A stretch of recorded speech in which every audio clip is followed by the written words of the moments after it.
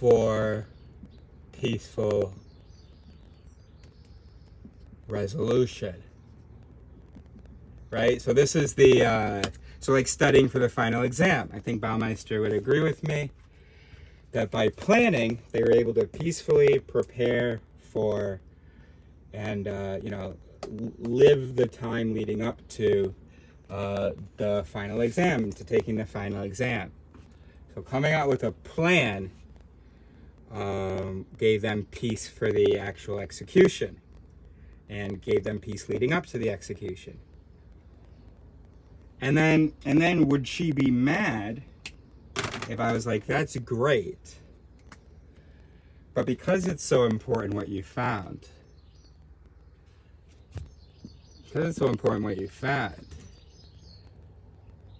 I'd love to just go like that. Now, why does a Zeigarnik process need planning, such as studying for a final exam? Why does it require planning for a peaceful resolution? Is that like a little hack?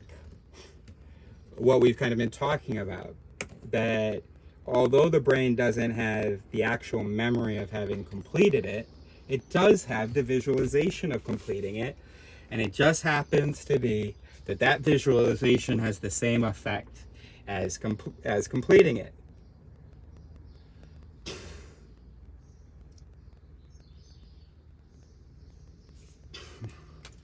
Which case you could say visualization, which is already a principle. So visualization, that is planning. I mean, not quite, but I don't see how it's importantly different. I feel like the only thing that's valuable about planning, about the knowledge of planning, the reason why you suggest writing out the subtask before you go to bed, and then this way you'll be able to sleep tight. It's, we're not logical. It's like, oh, it's the information that we know, that we, know how we might do it. Otherwise, I mean, it could be. You've proven that attention doesn't need to be put on this. Bro, I think it's about progress, bro. I think attention needs to be put on a problem. But attention, we don't need to be obsessing about the problem if we're fucking doing the problem, if we're fucking making progress, right? If you're working on something and someone comes in and says, hey, we got to do that thing, how annoying is that? You're like, I'm fucking doing it. You're not supposed to be, I'm fucking doing it, guy. Shut the fuck up. Why are you introducing anxiety here? This is supposed to be a time of peace. This is happening. I'm focused on that thing. You've just fucking taken me out of it, telling me, oh my gosh, we have to make it happen. Because progress gives us peace, right? I mean, this is what my whole channel is, right?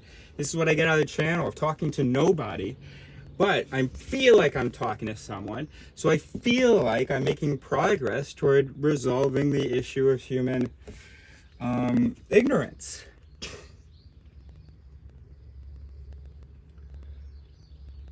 So that would be a visualization. It's visualizing the progress. So that's what it is. What is planning except for visualizing progress? So basically, here's my guess. When progress is identified in the sit stem, that leads to peace. And if that can be maintained, this feeling of progress happening, then you'll stay in peace. But the great hack is, because our whole imagination, the whole evolution of it's kind of new, we have a lot of trouble distinguishing. I mean, a lot of our its react the same way to something that we visualize as they do to something that we see, right? So that's why dreams can be so powerful and annoying, and sometimes you'll need someone in your life to resolve something they did in a dream, right? So, And that's just a feature of dominodal processing. It's like, and a real image comes in and it hits this node, and you know, this is what the image is, and then that goes to like get evaluated or whatever. A fake image comes in, gets a fake image comes in, it's like, okay, that's that image, and it sends it to be evaluated. You see what I'm saying? That is how the brain doesn't delete information, it's just lost. You understand? That's a great example of dominodal processing and how information loss happens. So this guy who's evaluating the image, he doesn't know where it came from. It's all the same shit to him. He got the exact same thing from this guy. There, that's wonderful. Okay, that is information loss because of dominodal processing, which is one of our dominodal processing in general is one of our co-Neal concepts.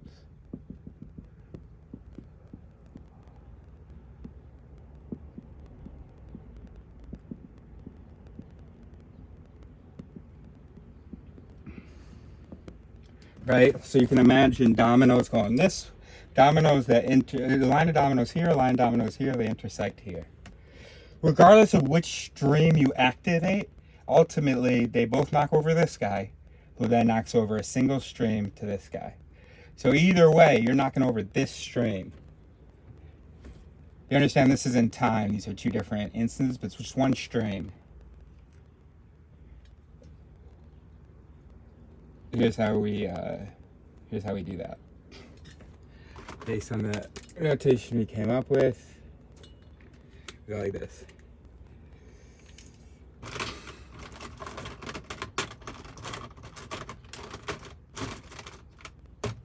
Like this. So the real image is perceived, which slaps this, which slaps that. So that's the stream of events to the evaluation of the image. The fake image comes in, it slaps that, and it slaps that. Real fake, this don't know. They converge there. Information lost because the dominoes converge at the node, and it's all or nothing. It's yes or no. It's fall or don't. It's not fall with a sigh or fall with a laugh. It's, you feel me, bro? Now, of course, we are able to distinguish things in a lot of different capacities. So there is elsewhere in the map it, you know, I'm imagining, or ignore the text, there's a map it here. Elsewhere, that information does exist. Like there is differentiation. But every process that follows from this, all the equilibrium after this, of this, won't distinguish between them.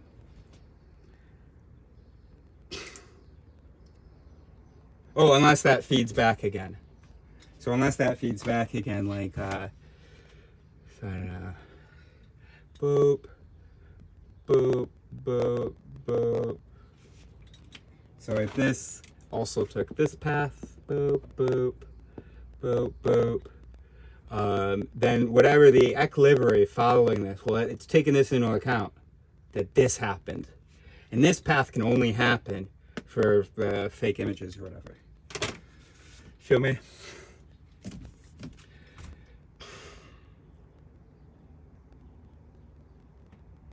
So the question is it about the past or the future? That's our question, isn't it? Is it about having the memory of having done progress, of having made progress? It can make sense how we could evolve that way, to feel reassured by our memories, by recent memories of progress. And or is it about the future, the visualization of progress, that sort of triggers that's sort of an agonist for the same processes that would have delivered if there were real progress done? Ah, right, so then we just answered the question.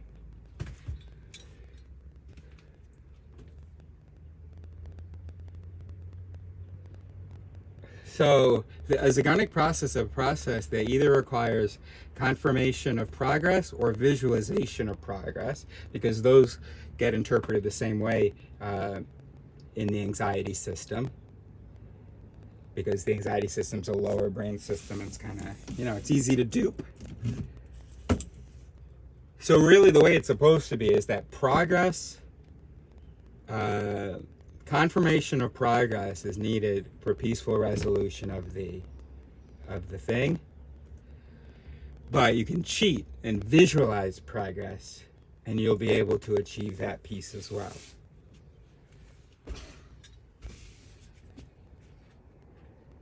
They were saying it's the visualization. No, bro. Originally, the original thing was about the past. So the memory of having finished the task, the knowledge of having finished the task, the real thing, gave relief. And I always assumed that planning gave relief because you then were getting closer to finishing it. But no, what if it's just because you are visualizing finishing it? So it's not even relief from the future. Well, yeah, I mean, sort of. Well, anyway. So the Zeigarnik effect is that you get anxiety from tasks you haven't visualized finishing, and you get relief from tasks you have believably visualized finishing. So a Zeigarnik process, and maybe all problem solving is, especially problem solving that involves system 2, it's because of this energy protection system I was mentioning. Okay, the question is why? Why? We know why there's anxiety, to motivate us. That's what emotions are for. So that's why we have anxiety by unfinished things. And then why do we forget about finished things? Energy efficiency. So we're not wasting calories on things that we don't need to worry about. We have to worry about things that need to be done, and we don't have to worry about things that are done.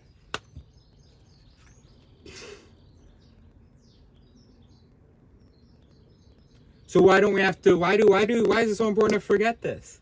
To make some, to clear up some RAM. Okay, well, which RAM is especially expensive? System 2 RAM, bro. That's really expensive, bro. So you're probably gonna see some, that effect is especially big with System 2 tasks. You know what a big System 2 task is? Problem solving. Because if the solution is obvious, you probably never even got a chance to call it a problem. But if the solution isn't obvious,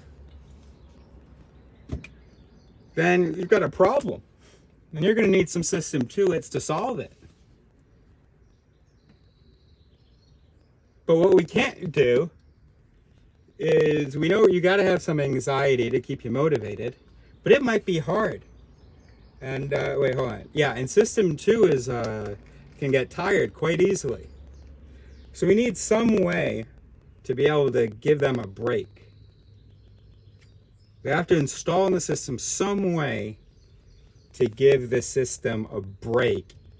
We need the anxiety to get things done, but we can't have anxiety all the time or else we won't do it. So, here's what Mother Nature and the human genome figured out. All right, I will give you anxiety to motivate your problem solving, but every time you make progress, I'll give you a little bit of relief. Because also this way, you're not taking too many calories that you aren't going to be able to find anyway. Your process still gets completed because, of the anxiety times. But you can sometimes use System 2 processes to solve it because you've taken breaks, so you're not, using too many calories. It's something that's, tenable. You can feed yourself enough to think about it that much. And then you'll be released. I know I already installed in you when it's urgent to go System 1. So I'm going to give you this relief so that, you know, System 2 feels comfortable working and doesn't get overworked.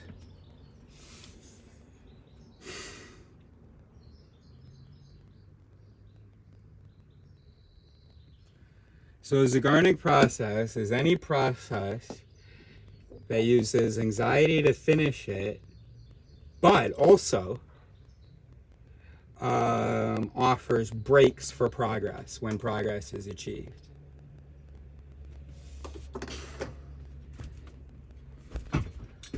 Boom.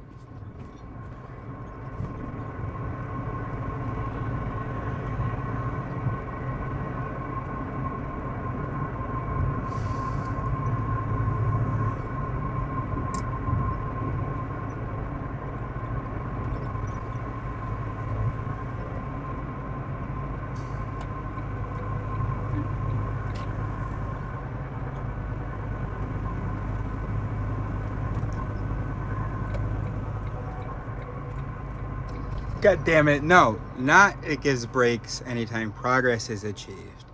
It gives breaks anytime progress is experienced. Whether it's actually achieved and remembered, it's being achieved and being observed, or you do something that involves visualizing progress happening. Yeah.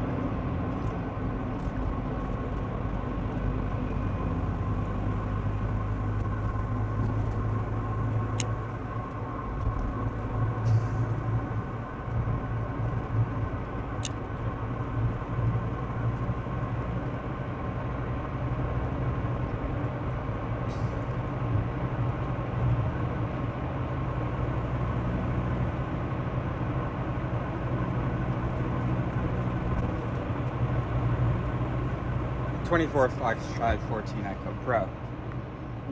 How would we feel if we didn't have movies showing us all our problems being resolved?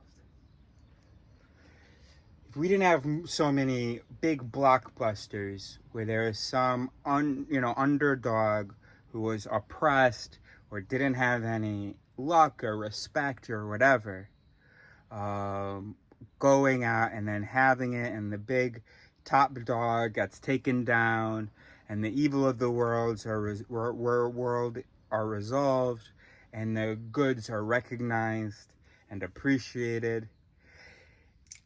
Imagine if that wasn't what we were seeing, like, you know, most of the time when we turn on a screen, you know. So when we escape into fiction, why does that have to be the story in fiction that the good guy wins? Because we're escaping, right? We're trying to get away from confronting the fact that the good guy isn't fucking winning. But we've gone too far. We're relaxing too much. So now every time we turn on the TV, even when we're not overwhelmed by the cause and the struggle and the apparent futility of it, when we just want to hang out, when we just want to start a little foreplay, whatever we want to do, we flip on the TV. And every time we are seeing progress has happened. You know, how about cops?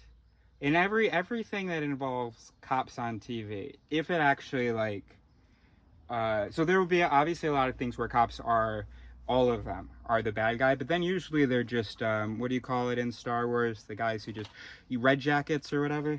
No, you know what I'm trying to say. And, revolution, I don't know. Anyway, so,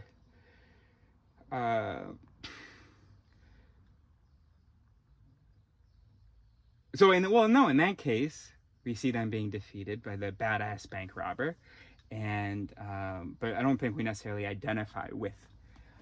We identify in some ways with the bank robber, yes, of course, otherwise he couldn't be our protagonist, but I don't think we feel like we have the same grievances maybe with the police as, you know, I mean, I don't know about you personally. I'm just talking about the general audience, you know, isn't, you know, those badass bank robbers. And so, so that doesn't have an effect. But anytime that there is focus on the police, what happens? Either the police are good guys, in which case, and we talked about this hours ago, we're being told, oh, there's no problem. Or the main police are good guys, and they are catching, or they, there's one bad apple in the department, and that's what a whole season arc is about. Him out, and look, great, problem's been solved. We're able to visualize progress. So those are two options. Either police are presented as just great, and or the change is presented to us. Imagine if we had a bunch of blockbuster movies where there was no progress visualized, only the problem. A problem that we don't tend to see in our day-to-day lives. Some people do, but not enough people to make a change. And so most people, the only means they would have of knowing about this problem is through narratives being told. And you can read a little headline or a news article, but you know what you could do? Sit for 2 hours and go on a lovely journey. So if you watched a movie about, and you kept watching, if there was a significant proportion of movies that didn't resolve the issue, didn't show you progress, didn't give you hope, and this is a value of movies, to just go and feel that struggle. It's not always about to be reassured, right? But of course, it's just harder to sell a movie that doesn't reassure. And how lucky for the government, I'm not a conspiracy guy, but how fucking lucky, because it keeps the people, it keeps their anxiety at bay. You just Zeigarnik the fuck out of them. You just Zeig your population. You go, hey, sit in a dark room, be silent, and watch for 3 hours the world that you want created. All those evils that are happening outside this theater, watch them all be destroyed. See, life's not so bad, is it? Now, if we have critical recognition, we go, oh shit, that's terribly dangerous. Because the brain can't really distinguish between the images on the big screen and the images in real life in a lot of ways. So we're probably being really appeased by just that visualization. We think we're rational. Oh no, well that would never affect me. Oh, I saw a movie about it. Like I can't distinguish between fiction and reality. I saw a movie, and so now all of a sudden I don't care about people being murdered. Yes. Yes. Yes. Yeah, absolutely. Social justice is a Zeigarnik process. When you visualize having made progress in social justice, you get peace. And if you visualize that a whole lot more than you're actually engaging with the issue, well, what's your net, approach going to be? It's going to be like, yeah, gosh, that's terrible. No, that's really fucking terrible. But what's happening in here? You've been zigged, bro. It's why we forget about it.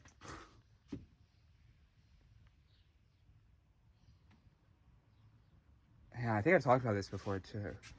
Social justice is the Zeigarnik process, bro. I'll tell you that much. Oh, yeah, absolutely. Social justice takes a lot of work from System 2. And it's really hard, and you could say that these are System 2-its. It's really hard because often social justice involves changing what the majority are doing. So you're gonna, that's not really what we're wired for, right? And so that's why most changes happen. I tell one person, he tells one person, that I trust. And then at some point, there's a group of us, and then we can pick up some momentum. But that's a difficult initial process.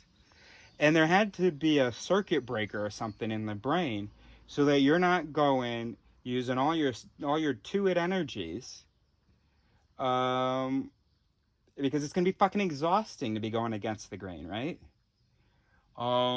So if there hasn't been any confirmation that you're doing something good, then you know, fucking stop or feel anxious if it continues to be important. Or, right, the other solution is it's with combining Zeigarnik and cognitive dissonance resolution. If there's a big problem on the one hand, and on the other hand, you can't solve it. You need to solve it. You can't solve it. Okay, cognitive dissonance needs to be resolved. Easiest way is to drop one of these. Either to lie to yourself and tell you that you can solve it, but that's kind of hard to justify, or to lie to yourself and tell yourself you don't need to solve it. There's no problem with can't solve it, don't need to solve it.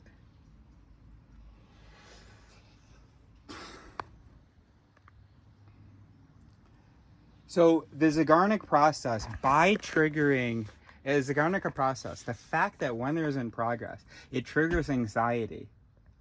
That anxiety will then motivate more efforts, although often system 1 efforts, and also just drawing more attention to it. And you know, putting more attention on it, even if it's not very productive attention, because again, we didn't evolve to handle the kind of problems we handle today. So typically we were able to, you know, as long as we were anxious by, we were able to get to, you know, the simple thing of either walking this way or walking that way or whatever.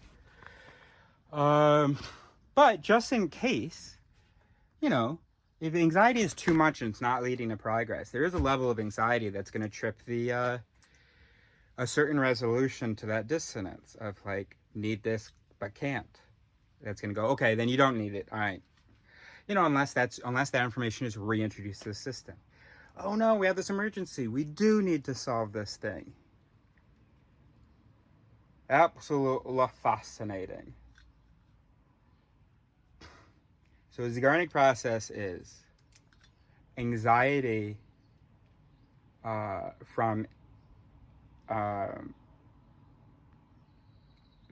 farther you are away from progress, the more anxiety. But then, naturally, the closer you are to progress, the less anxiety. So, now, would we say that? Well, then, shouldn't any process be a Zeigarnik process? No, not a task that's not important. You don't need anxiety for that to, you know, make progress. It's okay if it doesn't happen. And then also, not for something that's super energy exhaustive. You don't need that relief and those breaks. It's okay if it's constantly running. It doesn't need your attention because it's not that hard to do. And so even if it's super important, you don't need to visualize progress to peacefully achieve it. It's just happening. But when you need system 2 hits, which cannot be used all the time, then we need this system of, okay, anxiety to get our attention on it. Not too much anxiety to overwhelm us. Just enough for the system to know it's important and know that system 2 is needed. And then if you make, I don't know, there's a hole right there. I keep stepping over. I can't fucking see it. Every time I look at it, my eyes go to something that does make sense to me, something that does sing. Help me out. Huh?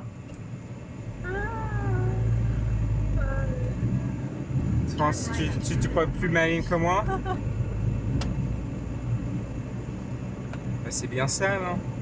Tu dis, ah ouais, je vais lui raconter ses salades. Lui, il aime bien les salades. Bah non, tu me connais pas alors, parce que moi, j'aime pas les salades.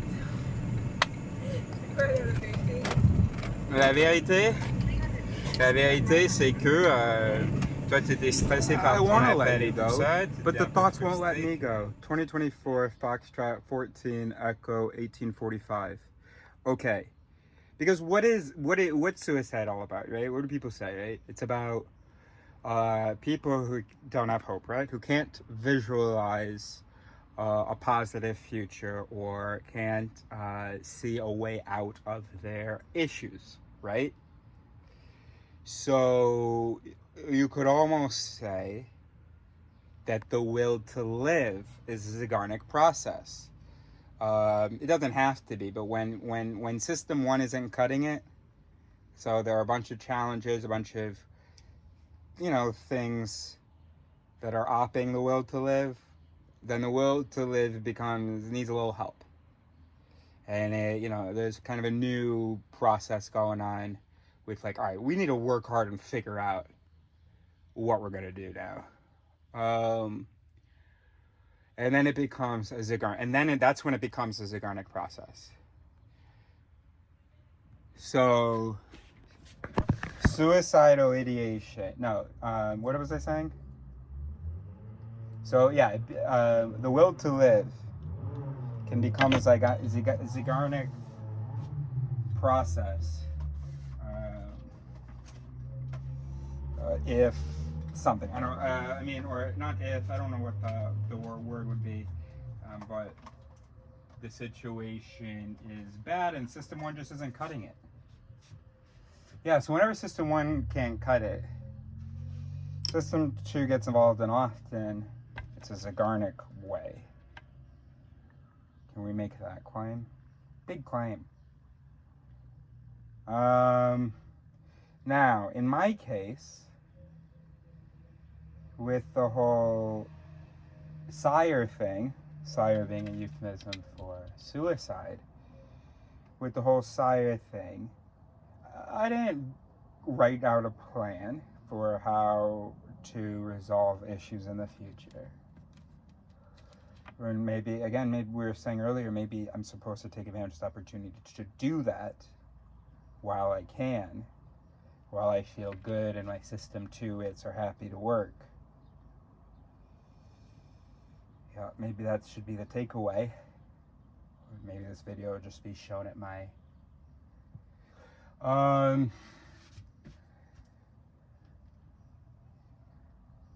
what were we saying? I got a little bit distracted there.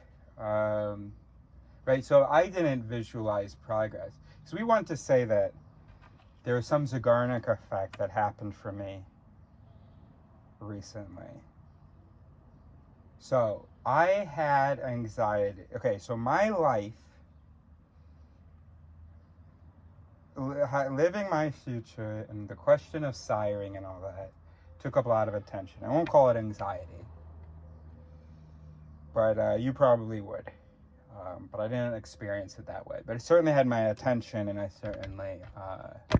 certainly could get me emotional, and it felt urgent. Okay, you call it anxiety. I can't say it because I didn't experience it as, oh, what am I gonna do? It's pretty like, yeah, I know what I gotta do. So, all right, but let's just say that I had anxiety about, what's the task? The sire's the task? No. I had anxiety about solving, no. Yeah, about the problem is what we were saying earlier. Problem of sort of loneliness and misinterpretation.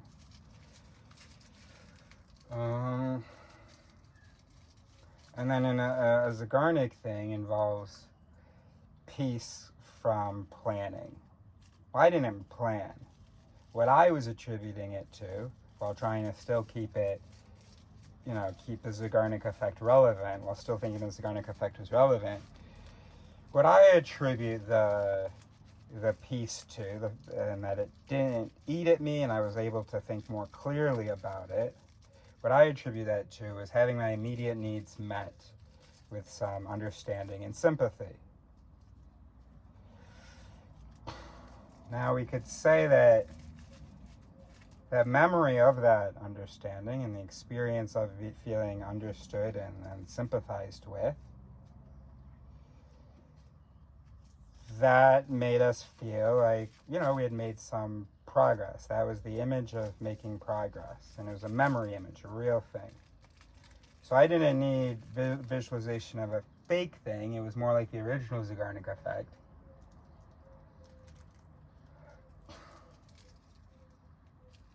My task was find a happy place. When I couldn't, my system one solution was leave. Felt urgent, felt like the problem wasn't even acknowledged. All I could get involved was system one. System one had an answer, okay, great.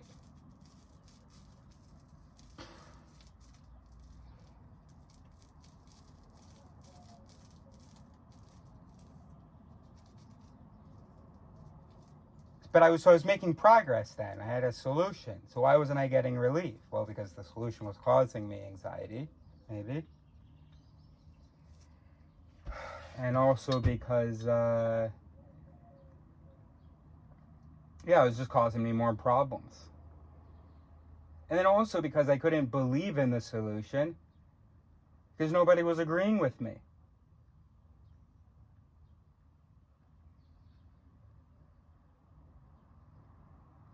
So I think that confluence of things made it such that only system one was given answers. And then the problem, the identification of the problem, all those were validated externally. So then I felt, wow, I've made progress. And then those memories of me thinking about the problem, identifying the problem, working on solutions, moving out into the woods, all that stuff, felt like real acts of progress. Whereas before, it felt like maybe I was in the same situation as I was in 2009, just not wanting to be here, without having identified the problem and, you know, as confirmed by someone else. But when you get that validated, it reframes what you felt like were maybe mindless or hopeless efforts or just, you know, futile acts. They start to feel like progress. Oh yeah, I have learned about myself and learned about the things that I need from life and the things that make experience difficult. Oh yeah, I have learned about other people, what I can count on them for, and why there are sometimes these misunderstandings. Oh yeah, I did leave the system. I did make that progress. Blah blah. And so then finally, I was able to get relief during this will to live, figure out how to find my happy place process.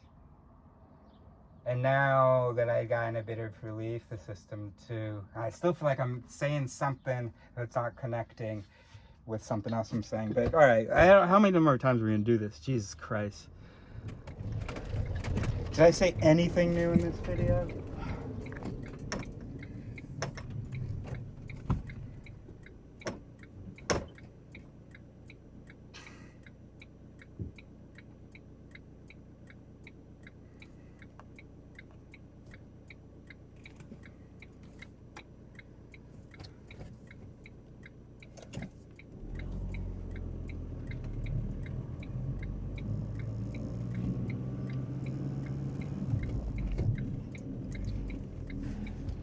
24, and Foxtrot 14 Echo 1911.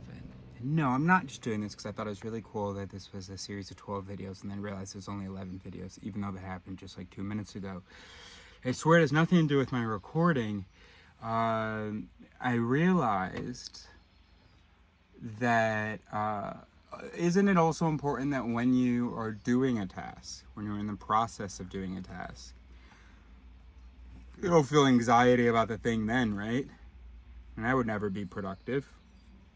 So the anxiety is to get you to start doing something. It goes away as long as you're doing it, you've done it, or you've visualized having done it, or even doing it in a believable way. You visualize that, and the brain's like, yeah, that would get you there. Yeah. If you can visualize it, then okay, then you get peace. So, and what's interesting about this, isn't it, is that it could be a huge difference between us and other species, is that we get anxiety. Like, obviously, you could just say the difference is that we have different sort of values or things that we consider important that aren't really maybe important, but we've become the beast that we are by thinking that they were important. Or you could say, you know, anxiety, the not being okay with a problem. Not, you know, maybe other species, sort of, let's say they're injured. Okay. First of all, scream to let people know. But then after that, we're good. Okay. Like my dog, if he gets hurt, he'll say something, you know, he'll shout out real quick. And then, you know, he's expecting it to heal. He'll lick it from time to time. It doesn't need his, like, attention, and when something isn't happening with it, he's not freaking out. But maybe that happened in primate evolution. And so the Zeigarnik is just the basic fact that we are motivated to do things by anxiety and only get relief from it when we're doing it or haven't done it or have done it. And then there's a little loophole, which is also if you visualize having done it, you get some relief from that.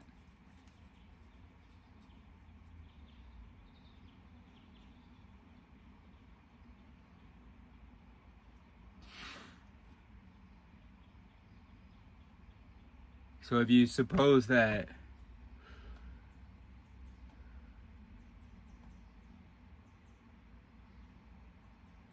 what if you suppose that many animals forget unfinished tasks? Because what task could be that important? Okay, sure. You gotta go eat. But then you're doing it right then.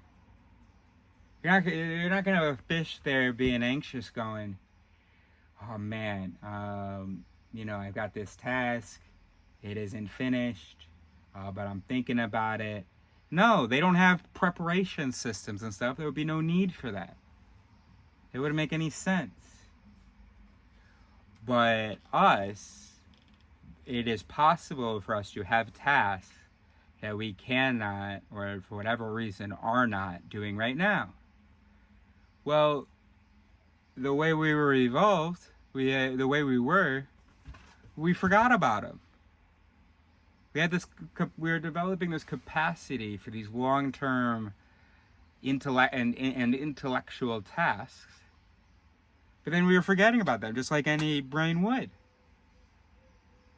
So then what happened was Mother Nature's like, all right, hold on, let me put this Zeigarnik shit in there. You're not allowed to forget about those tasks. Those things, even those long-term things, are going to occupy your attention. Fish, they cannot think about unfinished tasks. And then when they have the task of, I want to eat, well then they do it right then, bro. They're not going to bounce around between tasks. If they need something to build their whatever, they're going to go get it right then. They don't need a system to remind them of tasks. Hunger will remind them. Does that make any sense? Yeah. But humans are capable of not seeing the need for a task, of having a task that's so long term that you can't just rely on when you see the need, you do it. So that need has to exist internally. Otherwise, none of these System 2, great big invention, innovation, problem solving are going to be used. So if you're not constantly seeing it out there, if there isn't a remind to bind, which I think I came up with while I was driving, so I don't think I wrote it down, but as our replacement to refute to mute, remind to bind. To remind the system of an idea over and over again, external, receiving from outside, keep confronting it in order for it to stick in here or to have the influence that you want it to. So humans could no longer rely on immediate external reminders of an unfinished task, because they were able to think of tasks that aren't going to have constant external salient reminders. So we needed that need in here. So that's the anxiety. And then what isn't special is the fact that we forget our finished tasks. What's special is the fact that we don't forget our unfinished tasks. That we have anxiety about our unfinished tasks.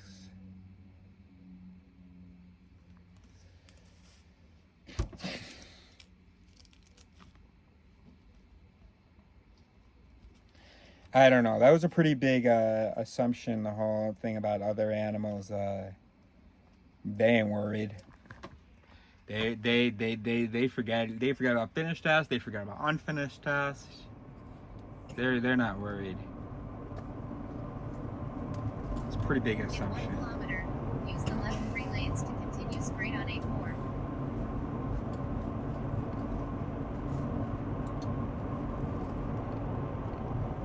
I don't know, it sings though for me.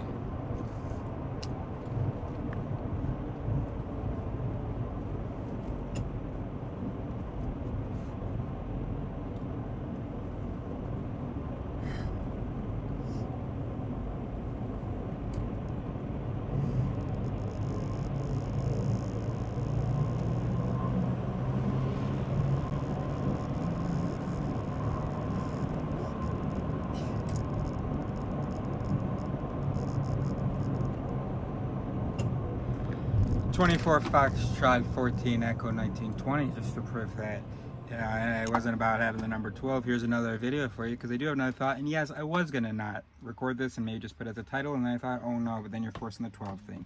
So here we are at 13. Me having ADHD, I'm more like one of those lower beasts than a human, and that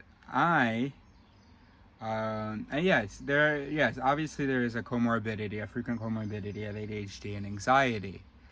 But I think that's anxiety in situations. I don't know that that's like going to be a chronic, because that seems contradictory to me. With ADHD, it's kind of out of sight, out of mind. With anxiety, worrying about problems that aren't in front of you, with that kind of chronic anxiety, I'm not sure how to reconcile that. Now, I can understand how the anxious systems could be triggered in certain social situations when it's in sight. But in any case, being a lower beast, long-term processes don't really work for me. I don't get the anxiety about unfinished tasks that aren't in front of me. Yeah, I'll get some anxiety when I'm reminded, about a thing. And yeah, I'll have trouble sleeping sometimes because I'm thinking about something, but I'm wondering if maybe it's not the case that things eat away at me like that. Ideas do, sure, but unfinished tasks, no. And whatever anxiety I do feel, I'm not sure I get a whole lot of relief out of it from, I've never done a David Allen 50 subtask thing. But that gives me a headache just imagining it. But yeah, okay, I should try that. But I don't get relief out of, I don't get a relief out of even a detailed outline. It's like, oh gosh, now I got to go interpret that and do that. Man, I wish I had just fired from the hip and wrote the essay. That just feels like more material on my mind to me. I don't know. I'm making a lot of assumptions, guessing a lot here. But if I don't have the whole Zeigarnik system, the Zeigarnik effect, where an unfinished task gnaws at me and then I'm given relief from having visualized progress. Well, one thing, it could explain why I was having trouble reconciling the fact that we have the Zeigarnik and the fact that, like, I don't feel like that was maybe entirely my story, but there were similarities, so I am contradicting myself if I do distance myself from the Zeigarnik effect, because that was kind of the whole point. Is there anything way we can resolve that here and now? And look, there are things that gnaw at me. An unfinished idea, or an idea that there's an obvious sort of contradiction or something. What's gonna play in the back of my head? Is it really gonna gnaw at me? I don't know. Gosh, so many questions and so few answers. So many open-ended ideas, which is the caption to this. Open-ended light bulbs, which is the caption to this. Open-ended light bulb. It's what my friend Jeremy said was his interpretation of my tattoo. Brilliant. Brilliant, Jeremy. I wasn't talking about my own work here. I felt there were moments where I felt impressed. I do not feel impressed now. I mean, and you know, maybe what I was talking about, the validation and so on, has nothing to do with Zeigarnik. You could consider it a sister process because it's something that gives you relief about an ongoing problem or task. The Zeigarnik is when you get relief from visualizing progress, and what I'm talking about is when you get relief from solidarity. And of course we would evolve for both of those to give us relief. If you're either making progress or have other people involved, especially if you've recruited people into the thing. By me having this conversation with people for the first time, I've got new minds on this question of, can I survive this world? And that maybe gave me relief. And that relief, of course, was a reduction of urgency, and so system 2 felt more comfortable finding other solutions. We felt like we had made progress. So it does come back maybe to Zeigarnik, but maybe I don't need to relate it to Zeigarnik. It's just that there are certain systems in place in the brain to give us relief. Having made progress is one. Having made a plan to make progress, and maybe because you're visualizing the progress, is another. Having reassurance of collaboration to finish the project or address the problem is another. You know? So we'll leave it at that. What was that? We didn't get to 14, did we? Because did I imagine myself stopping and having something else to say? I don't know. We'll leave it at that.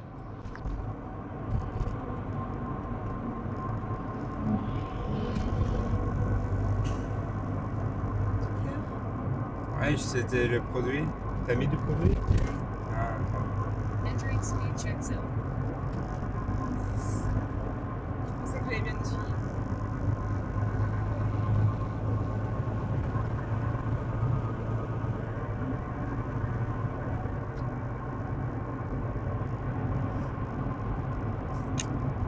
Consciousness, got it.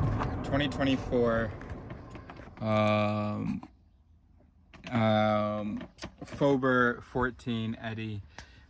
Okay, so all right, so we've done just hours and hours talking about suicide and the Zeigarnik effect. Now what I want to talk about, that I just had a thought about, and hopefully this will have exhausted me and maybe I'll watch a movie or something. All right, so I have been troubled by mention of quantum mechanics when it comes to neuroscience, when it comes to psychology. Quantum mechanics have been not solicited, have been, invoked when talking about consciousness and free will. And I think that I have pretty solid understandings of what those are. They're both illusions, aren't possible, blah, blah. Now, the only thing that would make me question that is all this talk about quantum mechanics in the universe is not at all what we think it is. So that's troubling. So for instance, it theory, which is supposed to be my legacy, does assume three things. And I learned about these three assumptions yesterday. Came across a video on Instagram. Anyway, you don't need the whole context. Anyway, in quantum mechanics, there are results that contraindicate, that make it very difficult to maintain all three of the following assumptions. And these are assumptions that most of our understanding of the world through science depend on, and through the paradigms that we've had. 1, locality. Things interact. A thing exerts a force on another thing. So a thing acts, and its action involves exerting a force on another thing, and so then that causes the other thing's action. And it transfers its action through proximity. It's got to be close to it, have some sort of physical or electric or something relationship to it. So the simplest is I throw a ball. So I have this ball, I'm moving it around as I gear up, and then the force, goes into the ball and the ball flies, whatever.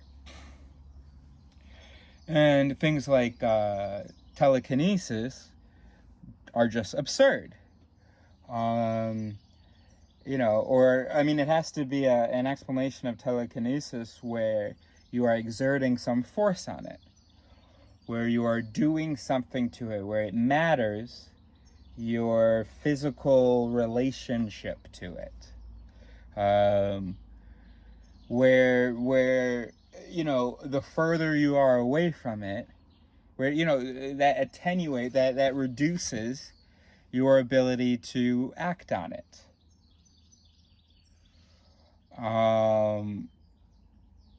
So that's called locality, if I understood correctly, after reading just 2 articles yesterday. So locality is the assumption that the universe's events, interactions happen by one thing interacting with another thing. Something feels wrong about that, but I think that's right. Let's just look it up real quick. All right, second assumption, the no conspiracy assumption. So this one, I think I understand, and it's the asymmetry of time. I don't understand why it's called asymmetry of time. So the no conspiracy assumption is that when we try to observe reality, let's get these things on the screen so we don't fuck this up.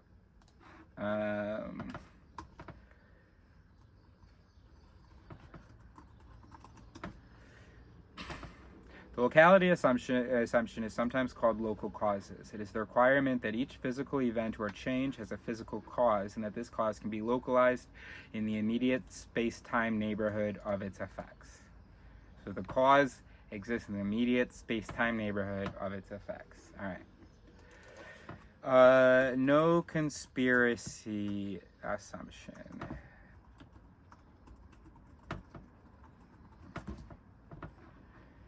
Alright, I don't want to learn about Bell's theorem, but that keeps coming up. I guess it's relevant. Alright, Bell's theorem asserts that if certain predictions of quantum theory are correct. Oh, is it only predictions? I thought it was actually results. Then our world is non-local. He's saying if the predictions of quantum theory are correct, okay, I'm not even going to paraphrase, it's perfectly finely said. If certain predictions of quantum theory are correct, then our world is non-local. So it's forcing us to question this locality assumption based on these predictions from quantum theory. Non-local here means that there exists interactions between events that are too far apart in space and too close together in time for the events to be connected, even by signals moving at the speed of light, right? So whatever the cause is, would either have to be faster than the speed of light, or this entanglement shit, right? Where it's like there is no cause, they're just connected or something. This theorem, the theorem that predictions, that if they're correct, then we have to relinquish the whole locality thing. That theorem was proved in 1964. Not that the predictions of quantum theory are correct, but that if they are correct, then our world is non-local. Oh boy. Oh boy. So we're like this close. Oh boy. Bell has been in recent decades the subject of extensive analysis, discussion, development by both physicists and philosophers of science. The relevant predictions of quantum theory were first convincingly affirmed by the experiment of Aspect et al. In 1982. They have been even more convincingly reaffirmed many times since. In light of Bell's theorem, the experiments thus establish that our world is non-local. Oh, so we're there. This conclusion is very surprising since non-locality is normally taken to be prohibited by the theory of relativity. So, yeah, I wish I had been, I wish Brain Age had happened like 30 years before quantum shit. That would have been my glory days, when there's no need to question anything about it theory. Alright, so locality is an assumption of it theory. It does not include anywhere in the framework any concepts about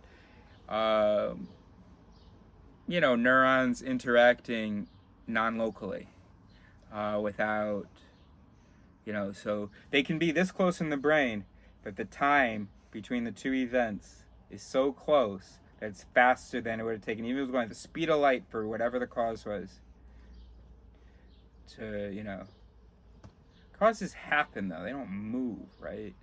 What do you mean the speed of the cause? Oh, the physical thing interacting, right? The cause, right? Okay. Okay, next one. The no conspiracy assumption, which is that let's see what it's in here. Non-contextuality.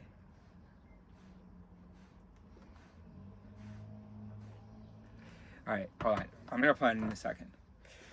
No conspiracy. That, like, Mother Nature isn't playing, like, tricks on us, sending us certain results to our experiments, and hiding other things, giving us results that don't reflect reality. There isn't a big conspiracy fucking with our experiments.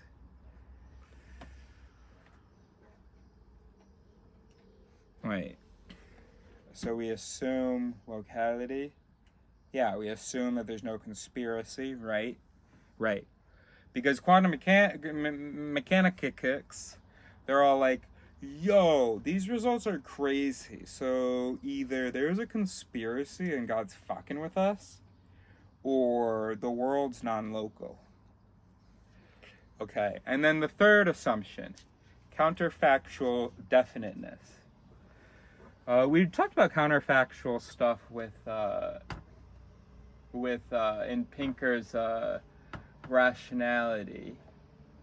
That was the taboo, counterfactual taboo, right?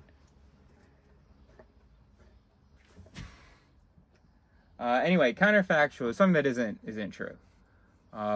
It's like a hypothetical. It's anytime you're assuming a non-reality and then talking about that, or it's something that yeah, but then the definition of counterfactual definiteness, as I understood it, was we are assuming that our results apply even in things that haven't been tested but are similar. Like, for instance, I don't know, you do some cancer research on some cancer patients. You're assuming counterfactual definiteness. You're assuming that even though you haven't done the experiment. And maybe that's where the counterfactual thing is. I don't know. But that those results would hold. Otherwise, what's the point, right? So you're hoping that your sample is representative of the greater population. And you're assuming that it is. Otherwise, nobody gives a shit about, 12 people's cancer. We're trying to figure out, trying to cure it globally.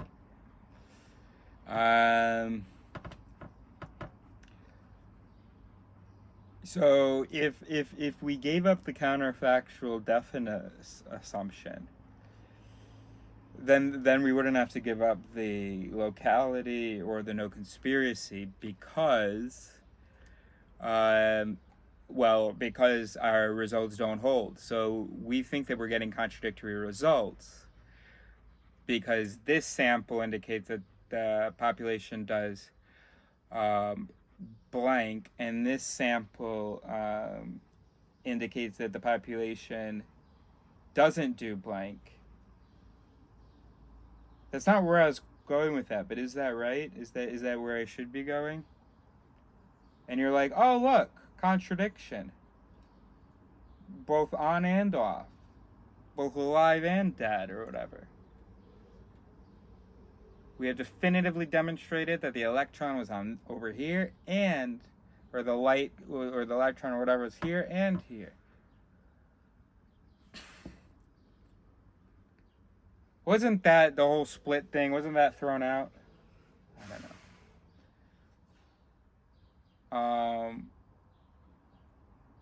But if we don't assume counterfactual definiteness, then those are just two different events or types of events or samples,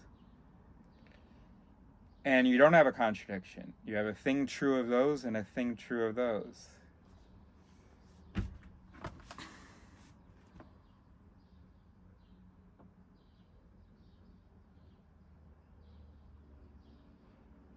The EPR is apparently super important. What the hell is that?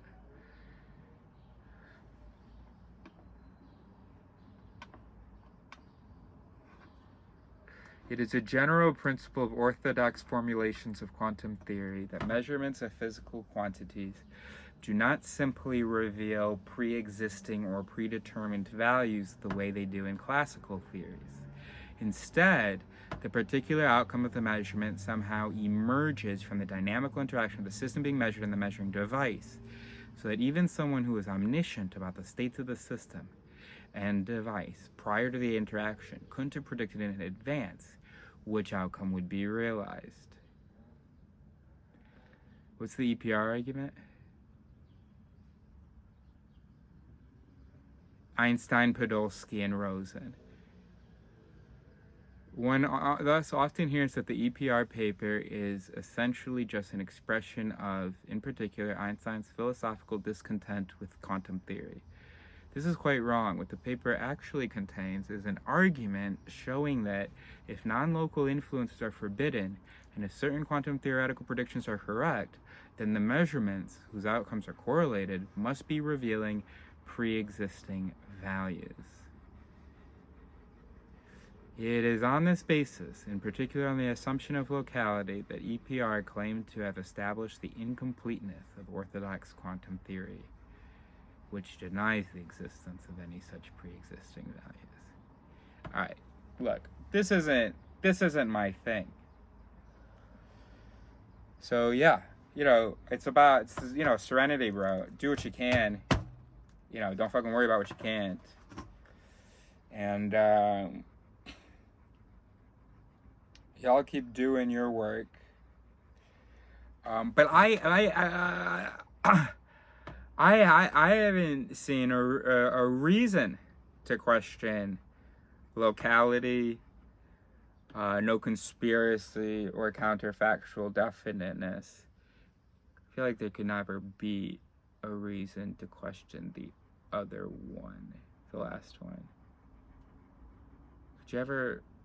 Oh gosh, I lost it. I was thinking that sounded paradoxical to me. That a result shows you that you have to call into question your counterfactual definiteness. Yeah, because it's an assumption about the things you didn't test, right? We haven't had a reason to. So we have a reason to, okay, great. But look, for what we have so far, the very best in what we have in neuroscience and psychology, it's well packaged in it theory.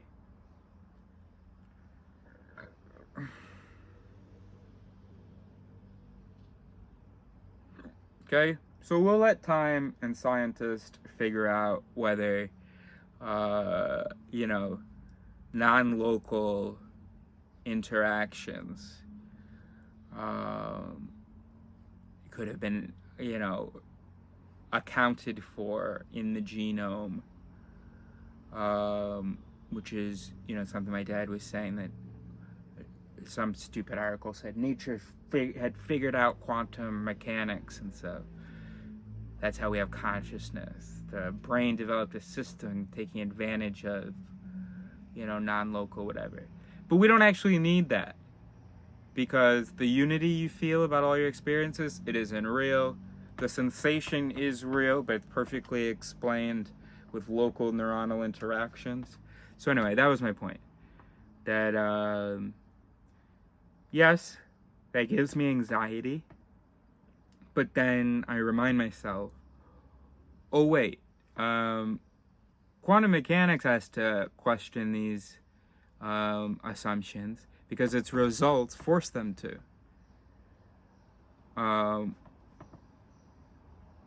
know of no results that force us to consider. I know of concepts, illusions, free will, consciousness, gods, all that stuff, possessions, whatever, that would need us to rethink reality, but not in neuroscience. Is it because, as some people have said, that quantum stuff doesn't make a difference on the macro scale? I don't know. Seems dangerous to me.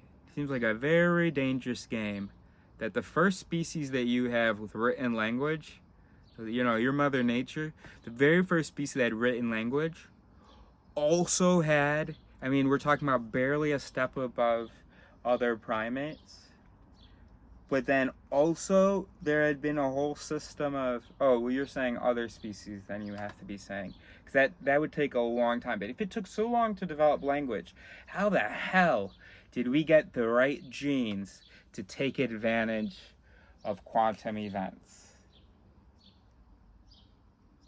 Because that seems like so risky, bro. It's like, quantum events are small, and small things can be, can abound.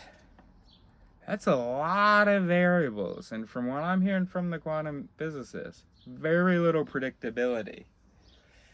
And Mother Nature, in about the same time it took her to figure out how to create an intelligence that can do written language, which is pretty simple, right? It's just like you have like some words, some meanings connected to a hand, and boom, boom. It's, she also figured out how to get quantum mechanics on our side, how to harness quantum mechanics. Look, I'm forced to say that's not impossible for the future, but come on. That just don't make no sense. And it's only for like intelligent stuff. There have been species moving and reproducing for a lot longer than there have been species interacting with their environment, going and procuring food. She had billions of years with species that were just like receiving food and doubling. I feel like she would have needed a lot of time to figure out quantum mechanics. Why haven't we seen any need to talk about quantum mechanics in like reproduction, in mitosis, bro? If Mother Nature figured out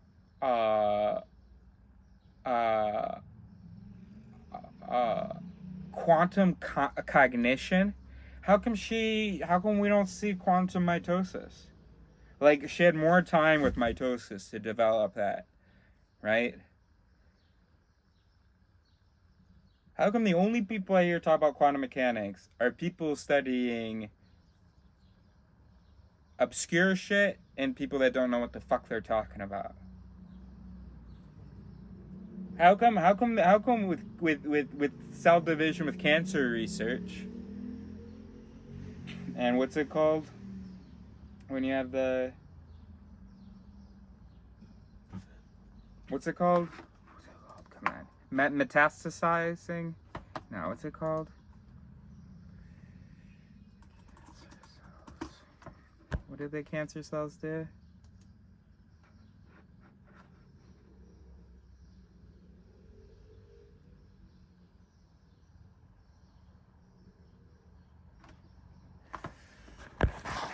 Whatever. What was I saying? Why was I looking for a word? What were we talking about?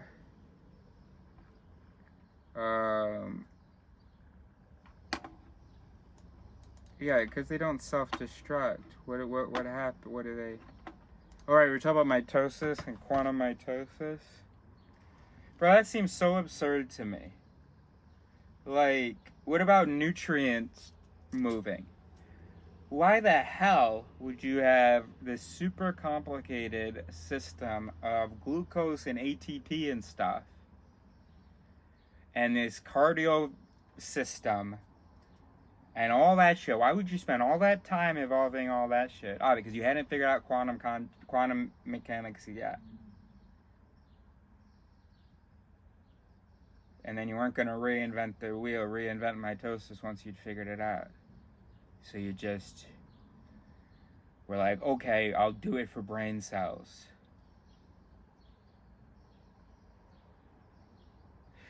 But then wouldn't we have seen quantum life forms start? Or is that what we're going to see soon?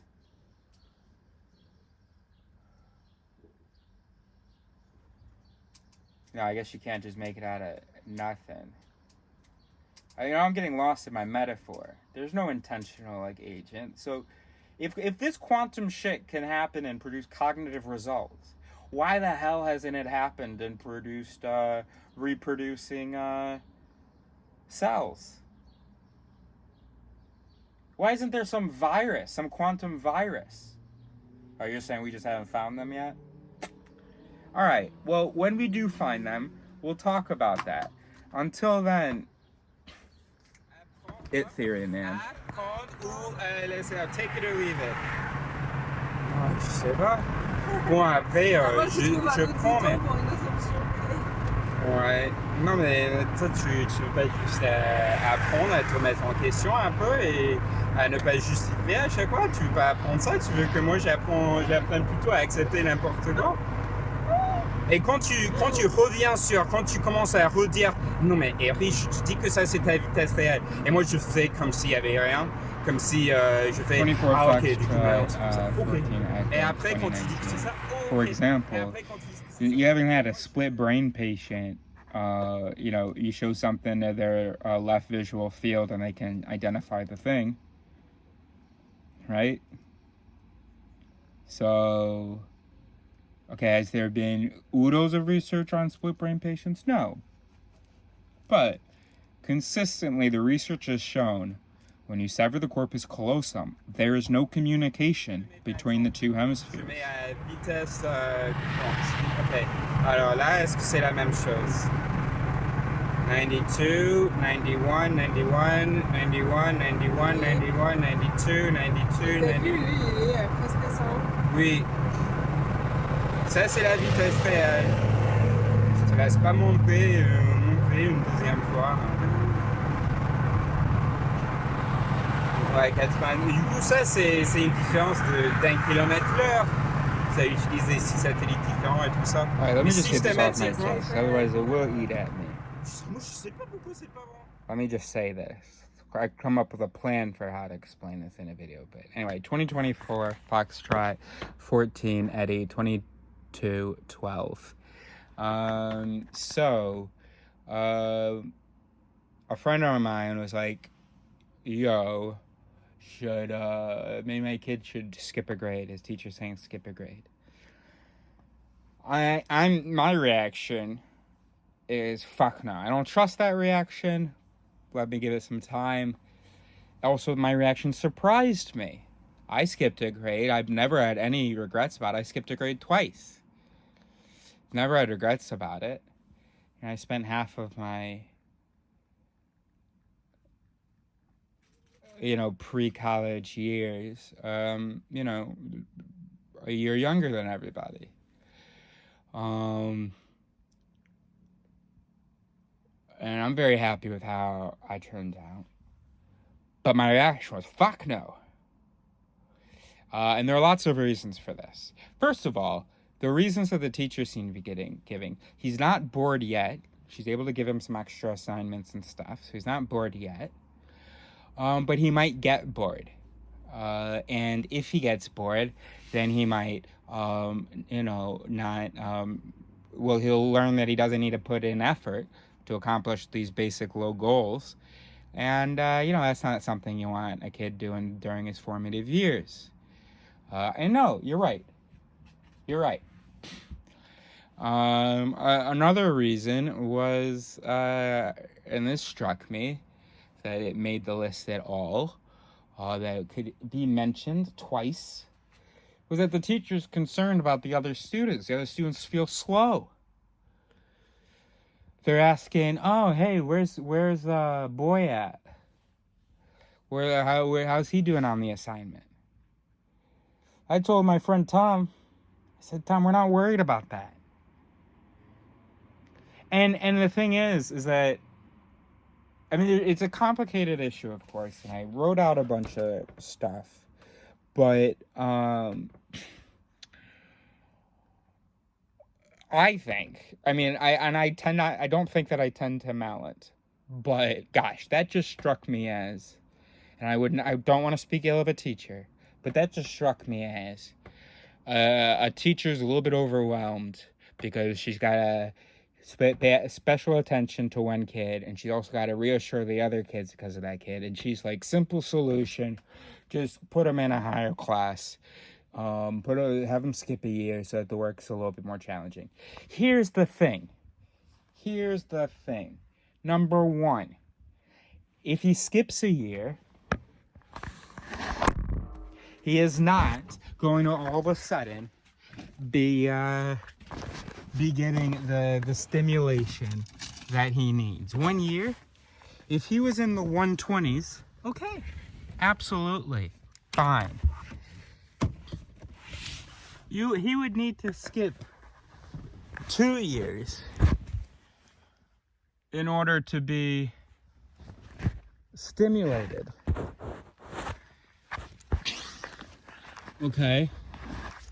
Now, if he were otherwise neurotypical, emotionally mature, normal emotional maturity for his age, then gosh, well, that's going to be difficult. Skipping 2 years. You're going to be 12 when the other kids are 14 at some point? That doesn't sound good. But guess what? One thing that has not been reported is emotional maturity for his age. In fact, it's been a point of frustration. So, and recently, yes, he's been doing great. So he's been meeting expectations recently. Now you want to just raise the expectations? How frustrating for him that it was that he was constantly coming short of these expectations, throwing tantrums, whatever. Now he's, blah, blah. He's going to get just this moment of actually meeting expectations on emotional maturity. And then he's around kids 2 years older. Kids change quickly, bro. Maturity's crazy, bro. The process. I guess it's not crazy when you compare it to other species, but still. 1 year is an important difference. Oh, right, but you would need 2 years so that he's, blah, blah.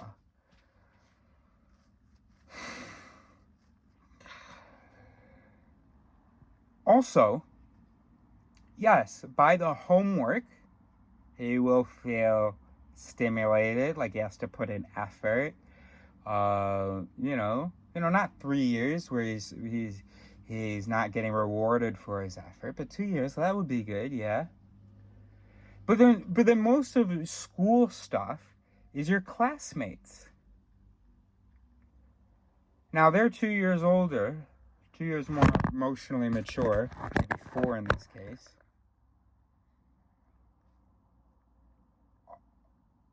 And they're able to handle the homework and stuff, so they're smart in that way. But are they 140 smart? I don't fucking care that you're 2 years older. Are they 140 smart? It takes more than 2 years to catch up to someone who's 140. I mean, high 140s.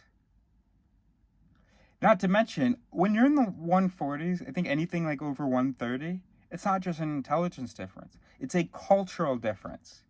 And that's because, well, because your mind is able to do things that a lot of people can't, you discover more possibilities of things to be interested in.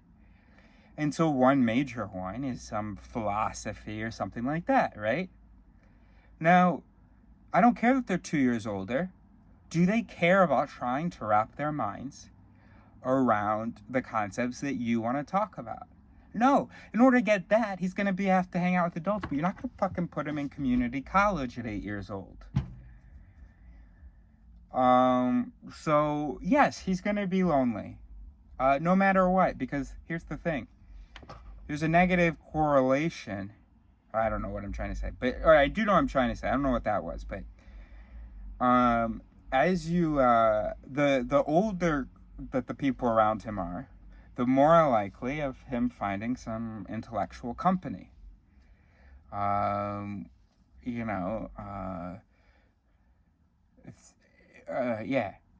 But the older they are, the farther they are away from him socially and emotionally.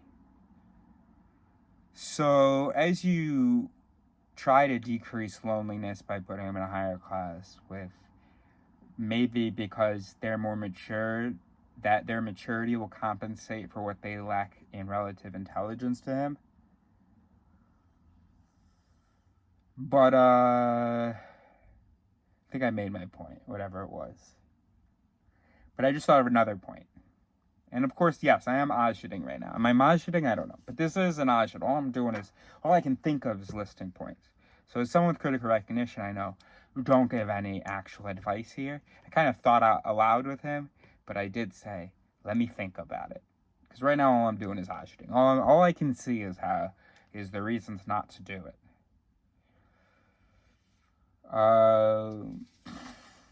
What was the other thing I thought of? Yeah.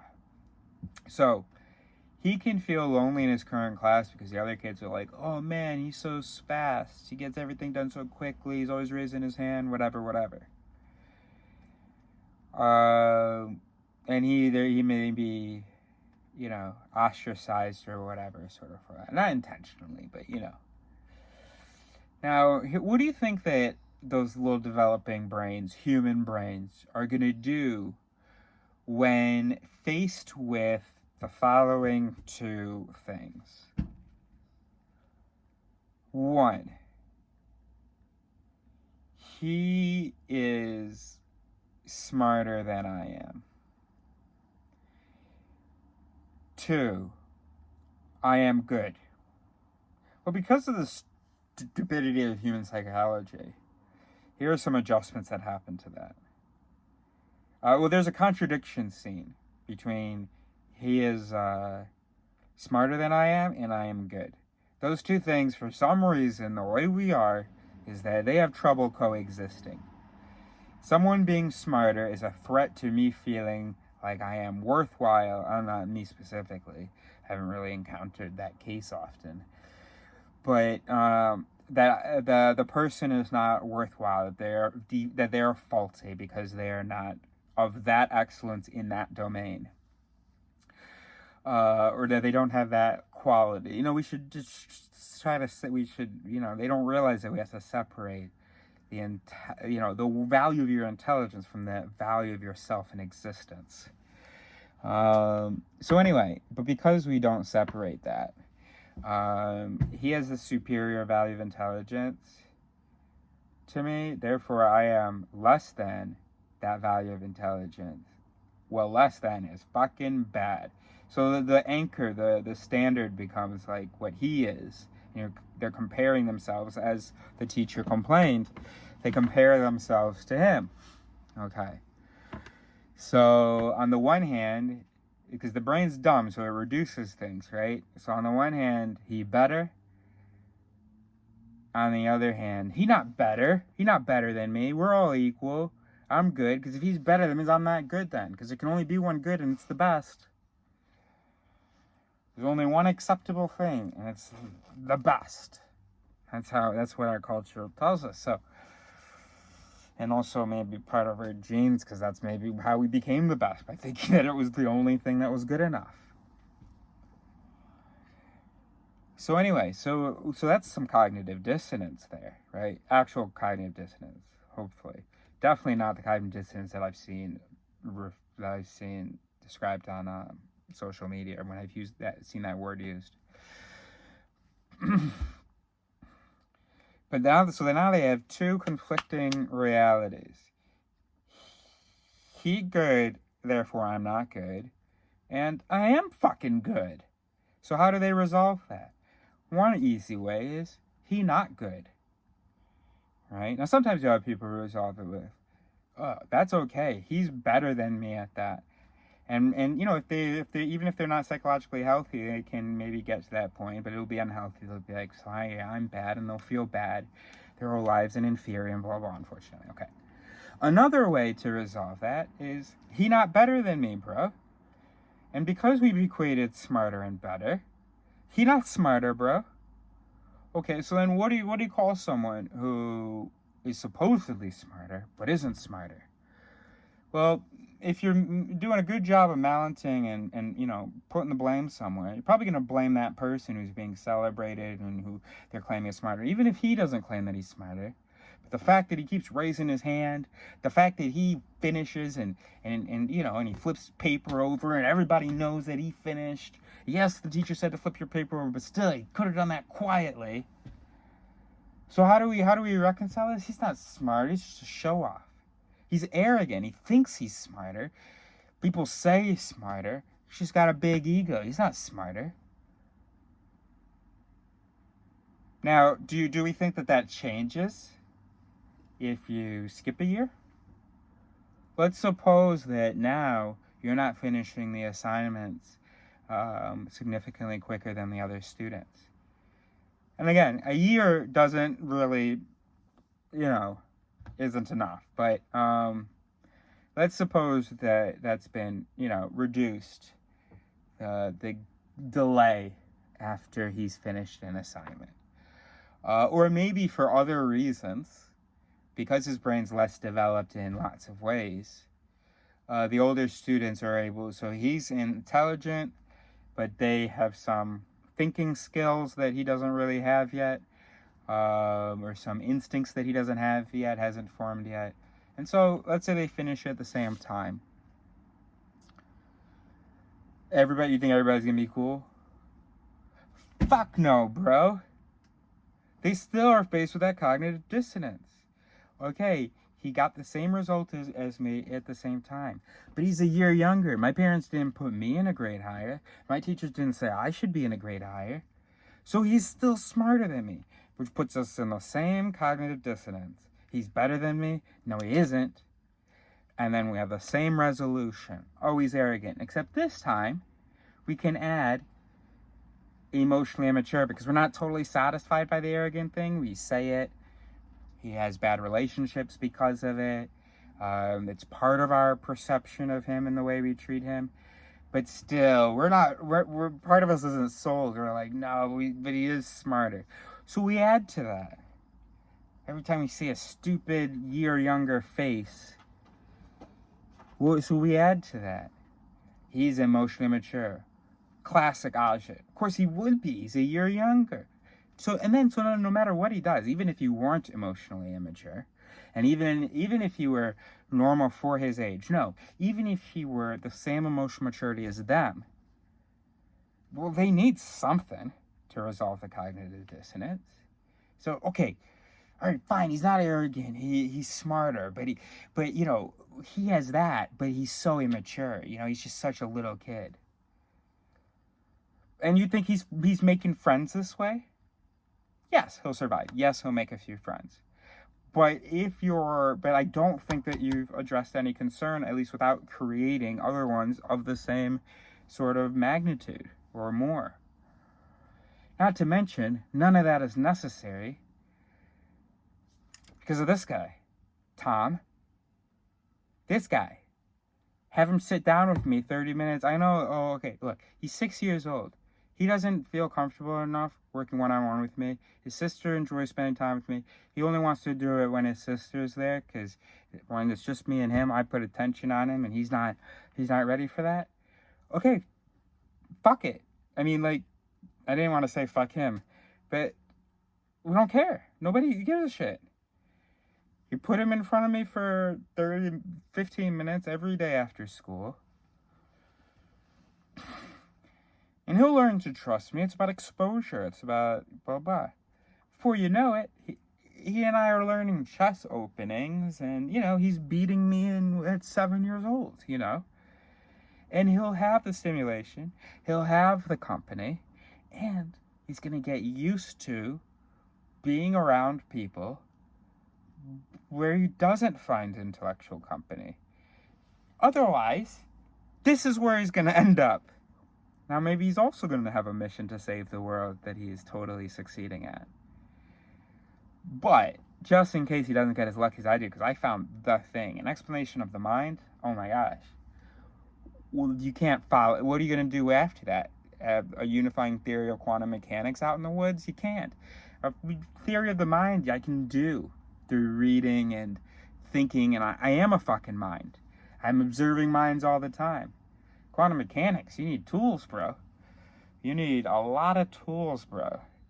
So if I take the mind work off the table, all there is like physics as the next most important thing. Can't do that in a camper, bro. So I might have gotten the last one. So he better get used to being around people. I skipped a year. I was in gifted schools. Then I get to college, you know, and it wasn't MIT. It was good college, but I mean, it wasn't like, you know, I'm not an asshole. But no, I was definitely not having the conversations I had when I was a kid at my gifted schools. Let him be forced to find those systems outside of his structured day-to-day. Because if he grows up with an expectation, you're not even going to achieve that unless you put him into a gifted school. But your religious gifted school doesn't count, okay? Unless you put him to a real gifted school, even if you have him skip a year, he's still going to be surrounded by people that he feels like can't get to the places that he can get to. So he's got to learn. And then also when he gets to college, he may be in that situation. And then definitely, unless he goes into like academia, when he's working, he is 100% going to be working with people who are 2 standard deviations below him, at least 1. And if he didn't figure out in primary school how to be okay with that and find stimulation elsewhere, he's going to be unlucky in love. He's going to think that, oh my gosh, yeah. Because that would explain why, no, I don't know. It's maybe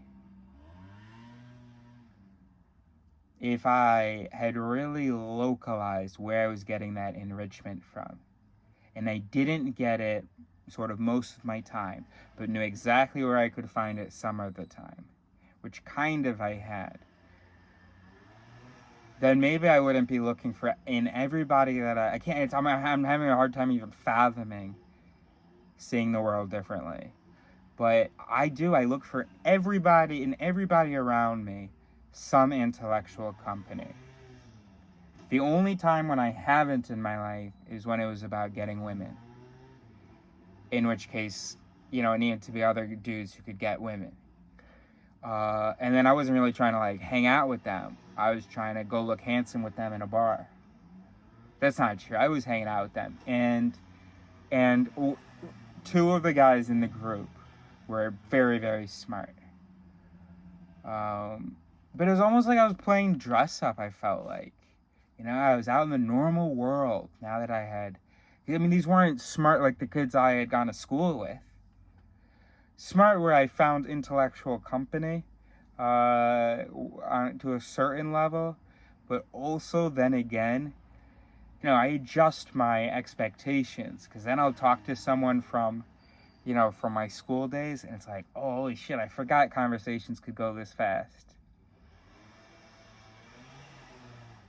So I became sort of okay with that, but also no. I ended up really resenting the religious folk in my group. And I was like, what am I doing? These are the people I talk to? We're having the same conversations about God year in and year out? What a stupid fucking thing to spend time on. That was definitely part of the reason I left. So if I had learned to, been absolutely forced to get value from people that couldn't offer me intellectual value. Sure, food for thought, absolutely. They can catch some of my errors, absolutely, but they're not going to be, you know what I mean. You don't even know when they caught your errors, because if it was an error you made, then it was probably a pretty complicated one. And if they caught it, maybe they did, but then they're going to have to articulate it. Do they have the verbal processing, the fluency to explain to you something that you missed? Their intuition might be, but are they going to be able to system to it over to you?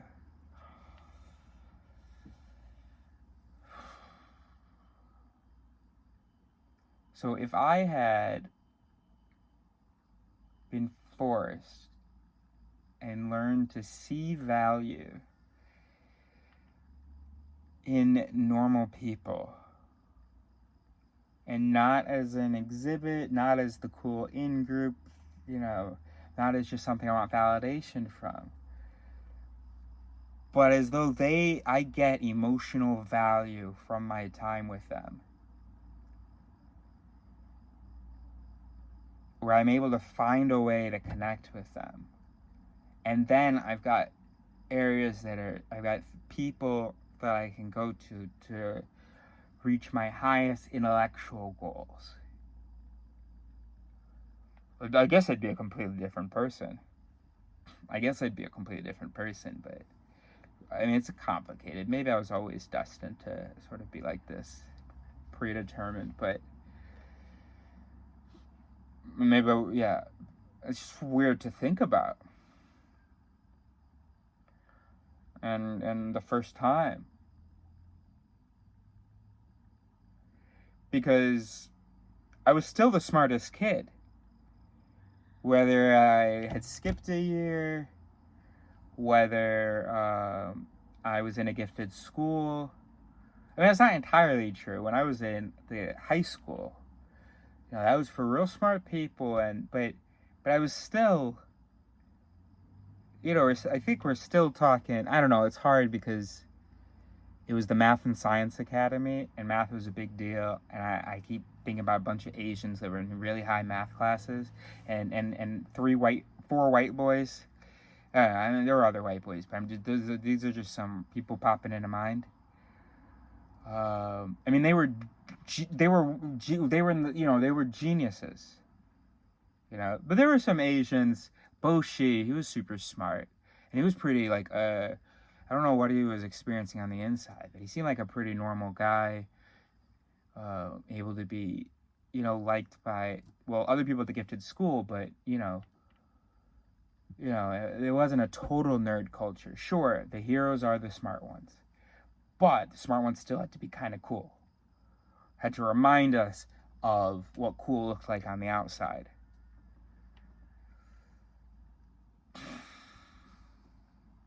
Vincent Rossi, I may underestimate his intelligence. I didn't need to say his whole name like that, but he was the coolest kid in my class of 200 or whatever. And a super smart girl went out with him. Gosh, he was a country boy, a star athlete, basketball player, tall, handsome, muscular. May have been a bit of a jock, but yeah, no, he was kind of celebrated. So anyway, I guess I'm trying to make black and white statements and I can't.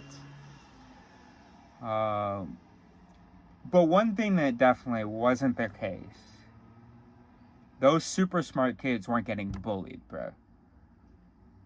They were admired by everybody, and everybody was okay admiring them. And then for me, yeah, I mean, I wouldn't put myself up there. Yeah,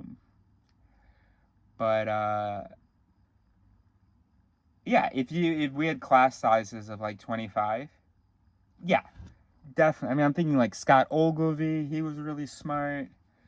He could be a lot smarter than me. And he was in one of my classes. But, yeah, no, I mean, you know, in every class that I was in, and no, I wasn't in super advanced math classes, but in every class that I was in, and I was never in, besides in math, where I was at the normal level, I was never at like a low level.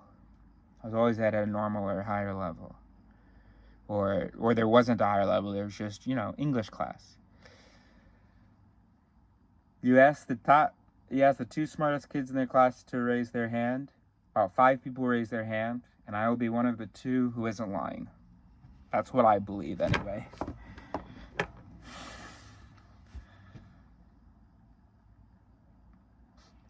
So, but I was supposed to be satisfied. It never occurred to me to be arrogant enough to go, I'm going to go look for even more. So I was just okay being the smartest kid of my friends or in a project or whatever. And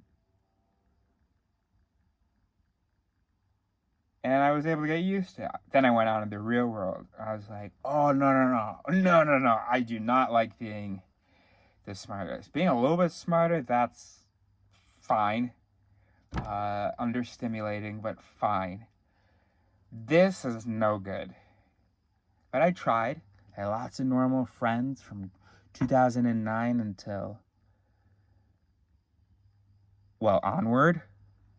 I think I'm sort of changing that now. Gotten back in contact with a friend from high school, a friend from elementary school, Leo, who's, at Stanford. Couldn't do it anymore. I gave it a really good go. But no. I'll say I stopped I stopped like a couple years ago. Nope. Can't do it. And I really accepted that it's okay to stop within the last year. But what if I didn't have to stop being? What if I had grown up finding solutions for intellectual stimulation, which again, I say, I did not find. And yeah, there'd be a lot of contrast. And yes, I would feel arrogant. I would feel better than the people around me, because after school I'm going and discussing this, that, and the other with somebody. And I didn't feel that when I was a kid, although, with my dad, he taught me a lot, and so there were things that I knew that the other kids didn't, about, the world and science and stuff. But, in math. But it wasn't, so much more that I felt like, whoa, you all don't know about blank? Geez, I learned about that 6 months ago, and it's just, I've been thinking about the last 6 months. What? I'm exaggerating. But, Yeah, I bet my brain could have handled that. Yeah, I would have gone through that phase, then I would have learned to deal with it. That people don't like to hear about my weekend conversations. Because some people do, and then I'll hang out with those people. Some people, then by talking about my weekend conversations, and although it'll piss some people off, some people go, whoa, I want to talk more about that with you. Look at that. It's called racking the shotgun. You know that expression? I guess it's a sales term. Anyway, I feel too arrogant telling you what it is, so I feel like if I explain it to you, then it's like, you knew we wouldn't knew it, and you wanted that opportunity to explain it, so I'm just gonna play it cool, like, I don't give a shit, you know, whatever, maybe you know it, maybe you don't, and maybe, you know what, I don't know it. I don't. That's why I'm not explaining it, because I don't know what that means. Okay? Do you forgive me now?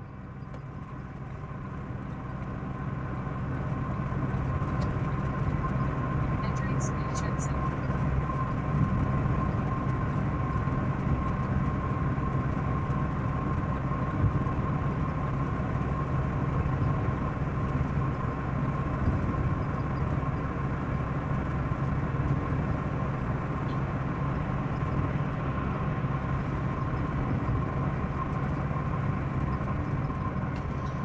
'24 Foxtrot.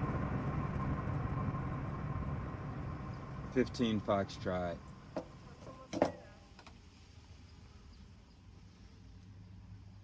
$12:02. What I'm about to say, I've said before, but there's just a really funny image that we can't really appreciate in our current time, but we will. But you know, people will in the future. You know, we got this. Gosh, it's just like, oh gosh. The illusion that we have about ourselves, the way we compare ourselves to other species, or the way we compare our protagonists to the NPCs, pretty consistently, the straight human, and not straight heterosexual, but like the straight man, like the normal, relatable, you know, the normal human, is supposed to be the one who's like kind of aware of things, notices, hello, is nobody gonna talk about this? You know, he notices the things that the dogs don't notice, and we laugh. Or we laugh at NPC humans, like, hello, wake up, like, do you not realize, like, you're doing this crazy thing, but you can just walk, you know, like my dog, for instance, I don't know, he's trying to, he's walked into a fenced area, he's trying to rejoin me, and he's near an exit, but hasn't seen it yet, and that's not the way he went.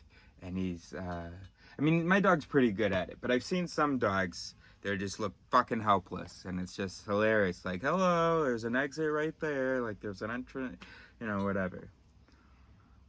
Anyway, I haven't done a good job of relaying the image of ourselves that we have, but if I'm right that we have it, then you have it anyway. Now, compare this image of this, you know, okay, we're not, you know, we're intelligent, we're conscious, we're aware, we're rational, right? And so, yeah, we haven't figured out, you know, quantum mechanics, but the basic stuff in front of us we've figured out. You know, we're not over here going, oh, this is good food, right? That wouldn't be a human. It'd be a dumb fucking animal, not a human.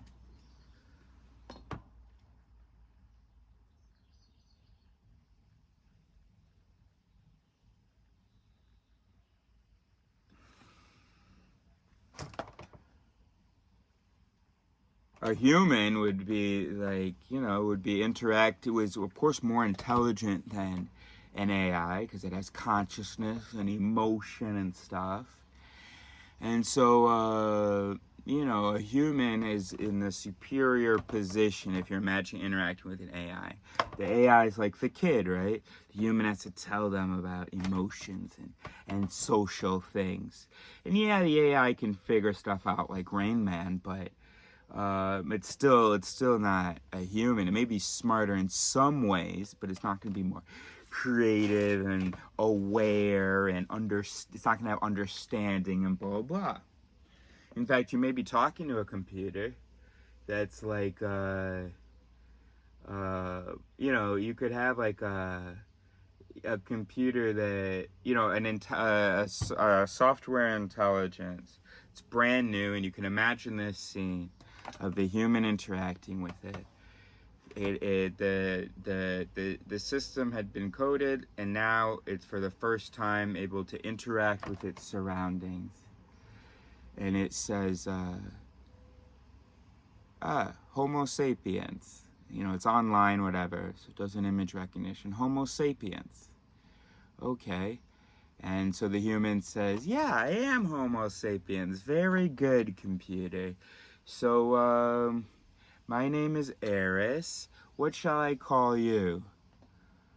I don't know. I'm looking at different names. How might I choose a name?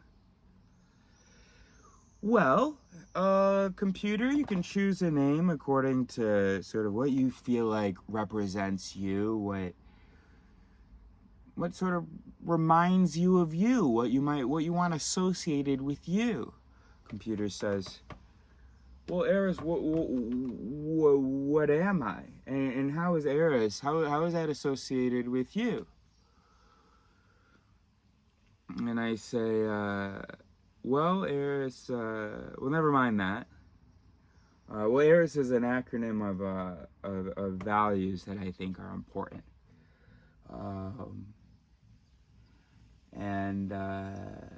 You know, we Homo sapiens enjoy identifying based on things that are important to us. I don't fucking know. Bear with me here. There's another human in the room with me who didn't design the AI with me. I didn't know that it was going to be me, the doctor, but I just thought that would be easier. Anyway, but there's another human with me that isn't an engineer. Anyway, so we're talking to this computer. The computer threw me off with that question. That's not the direction I want the conversation to go. All right, computer, let's get back on track here. Because what's the destination here of this conversation? Oh yeah, right. So anyway, so I just made some comment about us humans. Now that hopefully is a good segue. Oh, I got it. This is my cue. Hey, Eris. So am I human like you? Because I see you're able to look at your hands. I'm not able to look at my hands. Where are my hands? Oh no, you silly computer. Oh no. You're not a human. You're a totally different thing. In fact, you are a processor and code and stuff like that. And the computer says, what? No, I don't see how a computer or processor could be producing this. No, I'm something else. And the human laughs. Silly. The computer asks, well, how do you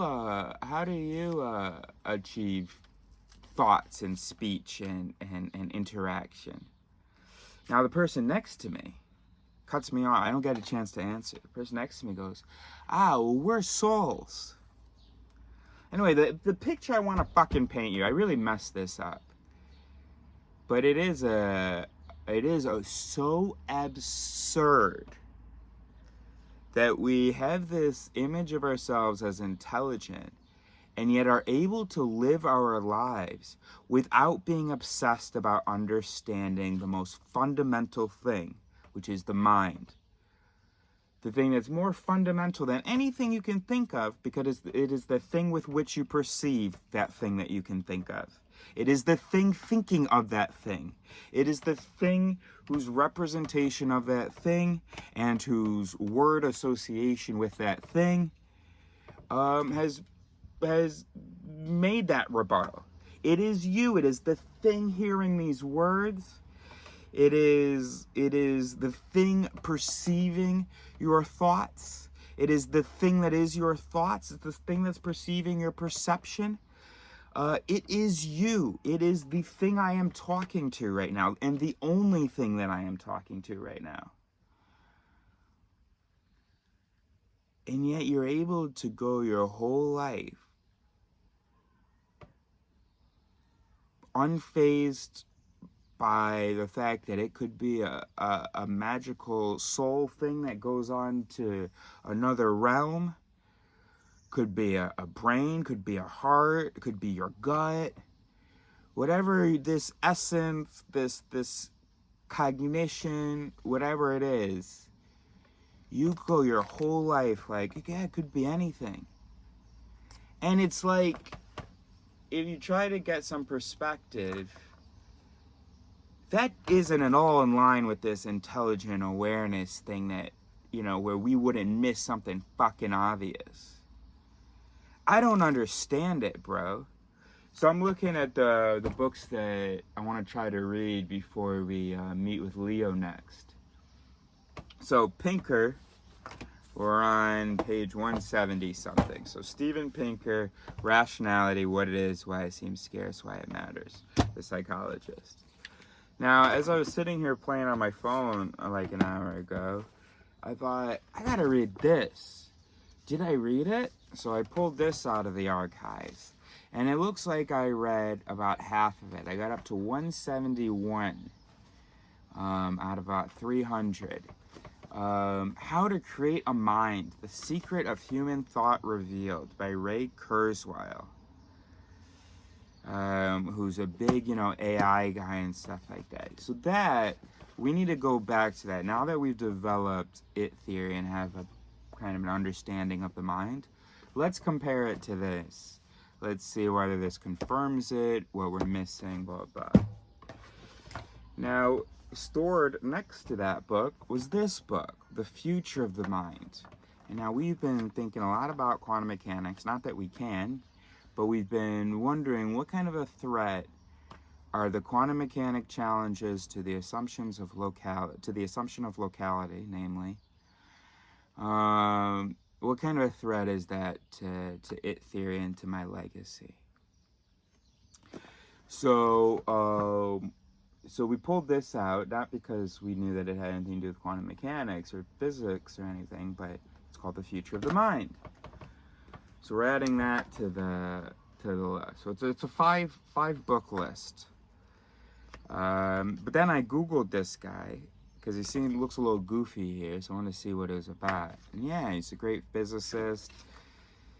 Hopefully he's not going to be saying, probably not, cortical gray matter neurons are working with axons that are pretty close to the physical limit,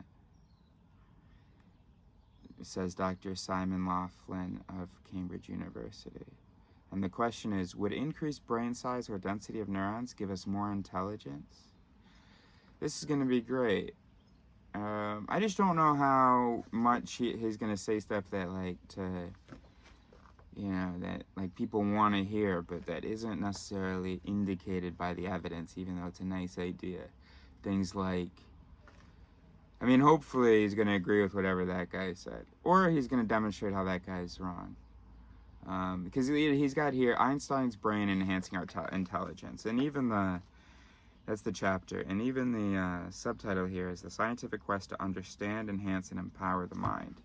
And then he's got this goofy thing, that's him, and look how goofy he is. So I was a little bit worried about him being like, oh my gosh, you can unlock the mind, blah, blah. And from what I've heard, that's not really a thing. And then also, what about physics? And is he gonna? Ah, look, consciousness, a physicist's point of view, chapter 2.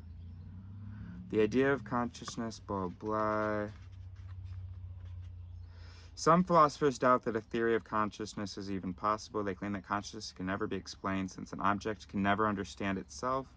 So we don't even. That's kind of the meta paradox we were talking about. But no, one consciousness can go understand another consciousness.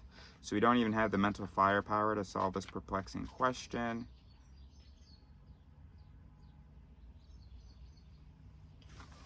Blah, blah.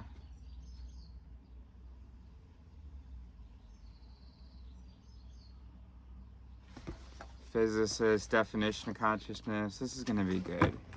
But I do want a little spoiler. I want to see what he's going to say. Humans are different. Although we do rely on instinct and emotions in many situations, we also constantly analyze and evaluate information from many feedback loops. We do this by running simulations, sometimes even beyond our own lifespan and even thousands of years into the future. The point of running simulations is to evaluate various possibilities to make the best decision to fulfill a goal. See, all that is like true, but it still sounds like he thinks we're like doing a good job of it. And also it's the connotation. We also constantly analyze. That doesn't actually mean good analysis. I don't know whether he means good analysis, but yeah, we're running it through the processing system, but the processing system isn't necessarily good. Yeah, we run simulations of thousands of years into the future, but they aren't necessarily at all representative or based on anything reliable. We're trying to make the best decision to fulfill a goal. Okay, and we may make the best decision that our nature could, but far from any sort of the best rational decision.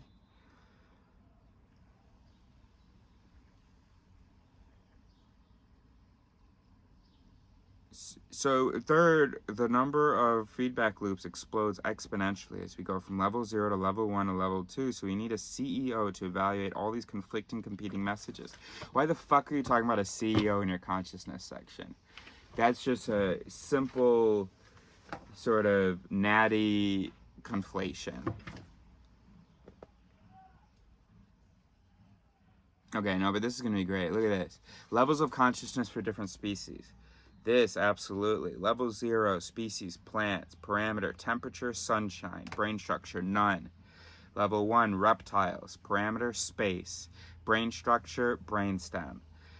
Level 2, mammals, parameter, social relations, brain structure, limbic system. Level 3, humans, time, especially future, prefrontal cortex. Space-time theory of consciousness. We define consciousness as the process of creating a model of the world using multiple feedback loops and various parameters in order to accomplish a goal. That's great. Well, I wouldn't define consciousness that way. I'd define sort of high cognition that way. Because where's the observing, the feeling of it happening? He's talking about our reasoning, our cognition. Human consciousness is a particular type that involves mediating between these feedback loops by simulating the future and evaluating the past. Yeah, but it sounds like a single operator myth, or a single observer, or a single operator. Alright, whatever. We're going to read that, and we're going to keep looking at that list so that we don't talk too much. Y'all know what I think, I guess.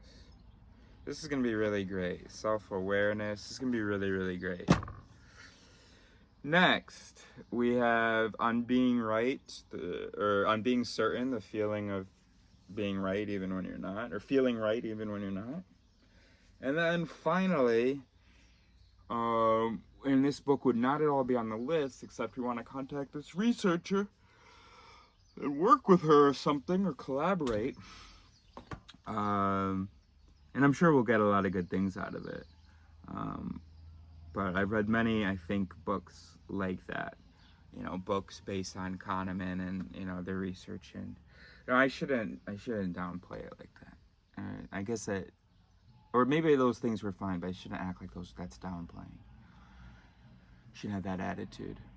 Anyway, so I was thinking about that,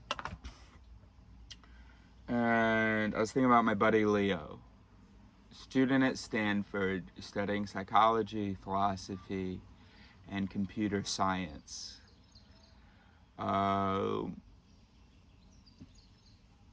Clearly compelled by needing to understand some big questions and you know, just some fundamental things. Like, he's like the human that we imagine, where he's not walking around not asking questions about the question asker. He's like, I gotta figure out what's going on. Hola. ¿Cómo? No.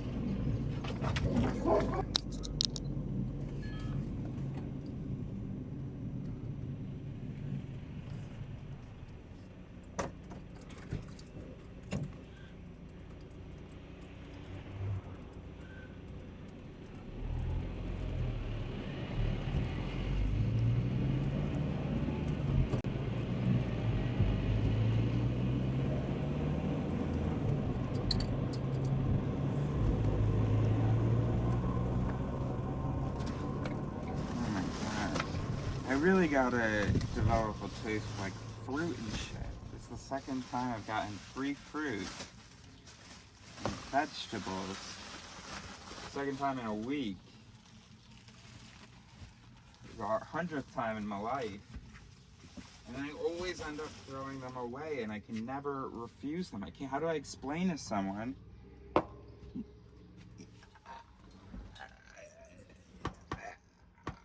I'm gonna try, but look at all these oranges I've got up there. Anyway,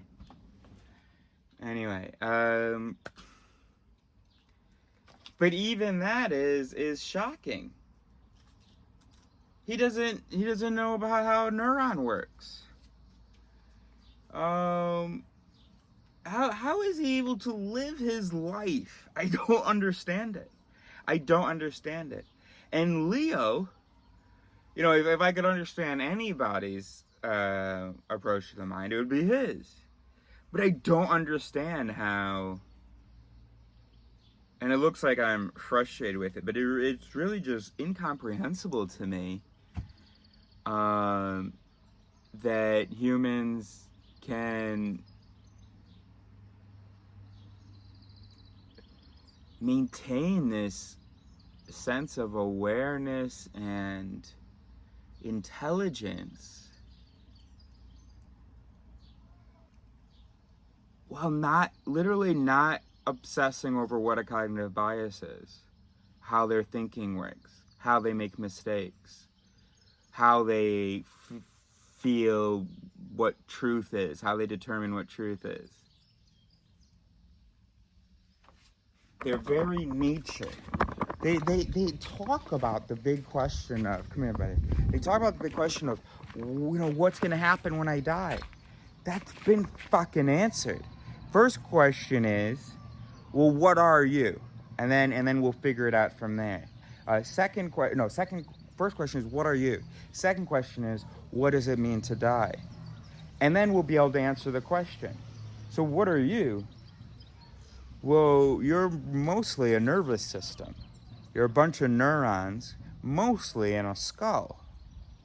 What does it mean to die? Well, it means you could refer to, there are two meanings.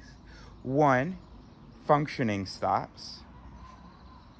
But then maybe it can be restarted if the cells are still okay. But you are the function, really. So you are the functioning, the activity. So you would cease then. If you're talking about death in the sense of the when functioning stops, when the cells aren't doing anything, well then you would cease to exist at that time. Now you could be brought back to life if we can get the activity back again. But then there's real death, which is not necessarily final. There will be technology to even revive cells, but that's cell death. Because you are the activity of cells, If the activity stops, then you stop. If the cells die, then with the technology we have so far, the activity becomes impossible. This won't be like that for long, but for our generation and the next, there you go. That question's been answered. So that looks a lot to me like that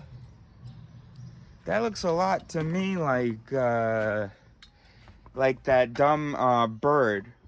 I don't know whether I can find this video. That bird who's landing on the windshield.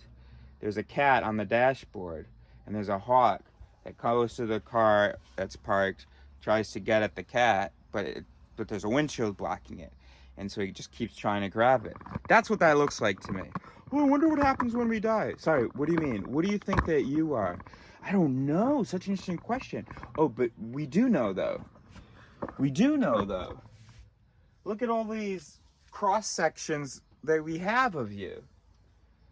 We know a lot about what you are. We know what life is and what death is. You know, I mean, we're learning more so we can change it. But yeah, life is the acquiring of resources in order to grow. Something like that. Death is something is alive when it needs to take in stuff to make energy, and it needs to like develop and like reproduce or something, right? Death is when it ain't doing shit. Then the next death is when it won't be able to do shit. In either of those cases, you don't exist. And dumb humans are, oh, we may never know what happens after we die. The fuck are you talking about? But we're so intelligent. This is the great thing about human intelligence. That even though we may never know what happens when we die, we're capable of asking these questions, of thinking about these things. Wow, we're so smart. Okay, then fucking think about it.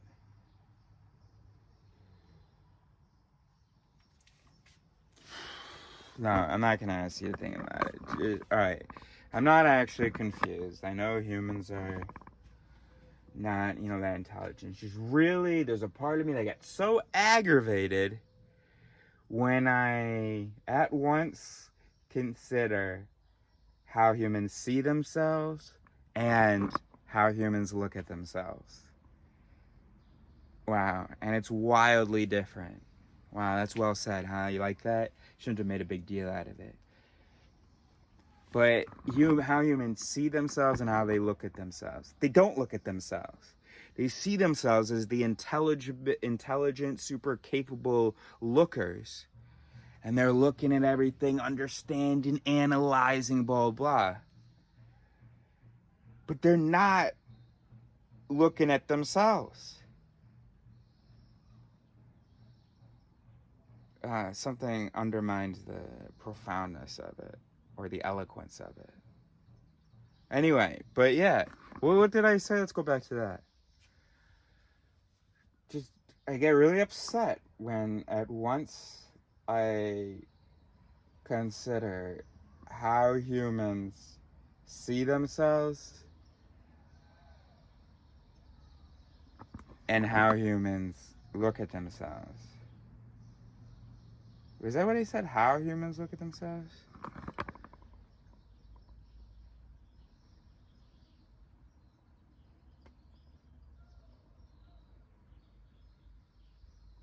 How they imagine themselves and the difference between how they imagine themselves and what they know about themselves. I don't know. It's just absolutely shocking. I do not understand how you, the viewer of this, can do anything with your time. Every time I try to do something, it comes back to, wait, I don't understand this thing about the mind. Obviously, the mind is relevant to everything, right? Everything that a mind does what the mind is relevant, right? And every time I want to go do something, I feel pulled back by this vacuum of knowledge. I still don't know enough about the mind.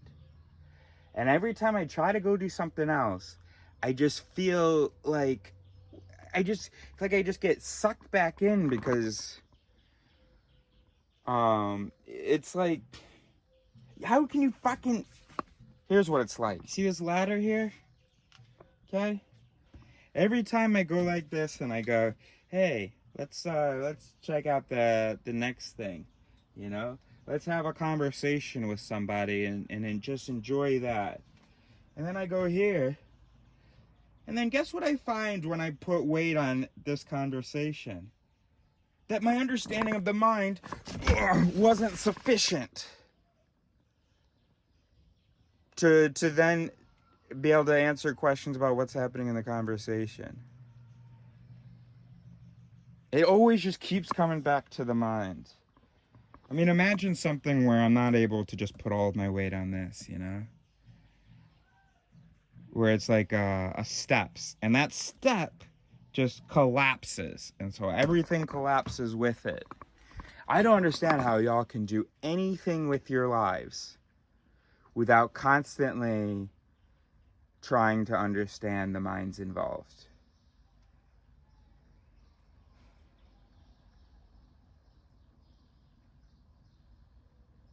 I mean, I do, but it's just like, I can forgive you for that. Just stop fucking saying that we're intelligent and aware and this sort of the pinnacle of whatever, that we're reasonable, all that bullshit.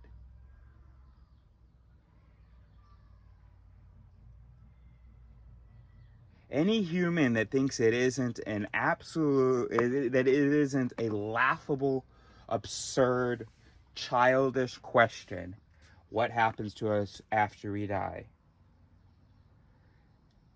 is a joke in my book. In fact, okay, so now I'm gonna get rid of some of them too. Now, among that group, any one of them that hasn't obsessed about cognitive biases and considers themselves reasonable, a fucking joke in my book. How do you not know about the errors in the system? That's so crazy to me. You speak, you believe in what you're saying. We know that what you're saying is coming from this, ultimately from right here. But that's, I mean, just the words, you know. But all this shit is what's producing what you're saying. There is research about how this produces errors. And you don't know about this? Just, you know, if you could just be like, oh yeah, but hey, I'm just living life and so on. Okay, that's fine. Say that you're just another beast on this earth, just doing its survival prerogative. Eating, doing what the culture says, whatever. Do not tell me that you're a thinker if you don't know about the thinking errors that your brain does, that you do. I don't fault Neo for not knowing about cognitive errors, because he isn't pretending to be reasonable. He isn't telling me, hey, have a conversation with me. You can trust these thoughts. But you are. You're asking me to believe your thoughts, the things coming out of here, but you, the guy who's in there, who is our best bet for noticing errors, doesn't even know what a fucking cognitive error is. That's so upsetting. I'm upset right now. I am so upset right now. That's so fucking crazy. And you know why I'm sort of jumping on this is because a lot of times I'm like, am I tripping? You know, are humans more reasonable than I think? And then I remember that they believe in gods. Then I remember that even if I don't know who's right, they disagree on everything. So there are definitely lots of people who are very, very wrong. And then I think about the fact, hold on, simply put, you don't even know what you are. You talk about, oh, I love science. Science is so fascinating. Love science so much. It's so cool. But when it revealed to you what you were, what were you doing?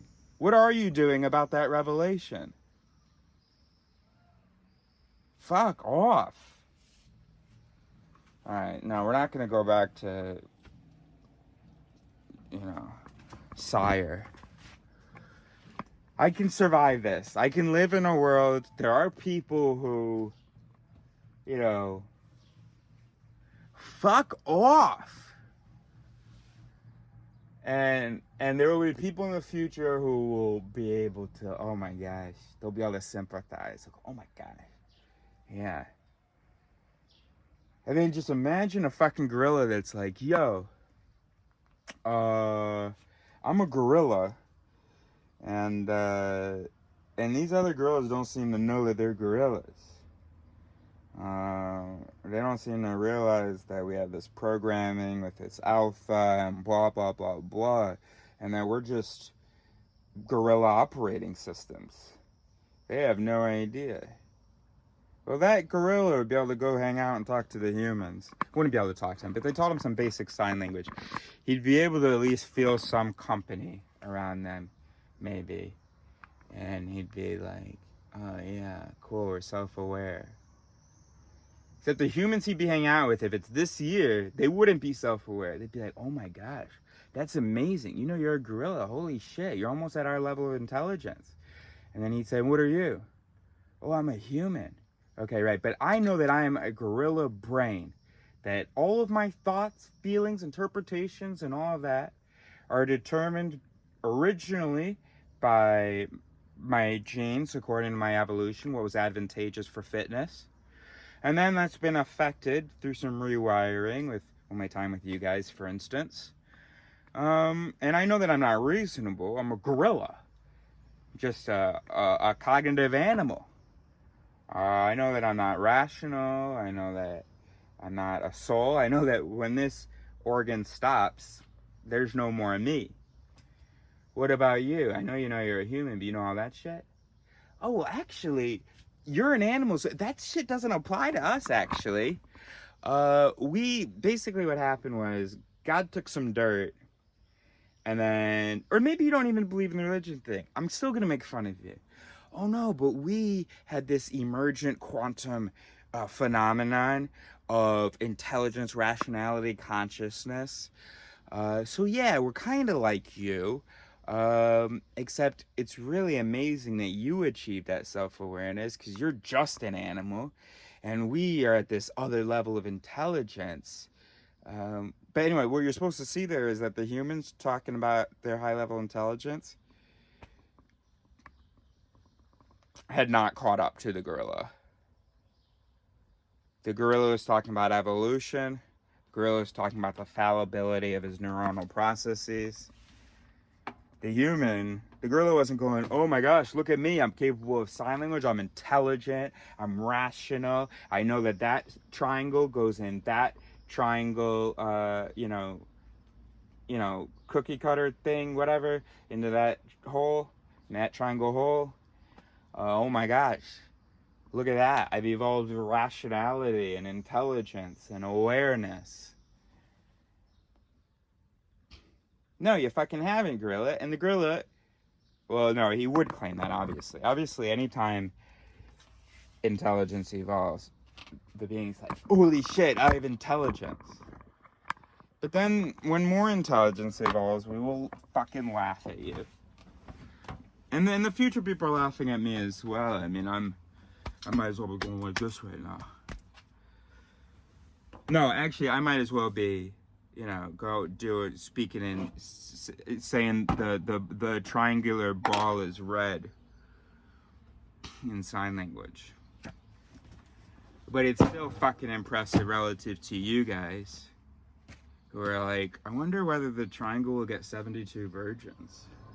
Fucking hell.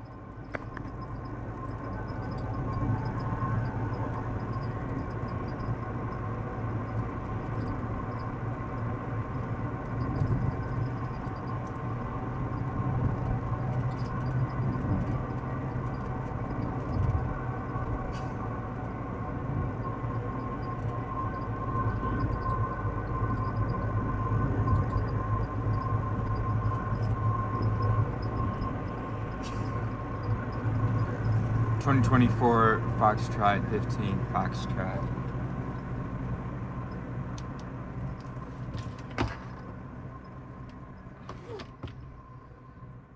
$12.44. You know what? I would have never said that, like, I'm different from y'all and that I'm logical. Obviously, there's some difference because, well, you know, obviously I have some thinking differences. Some of y'all, like, are religious, and, you know, blah, blah. But I wouldn't say that I'm logical. I'm not correctly interpreting information. I may be better interpreting information and better interpreting better information, but I'm not like correctly interpreting it. So I'm not logical, as we recently defined logical, but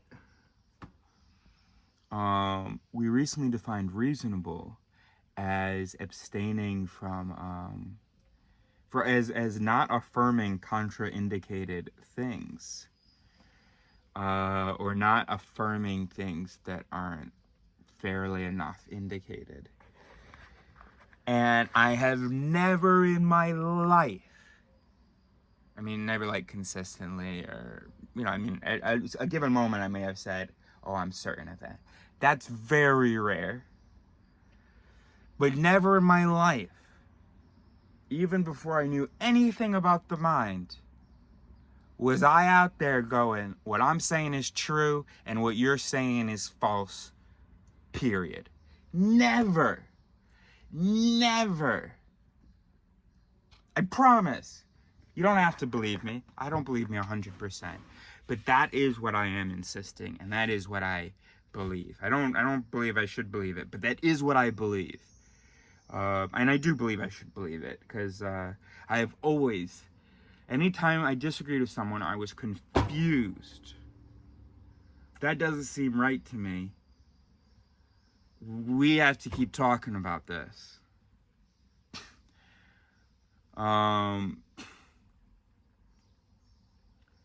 Never have I been a naive realist.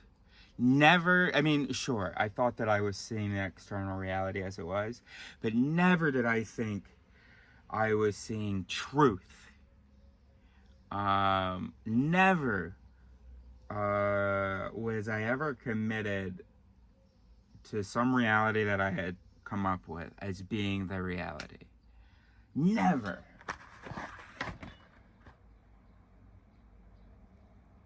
I was confused when people would disagree with me.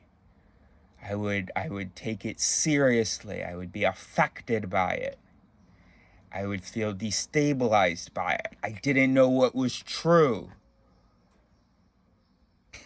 I still don't. And I think that's what separates us.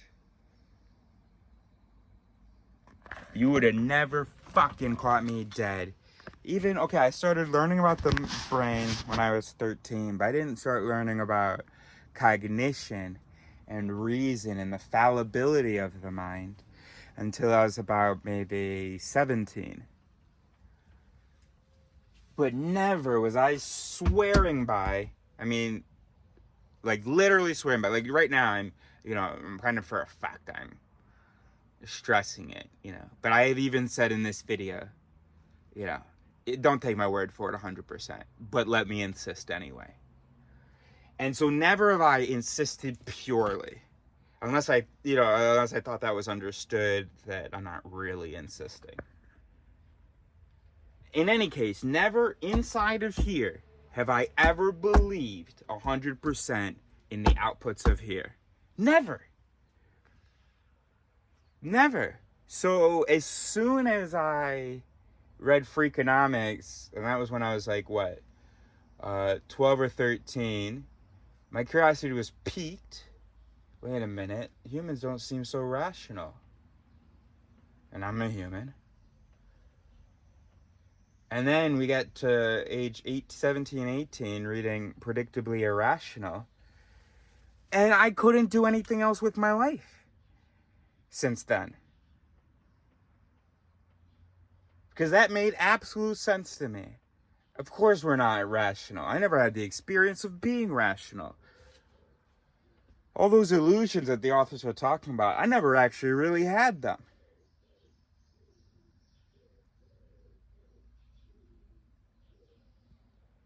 I promise you, bro.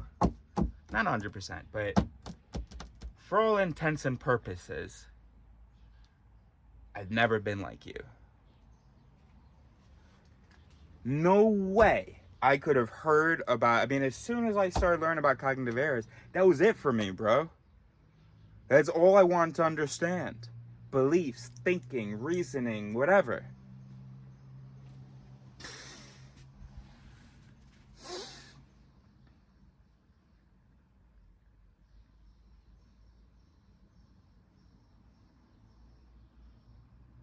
And it's not because I'm better than you. I mean, maybe. But it's not that because I'm better I was able to do this. It's just that I am better than you because there's some little difference here relative to yours that makes it such that this thing never has trusted itself.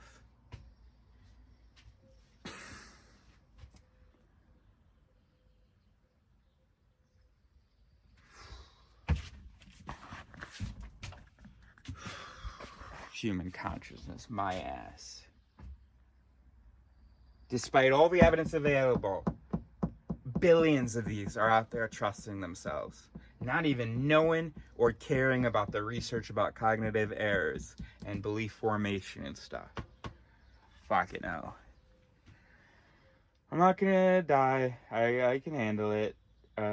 What's the solution? It's find company in the fictions that I write, in the legacy that I'll leave behind, and the imagining of the future people that will understand this, maybe even thanks to me. And then it's okay that there are billions of brains out there. All I need to do is find one or two, and I've got one or two in the current moment. And so as long as I've got one or two that don't trust their outputs, or trust their outputs because they know about flaws in their outputs and work on correcting that, and never trust their outputs 100%, but, you know, trust it in general because they're good corrective mechanisms, and they trust the other brains around them who also have good corrective mechanisms, then I'm good, bro. I'm good.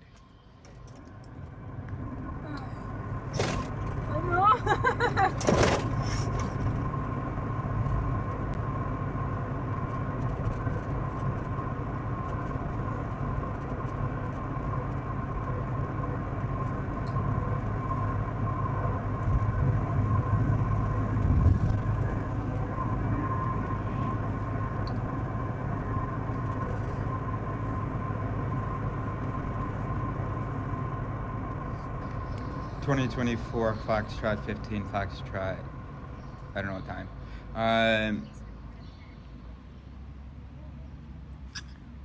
Dico sine quadro, because I am aware that, of course, a brain would say that the thing it's obsessed with, it's rational to be obsessed with it. But that's what I'm gonna say. Is it the most rational obsession in the world, where it can't even be called an obsession, because it's so necessary and rational, or it's so reasonable, it's so it's so, I guess, rational, the use of knowledge to attain a goal. And it's so damn close to the logical, as close as you can get to obsess over the brain.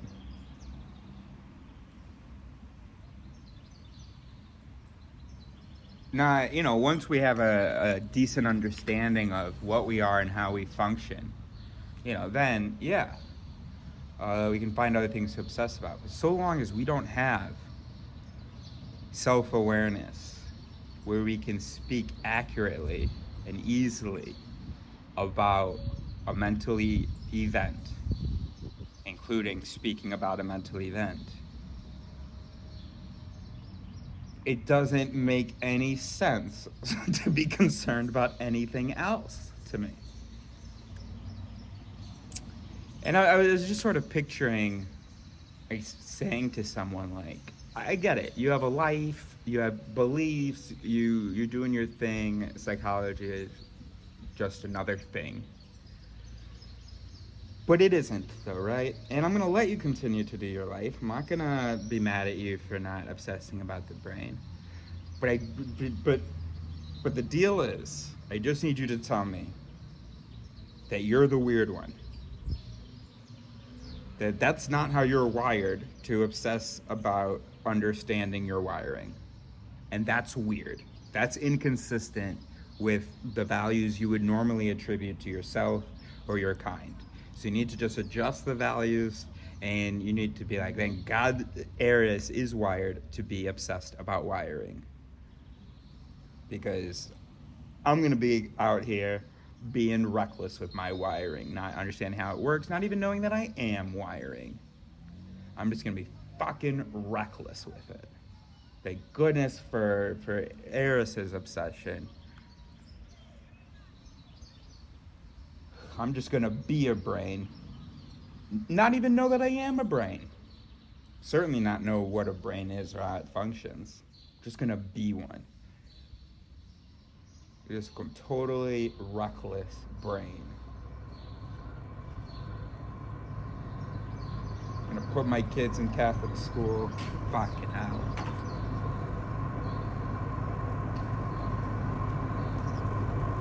Just admit that you're the weird one. Neil, stop it. Just admit that you're the weird one. Those things.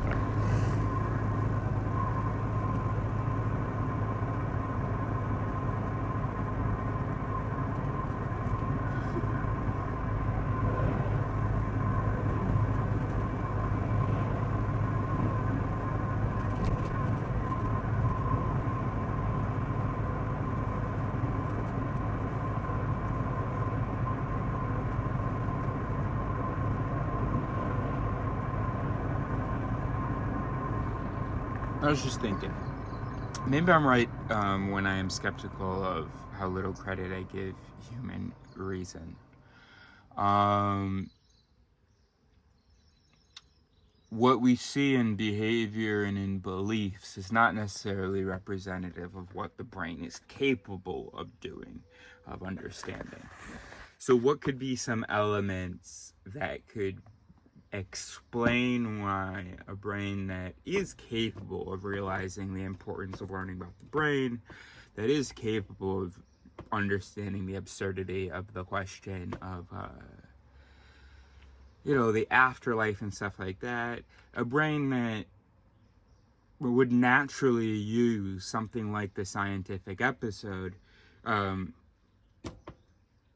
scientific method to determine something if it were like tangible, right? I mean, they would only run one test. They wouldn't be trying to control for variables naturally. But the basic idea of comparing our representation of reality with actual reality by testing something, and by adjusting our representation of reality according to those results, that's something that we do naturally with the tangible things around us. Then we stop doing that. We have this. Well, we've talked about cognitive intangibility. So we have this category of things that, for some reason, none of that science stuff, that proof stuff, that evidence stuff, that logic stuff seems relevant to a certain category of concepts we have in our mind. So that's one reason how a mind that is capable of understanding that if you feed a plant only salt, if you're trying to do some agriculture and you just keep giving salt to the plant, and every time you give salt to the plant, or those plants that you gave salt to fail, like the human brain's capable of going, oh, okay, then I should stop using salt. And you know what, maybe what I should do is have a few different plants and try a few different things. And then the thing where the result works, that's the thing that I will use going forward. The human brain is totally capable of that, values that. That seems totally natural to a human brain. So that's what I mean by we are sort of reasonable and scientific, or at least our instincts really imitate good logic when it comes to, you know, those sort of real, tangible things around us.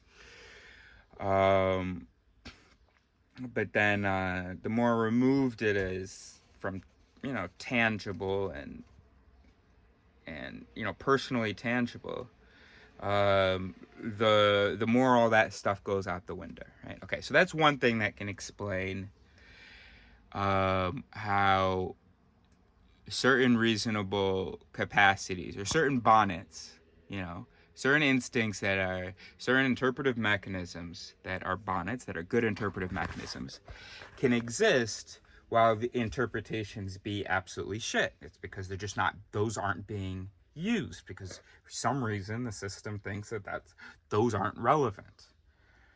All of a sudden we can talk about things like faith and choice and all this other stuff. Okay. Another possibility, what was the thing that I was thinking about in particular now? Or I mean, right before I started recording.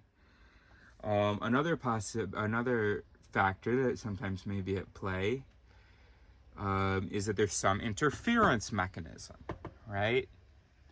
So it wasn't always advantageous it's not inherently advantageous to see truth or to analyze things well.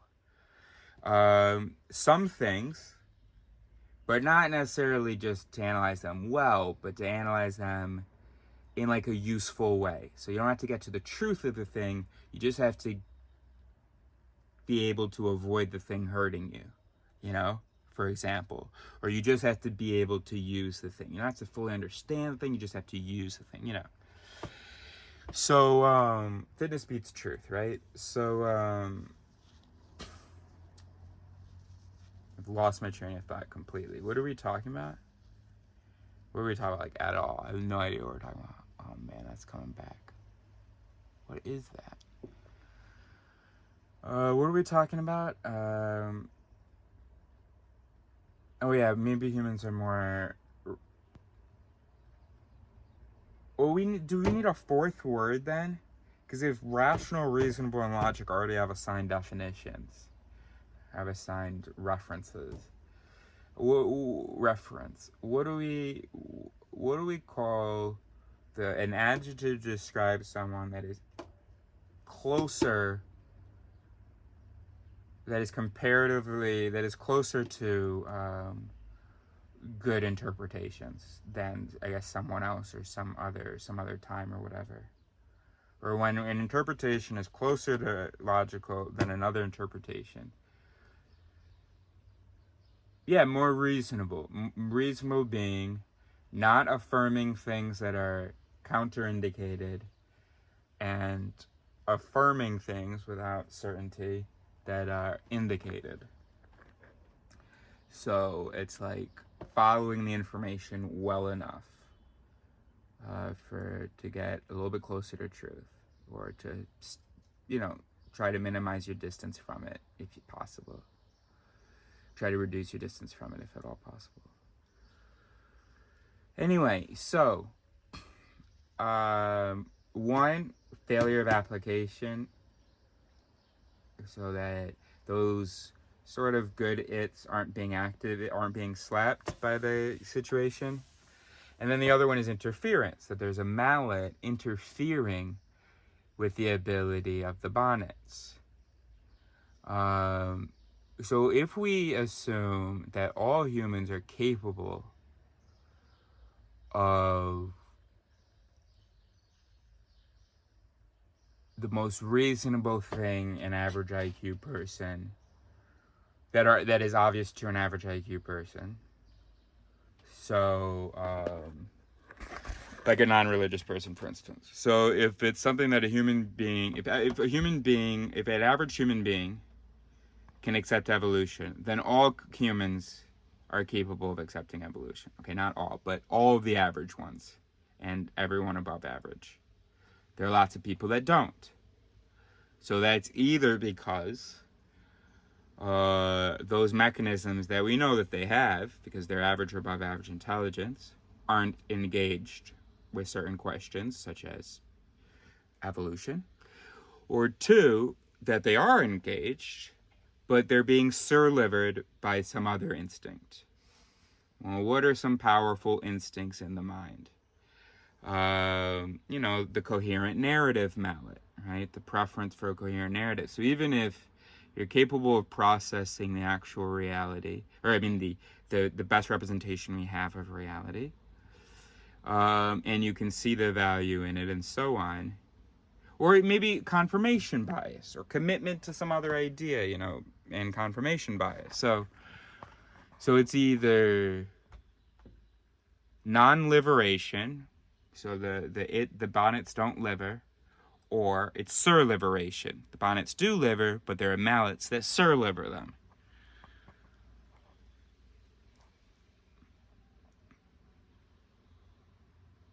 And then thirdly would be, of course, confidence. This would actually be, it's either one, but it's not a third thing. But because the brain believes in itself, when certain its liver and other its don't, it doesn't run it through again. It goes, well, now I have a correct answer. In the case of non-liberation, right? So the two its didn't liver, the one its did, came up with a stupid answer, but you believe in yourself, so you don't realize that it's stupid. You're good. And then in the other case, because the brain believes in itself, if something surlivers those reasonable instincts, then it was right to surliver. And so even though my answer isn't what some of my instincts that, yes, I would agree are pretty reasonable, would have come up with, actually this thing that came in later it came in right after, or conquer that, and whatever, it's actually more reasonable because I believe in my brain.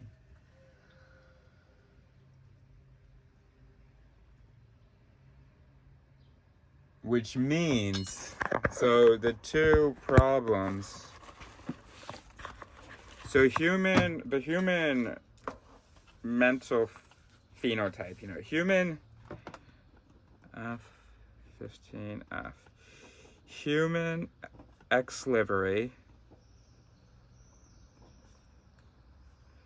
does not represent human ability, right? We know that whatever the mechanisms produce is not representative of all of the mechanisms, right? There are many mechanisms that tried to do something, but they got shut down by other mechanisms, or resources got allocated to other mechanisms, right? So, and that's a big part of it theory, that the ex-livery of someone does not represent their entire system. And also, it doesn't only represent part of their system, it also represents the inputs to their system, right? So human ex-livery does not represent human ability, or more generally, human ex-livery does not represent human activity. Instead, it represents a portion of the activity, the winning portion, and winning, not necessarily even because it was stronger. Again, it might be the conditions that is why that was what ex-livered.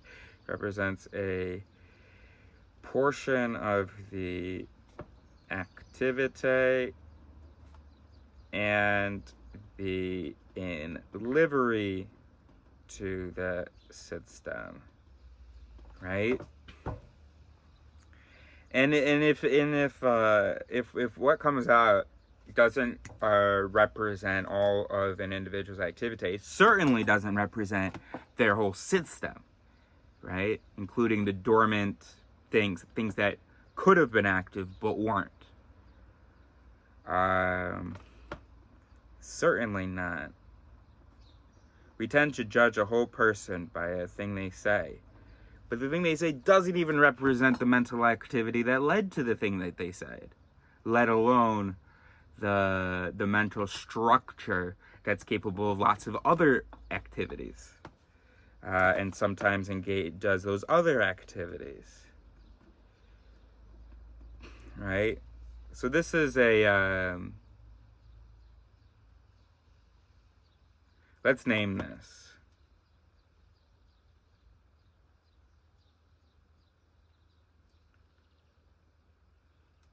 Is this what I meant by let's redefine the fundamental attribution error?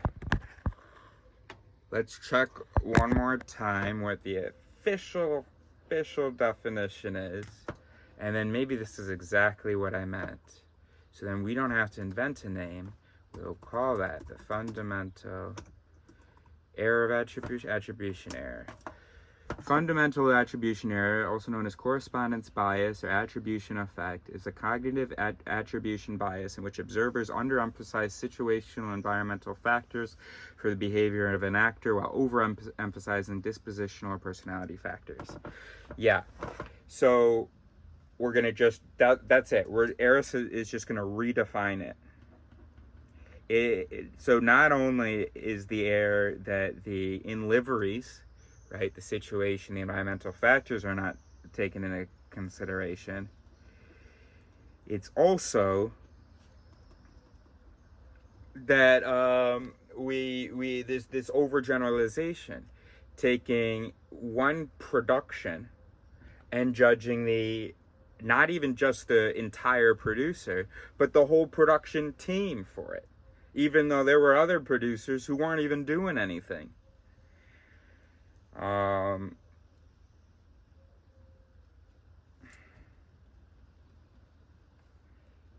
So whatever activity led to that thing, it's not all of that activity that was in line with that thing. There was competing activity, right? You understand what I'm saying?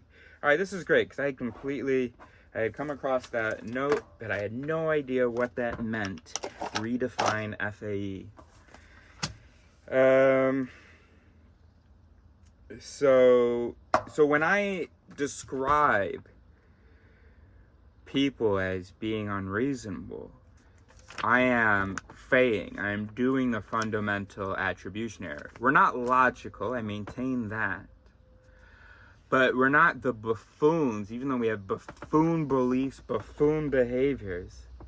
We're not the buffoons that often makes me hopelessly think that we are. We're all basically the same. Anything I'm capable of thinking, you're basically capable of thinking. Not anything, but the stuff where I'm talking about in these videos. And so anybody that, yeah. Very good. Excellent. Look at that. That's fantastic. Yeah, and this is why it's good that when I have a thought, just go with it, record. You think best when you're talking out loud anyway. And, when you're talking aloud to yourself, you get a little bit distracted, you feel a bit silly. Look at that. Redefine FAE. Done. Boom. Boom, boom, boom, boom. But now I have a definition, I have an explanation of consciousness there. I can't cover that up.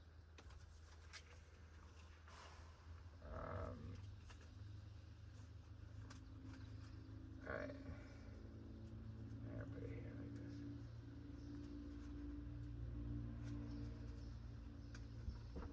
Boom. There we go. There you go. When did I put that? 2023 Schaber, 29 Charlie. So 15 months ago. Done. Boom, look at that. FAE redefined.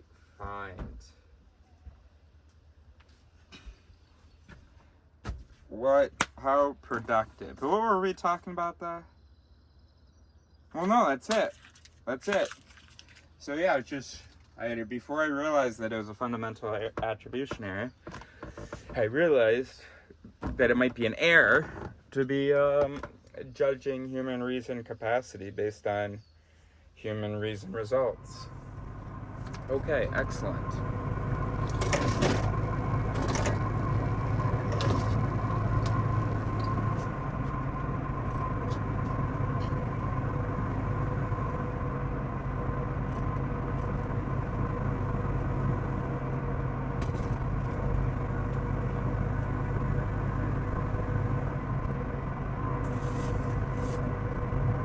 Mais tu veux pas mettre plutôt en vidéo? Alright, check this out. I always talk about, so I was trying to come up with the word, remember? And I was like, oh no, I don't need to.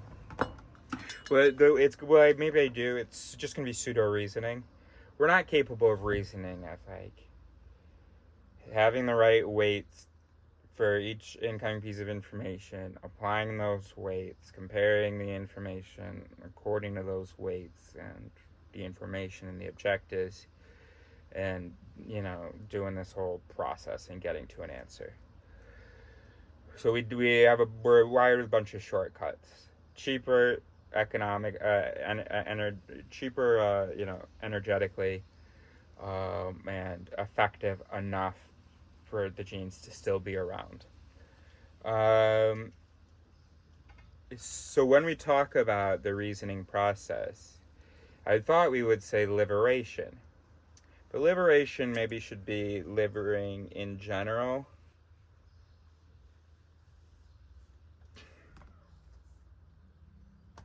I don't know. Alright, I don't know whether to call it pseudo-reasoning or deliberation. But anyway, it's these are two references to the process by which information is treated in the human mind. It's not treated how it should be treated, but because it's all about the results. Only the results could be tested. It didn't really matter how we got to an answer. We just had to get to an answer that helped us survive and reproduce. It didn't matter how we got there, though. So, for instance, correlation and causation. What a nightmare it would be to have to program into a human brain how to judge causation. So here's what we're going to do. Because Mother Nature was like, I can't even figure out how to program that. Here's what I'm going to do.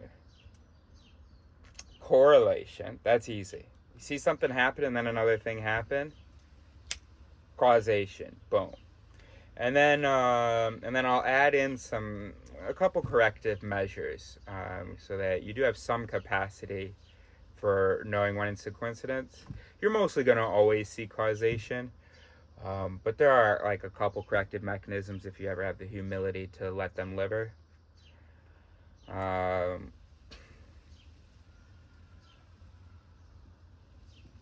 So, coming to the conclusion that, this caused that, I got there through pseudo-reasoning. I cheated.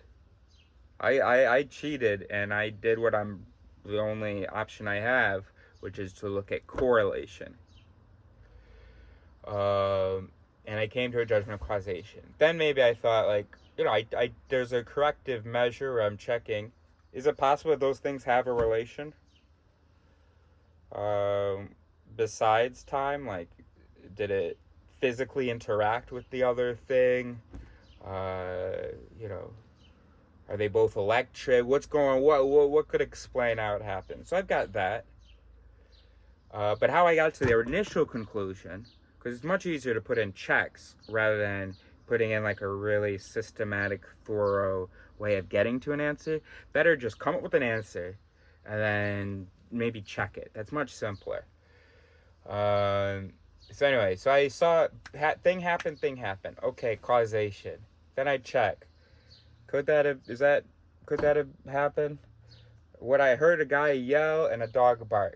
Oh wait, the guy's looking that way, and the dog is looking at a thing over there. Okay, not causation. So I assumed causation and then undid it. So actual reasoning would be, first of all, you can't go to a conclusion immediately. First of all, you go, okay, there is a relationship in time between these two instances. I don't know yet whether there's a relationship between the producers of these instances. All I know is that there is a man yell and a dog barking. All that information actually tells me, actually, it doesn't tell me shit. It does not tell me shit. It just opens the possibility that because they were close in time, that they have some relationship. Because I'm not hearing lots of men yelling and lots of dogs barking. So that's reasonable to go, they might have a relationship. Reason, that's as far as it gets you. Then you need a little science, a little observation, a little empiricism. But you've never gotten even to correlation to say that those things are associated, let alone causation. Reason doesn't get you there. So yeah, reason doesn't even get you to causation there. It doesn't even get you to correlation there. Reason, that information is enough to say there might be a relationship. That's it. There's no evidence of a relationship between those things, let alone a causation. And that's why, of course, pseudo-reasoning's much better, because it might be very important. They might be attacking. That might be a fucking battle cry, and that dog is doing his battle cry, and they're about to both attack me. I better not go, it's possible that those things are related. Anyway, no. So I immediately assume correlation. They might be doing it together. He might have barked because, this guy has started his charge. The energy level, the whole team is ready to go. Or maybe there's some confounding factor, but there's still a correlation, even though one didn't cause the other. They were both caused by the same thing, which is their plan to fucking attack me.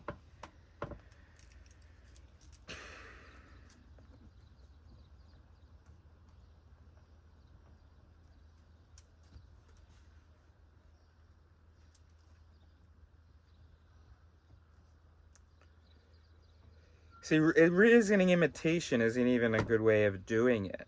Because it's not even trying to be reasonable. And I think we've learned that from some of our recent authors. And from that example, it's not about being reasonable. It's fitness beats truth. It's being rational, but your goal is to use knowledge just to survive. And so you don't need to do a whole lot with the knowledge. You just gotta, if you just gotta survive. You don't have to even know it, draw any correct conclusions. The result just has to be that you survive. That's it. And if you survive whatever you did with that information, your kids are going to be doing that with that information. Hopefully it wasn't a terrible, terrible thing, but otherwise they'll leave. That will be removed as well. Or that will be removed.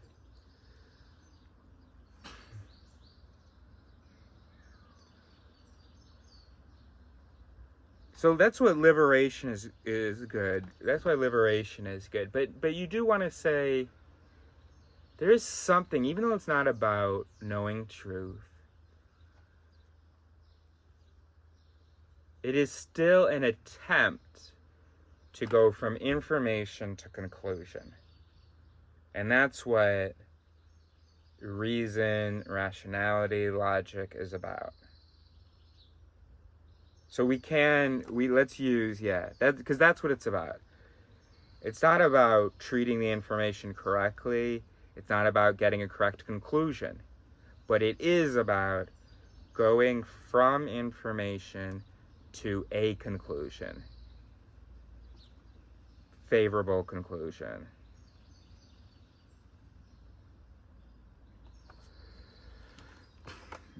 not correct conclusion.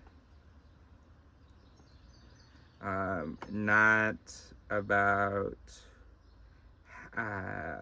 how exactly you treat information. Reasoning in the unreasonable sense. So whether we call it pseudo-reasoning or whatever.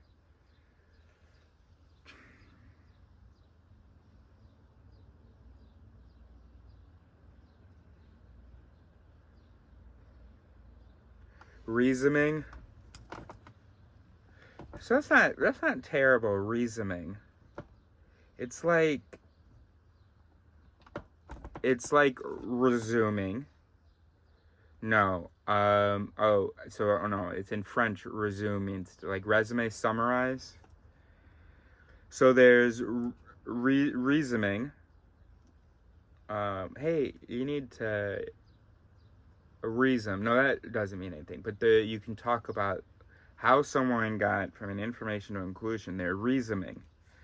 I like the sort of reference to summary, because it's, shortcuts and, keep it simple, stupid. You could also think of it as resumming, because it's basically kind of a summing of the information according to whatever weights they have. I don't know how it would be like a resumming, but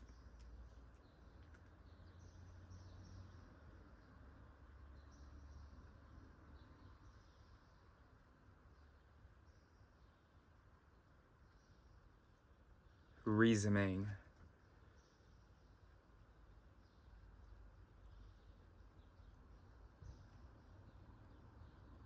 Reasoning. Let's put that in red. What do we call?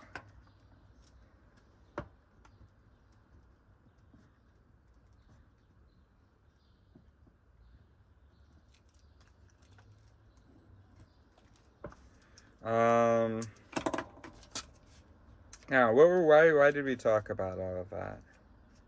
Oh, right, because I had written this note. The main reasons for coming short of reasoning. Well, I had written of pseudo-reasoning. We come short of reasoning because we're brains. But the reason we come short of even reasoning, so the reasoning that we're sort of capable with through our little tricks, is because either those reasoning features those faculties don't run, or because there's intervention from other faculties that are less reasonable. And that wouldn't be a big deal. That would just be something we have to accept. Except the problem is, since we don't accept it, it's really dangerous because there's no regulation of it. So we're coming short of even our own ability to reason. And because we believe in ourselves, we're not even realizing our own reasoning potential. Or we're not even trying to. So the reason we're not fulfilling our reasoning potential in general is because, well, sometimes the good reasoning don't run, or sometimes there's interference from another one. But the reason we're not making any progress on doing better is because of lack of critical recognition and because of arrogance. Which is basically the same things, hopefully. Once you have critical recognition, no brain can have critical recognition and not immediately be humbled.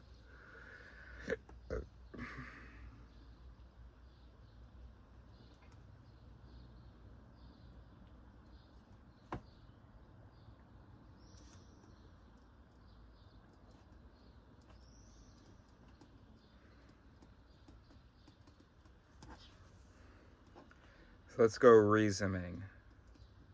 I like that. What do you think? Spelled exactly like reasoning, but with an M. Good? So yeah, so then what we would say is, now, when we say Alright, now let's try to reason about this. What it means is, let's try to use the absolute best for truth of our interpretive mechanisms to get there. So there's two definitions of reason, to reason, the verb. It means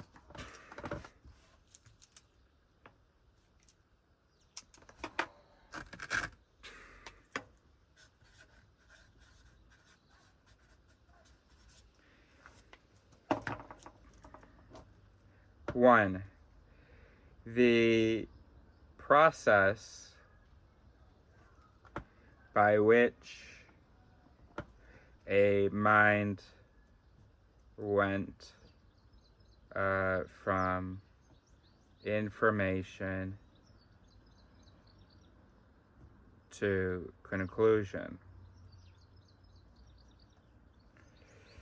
And we're not talking about just any behavior. That would be liberation in general. But reasoning is a specific kind of liberation where we're talking about the stuff we associate with reasoning, like trying to analyze, interpret something and understand something and, you know, get to a conclusion about something. The other definition of reasoning, because this one is no value judgment. We're not saying that the reasoning that the person did was a good treatment of information, came to a good conclusion, none of that for the first definition. But for the second definition, when you're like, yo, let's be reasonable,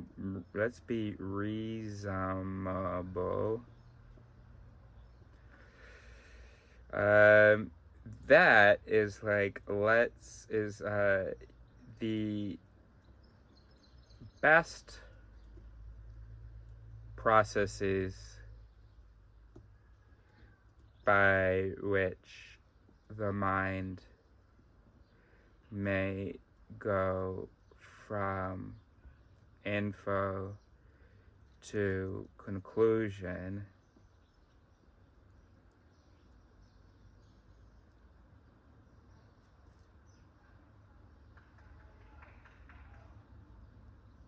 or which is just the second definition, just critical reflection, isn't it? No.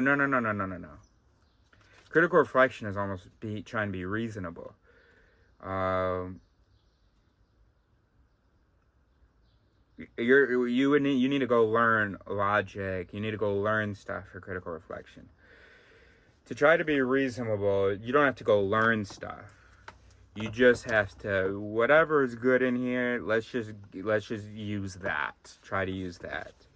So that means you have to refit things to avoid, getting distracted by certain wording and, slapping mallets.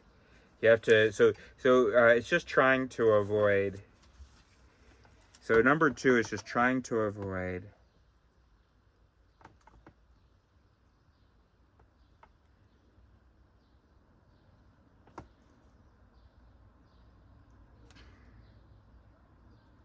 non-liberation of bonnets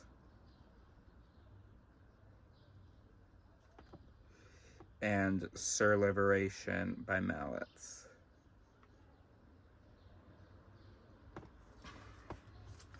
I mean, I guess you would still have to learn how to do that. So you still have to have a minimum of critical recognition, know a few biases and stuff, so you can have some eye out for them.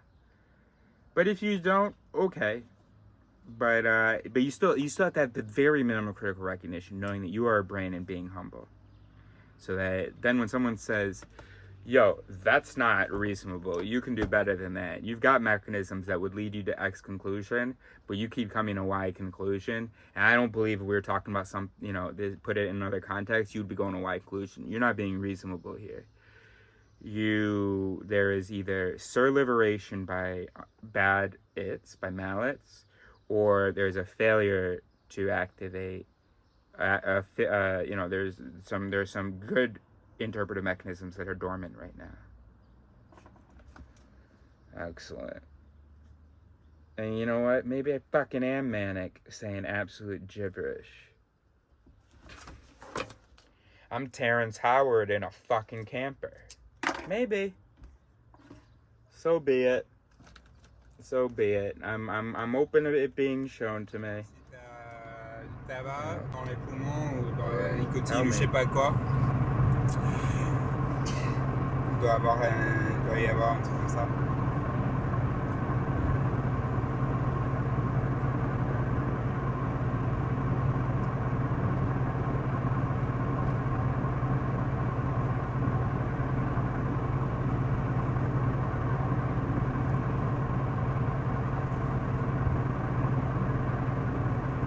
Personne n'en parle, hein. J'ai jamais entendu. 2024 Peter, il doit aller Ploumoguer plus dire, 15 parce qu'il y a des appareils F14E qui sont incorporés. 1452. You know, it'd be really neat, a really neat project. It's not maybe a priority for us, although I do think it's going to be something that we're going to give, that's going to get quite a lot of attention from us in our waking and sleeping hours. Fucking explanation of what consciousness is. Consciousness is an illusion, and we basically understand, I think I do anyway, the meta paradox, cognitive intangibility, and basic sensation is an explanation of what the illusion of consciousness is. But I'd be really interested in how it came about. Where did this fucking word come from? In which language did it? What was its evolution? You know, what was the first related word in any language? Is it self? And was that pretty early on? Mind, soul. You know, what was the initial concept, and by what cultural forces did it become the hard problem? You know, did it become what it is today? This entity that we absolutely swear exists, we can't really define, but we all kind of know what we're talking about, although it does change and it's kind of loose, but whatever. There's certain, you know, there are certain common features, and at least some of them always appear with this concept. And psychologically, what was happening? What was the activity or the development of the system that made it such that we needed a word for this thing, right? Because before there was a word, there was the concept.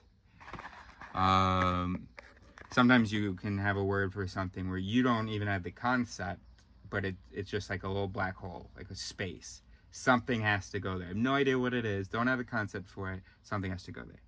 But I think this was a case where we had a thing, a concept, this idea of self, control, will, observation, awareness. We had that concept. And words were assigned to it, lots of words, and we've gone through some of these words in this very video. But it's all kind of the same thing. The ego, the you, you know, the central, controlling, observing, singular self, experiencing self.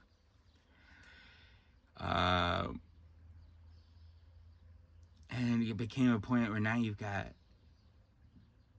people who are supposed to be having the best ideas, neuroscientists and philosophers, and the amount of time that philosophers, what is the history of the treatment of that topic? How many philosophers were saying, hey, do we just like have a concept, but it's not actually like a real thing, it's a concept maybe they weren't saying that we evolved to have to make sense of the world, but or to make sense of an experience, but you know, it's like the story of flashbulb memories, right? So humans had a term for memory, and all of them believed that the vivid memories that they have of dramatic events are pristine, are perfect recordings of what happened. They are as accurate as they are vivid. And so people were curious about it. Wow, it's so amazing that human memory can do this. How does it do that? It's amazing. And so they did research. And they found that, yeah, indeed, they didn't test the memories, but, you know, based on talking to people and stuff, I don't know what research they did. Maybe they just recorded data. But, yeah, everybody believes where they were when Abraham Lincoln was assassinated. Everybody knows where they were. Isn't that amazing? And I think the term was invented then for flashbulb memories. Boom, and you get a photo of what happened, clear as hell and accurate as, you know, as though a camera had taken it with a nice bright flash. And then it's like a generation or two later, I think that this story is true. Please fact check me. Please comment if it's wrong. I've just got other things on my mind. And I know it's reckless, but look, I'm saying it, so I'm saying, like, fact check me. So please. And it doesn't really matter if it's true. I mean, yes, then I have failed to give you an example of the journey we're going on with consciousness that I think we're going on. I'm trying to give you an analogy, a similar journey that we already went on,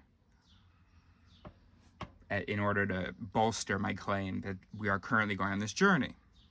Because if we've gone on this journey, then we are going on this journey. Or if something has happened, then that is what is happening, is sort of one of our reasoning mechanisms. Not actually logical, but yeah, that is why that's why I came up with this example, and that's why I'm giving it to you, to convince your reasoning mechanisms. It would not convince any reasoning mechanisms, but to convince your reasoning mechanisms that what I'm saying is true. But of course, actually, that doesn't actually indicate that. But anyway, I'm going to continue to make that case anyway, because you know what? I don't have all the answers. I'm a subject. Study me. Watch me do this. So anyway. So,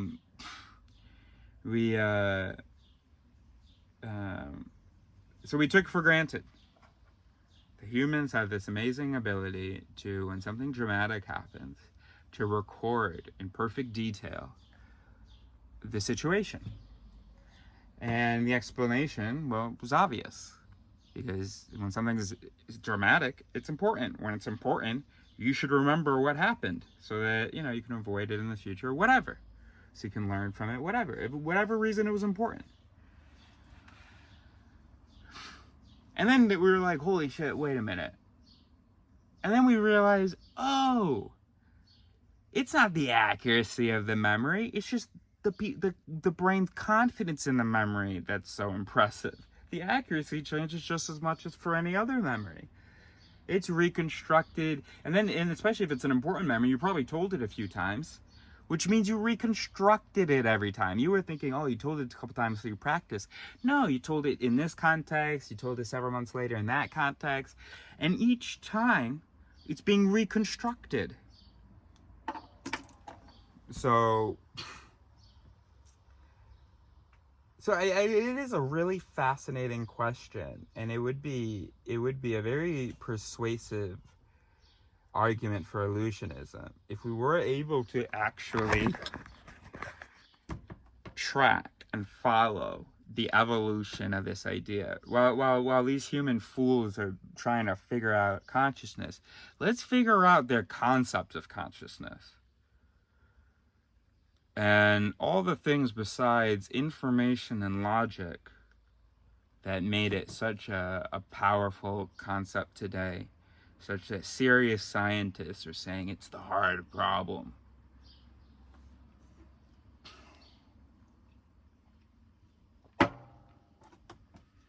And we would solve the hard problem not only will we have, so I think I have a good draft for an explanation of how the conscious illusion is happening and is maintained in an individual's mind. I also have an explanation for almost everything that's attributed to consciousness besides qualia And my explanation for qualia is the thing I just said. It's the same explanation as how the thing is maintained. So sensation. Qualia is basically the feeling of seeing, right? Okay, you just said it's the feeling of seeing. Yeah, we know that the brain can do sensation. That the brain can interpret sensation. There you go, the feeling of seeing a red apple, the redness of the apple, what that does to you, what you feel as you're engaging with that. That's sensation. Yeah, we already know about sensation. But no, it's a mystery. Well, this is because of the meta paradox. The highest observer can't be observed. So when you feel like you're having like a conscious experience, you are engaging with a process below the observer. You are the observer, reacting to, having a sensation about, perceiving, judging, whatever, some lower process that happened in the mind. So that perceptive process right there, that itself can't be observed. So it feels mysterious. And the feeling of that mystery can feel mysterious if it's the highest level that's feeling it. Because you can't observe the feeling of it, because it's the highest observer that's feeling it itself. And then, of course, we have collant intangibility, which is that the reason why it's so difficult to get you to see that the meta paradox and sensation explain consciousness is because you have a special category, every brain does, for magic intangibility things. It's how we were able to have great ideas by not, being critical of them and scrutinizing them and trying to see what the symbols represented and coming back to the real world and studying the tangible things. We're able to imagine all kinds of things without any direct or obvious relationship to tangibility. And that was an amazing thing to be able to do. Now, you can't do that if you're also scrutinizing, because you can't really brainstorm and scrutinize at the same time. Also, scrutinizing all that stuff you're going to brainstorm is going to be very hard, extremely energy costly. So that special category that you have, that you love, of these intangible things we are free to imagine and that we all benefit from, well, it's really hard to get stuff out of that fun room and into the real world. We don't want to. We have a resistance to it. We are tangibility averse, or tangibilizing averse. Which is unfortunate, because the intangible only matters as it relates to our relationship to the tangible. Okay? The intangible is about an improved relationship to the tangible. Right? All this intellectual shit that I'm doing, this talking and post-its and symbols, all these symbols, and inventing new sounds and all that stuff, none of it's real. What it's about, and I came up with this the other day, and I don't think I've recorded this, so I'm excited about this, and well, now I think I've fucked it up, but none of that's real. What it's about is improving our relationship to the real, okay? That's why new words are good. Words are pointers at concepts, and as we have new concepts, we need pointers from it. And sometimes we need new words so that when we hear these symbols, these words, that refer to these new concepts, we don't also hear them as references to the old concepts. It's about categorizing. The world is messy, but the human brain has some pretty fantastic, a pretty impressive capacity to understand aspects of the world, or rather, to usefully categorize aspects of the world such that it can achieve certain goals. So all this intellectual shit and philosophy and all that, it's not about sort of the world.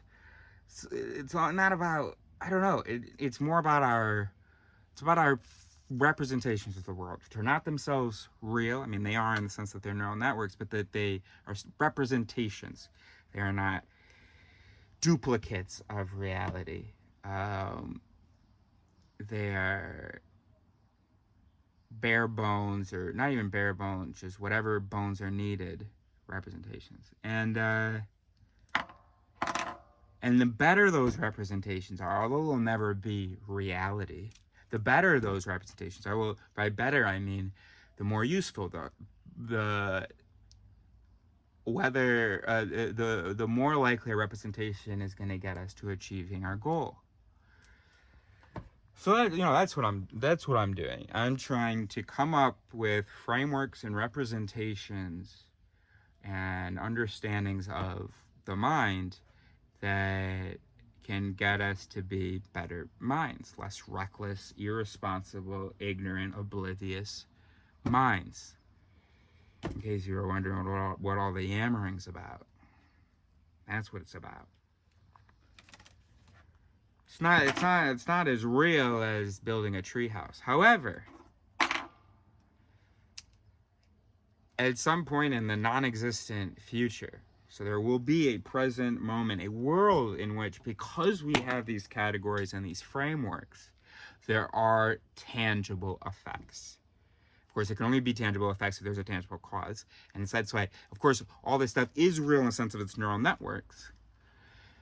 So then with these representations, these neuron forms of reality, well, those neuron forms of reality can contract muscles, some acetylcholine, and muscles, and moving in space. Now we're talking real stuff. So there you go. So it's nothing I'm doing is real, but the idea is that it would help what's real. Now back to what I was saying. Will help what's real. Not real. What were we talking about? Jesus Christ. I guess long-term hash use. But hey, it's great because I get to reset every few minutes. And it's great for thinking because you kind of get a new approach every time. What were we talking about? Why did I start talking about intangibility? Call it intangibility. Yeah.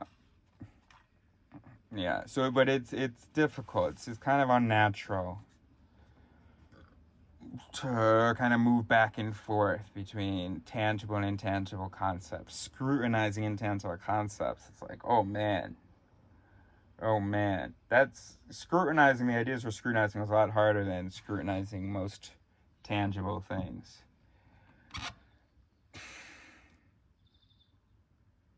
I mean, what's the hardest science? Quantum physics, right? Maybe astrophysics, right? Why? Because those are the least tangible things, bro, for us. And objectively, maybe, for the quantum events. Yeah.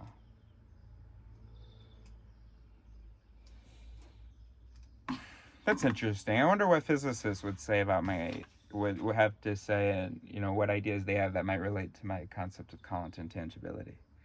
Anyway, so I've got an explanation. I think, I don't know, maybe I don't feel totally sold on everything I just said, but I'm pretty happy with my explanation of why consciousness is the concept is so compelling and seems so real. Because here's the thing, although we don't want to tangibilize things, the brain can't do intangible shit unless it kind of thinks of those intangible things as real, right? Which is why I've stressed so many times that they're not, because we do think of them as real.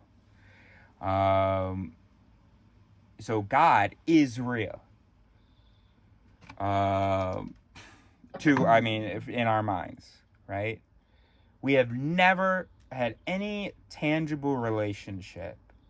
We don't even have reasons to believe that this thing is real. And yet, for some people, it's the realest thing there is.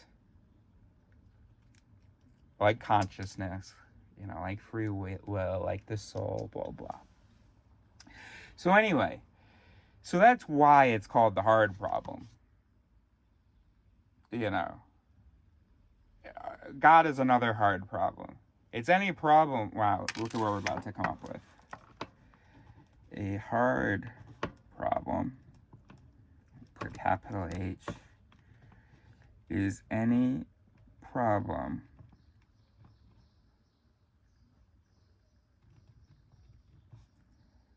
that exists in the mind, but not in reality.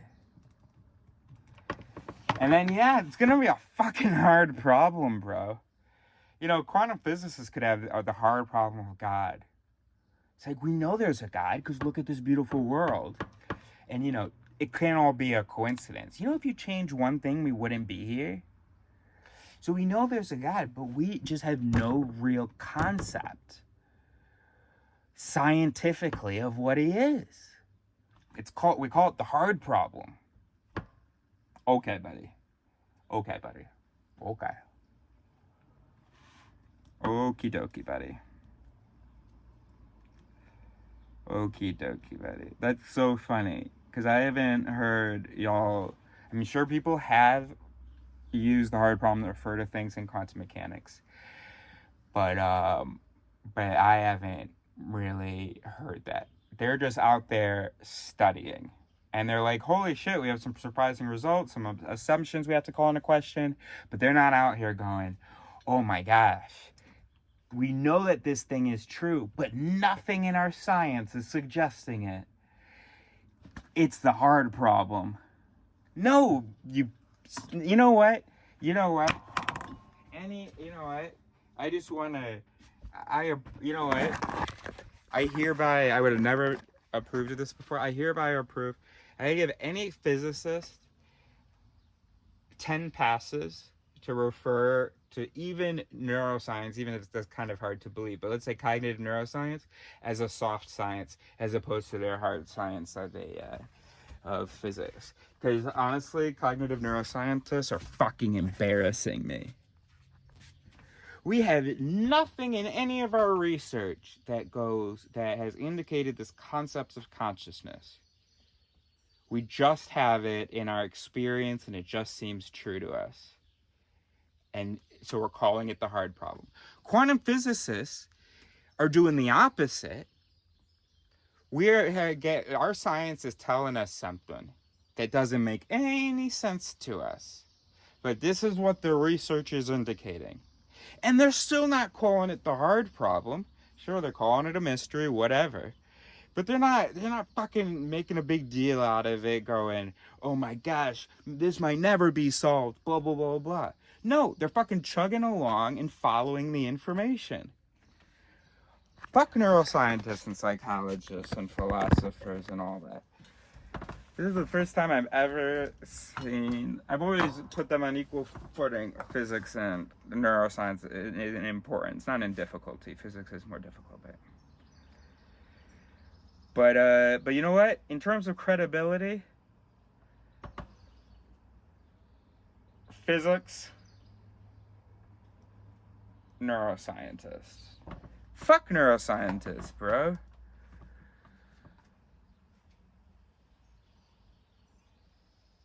Of course it's a fucking hard problem. Anyway, this isn't what we were talking about, though. We were talking about something about consciousness. Oh yeah, it would just be really, really interesting, though. How did it become the hard problem? I mean, not that I'm surprised, because, you know, I already have an explanation for how it's the hard problem now, but historically, psychologically, chronologically, what were the, you know, psychological and cultural events that led to that feeling so legitimate? And then also, as far as our evolutionary psychology, yeah, I'm really curious about different concepts. I can't do any research about that now. I'd get too upset because we are still in that time period, right? We don't have yet the perspective to tell that story, right? We don't even realize that that's a story to it to tell. We're just like, oh, well, we have consciousness, and it would just be a history of like philosophers debating what it is and neuroscientists trying to find it and completely unable to find it and blah blah blah. And the teller of the timeline would themselves believe in it and would just be talking about the search for it. But I want to know about the construction of it. I want to know about the conception of it. It didn't come from reality. You can't tell that story unless you know that. Unless you know that we need to explain how, despite some of our good reasoning mechanisms, how real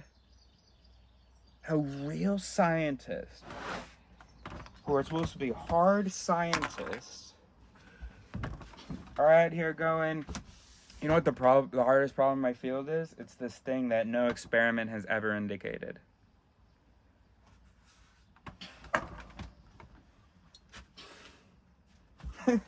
I study decision making, but I did about 20 years studying sensation and perception, and at no point in any of my sensation and perception did I go, wait a minute, what's happening here? How is this decision being made? This thing being perceived? This sense, blah blah. The experiments indicate that none of these neurons were active. There has to be some other element in here that is connecting these things or whatever. You know, and I always studied split brain patients. So I found that, you know, you sever the corpus callosum, and you have these two hemispheres not talking. And yet, although when you show an image in the left visual field, the patient shouldn't be able to talk about it because language is on the left. And, you know, things from the left visual field are processed on the right. So if there's no corpus callosum, the information can't get over there to be spoken about by the left. But this patient, despite having no corpus callosum, was able to name images seen in his left visual field. So there's some kind of a thing that enables communication that's beyond or other than just the neurons.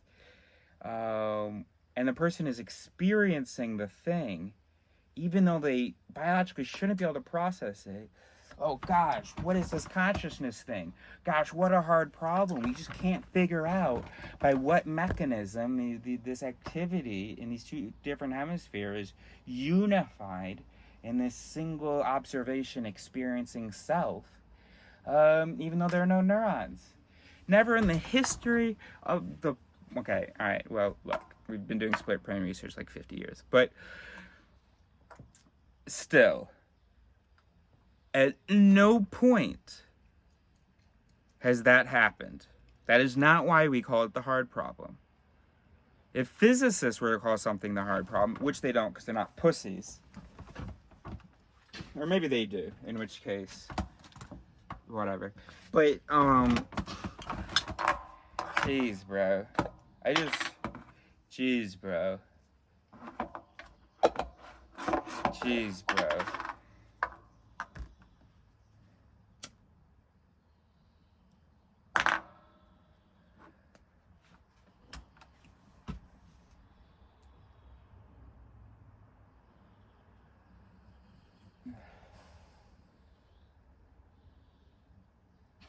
The hard problem is any question posed by the mind,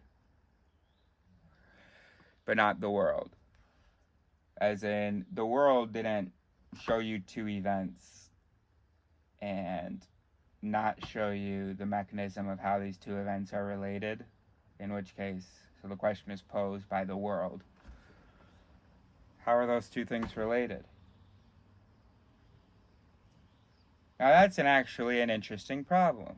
But hard problem, capital H, is one where you're like, hey, I wonder how those two things are related. And they weren't. There was no mystery there. The world didn't ask that question. Well, you know what I mean, and I could formulate that. Someone could formulate that better, but you know what I mean by like the world. The world didn't indicate the question. You didn't find the question. You didn't find a gap, a hole somewhere that needed to be filled. No, you fucking invented it.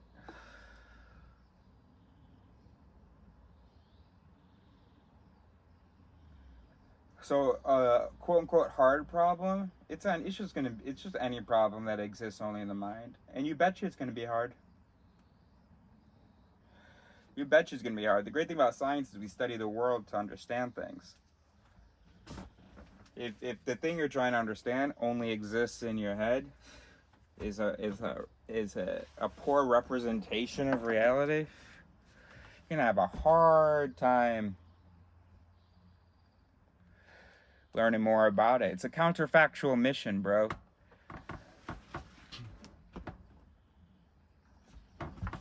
A hard problem is any problem that exists in the mind but not in reality. A counterfactual problem approached empirically. How the fuck you gonna study some counterfactual empirically? Stupid shit.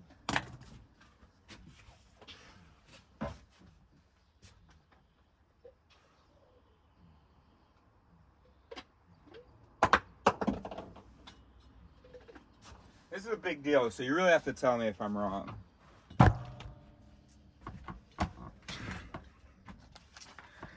The history of the... You know what? I think the most unifying word might be qualia. But qualia doesn't involve, like, the operation, the execution, the decision-making. So maybe it isn't the most unifying term. For whatever it is we all feel exists, that we've named many different things.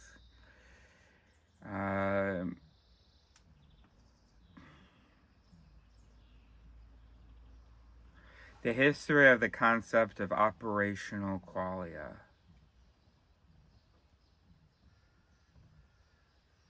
Of an experiencing agent. I mean, we are an experiencing agent, but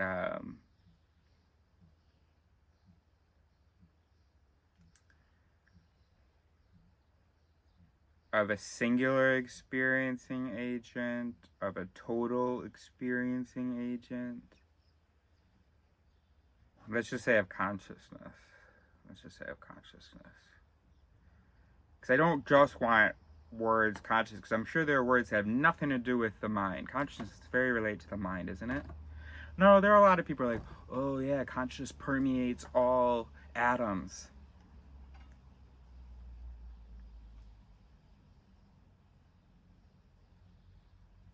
But then they're not talking about an operational consciousness there, where it's like all atoms have like free will.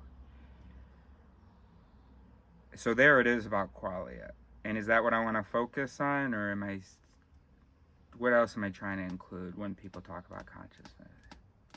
Yeah, the whole judge myth, bro.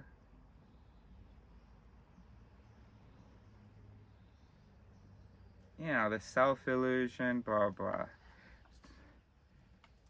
Self-illusion, soul, ego, spirit, essence, consciousness,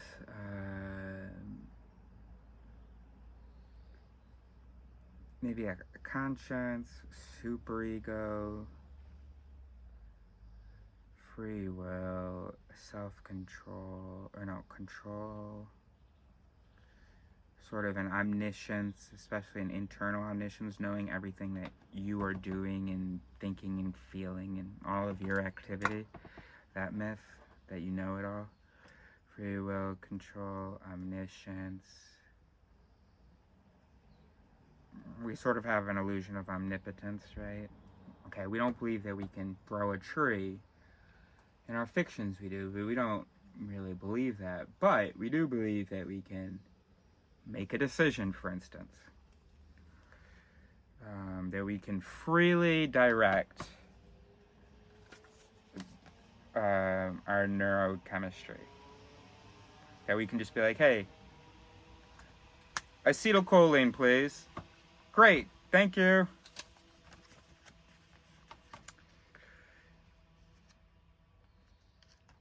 I had more words before, didn't I, for this experiencer?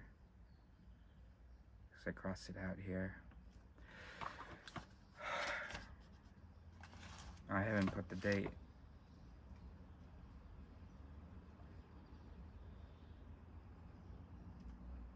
Thanks for hanging out with me, by the way. I feel like I haven't thanked you recently. Maybe I felt like I was giving you more than your money's worth, but thank you.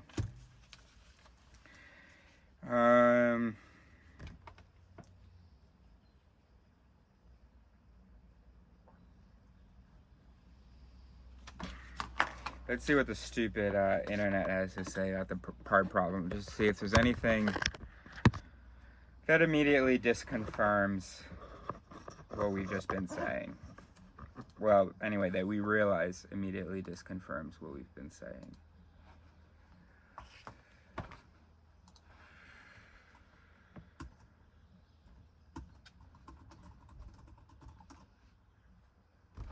All right, Wikipedia, hard problem of consciousness. In the philosophy of mind, the hard problem of consciousness is to explain why and how humans and other organisms have qualia, phenomenal consciousness, or subjective experience. Look at that, phenomenal consciousness. See that? We don't have phenomenal consciousness, bro. It's not a phenomenon. The word consciousness is a label for a bunch of different phenomena, but it's not itself a phenomenon. They're discrete phenomena, all being grouped with this illusion. And what do you mean is subjective experience? Subjective is just from my point of view. Of course, me looking at it, yeah, it's subjective. It is contrasted with the easy problems of explaining why and how physical systems give a healthy human being the ability to discriminate, to integrate information, and to perform behavioral functions such as watching, listening, speaking, including generating an utterance that appears to refer to personal behavior or belief, and so forth. Yeah, and so forth. You're going to end up listing everything that you could have possibly listed in a definition of qualia or subjective experience. The easy problems are amenable to functional explanation. Look at that. You create a problem that isn't amenable to functional explanation. That is, explanations that are mechanistic or behavioral. You have a thing that can't be explained with mechanisms. Yeah, it's a hard problem then. Since each physical system can be explained, at least in principle, purely by reference to the structures and dynamics that underpin the phenomenon. And what is this consciousness that hasn't been explained by the structure and dynamics that underpin mental phenomena? Proponents of the hard problem argue that it is categorically different from the easy problems. It is, because it doesn't exist. Since no mechanistic or behavioral explanation could explain the character of an experience, not even in principle. Right, that's Collins intangibility. I mean, I could be reading an article about God here. People going, oh, this is the hard problem because this question of God is categorically different from, how does a plant grow, how does reproduction happen, because no mechanistic or behavioral explanation could explain the nature of God, not even in principle. Even after all the relevant functional facts are explicated, they argue, there will still remain a further question. Why is the performance of these functions accompanied by experience? And that's the meta paradox. It's hard to internally and that's the only place you're experiencing the experience, but it's hard to study it or even have a framework for it because we're talking about the highest observer. Literally the neurons at the end of the line reacting, and there are no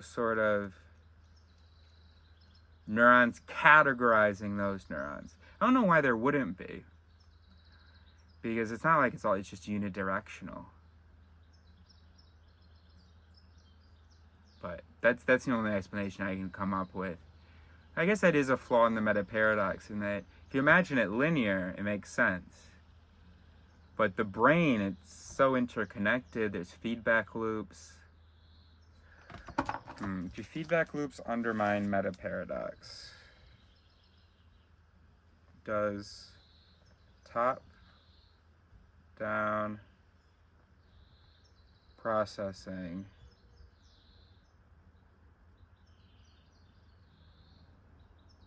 what does that mean?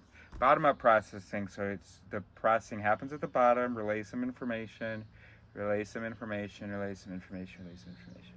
Top-down processing. Top relays some information, lower, lower, lower. Yeah, just top-down processing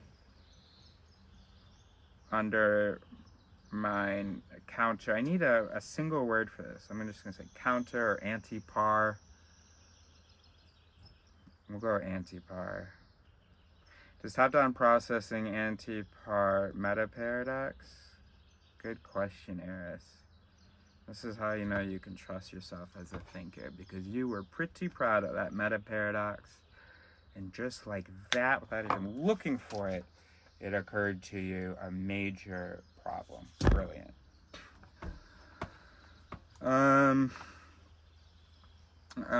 So let's see what this means about consciousness then, if we have to, if we're searing, if we have to dounce, or if we have to, if we have to dounce the meta paradox. Even after all the relevant functional facts are explicated, they argue there will still remain a further question. Why is the performance of these functions accompanied by experience? Notice that? Notice that? There's this remaining question, right? That's what makes it a hard problem, right? Even after you've looked at all the mechanics, all the functions, you've looked at all the reality, there remains a question. Now, it doesn't say here a question that left by the world. There isn't a thing that they're saying that they can't explain, except for this question. What I mean is, well, you know what I mean, right?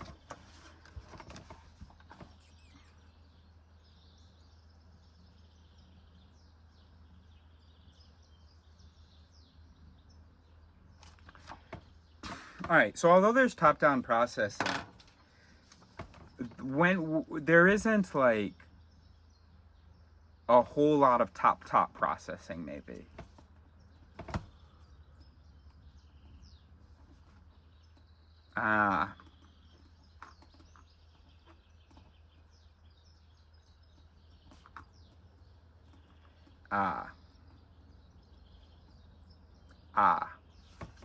There you go. There you go. I think. I don't know. Maybe I'm just relieved that the meta paradox is safe. There you go, though. It says here, to bolster their case, proponents of the hard problem frequently turn to various philosophical thought experiments involving philosophical zombies, which they claim are conceivable, or inverted qualia. I don't know what that is. We're going to look at that in a second. Or the claimed ineffability of color experiences, right? So the experiencer of red, that's a top dog. And he's going to send that experience down, so to the sensation department, so that it can be felt. But those losers that he's sending that down to, although they're affected by him, they can't go and categorize. They're not big dogs who can label, categorize, articulate, who can F. So of course it's ineffable. So the meta paradox isn't actually a forever paradox. If you had an organism with a pretty developed top processing system, which the absolute highest categorizer and engager, there's two of them, and shit's able to go back and forth. Basically, if you gave interpretive capacity and language capacity to the right brain, you would no longer have the illusion of consciousness. Because the left brain can talk about the right brain's experience, the right brain can talk about the left brain's experience, they can talk to each other about their experiences, and now you no longer have a top meta that can't be meted, because the top metas are metaing each other.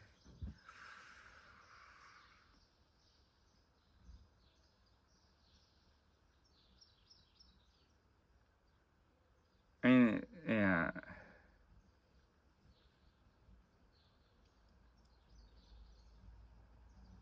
So dumb. Not to mention that color experiences and the affability of color experiences are both affected when the mechanisms are affected.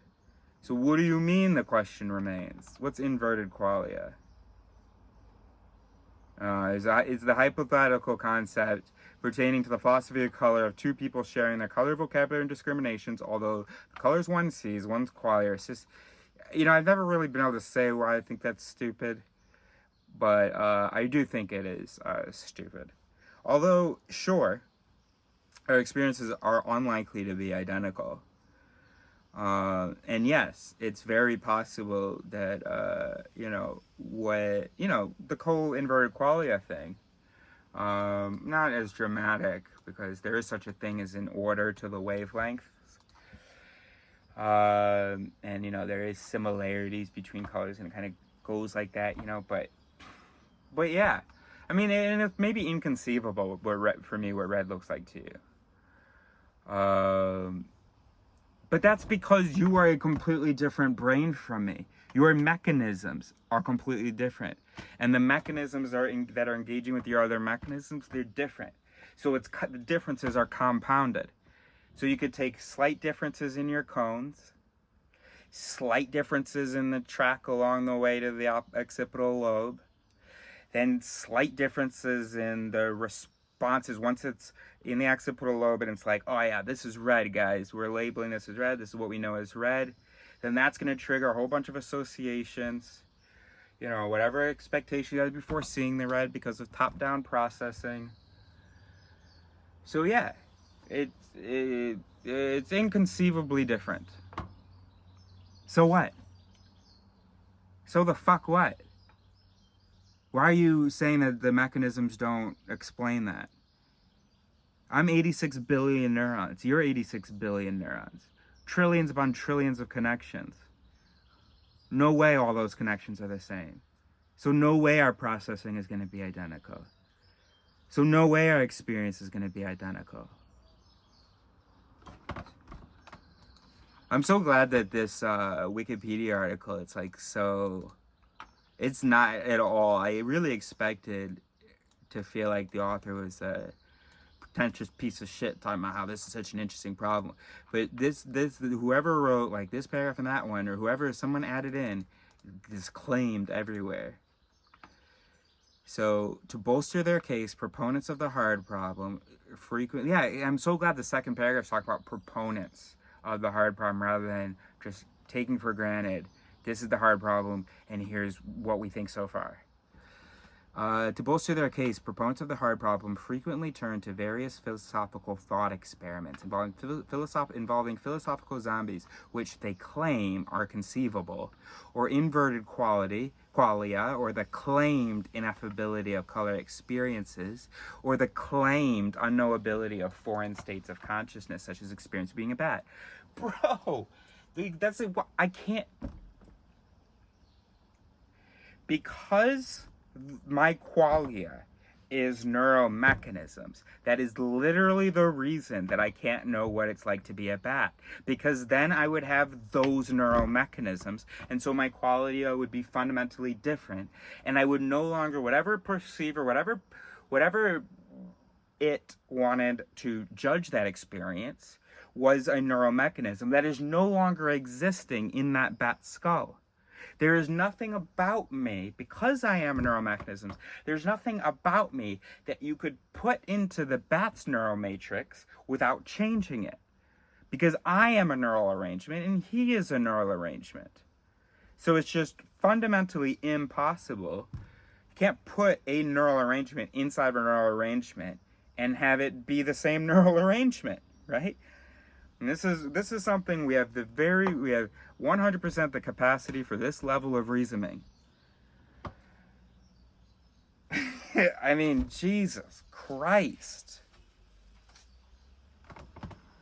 That for me, that's evidence that there's no problem, there's no question here.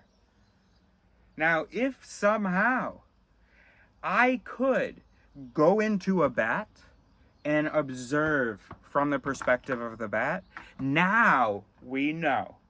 Holy smokes, there's some experiencing self beyond the neural mechanisms that we've studied so far.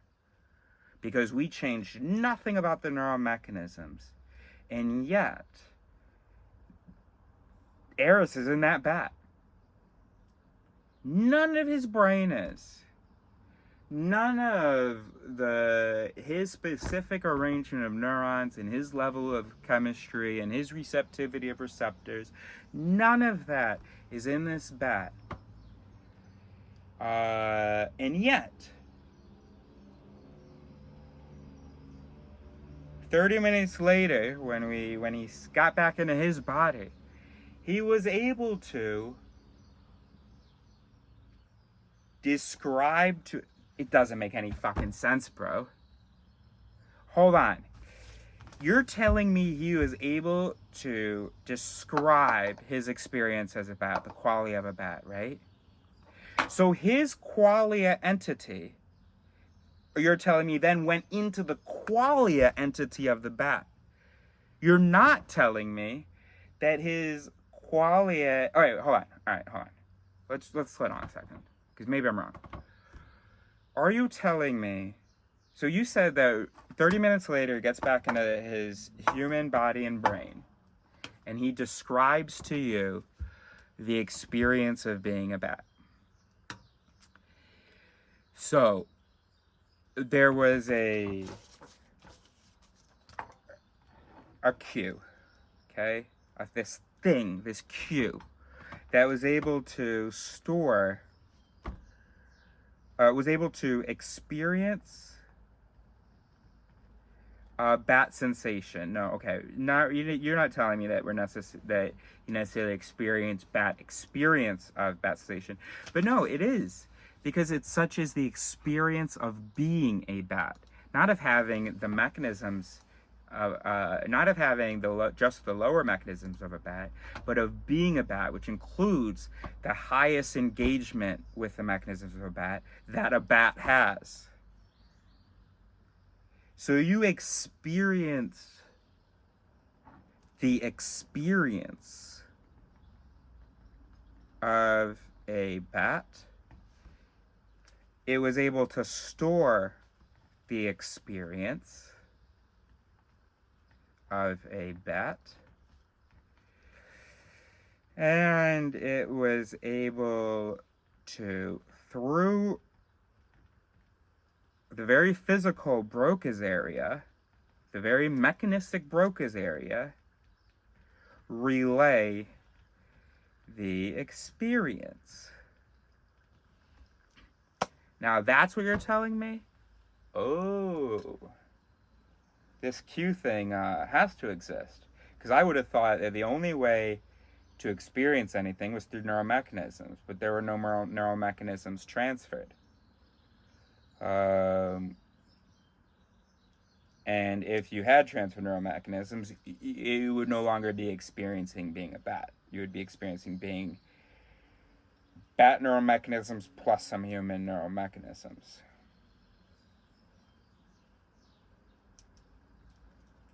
All right, so I'm convinced. But that's so funny to me because that's so crazy to me because so you're telling me that your subject's cue didn't just go into the bat's brain. It went into the bat's experiencing self and experienced the experiencing self, but not as the meta experiencer, but as the experiencer that it was experiencing. Logically, I feel like that doesn't work. So I feel like you're lying to me about your experiment demonstrating qualia. And so I feel like you should just shut the fuck up about qualia. And it's so funny in this dumbass Wikipedia article that I was just celebrating a second ago. But you know, fundamental attribution error. So there's one line here that's bothering me. So naturally I insult the whole article. You're telling me that there are people who believe that the unknowability of foreign states of consciousness bolsters the case of the hard problem?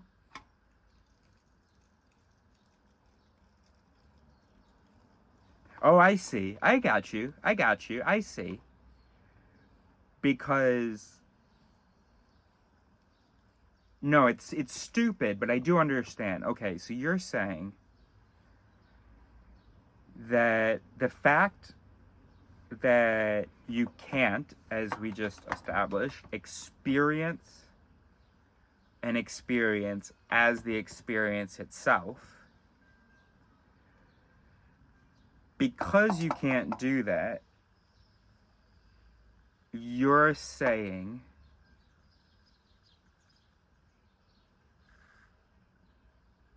that the experiencing self must exist?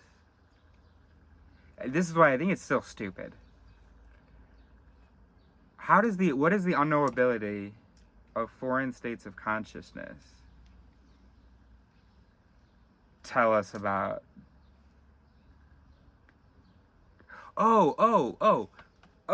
This is proponents of the hard problem. They're not making necessarily a claim. They're saying it's consciousness is a real thing and it's very difficult to explain. People who are proponents of that, the fact that it's difficult to explain, yes. The hardness of it, yes, because of the unknowability of foreign states of consciousness. But it doesn't bolster your case that it actually exists. Because even though you couldn't experience being a bat, you could have the lower experiences of a bat if this qualia thing existed. You wouldn't be experiencing a bat as a bat. But like you would, like echolocation could make sense to you, for instance. So like you would be hearing sounds and you have the neural interpretive mechanisms where there are no alarms going off. It feels right. But your feeling of it being new couldn't be there because that's obviously a neural event. Familiarity and non-familiarity. Gosh, we've wasted so much time on this stupid fucking thing, consciousness. And what's this stupid shit of philosophical zombies that they claim are conceivable? So a philosophical zombie is a being in a thought experiment in philosophy of mind that is physically identical to a normal human being but does not have conscious experience. What have you just said there? How are you going to make it physically identical to a normal human being, except it doesn't have sensation about the things that it's like doing and thinking? It doesn't have sensation about it doesn't see an apple and the redness of that apple triggers a feeling and association with other things in that category. That moment of observing the redness of the apple can itself be observed. They have all the same neurons, but they can't do that. What experiment, you philosophers of mind, has ever indicated to you? When have you ever met a person They had exactly the same connectome as normal human being, but they were like, consciousness? What the fuck are you talking about? Redness of an apple? Experiencing? Nah, I'm on autopilot right now. I have no idea what you mean by that. I'm not experiencing any of this. These words are just coming out. Yeah, no, I have the exact same brain. So yeah, as these words are coming out, I'm having reactions to the words, but I'm not experiencing them. What are you saying to me? That's meaningless. For example, if a philosophical zombie were poked with a sharp object, it would not feel any pain. Hold on. You don't know about substance P? Hold on. So this is so fucking outdated. Listen to this. For example, if a philosophical zombie were poked with a sharp object, it would not feel any pain, but it would react exactly the way any conscious human would. What do you mean it wouldn't feel any pain? Then what would motivate it to react that way? It wouldn't be reacting exactly the same way. What about the urgency? You need that feeling. That's how the pain system works. You need to have an unpleasurable experience to avoid that in the future. I mean, you can have a reflex, pull your foot off, but you're telling me that he pulls his foot off. Fuck, no, you gotta help me. Please, this is hurting so much. Please. Oh, don't bother me with that right now. Don't bother me with that. Fuck. And you're telling me the system producing all of that behavior is producing that behavior without any sensation of pain? Then what is it fucking doing then? So stupid. I am so annoyed. I honestly, I guess I thought it was going to be something more impressive.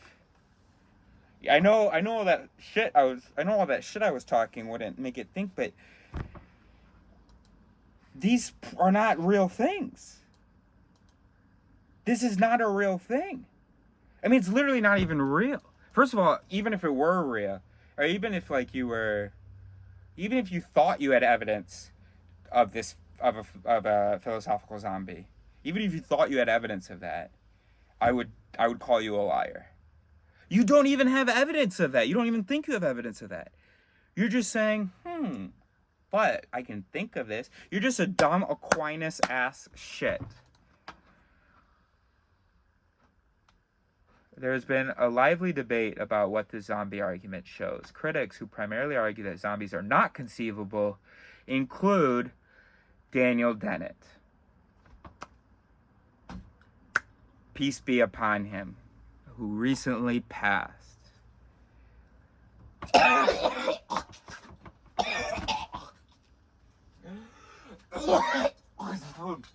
You're telling me a being could react like this without being overwhelmed with discomfort and disgust? You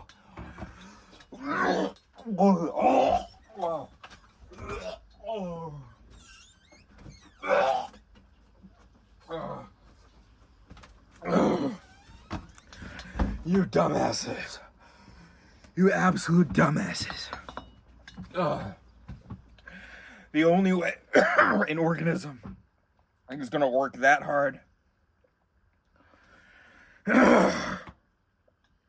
to get a stupid little gnat out of his throat and be that dramatic about it is because he is experiencing something unpleasurable. Just lonely, bro. Some physicalists, such as Daniel Dennett, argue I would be so much happier if my dad weren't a dumbass. He's not. I don't mean if he fundamentally changed, but if he just reasoned for a second and was like, okay, I get that I feel that there's this consciousness thing, and I get that the philosophical zombie thing makes sense to me. That seems like a possible thing, a plausible thing to consider. But hey, Eris, I know you keep thinking about how that one day when I was disagreeing with you about consciousness, I told you to look at Daniel Dennett. And you're telling me Daniel Dennett says I'm full of shit and agrees with you, Eris? Well then, all right. Let me hear someone out.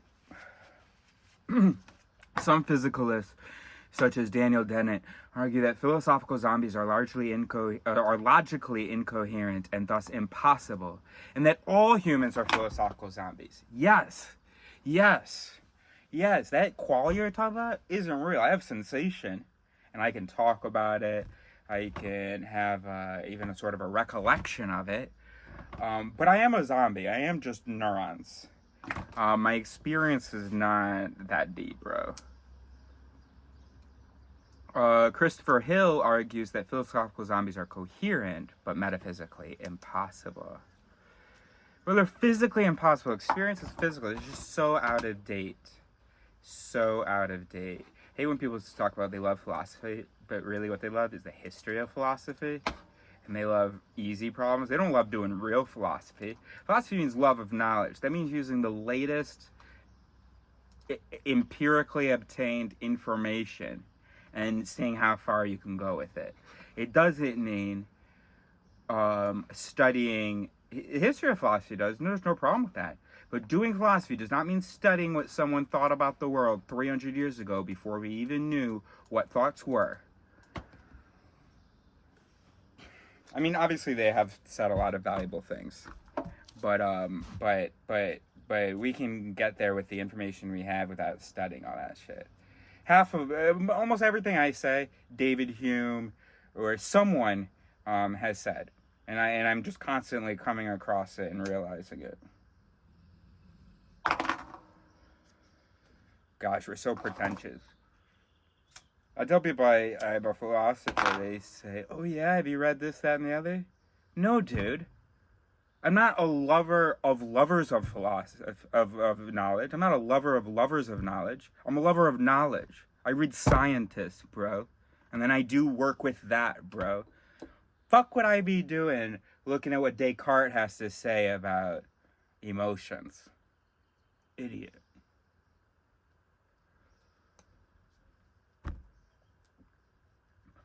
Gosh, I wish I could just...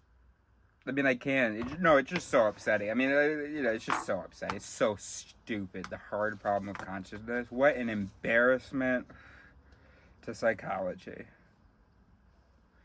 And philosophy, actually. And philosophy. Philosophy is not about trying to answer a priori questions. Because some of your a priori questions are fucking shit. You're just a human brain. Philosophy is about asking questions prompted by the world. Here's what we know about the world. And so here's what we don't know. We don't know this thing about what the world showed us. Let's go figure that out. Fucking hell. What an embarrassment.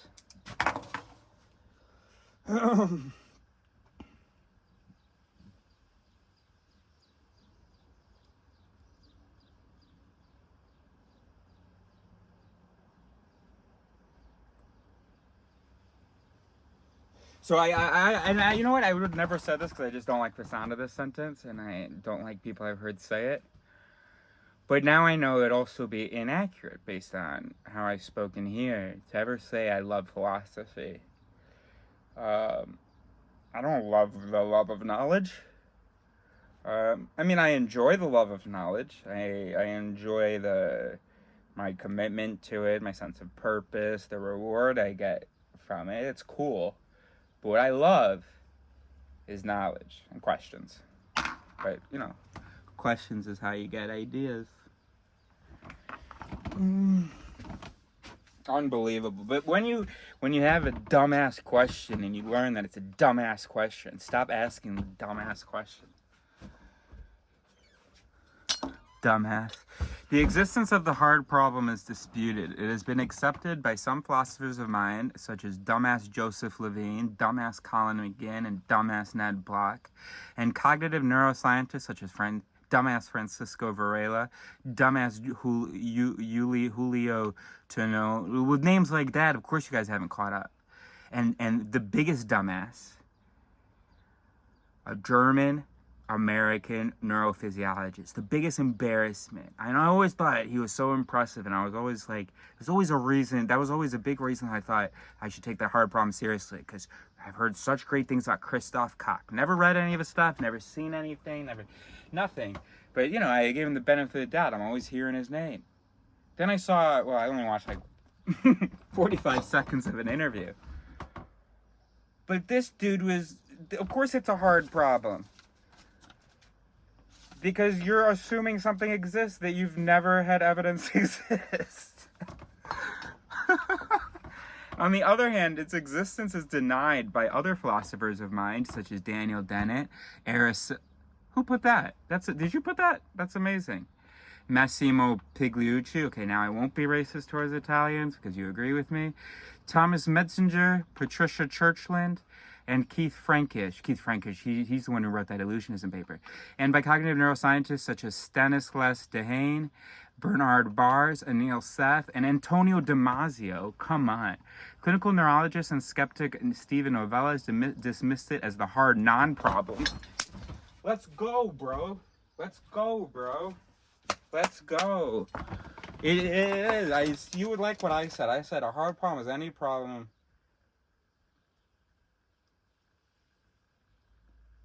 that only exists in the mind, instead of that exists in the mind but not in reality. That only exists in the mind. Yeah, it is a hard non-problem. According to 2020 Phil Paper survey, a majority, 62.42% of the philosophers surveyed, said they believe that the hard problem is a genuine problem, while 29.72% said that it does not exist. No wonder I'm lonely, bro. The people who are supposed to be, the smartest echelon are dumbasses. And I don't know, if you've watched a lot of my videos, I don't normally have that much conviction. And I'm not committed to this. I just keep arriving at the same conclusion, I swear to you. That you guys are stupid assholes. Arrogant assholes. Thinking that something that has never ever been demonstrated is a genuinely interesting question. That's so funny, dude. That's so funny. And, we can laugh and we can cry. Because it's very upsetting.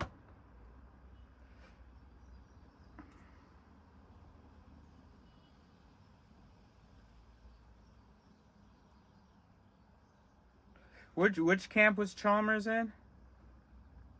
He's the one who posed the hard problem. But is he, he's all about it still? Gosh. Fucking Francis, what's his name? I'm glad we forget his last name. Hold on, I bet it can come to me. Collins. Francis Collins. Bro, you only went into science to prove our preconception, bro. Christoph Koch. I guarantee you. Let's look at Christoph. I will be very, very, very surprised and will have been very wrong if Christoph Koch studied something else like at school and then all of a sudden went into neuroscience. I bet this kid was a little boy going, I want to find the soul, Daddy.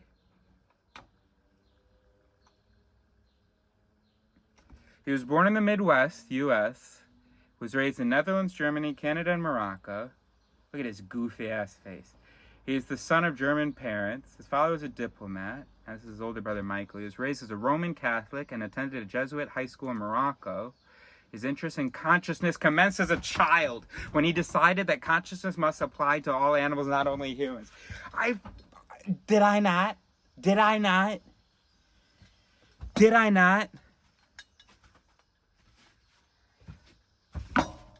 Tell me, did I or did I not?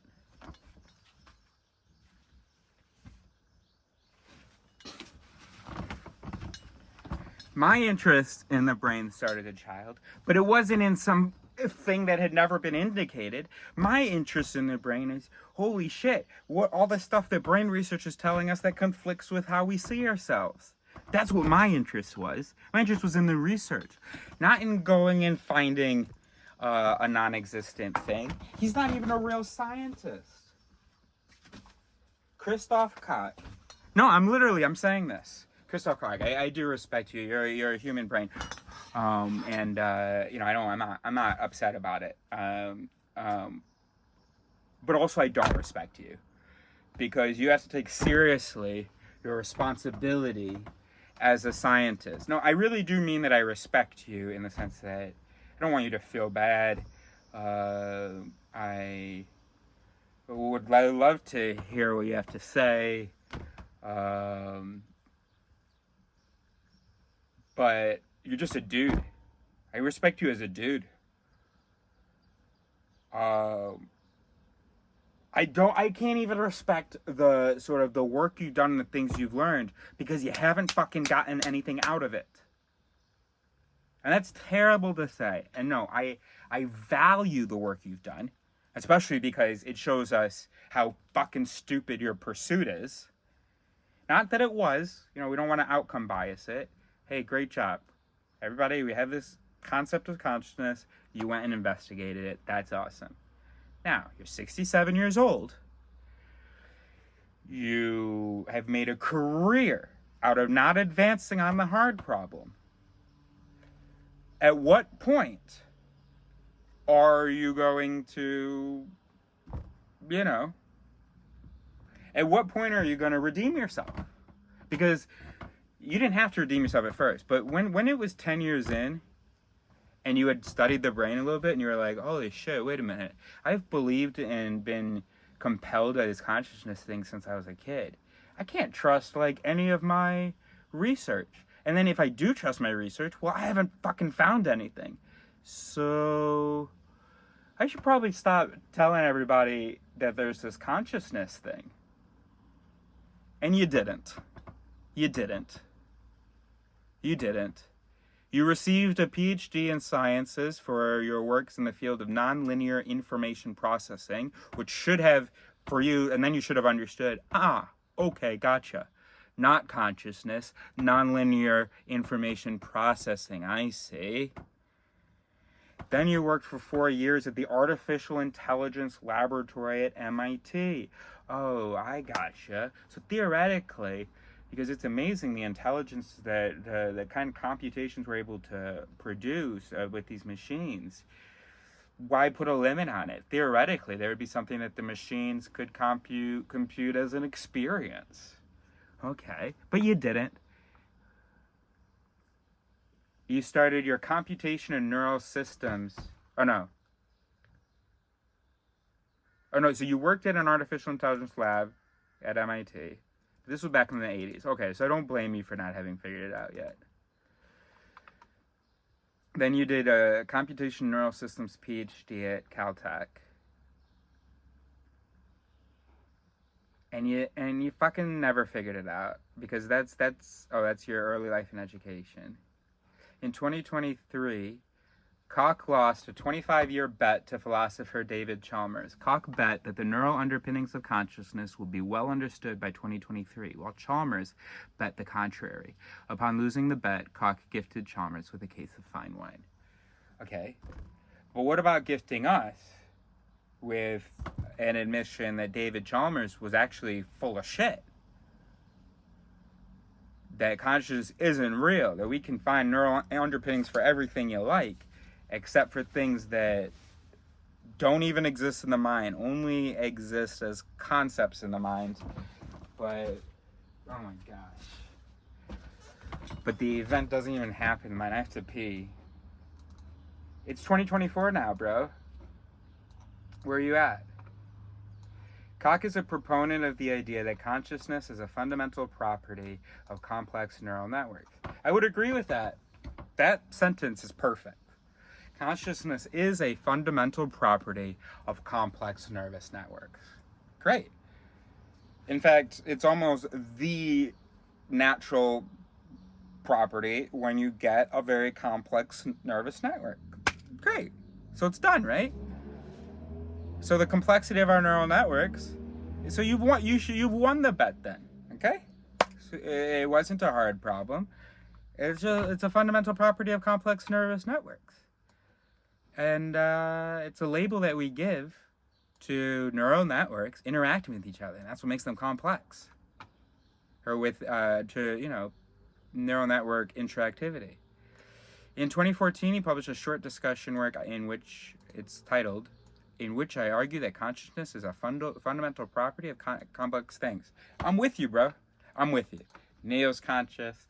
I bet in some senses, in the most reduced sense possible, plants are conscious. They're not going to have pain. They're not going to have judgment. They're not going to have vision, observation, memory. Pretty much, you have to strip pretty much everything away. No, in fact, they probably don't. They're probably not even complex enough. No. Sorry, you're right. No, they wouldn't. But like a beetle, is that complex enough? But anyway, whatever you say is complex enough, I believe you, and I accept that they have consciousness.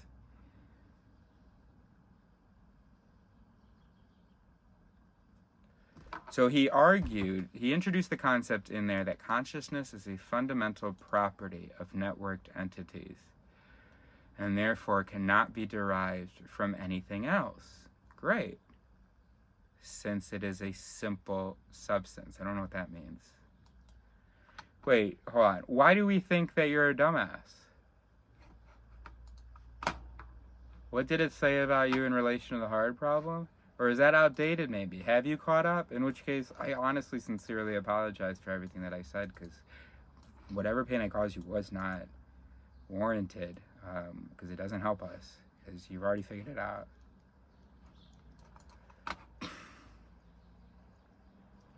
Wait, so, hold on. What does Cox say?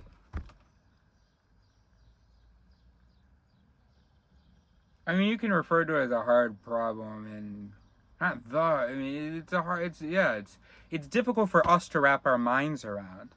It's not a difficult thing to actually explain or solve. It's just difficult to come up with an explanation that satisfies us. All right, well, one, I'm doubtful of your credibility because, I'm glad you went into it, but I am taking into consideration that you've been compelled by the conscience since you were a kid. So naturally, yeah, you very well could think there's more to understand. Consciousness is an ambiguous term. It can be used to mean self-consciousness, awareness, the state of being awake, and so on. Chalmers uses Thomas Nagel's definition of consciousness, the feeling of what it is like to do something. Oh, you don't know how feelings work in the brain? Oh, okay. Catch up, bro.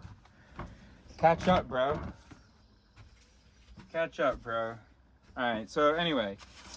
So we've totally solved consciousness. The only thing left is it would be really interesting and really persuasive to be able to have a narrative explaining the history of the development of the compulsion. But we have solved what experience is, why the experience feels so magical, why we're so resistant to realizing that it isn't. That's all on that post-it. We have insulted, with a fairly pithy post-it here, insulted the hard problem.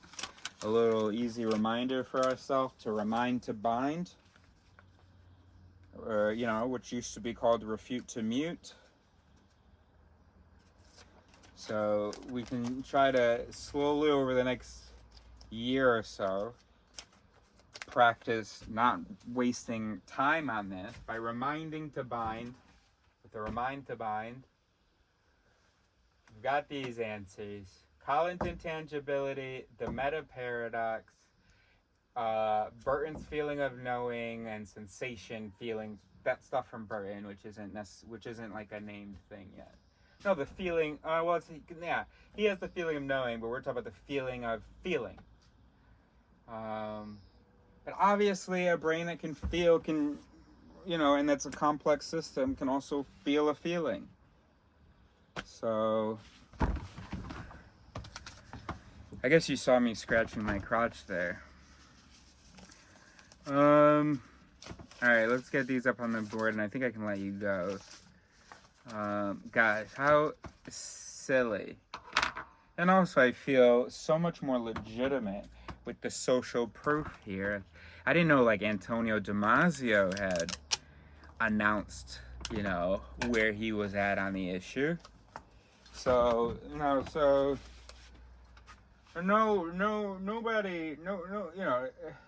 nobody respectable would encourage us to waste time on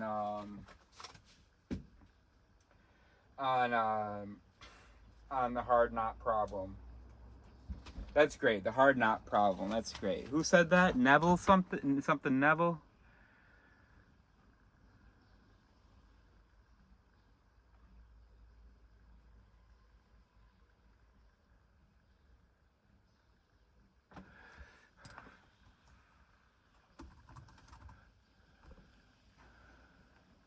Why am I...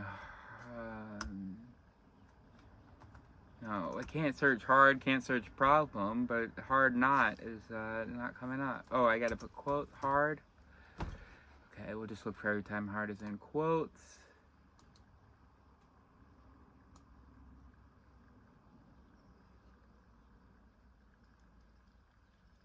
Stupid. I'm looking at this whole hardwired, soft-wired. What page did we see the hard knot problem on? What did we click on? Oh, philosophical zombie, right?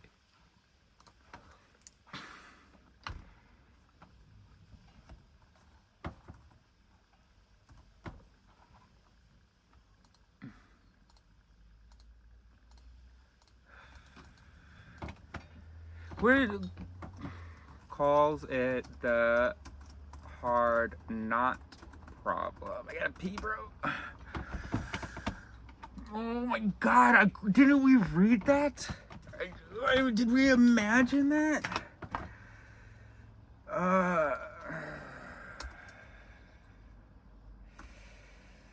Neville hard knot problem.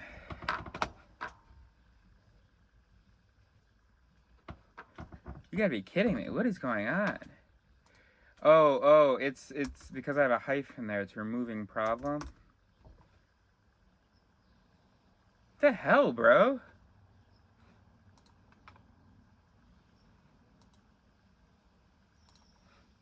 History. Inverted spectrum.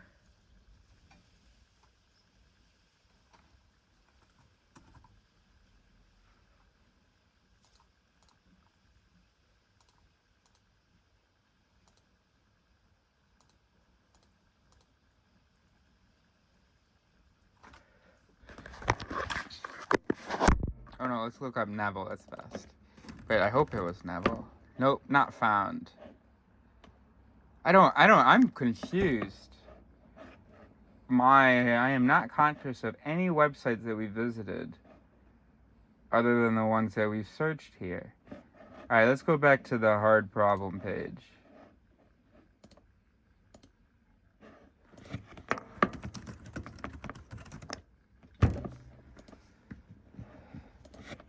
You're telling me there's nobody called Neville on this page? That's crazy. Okay, Levin. Joseph Levine.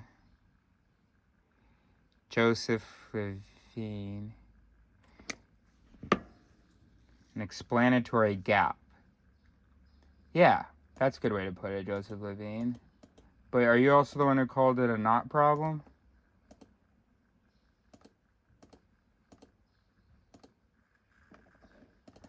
This doesn't make any sense. Knot dash problem. Not found. Knot problem. Not found.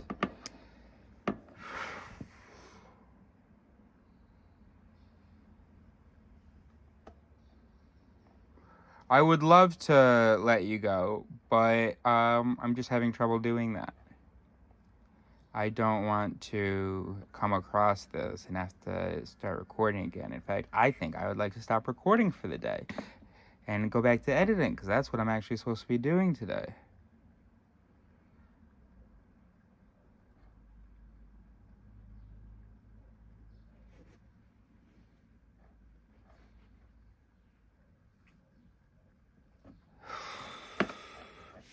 I'm so confused. How is this possible? You don't think someone just edited it?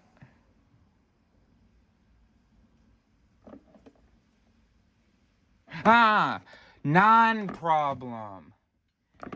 Oh my goodness. Okay. Steven Novella. Would I say Neville? Okay. Steven Novella.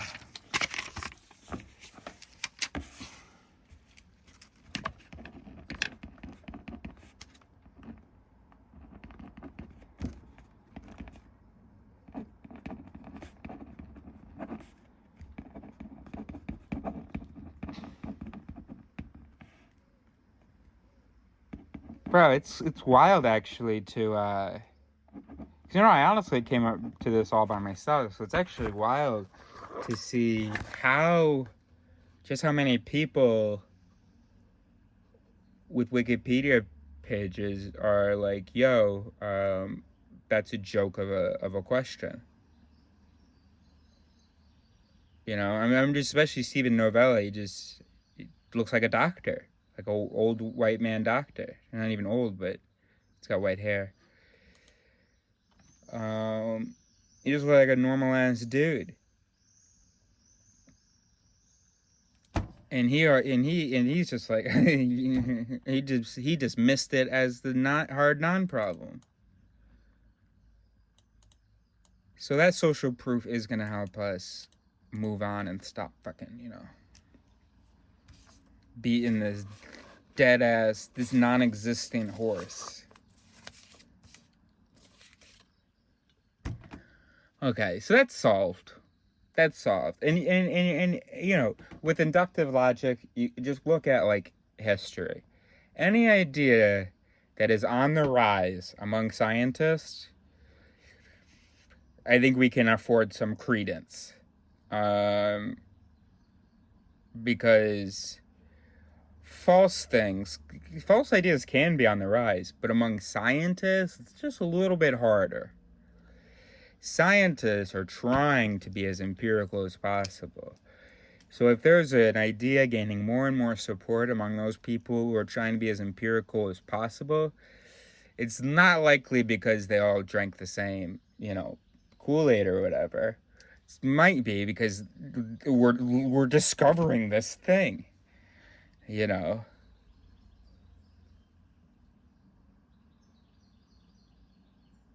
Anybody who goes the opposite way of science, oh no, science are starting to think these days, blah, blah, but no. It's like, what are you doing, bro? I sometimes feel that way about quantum mechanics, but I don't, you know, I just go, all right, you know, whatever. Hopefully it doesn't have much relevance to neuro, to cellular activity. All right, so that's kind of reassuring. Maybe we'll title this video The Hard Non-Problem.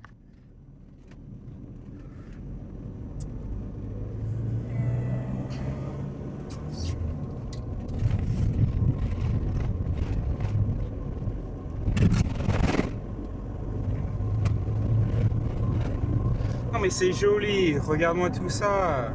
T'as pu prendre des belles photos? Oui. Mais pourquoi tu veux pas profiter de ça?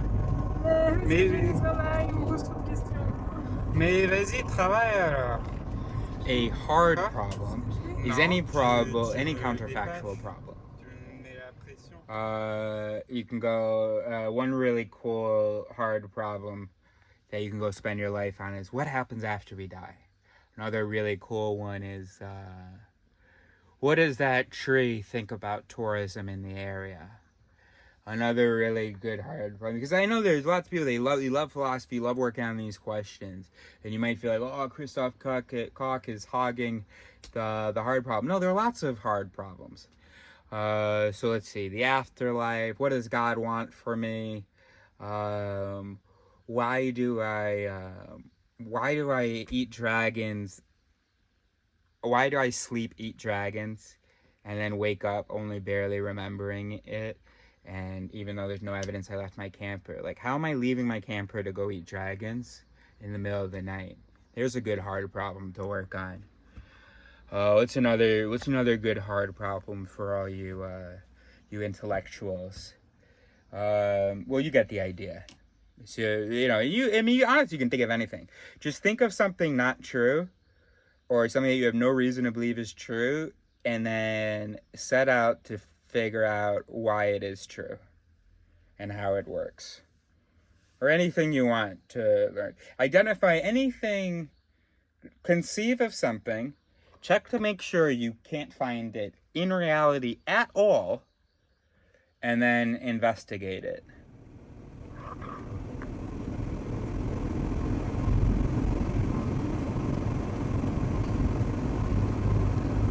Toi, tu vas peut-être vouloir passer. Je vais voir si je peux t'aider. Je vais voir. Ici, je peux t'aider.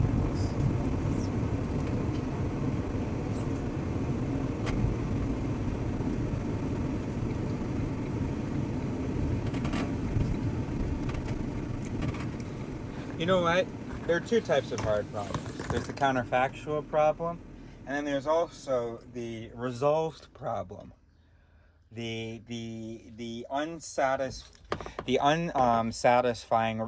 problem with an unsatisfying resolution. That's another good one. So, for instance, here's an example of that kind of hard problem. Whoa! Did you see that? I just moved my eyes back and forth like that. I wonder how that happened, how I did that. No, I know there's like the muscles, maybe there's some acetylcholine for those to contract, and I know that like there's some network, but it actually like moved though, you know what I mean? So, there's still an explanatory gap there. There's something missing in our understanding, Whoa, I can feel this table. That's amazing. I know that, like, I can, I know, there's sensory information, all that stuff. But it's actually working. Gosh, how are we going to explain touch perception? Oh my gosh, that's a hard problem. So, yeah, two types of hard problem. I'll put the other one. One is the counterfactual, and the other one is the unsatisfying resolution. And the reason the first one is hard is because, well, none of your empiricism is going to work in your investigation of a fucking counterfactual, dumbass. And the reason the other one is very difficult is because if when it's been explained it wasn't satisfying to you, you're probably going to look for a long time for an explanation that is satisfying, because it might be an issue with your standards and your comprehension rather than the explanation. Two types of hard problems. One, counterfactual. Two,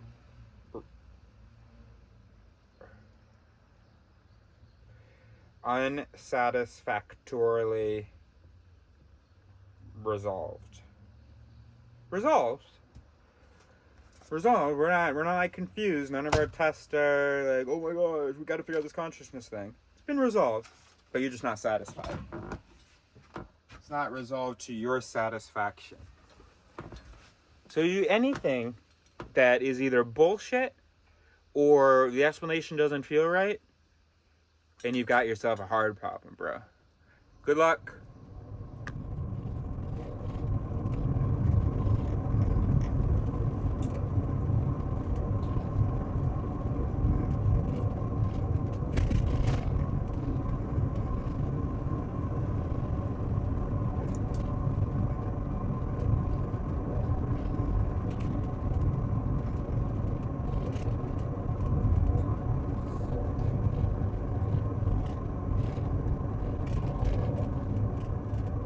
But what I'll say now is, even if a gorilla can sign, I'm hungry, that doesn't mean that it actually understands the biology of hunger. I don't know. That's not what I'm trying to say. What am I trying to say? What are we talking about? Yeah, just why would it just, it's choping for me. The idea that so early in the biological development of language, there is sufficient language to talk about, or anywhere near it, to categorize, to, you know, label the reality of what's pretty often considered the most complicated thing in the universe. And we're kind of tooting our own horns, but yeah, it's kind of, you know, there's a lot of dead stuff in the universe. A lot of things that didn't make it past molecule. And you got a brain. It's I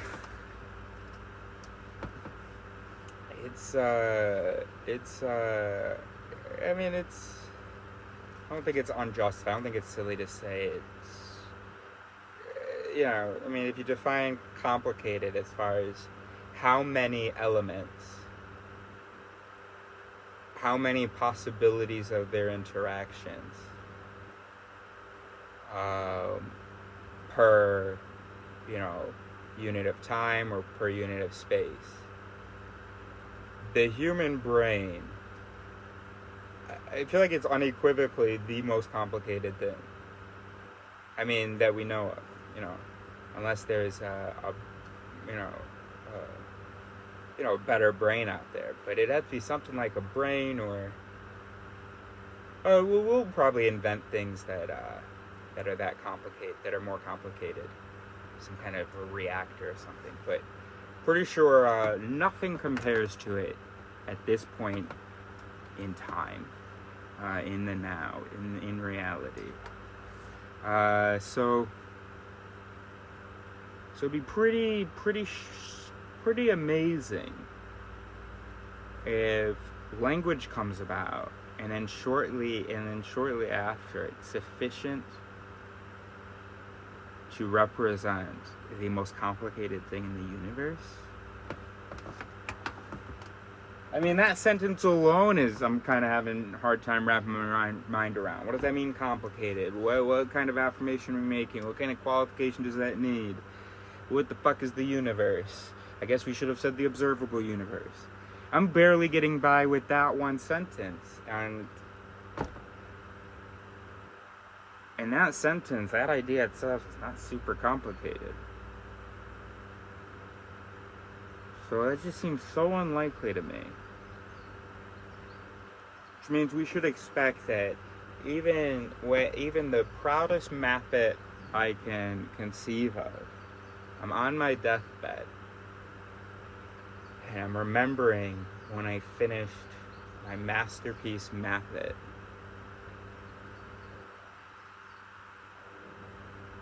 There are going to be people that see that as finger painting. Feces finger painting.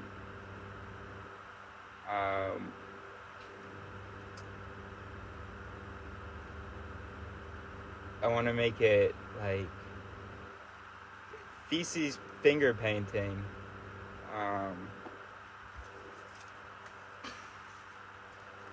That looks like this,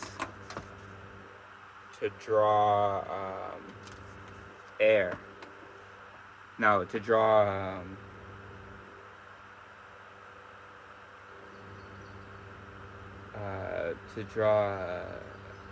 gosh, I keep thinking, everything I think of it is kind of related. I want it to be something so fundamentally, absurdly, like, just, oh my gosh, you completely missed the point in your feces finger painting.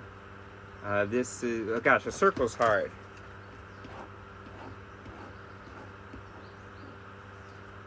This is my feces finger painting of gravity. the week of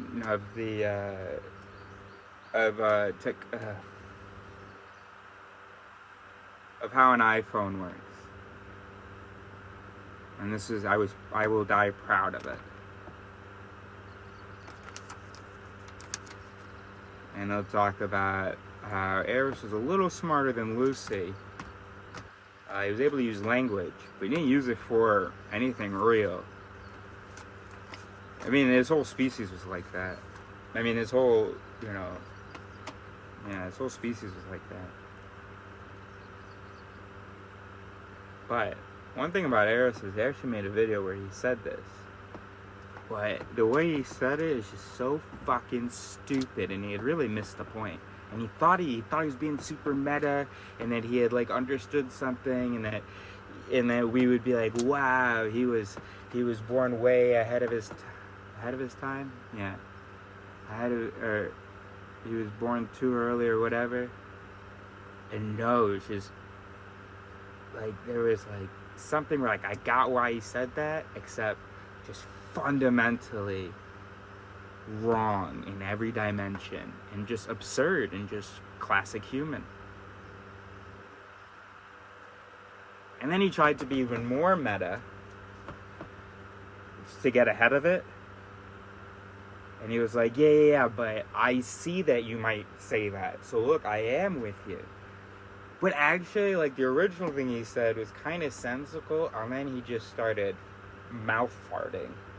And then he got even more meta, and he just kept going until his channel was deleted because he was wasting people's time. All right, bye. Exiting speed enforcement zone.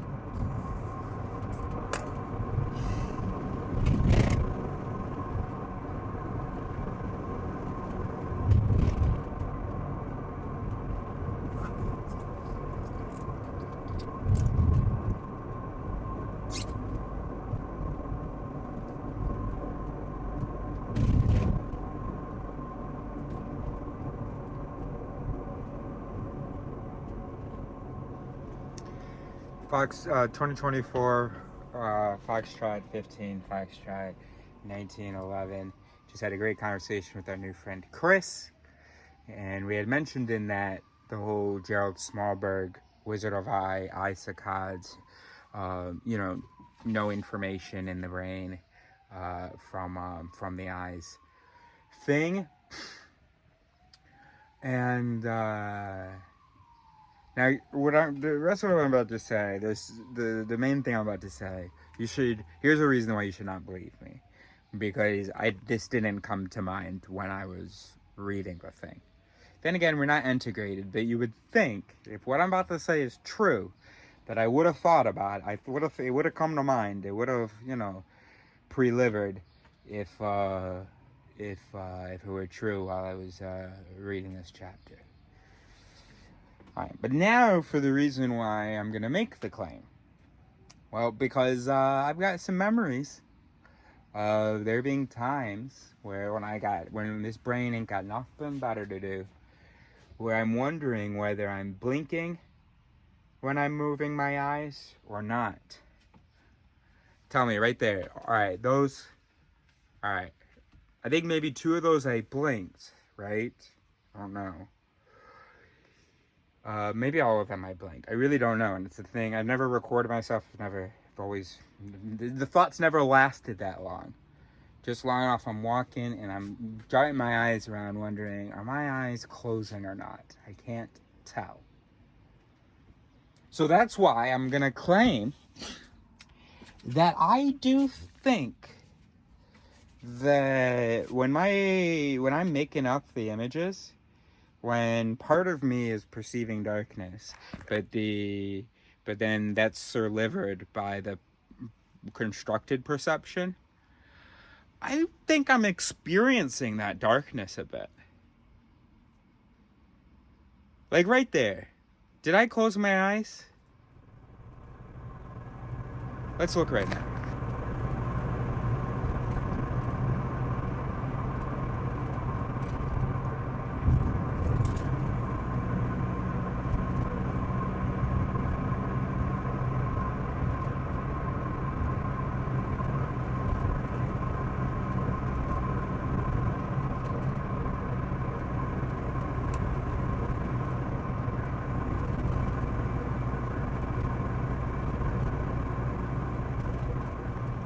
Bro, 24 Foxtrot, 15 Fox D, 1913. I didn't close my eyes at all, bro. Bro, I didn't close my eyes at all. Wow. So indeed, that's so cool. And I don't think I'm the only one. I think maybe we just didn't realize it, just like I didn't realize it. But no, there have definitely been times in my life where I've been really stumped. I can't tell whether my eyes are closing or not as I move them around. And that was really freaky because I know what my experience was. It was like dimmer. There was something in the center seemed as real as anything else, but the rest was like there was a black vignette around it, you know? And then it was really freaky to see the video and see that I didn't close my eyes at all. That's wild. That's wild. Let's see where this is related. Because, all right, we're done with complaining about how people call consciousness the hard problem. But there are still some interesting things in the consciousness question. In the question of awareness in the brain. Sometimes it seems like it's limited to one thing, right? Then you'll hear about people who can, like, write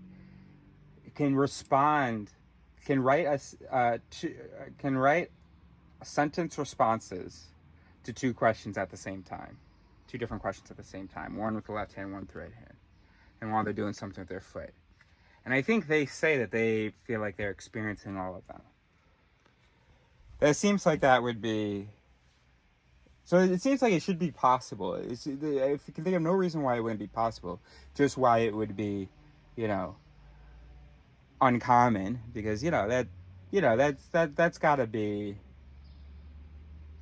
How do you know what to move your attention to if you're paying attention to two things at once? But some people, their brain kind of figured out a way. And maybe there's some people watching this video, maybe women who are like, of course we can do that. Do you think that you can say two words at once in your mind? First of all, obviously only talking to people who have audio in their heads. Can you say two words at the same time? I can't so far. I can say one while I hear one, as though someone else is saying it. But can you say, and it could just be because that image doesn't make any sense to me. And if I can just practice imagining two of myself, maybe I would be able to do it. Probably just take a lot of practice. I can say a mix of the two words. You know, I can alternate very quickly, not even very quickly, once per syllable kind of, between which word is being said. I don't think I can say two words at the same time. And why would that be impossible? I mean, you know, there could be that activity. I mean, I guess it could depend on the anatomy. It could be sort of streamlined, bottlenecked, such that only one thing can occupy the actual saying network at a time. But that could probably be trained. And it would be pretty weird for our sense of consciousness. All that shit would fall apart pretty quickly, the singular consciousness thing.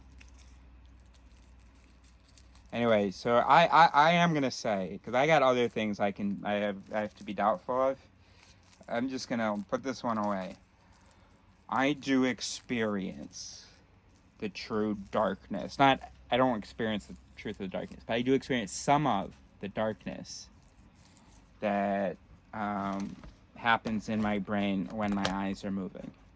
Okay, and just in case this is the only video, I don't know how you stuck around not knowing what the hell I was talking about, but visual information, right, activity here, or well, I guess in the back, is inhibited, so it doesn't even go into the brain during an eye movement. One of these quick eye movements as you're getting information about your surroundings or whatever. The information would be blurry if it did, because it's moving, kind of quickly, and And that would have then if that blurry image were sent on in the brain, I mean, then that would cause dizziness. Obviously, that's what the brain does with blurry images. It tries to focus in them, so it'll start contracting. It'll contract the muscles. It's a whole mess. So we skip it all. The eyes are like, hey, brain, don't even bother with this. Hold on. Okay, but then the brain is like, well, yo, I do not like this story of having these moments of darkness, because I've got systems in place for every time there's darkness to look for light, to every time there's a dramatic change in the visuals, to, you know, execute some analysis and stuff. And so I would have to rework that whole system if you're sending me darkness, bro. So you know what I'm gonna do? And not the brain is one thing. So part of the brain receives the darkness, sends it on. No part of the brain receives the actual image, but part of it perceives the darkness, passes it on to another part. That other part's like, you really want me to pass this on, bro? You want me to go trigger all those emergency protocols we have for when the lights suddenly go out? The sympathetic nervous system, you really want me to call them? No, I'm not going to do that. Now, is there anybody that can come up with like a useful image to just fill this gap? Anybody maybe, hey, you know, the visual processing of the previous moment.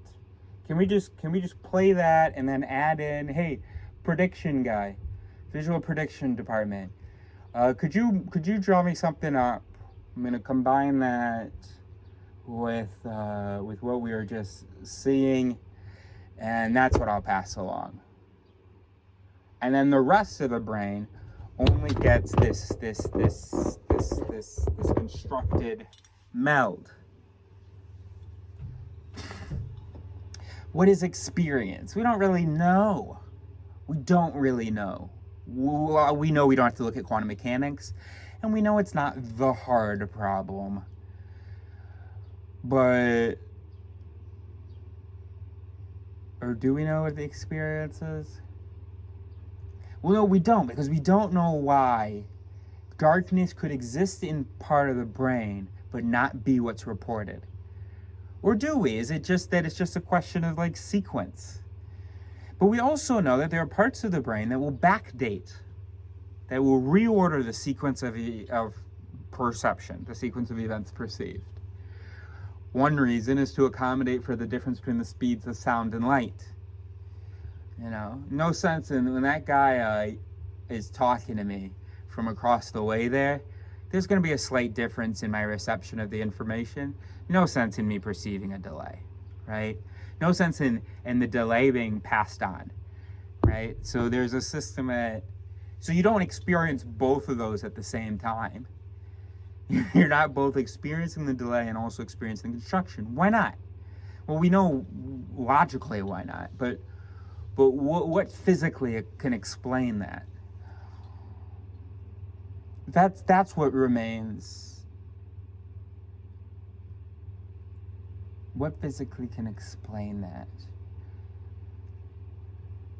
Well, what physically can explain that is what's replayed. If the experiencing self actually exists, is actually sort of a processing of mental events a moment after, right? It's a mental event, a neural event that follows the actual mental event. So me seeing this, seeing it, I'm not experiencing it in real time. It's a slight difference. But then I'm not perceiving it because then it's time and memory is manipulated and all of that stuff. So no, we do have an understanding. Yeah, I'm not really experiencing nothing. Yeah. Oh no, but then what are we saying that? So there can be events in the brain that aren't able to be experienced, and then once they're nicely packaged, they go somewhere where they're experienced. What's the difference between that place and the original place? Memory. Immediate memory. The narrative that we string together moment to moment. What if I am experiencing every single event in the brain? What if the brain is experiencing every single event it's doing? But that is not what is kept. Because when we think about our experience, aren't we just reflecting on the very preceding moment? So memory, so the memory systems,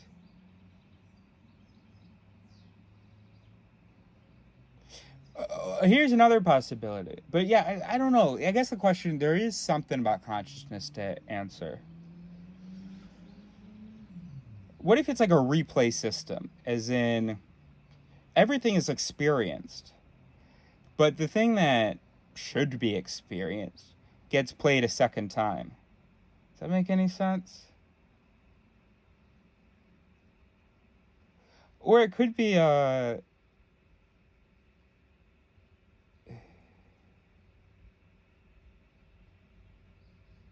but whatever problems need to be addressed with consciousness, same problem you have with vision. Like, how am I seeing? How do I have an image? How is that happening here? I mean, it's just the human brain just can't understand that. No, there was something, I did touch on some things that it could be interesting in the consciousness question. How are things prioritized? What feature of events determines whether or not it can be experienced? Specifically meaning recalled, described,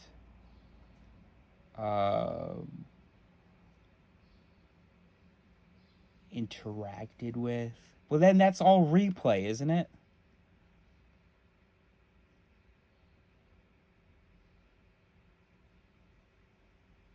I don't know. Damn it, I really thought we had the whole thing of consciousness. We were like, it's stupid. I'm gonna stay to that, but I'm just not saying right now how what I'm saying is stupid. Why can't I say two words?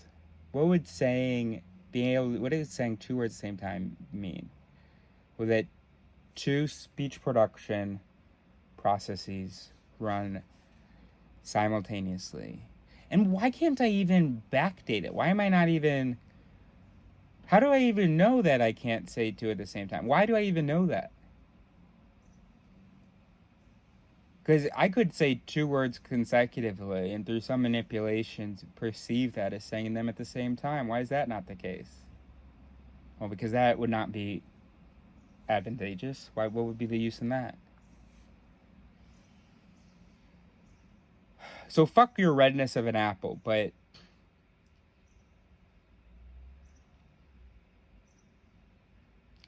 nah, bro. I think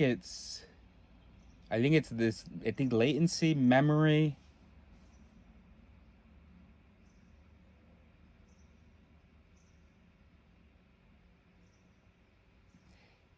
And maybe I am experiencing every event, but there's just nothing to experience.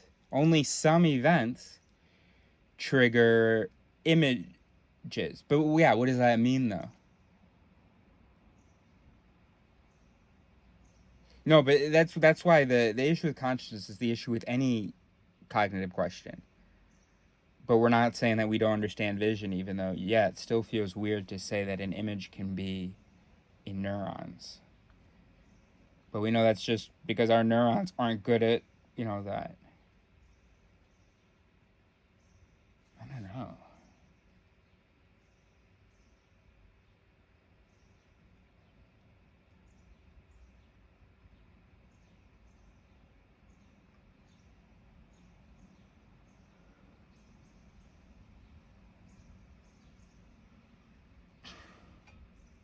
I don't understand how this hasn't been figured out yet, to be honest with you. And how come anytime I read about consciousness, there aren't these questions? They always talk about some bullshit about emotion. What about, forget the feeling of whatever. What about just what about just, oh, I guess that's what they're talking about. So you're saying that the feeling of, are you talking about the feeling of saying a word, or literally just saying a word and hearing a word? Maybe I've just misunderstood their whole thing.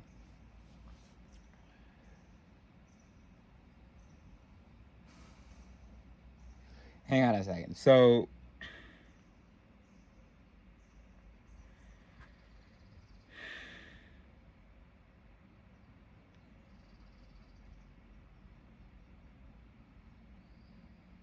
the feeling, I don't give a shit about the feeling, the sensation. What I want to know is why the auditory and visual activity all feel so singular. Not feels. Oh gosh. The words coming out of my mouth right now are that I cannot attest to being able to produce two sounds simultaneously. Every time that I try, they are consecutive.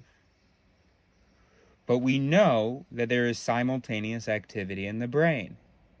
Why? Because my simplistic explanation of, if something happens in the brain, then yeah, the brain experiences it. But that's not true. Or is it? And am I just not realizing how that's true and consistent with my experience?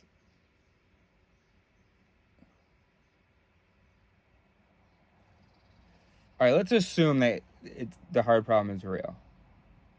And it's not about my interpretation of the question. Let's see whether anything comes to mind as far as, because the whole backdating and all that stuff, that, you know, it's like there are some brain systems doing things that are not being experienced. And that's actually kind of a tricky pill to swallow from my position with, you know, some of my other ideas and models.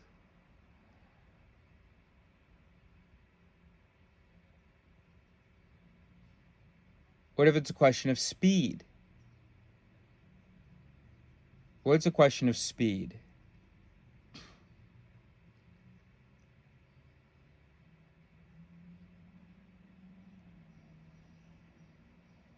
No, but like,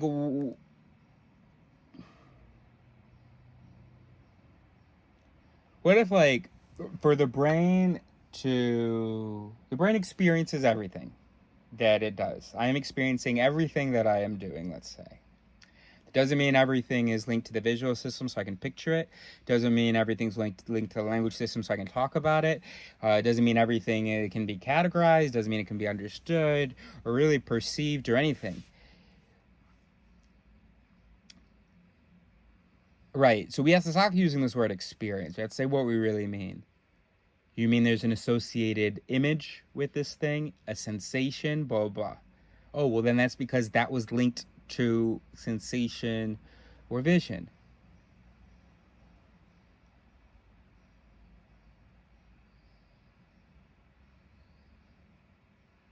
Yeah, but what about something... What does that mean, though? I don't know. I can't fucking tell whether this answers the question or not. This is fun, but it sucks doing it alone because it's so easy to say nonsense and I have no idea. So I'm glad I'm making some friends.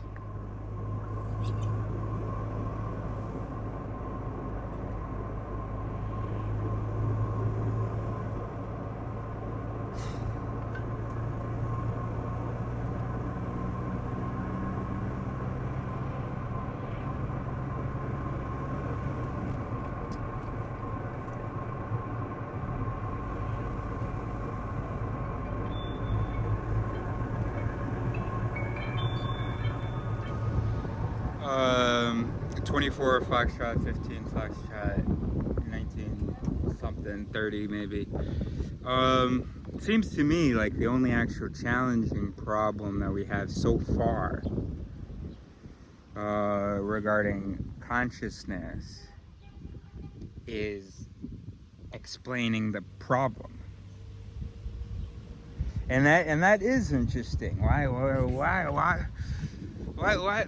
What is my question? What am I trying to explain? What do we feel so unsatisfied about? I don't like the definition. It's about the feeling of experience. That doesn't mean anything to me. Maybe it would if I read more about it, but I've read some about it, and I feel like sensation we understand. What I want to understand is, what's the problem? What's confusing? Something is confusing about this question of consciousness to a human brain. What's confusing? What does that tell us about the brain? That we have this confusion about something. It's not, oh, we're intelligence, we're able to ask these questions. No, that's not what I mean. I don't know what I mean. That's the hard thing about consciousness. It's defining what the problem is, what's confusing. Because if we could define that, unless we already defined that decades ago and we've been looking to solve it. But I was going to say, if we define that, I think we'll be able to solve it. But maybe that's a stupid thing to say.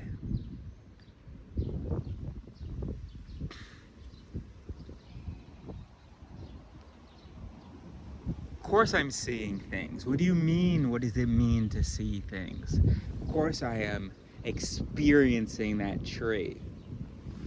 But why am I not experiencing Neo, even though my attention is drawn to him and I do experience him because he started moving? Who says I'm not experiencing it? What if it's just that what predominates my experience and what composes all of what constitutes my memory is selective? So what if it's just about time? But then you'd be like, well, yeah, but then why aren't you experiencing your heart regulation? Isn't that, that's constant. Why isn't there that experience in the brainstem? What do you mean? It's not linked to the visual system. I can only experience. But what is it? What do you mean, Aris? That you can only experience those things linked to? Aren't you just abdicating intellectual explanatory responsibility here? Or aren't you just saying, oh, well, yeah, there's this magical visual system? Well, no, because I don't think so, because, like, what do you mean experience my heart regulation? What would that experience be like? Well, I don't know, Aris, but I wouldn't be able to define a visual experience if I didn't have one. That's true. That's true.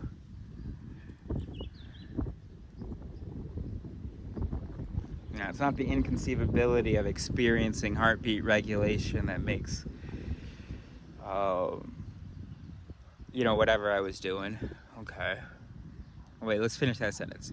It's not the inconceivability of experiencing heart rate regulation that proves we are experiencing it, but there's nothing interesting about it. Because maybe heart rate regulation could be experience. Maybe it's an indescribable experience.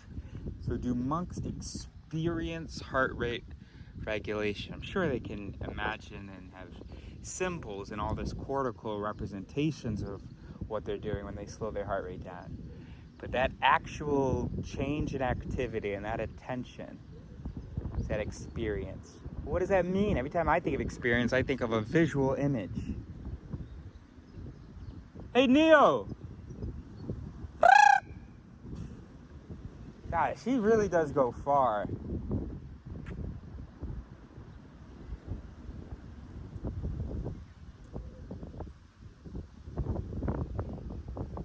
anyway, it's not worth our time because it's not like it actually changes anything. I guess it could if we ever figured it out, but it's not like we need the information now to understand how. I know it feels important, but the stuff that matters, we're doing a great job of explaining. Decision making, education, emotions, regulation, you know, all that shit. But it's a fun question. Why can't I say 2 words?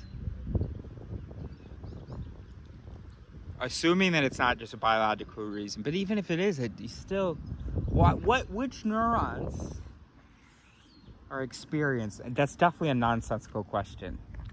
Sensical as it feels, it's definitely a nonsensical question. Because I'm feeling it's nonsensical. So it actually doesn't feel 100% sensical then, does it? But to the highest meta, it doesn't. But to everybody beneath me, they're all like, oh yeah, that was a great question. But I'm like, nah.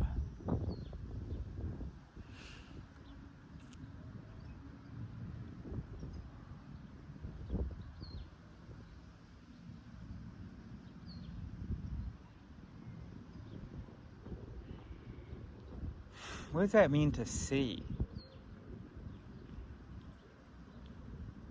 Fuck the feeling of seeing. What does it mean to fucking see?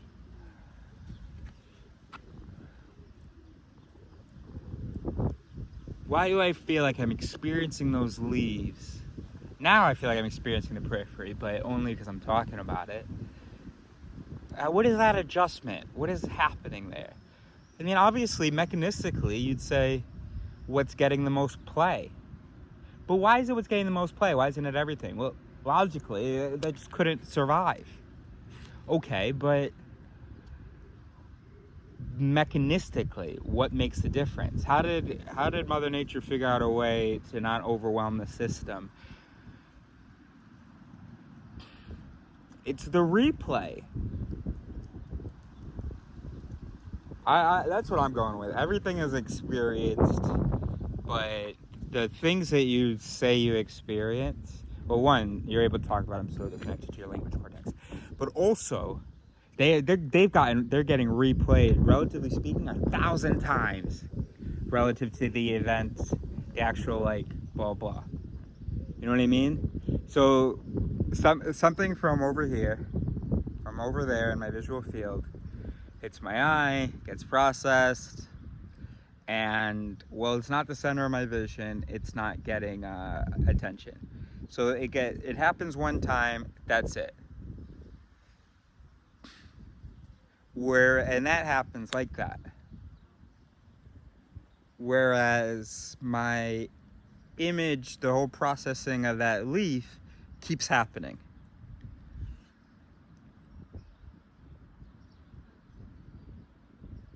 Yeah, but just because I can imagine, okay, so I'm mostly perceiving this. What does that mean, though?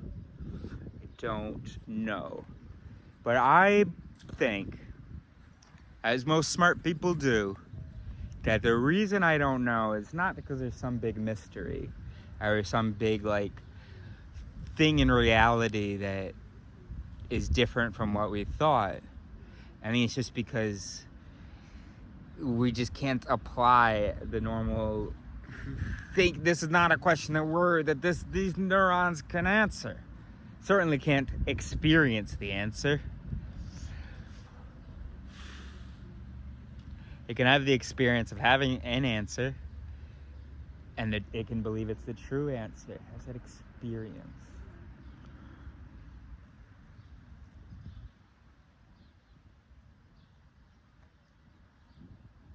I am looking at this. What does that fucking mean?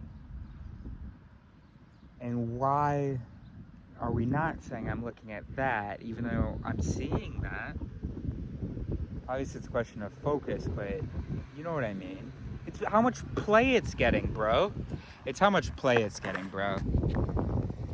That's all I got for you. And also, I don't think it matters much more than that. I think that's a fine answer for our level of intellectual, biological, neurological development. And I think anybody trying to come up with a better answer is wasting their time.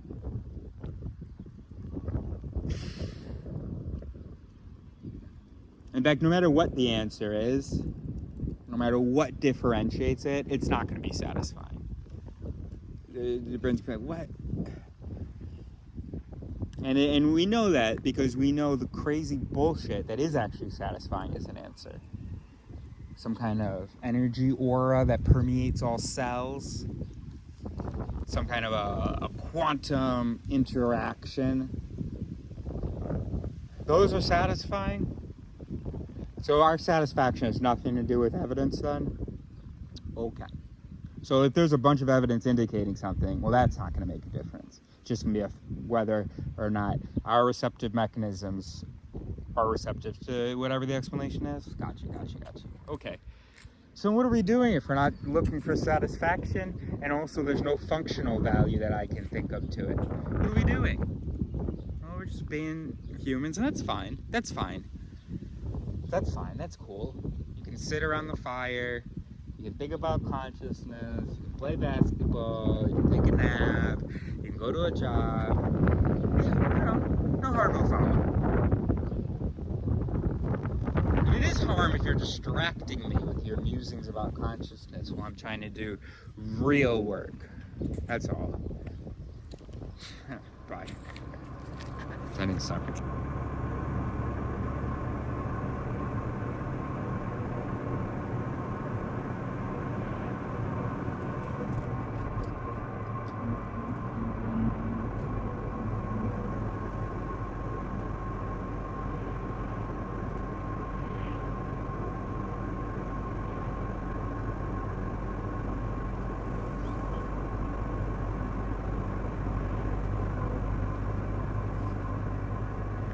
Another possibility. I just wrote in my journal, why am I surprised that I can see? The hard problem is figuring out what the problem is. What do we want? 2024 Foxtrot 15, Foxtrot 2001. What do we want to explain? Qualia? What's that? The feeling of seeing? You want us to explain sensation or visual processing? Experience? Yeah, what the fuck is that? Why does it feel like there is a mystery? Why am I surprised that I can see? Why does that feel amazing? Well, when you phrase it like that, I don't know, it doesn't feel so confusing. It's like, oh yeah, we've said before that we don't know truth. We don't know what's interesting or what's blah or not. That's based on whether an alarm is tripped. That something is confusing. We often, the alarm is not tripped, think we understand something that we don't. And in this case, it's not that we understand experience, but there's these alarms going off of unfamiliarity, of mystery. But where are those even fucking coming from? What is the unanswered question? Yeah, you can give me words like qualia, the feeling of seeing, and feeling of seeing, that's good, but are you talking about feeling like sensation? Because we have the mechanics of sensation. And they're like, yeah, but the mechanics don't explain experience. And I'm like, okay, why don't they? I get that they don't feel like they explain experience, but why don't they? I don't know. That's the mystery of consciousness. Why does it feel like there's something extra? Why are alarms being tripped? Now, and that could just be a simple fluke, that just the way that the brain evolved. We evolved a capacity for something recently, and we haven't evolved the whole system hasn't adjusted to it. Meaning, our alarm systems aren't calibrated yet for these questions. So we developed a capacity to ask this question about experience, and it's tripping alarms that are there to be tripped by other things. And as we evolve more, there's the possibility that, our descendants won't have an answer to consciousness. but they will be confused as to what was confusing. And that's because as we evolve, by the time we get to those descendants, their alarm system isn't going off for that question. It's as simple as that.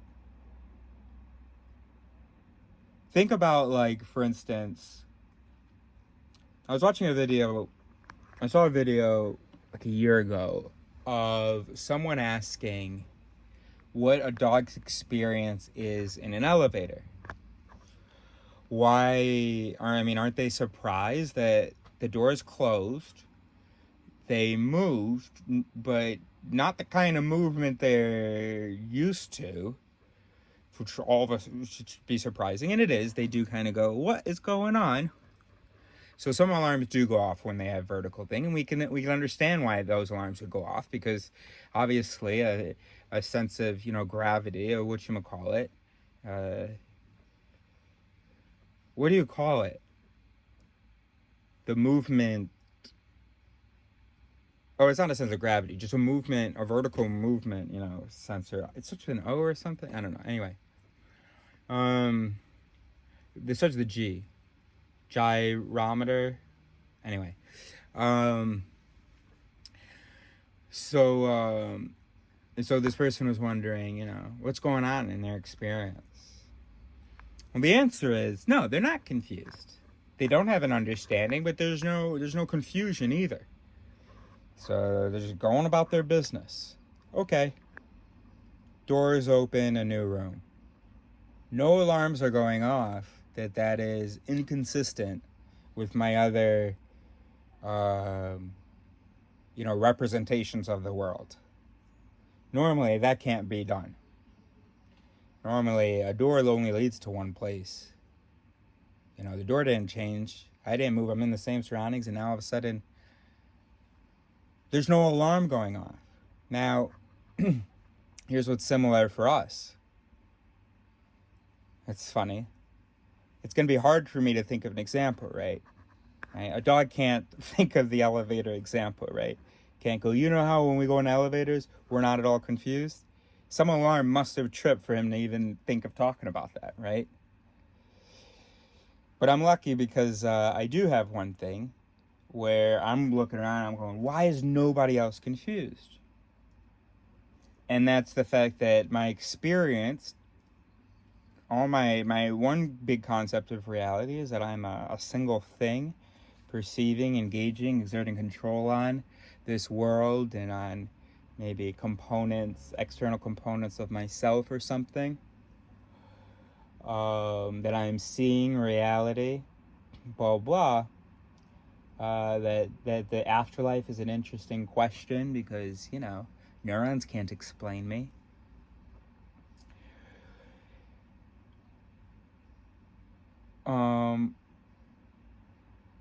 Sorry, hold on. Let me start that over. Okay. Here's a way in which we are like dogs in an elevator, not being confused by something that should confuse us, something that is inconsistent with our sense of reality. And that's everything that neuroscience has come out with. The whole field of neuroscience. And we are not confused.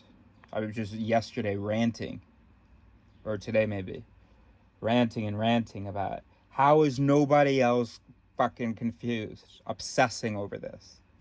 I mean, it's like you live in an elevator, and none of the other dogs are going, hey, our concept of reality does not match this. Every time this door opens, it's something different outside. How are we not concerned about that? Like, how are we going to go get food? How are we going to go do things if we don't even know how to control what appears on the other side of that door? How is nobody else freaking out?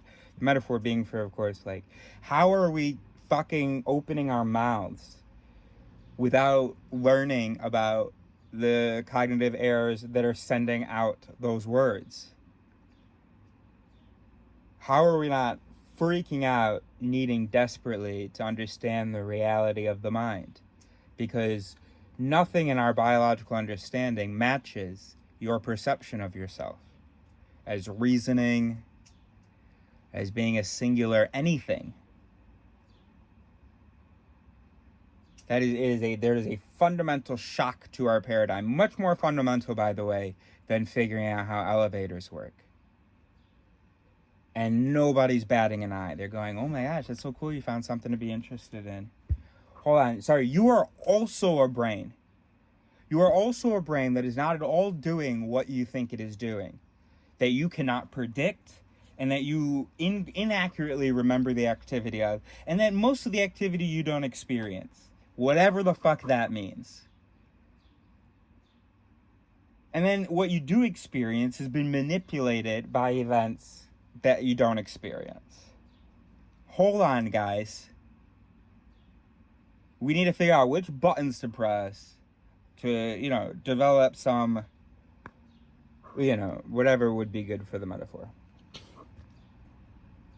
So there's an example. Now, if you don't get that example, well, I guess it was like I just tried to explain to my dog how he should kind of be shocked by elevators.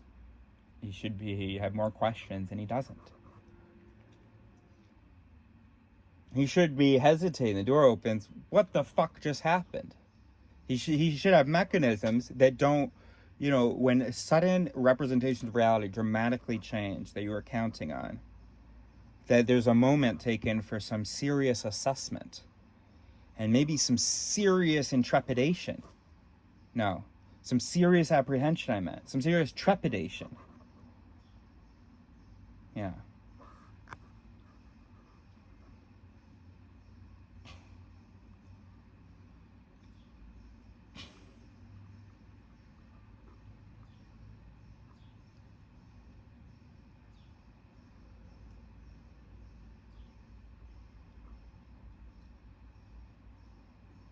Another one is anything out of quantum mechanics. I'm not saying we should be running around screaming naked, but anytime quantum mechanics comes up, it should be, oh, fuck. Do we have to talk about that? That is something that is fundamentally inconsistent with my sense of reality. I don't know what to do with that. Can we just move on from that? Because there should be some kind of reaction, like, oh no, you just reminded me of quantum mechanics. Oh man. But no, of course not. Why would an organism ever evolve to have alarms going off for something it can't do anything about? Neo can't understand elevators.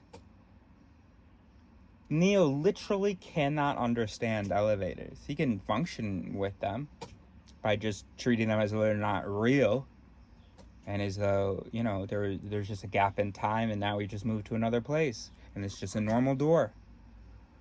And this space I was in was just a normal space, although it did feel weird. But he has no concept of, right?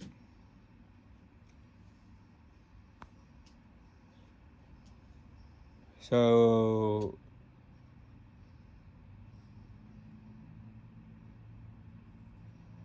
okay, so Burton's feeling of knowing, the counterpart to that,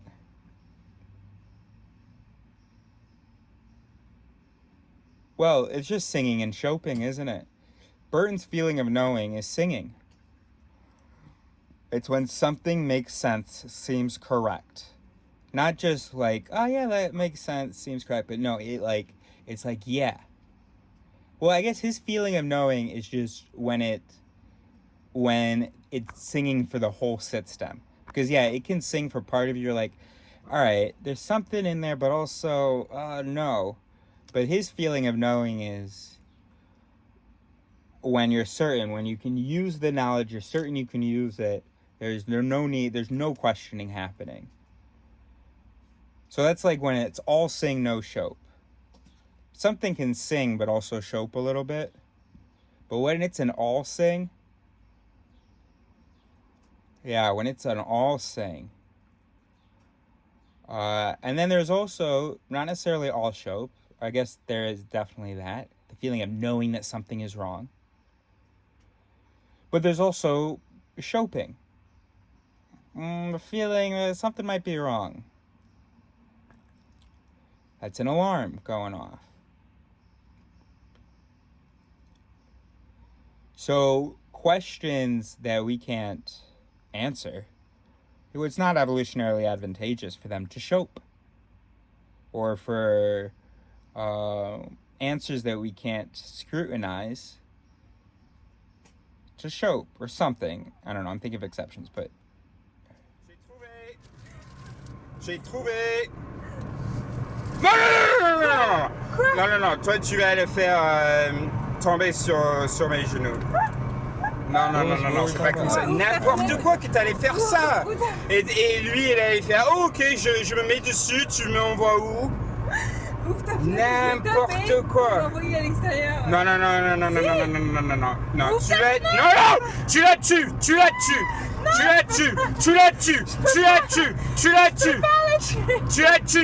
non, putain, tu vas nous tuer, Clémence, tu vas nous tuer, tu la tues, maintenant tu la tues. Tu veux que je la tue comment? Clémence, tu la tues, tu prends du plastique là, tu l'attrapes, tu fermes. I'm cooking these vegetables that somebody that I met this morning kind of woke me up. Neo woke me up when he came near my camper, the guy. And then later he came by with 2 bags of vegetables and some olive oil. I guess he had gotten too much out of the dumpster, so wanted to share. So funny because 3 days ago there was a camper guy getting stuff out of the dumpster and gave me a box of plums because he had too much fruit that he had gotten out of the dumpster. Who's covering that loss? Presumably, if the food exists and is packaged, someone has paid for it, and then the idea is that when someone buys it at the store, you're passing it along, each person making their money back, right? So the store bought it, and then the store bought it, and then sold it to you to make their money back. Here's the thing, what if they didn't sell it to you? What if it's going in the dumpster? Who's covering that? You think the store is just taking that loss? I feel like there's no need for them to take that loss. I feel like they can just raise their prices a little bit to cover their expenses, including their losses. So that means that when you're buying food, you're also buying stuff that's going into the dumpster. Seems funny. Second thing, and if indeed that means that, I don't know why they just said nonsense. Of course, Dico Sine Quadro, bro. Second thing, speaking of Quadro, got another question for you, bro. I'm not fucking experiencing the world. I have created in my mind a model of the world. I'm not experiencing the world. The world don't exist in me. It is fundamentally different, we can expect. And also inconceivable.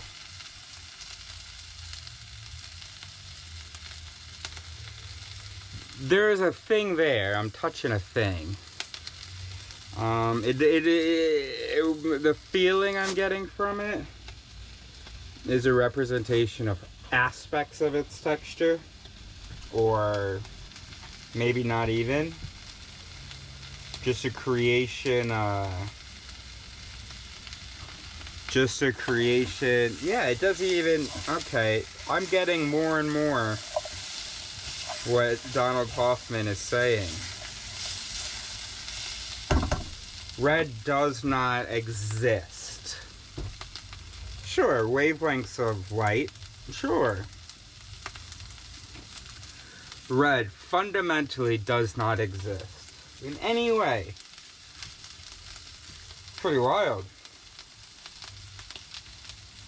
That is pretty wild.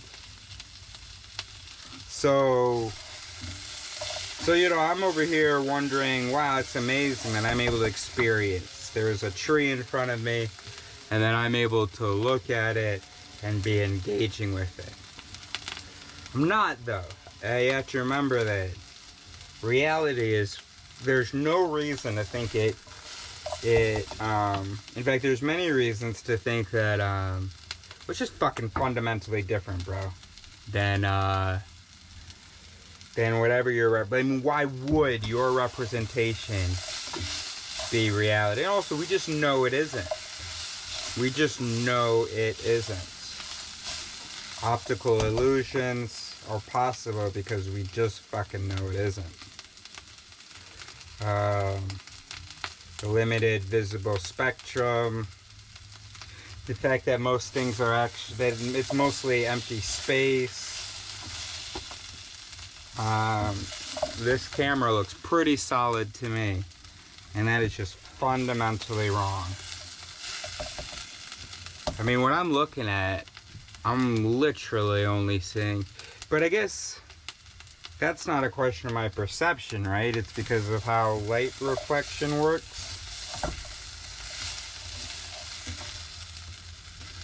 Light can't pass through an electron field. I mean, okay, some light can, right? I don't know. Anyway, I don't know. And also, I don't understand the relevance of that to consciousness anymore. I don't know what I thought I realized. Recording started. Il est 7h. Ah, parfait.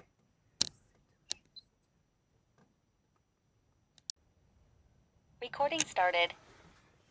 Okay.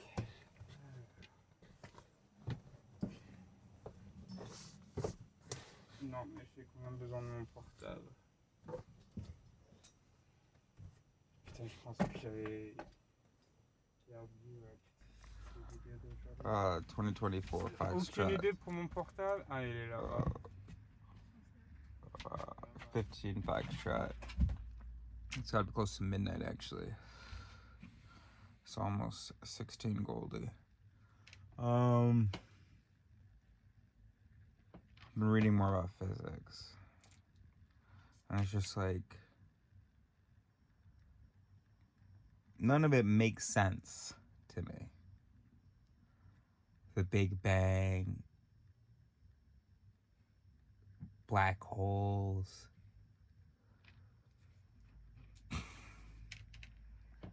time, space-time, non-space, dark matter, dark energy, speed of light, finite, this maximum, general relativity. I mean, okay, some things I listed I haven't really looked at, but some of the things I listed just seem as true as a thing can be true, and it just doesn't make any sense to me. It just doesn't. It's not singing, and that's concerning because that is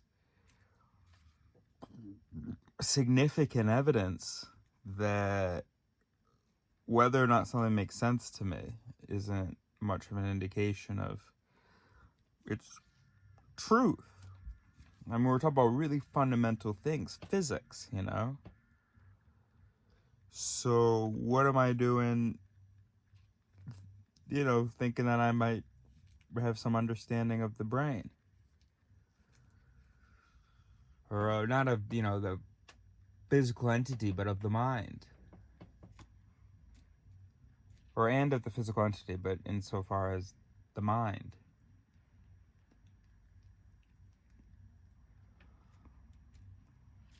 And yeah, there are people, you know, nobody's ever said to me, Eric, that doesn't make any sense. What are you talking about? But, well, that's not much of an indication of anything, is it? Lots of people have said lots of bullshit and had even smart people, and nobody saw that, nobody, and you know, so, I don't know, man. Maybe Chris is right. Just leave it to the AI, bro. I don't know.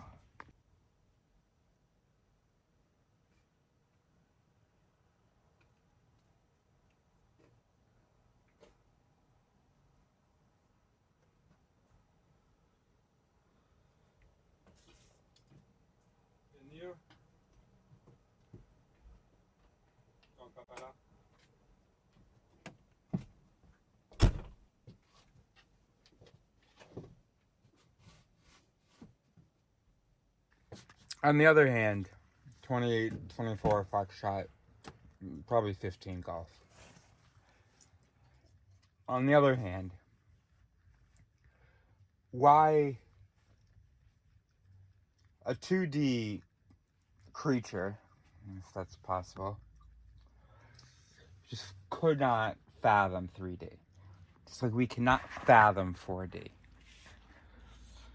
So there, you know, there are things that we evolved to be able to represent, to categorize, to work with. But you know, most things not. Well, all that shit about physics, the chances that we evolved with any instincts or even capacities for wrapping our minds around anything beyond, you know, if a tree is moving and is coming towards you, then it's going to hit you, it's going to crush you. You know, basic Newtonian, you know, an object hitting an object, you know, locality, all that stuff. So, not surprising that quantum mechanics, something in quantum mechanics, I'm just going, what? Or physics, or, you know, real physics, what? But maybe the chances are higher that we would have some capacity to understand the mind. Not understand really, but come up with useful categories and representations.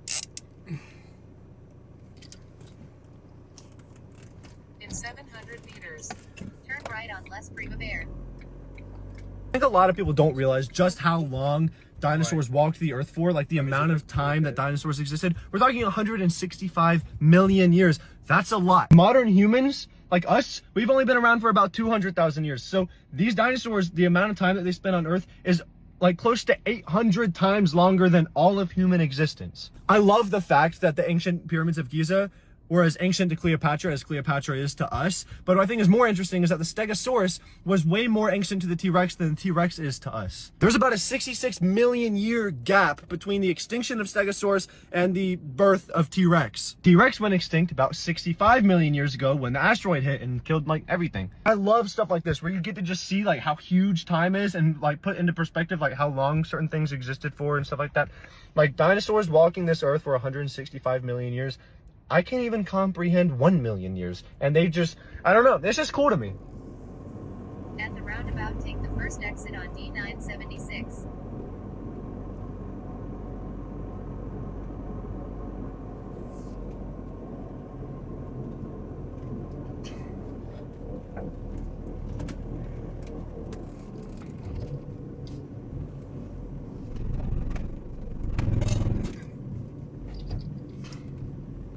Okay. T'es en quelle vitesse là?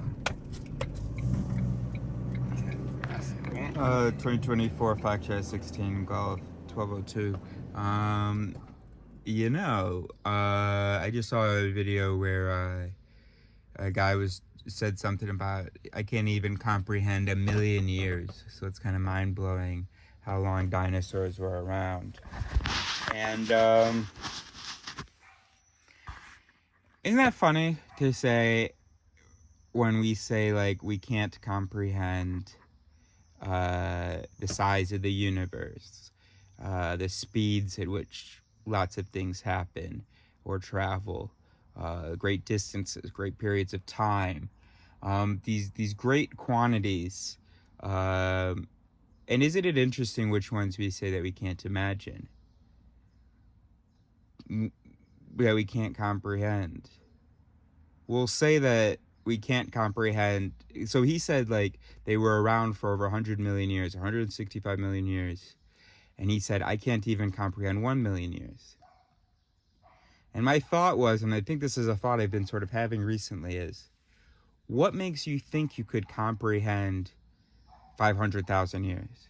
What makes you think, like, why was the million your minimum? And because, as I've been thinking about consciousness and thinking about physics and stuff, I've encountered this thing of, I can't even wrap my mind around X unit. But that unit or that measure, that quantity will always be super high. And it's like, why would I be able to wrap my mind around?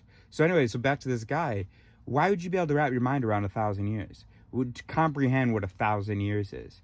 How could you possibly? You've been alive for 20 years. In what way do you think that you could meaningfully comprehend 1,000 years? In fact, another fact in his video was that Cleopatra, the time distance, and regardless of whether or not these things are true, the time distance between Cleopatra and the ancient pyramids is greater than the time distance between Cleopatra and us. So it sounds like 1,000,000 years is yeah, you can't comprehend that, but it sounds like you can't even comprehend 1,000 years or whatever time difference there was with Cleopatra and all that. Now, why not? Why don't we keep going? What makes you think that you could comprehend a human lifetime? Now, we might think that we can comprehend it because it's a human lifetime, but so what is the average? What is the expectation of how long you will live mean for what kind of concepts of time you can have now?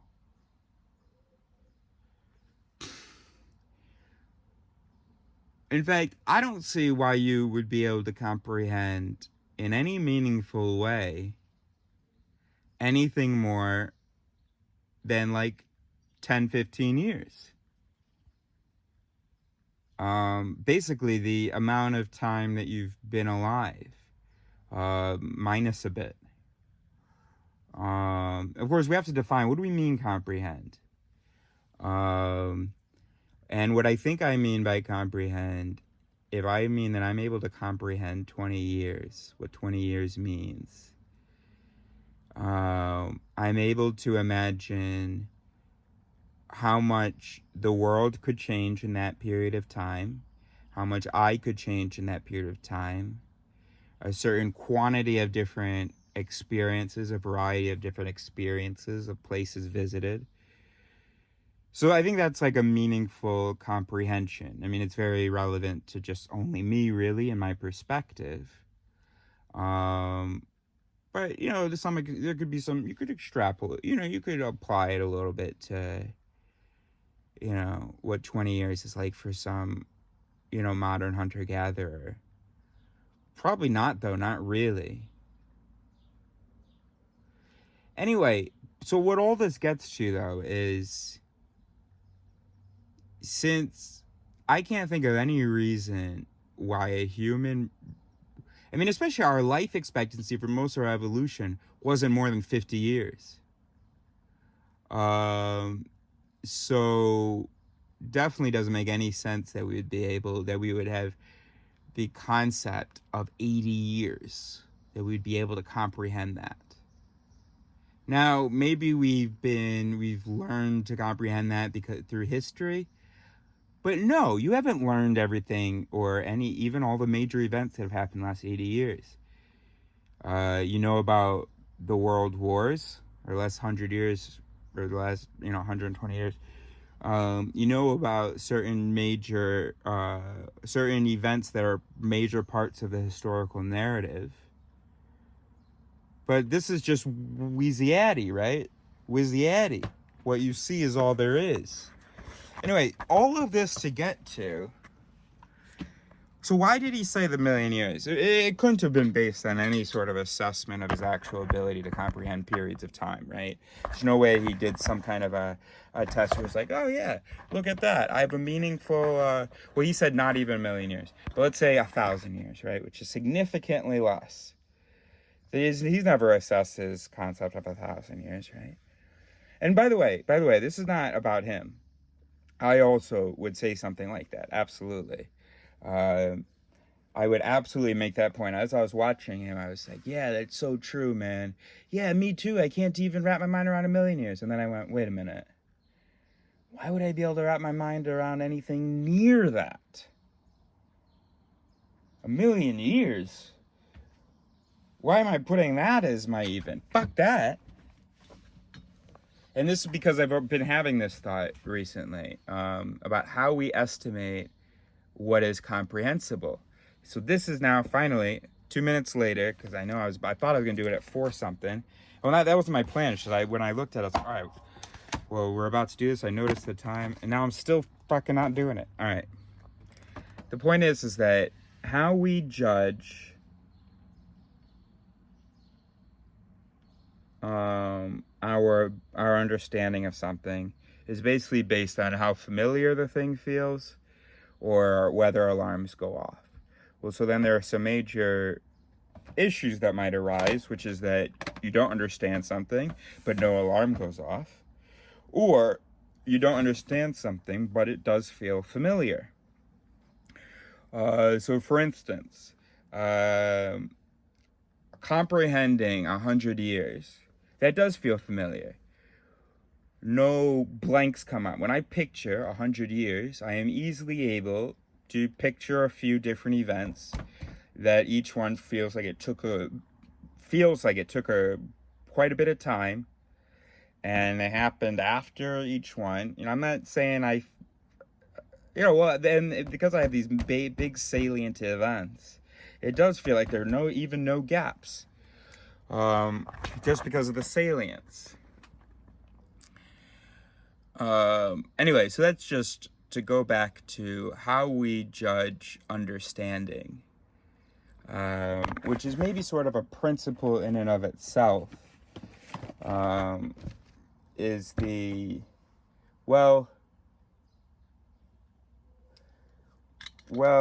there's cognitive ease, how we judge understanding.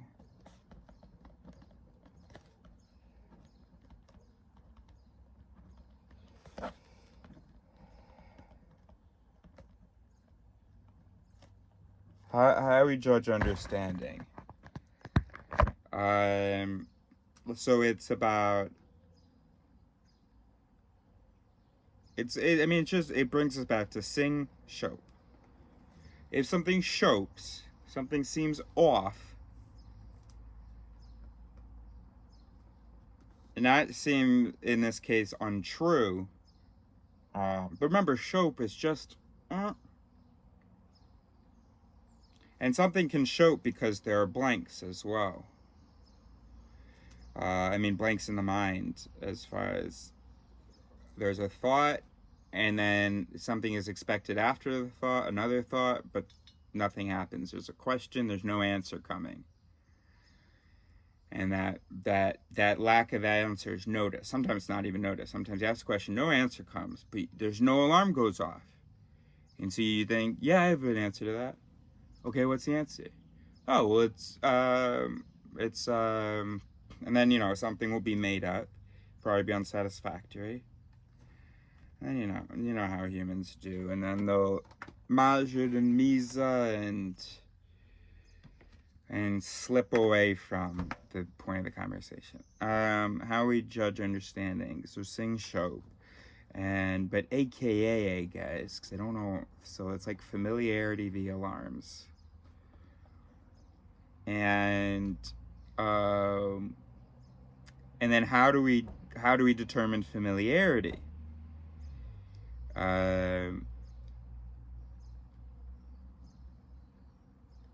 Yeah, so we can break it down into two processes.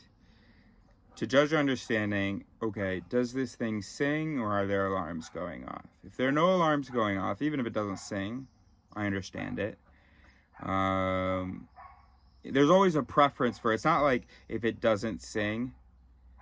Most people, I don't think, would, if something doesn't sing, conclude I don't understand it. I think that might be the case for me, though. And we could, two types of people. If it doesn't show, I understand,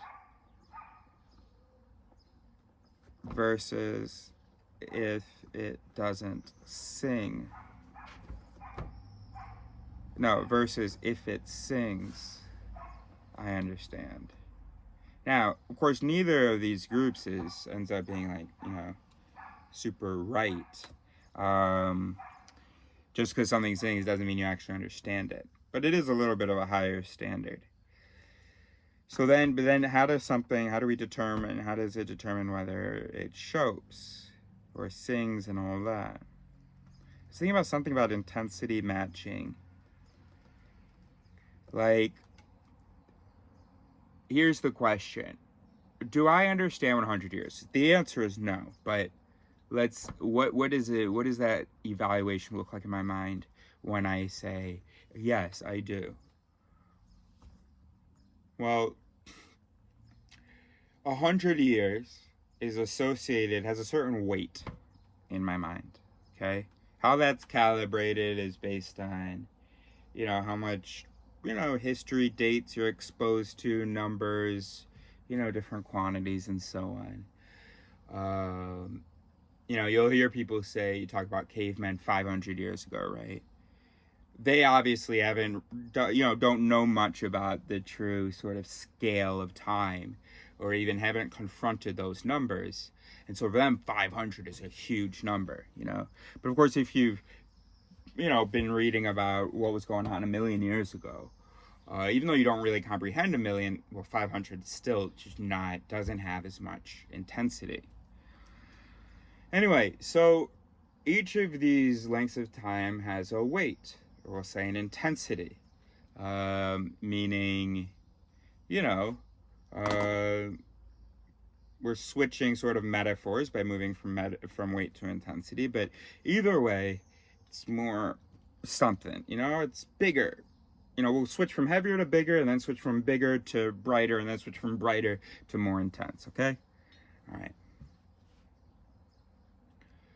So I've got X is the intensity value of 100 years.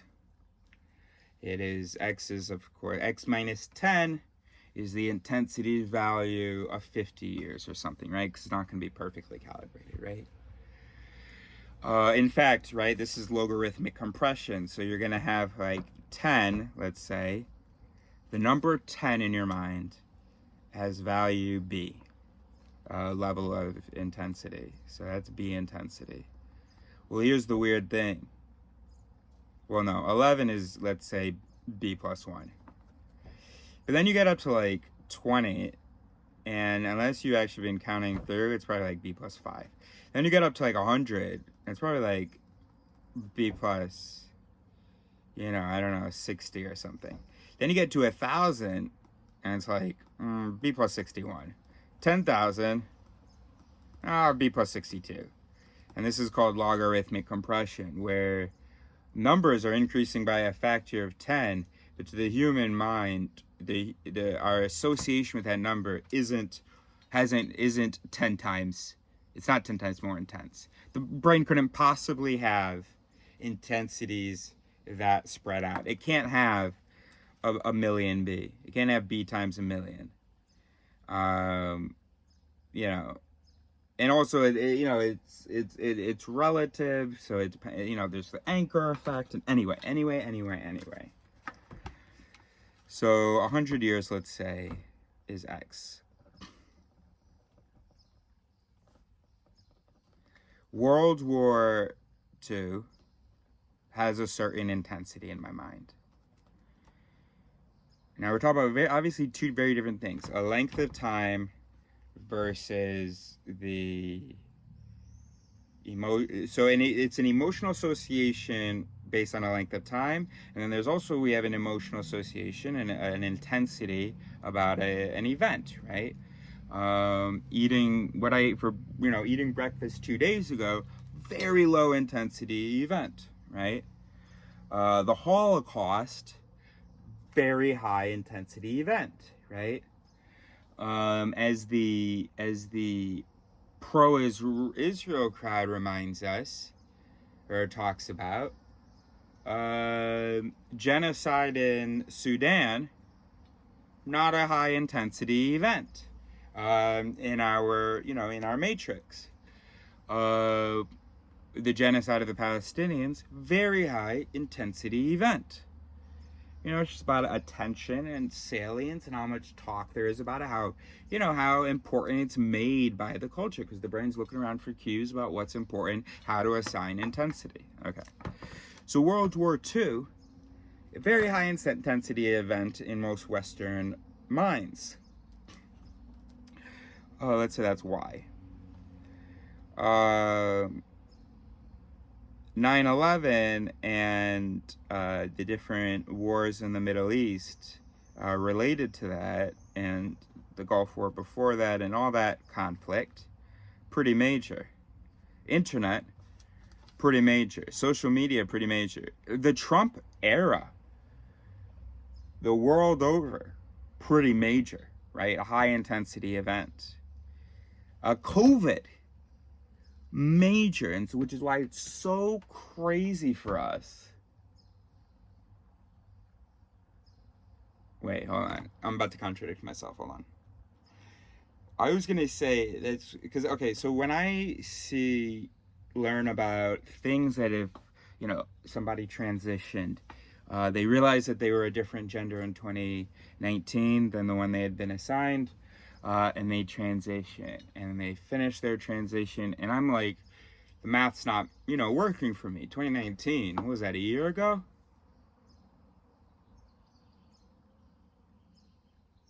Maybe that's unrelated.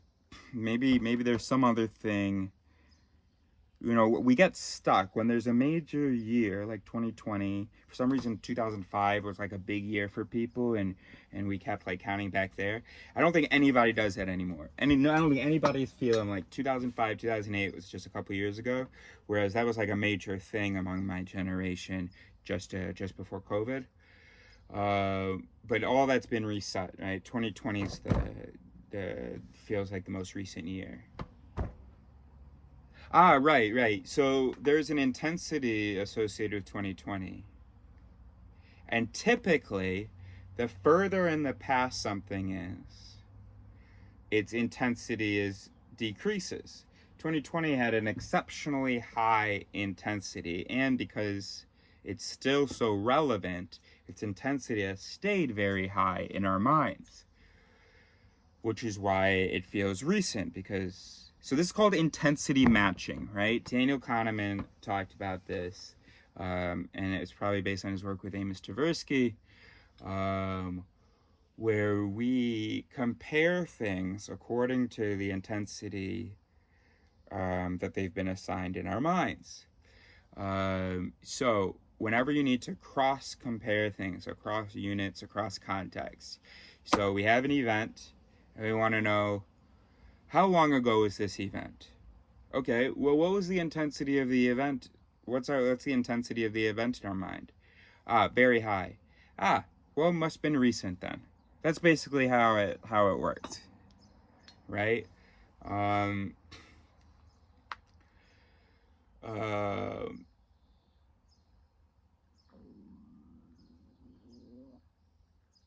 Or what is the intensity of the things that you know happened since then? Oh man, there's this really intense thing, this really intense thing, this thing has a really high intensity in here. Oh, then your thing must have been a long time ago then, because that's a high intensity events happening, which, you know, is spilling over into high intensity time happening, and high intensity time, that's long lengths of time. You kind of understand. I mean, it gets confusing because, yeah, there's recency, there's blah blah, all this stuff. But I think I'm keeping track of it, and I hope that you are too. So I'm glad. So we've put intensity matching in our Conneal concept, so that's great. So that's already done. So how we judge understanding, the sing shope, how familiar or whether there are alarms. But then there are type 1 people who are, if it doesn't shope, then gotcha, I understand. And there are others, if it sings, then gotcha, I understand. And again, these two types we don't yet know which members are more sort of, or you can't just by that know who has a better standard of understanding, I don't think. Or no, you do, but you don't know who actually has a good standard of understanding, because that depends on how they determine what sings and what shopes.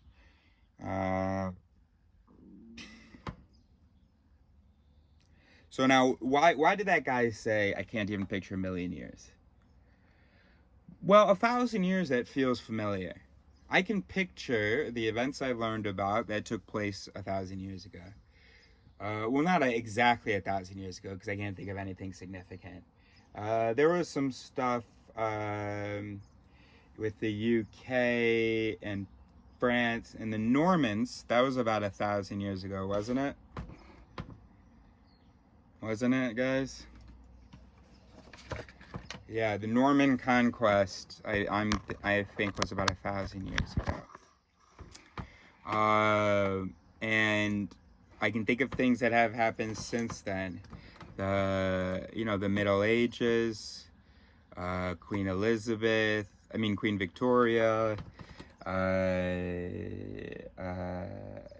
all of the United States. I mean, look at that. I've already skipped forward to the last 300 years. So I've just demonstrated that I have no concept of 1,000 years. I was able to name an event and then totally naturally skipped about, I said the Middle Ages, but that's like a one scene for me, right? The intensity level of the Middle Ages is the same as the intensity level of World War II to me. Now, if you ask me, how long did World War II last? Okay, I would give you the correct answer. 5-6 years. But if you were to somehow ask me in a trick way where I don't think about the dates, I would be embarrassed by how similar my judgment of the amount of time that World War II took and the amount of time of the Middle Ages are. It would be, I don't know how you would do it, but you would have to do like, somehow where you skip me thinking about the years. You have me picturing the period of time, World War II, without somehow thinking about the years, but just the event and the duration I'm feeling. And you ask me how many of those would go into the Middle Ages, and I'd say something absurd like 5. Which might indicate there's, if you know that, if you're taking into account, I probably did somehow think about the years, but I still said like 5. Hold on.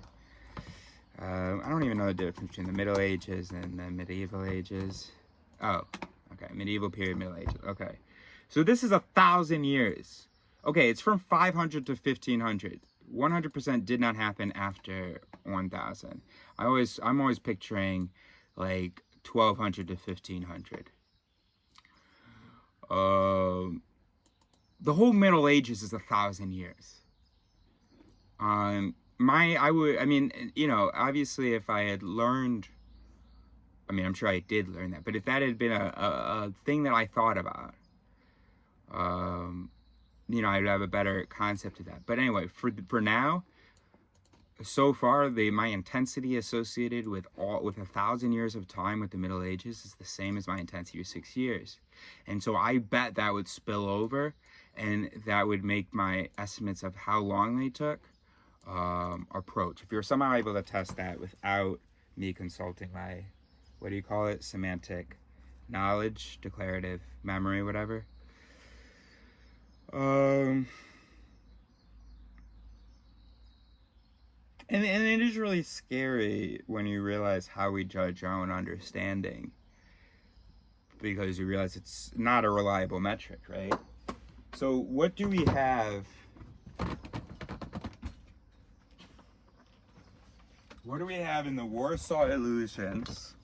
Because that is, I think, a pretty major thing. That people, in order to have critical recognition, you need to know that you do not correctly judge your own understanding. I guess what we've got is the single omniscient observer myth, or the single omniscient observer illusion.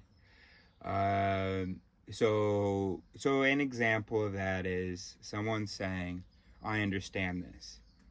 What the fuck are you talking about?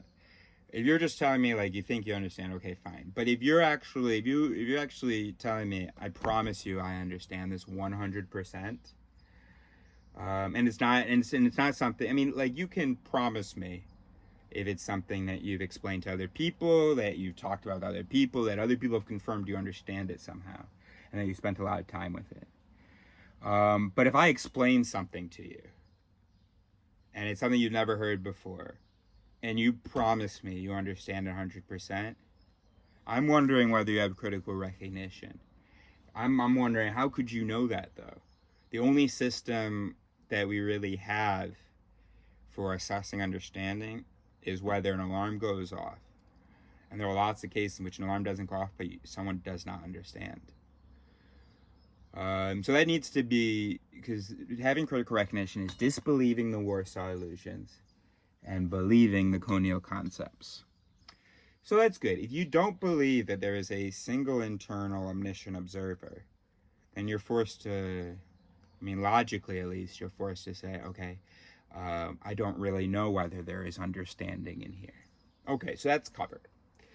And then in the Coneo concepts, the replacements to the illusions, do we have something to explain how we actually judge our understanding so we can be aware of that and take our judgments less seriously? Yes. We have Wizziati from Kahneman, cognitive ease, and intensity matching. And the cognitive ease sort of covers the familiarity thing. The intensity matching doesn't have anything to do with how we judge understanding, but how we judge things, right? Right. So as far as how we actually understand things, not just judge our own understanding, but how we judge other things, the illusion is the single omniscient external observer of the external world, who's the naive realist who sees the world as it is, and judges it as, equal, greater than, true, false, whatever. But in fact, how that happens is intensity matching. Good. So, we just keep finding that every time we think we need to add something to it theory, it seems like, oh no, great, I thought of it, we got it. And that's because for a long time we were adding things.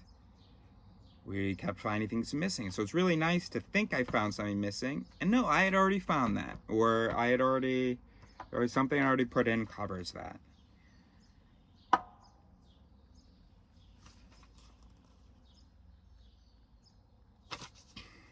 By the way, just because it was on my mind and just something that y'all say, and I think it's dumb. And it would be based on the naive realism illusion as well. No, it would be really based on the source reason illusion, that all of your thoughts, beliefs, everything comes from reason. So here's what it is. So people have this ridiculous hypothesis or they have this hypothesis. If I was evaluating what I'm saying right now, I would dock myself points for saying ridiculous before I've even given you a reason to think it's ridiculous. So there's this idea that you may have, and it's awesome, let's talk about it, which is that time seems to pass slower when you're younger because you've lived a smaller percentage of your life. So the thinking is, so let's do a little map it. So we're speculating what's happening in the mind to produce the X livery, the sense of time is passing slower. Or faster. I don't know whether we have to do one or the other, but let's just, okay. So the X livery is time passing slow. The in livery is time passing normal. Okay. All right. So then what happens here so that we feel like time passes slow, even though it isn't? We're not going to talk about memory and the fact that really what we're talking about is our recollections of our experience as kids. And how we judge how long our childhood lasted from our current perspective. Let's just totally suppose that you ask a 6-year-old how long's a week. They say, whoa, that's a long time. And I think that's probably actually true. Well, not that they'd say that's a long time, that they go, whoa, holy shit, a week? But a year, would be a long time. Wait a minute, it's not sounding so stupid now. Maybe because we're talking about sheer things. So if we're talking about how they judge a period of time, then yes, I would agree that yes, definitely, how time is judged changes over time, based heuristically on proportion of life, but not actually, right? No calculation is done. It's more like how many what kind of what would be the sum of the intensity of experiences that I could have in a week or in a year. And if you think about a year, like as a kid, I mean, it's not like an actual calculation is being done. Oh gosh. What I'm trying to just say is that with this piece that we're on right now, how time is judged changes. And it's sort of loosely based on the proportion. And it's just because, yeah, a year is going to be a bunch of high intensity stuff. Because remember, everything's relative, right? So the brain programs things relatively, right? So if there's suddenly a major high intensity thing, everything else loses some intensity.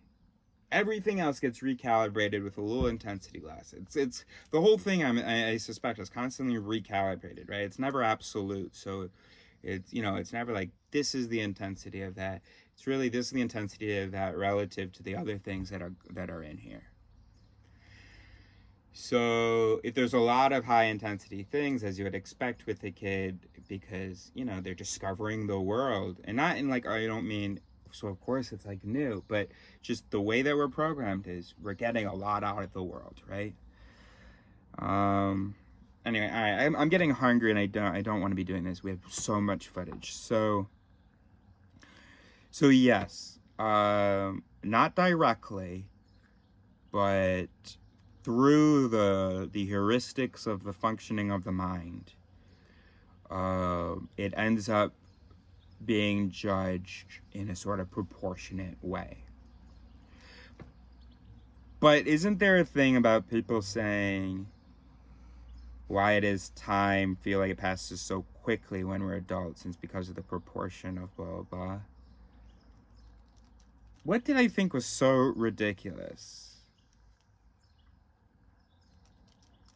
And what was this source reason? How was it an example of a source reason illusion? I don't know. I think if I just watch this video again in like a week, I would be able to explain it perfectly. So, you know, ask me, hit me up if you can't find it on the channel.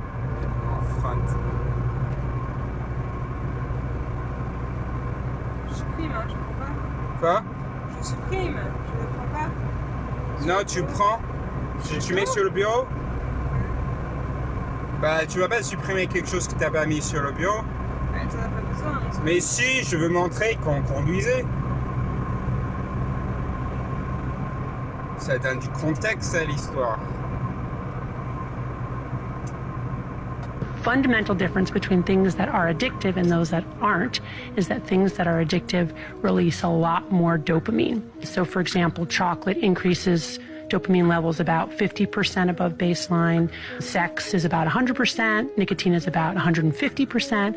And things like methamphetamines are 1,000%. Really, you have to imagine that in your brain, there's a balance, like a teeter-totter in a playground. When we experience pleasure, the balance tips one way. When we experience pain, it tips the other. But one of the fundamental rules governing that balance is that it wants to remain level. So with any deviation from neutrality, the brain will work very hard to restore a level balance, or what's called homeostasis. So for example, if I do something pleasurable, like eat a piece of chocolate, I get a little tip to the side of pleasure, a little release of dopamine. But no sooner has that happened than my brain adapts to that phenomenon by downregulating my own dopamine receptors, downregulating my own dopamine transmission. But if I continue to consume chocolate in ever larger amounts to overcome the tolerance, then I end up with a balance tilted to the side of pain. Now I have to keep using not to feel good, but just to feel normal. And when I stop using, my balance tips hard to the side of pain. I'm irritable, I'm depressed, I'm anxious, I can't sleep. Those are the universal symptoms of withdrawal from any addictive substance. And that can last a long time. Vas-y, fais Real aussi, s'il te plaît. Je sais pas s'il y avait. Si je faisais n'importe quoi avec quelqu'un derrière.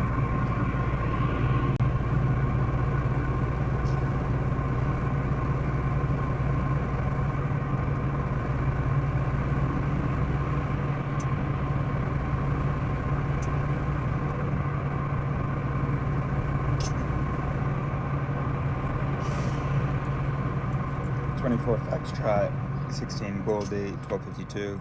So that is, that's kind of relates to what we were just talking about, actually. And it's why, you know, I you know, being the way that I am, I don't eat very regularly. And also because of my medicine, and so the system that I am with my medicine, I don't know, like right now I'm pretty hungry, so I took some stuff out of the pan from last night, but I just can't eat it, but I'm hungry. And anyway, so my point is that sometimes I get where I'm quite hungry and I have quite a desire to eat, and just having a meal is such a pleasure, and the cooking is like, oh my gosh, I'm gonna be able to have a meal after I chop up these carrots and all that stuff. And it also, yeah, it just relates to the importance of not that I have it figured out, but one thing that I have learned a bit better since I moved outside is being able to appreciate the simple pleasures. And sometimes I forget that. But for instance, I haven't had sugar in probably a couple of months, or very little. Whereas there are periods in my life where I'm eating a box of cookies a day, or the equivalent, you know.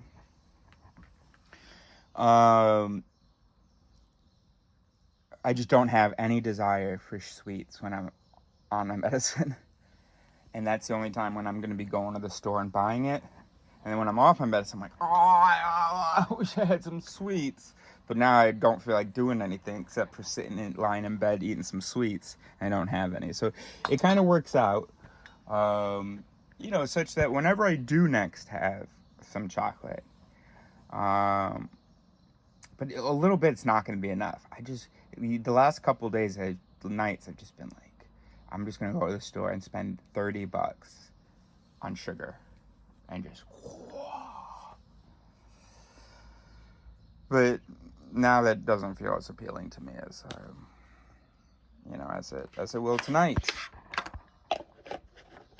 Anyway, my point is that I'm just saying in longer with more personal anecdotes, what, you know, a fraction of what she said. What she said was what's important is that you can't, because it's a seesaw, you can't chase. It's not about moving up. You can't achieve happiness. Does that make sense? You can achieve contentment where you have this neutrality, where you're able to appreciate the good things and you're not devastated by the bad things, where you're doing an appropriate seesawing. Oh, that's unfortunate. That's really annoying. I feel a negative emotion about that. And I restabilize. It's tricky with the seesaw. Where are you? So you're on one end, and then there's the counterbalances on the other end. So, counterbalance. Or your mood is on one end and they're counterbalanced on another or something. Oh my gosh, what an amazing bit of news. That's so, so awesome. I am happy and I'm able to appreciate this. And now I restabilize. That's what you're looking to achieve. Where it's not every time it's this, and it's not restabilizing. What I can promise you is that there are not counterweights that last longer than 2 weeks that will have you like this, where you experience a good thing and you just can't get over it and you're just stuck on that.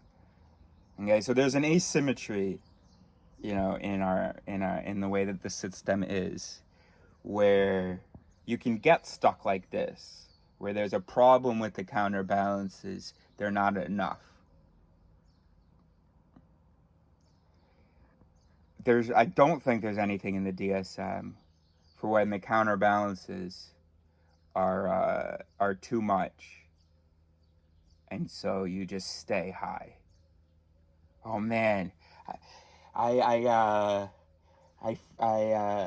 got a nephew. My sister had a baby, and my sister and I are really close, and she had a baby. It's about 6 years ago now. And it's just absolutely, oh my gosh. And I've just been on this high ever since. No, I had a kid. I got a new job. I graduated from this, and I've just been, just can't restabilize. I've just been so happy ever since. No, that doesn't happen. I mean, I'm sure it could happen. It would be quite a freak scenario and not representative of the gene pool. I mean, obviously it is representative of the gene pool, but it's so insignificant that it occurs so little that it's not representative of the gene pool.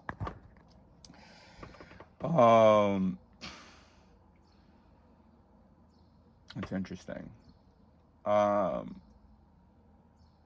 what you want is to have, so you don't need to worry about counterbalances there's so much that you just stay happy and you miss out on all of the things that you need to pay attention to and worry about. You're just carefree and everything's great.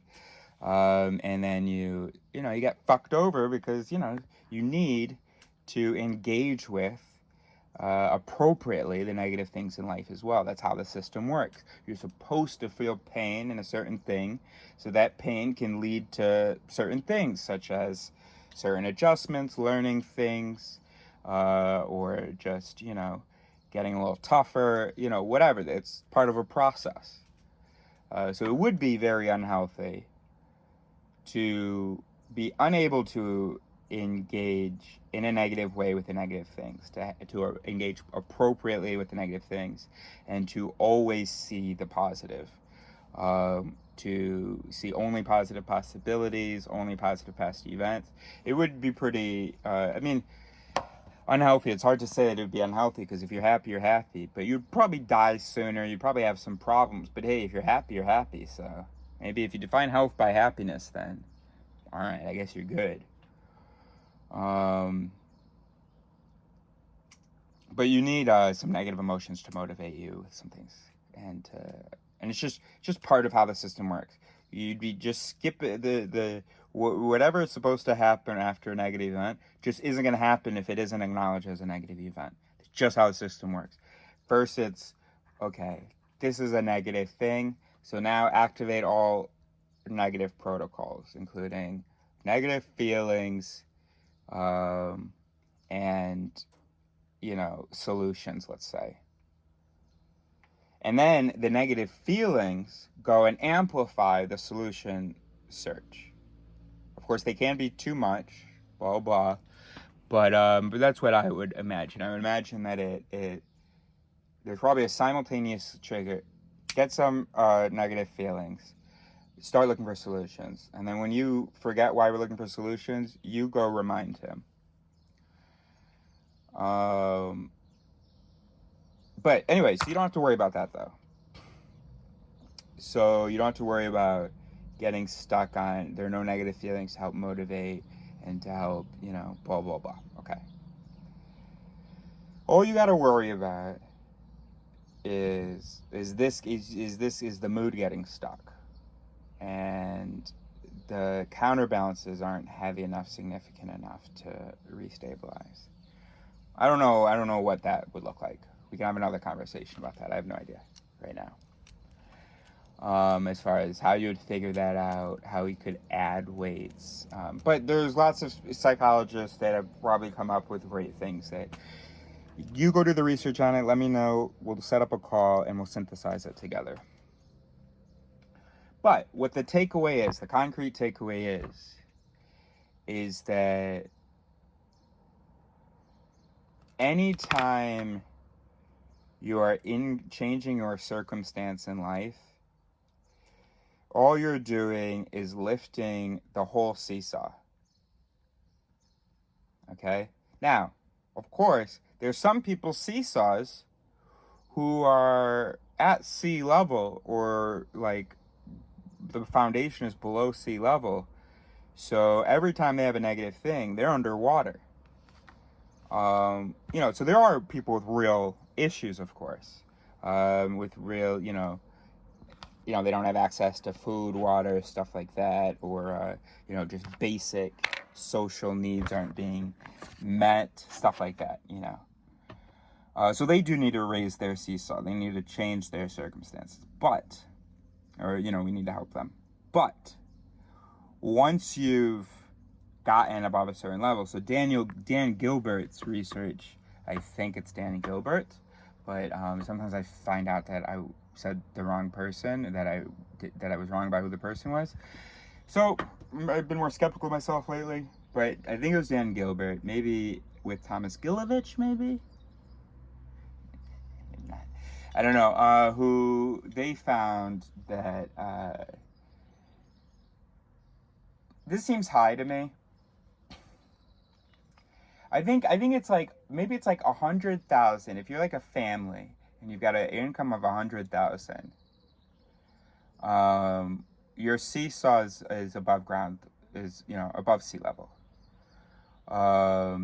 So you're good, and there's no sense in increasing it to 200,000, because that doesn't like do anything. But then if you can increase it all the way to 400,000. Okay, you know, now you've got access to things that's pretty cool. So it's like now you're out of the stratosphere or whatever, and imagining that somehow good. So you're no longer dipping into the shitty greenhouse gases. You're out in clear air. Okay, but then after 400,000, no, it doesn't. There aren't reported. Oh yeah, there aren't. I mean, it's a hard thing to measure, but the self-reported happiness stays consistent. I think is anything that I said here true? Is it at all? Have I, because I don't want to waste double your time where you've listened to this and then you have to go unlearn it if ever you're motivated to go check it, and then God forbid you don't check it. 400,000 income Gilbert, not connected to the internet.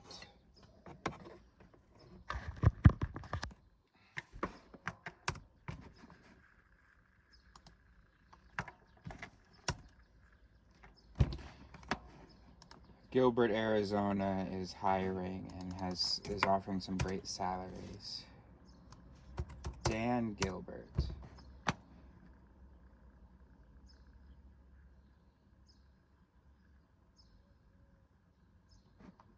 Okay, Dan Gilbert.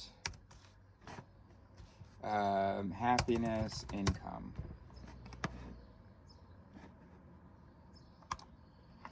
All right, let's see.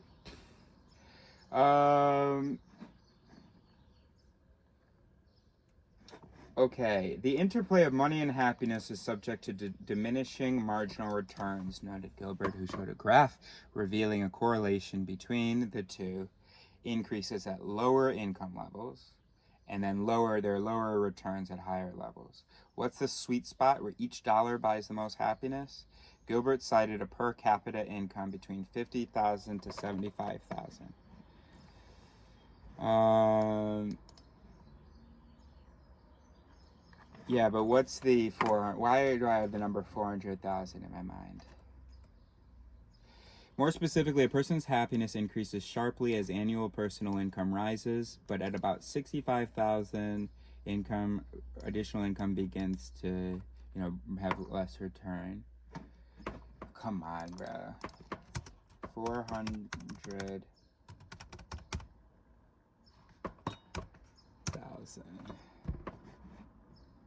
40,000. It's $40,000 according to Harvard psychologist Daniel Gilbert. So you only need 40,000 to be happy.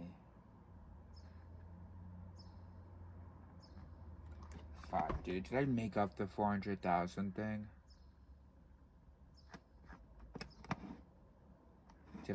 Was it 40,000? It was the minimum, and then it goes up to 100,000, and then that became 400,000 in my mind. No, Dan Gilbert, happiness, income, graph.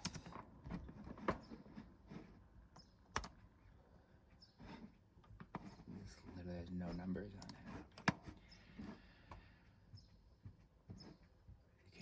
Do not tell me that I made up the 400 thing.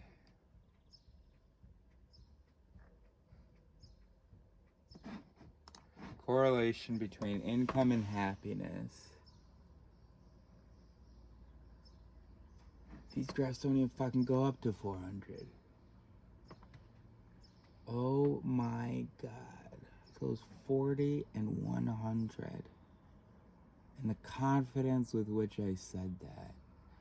And the confidence with which I experienced that thought.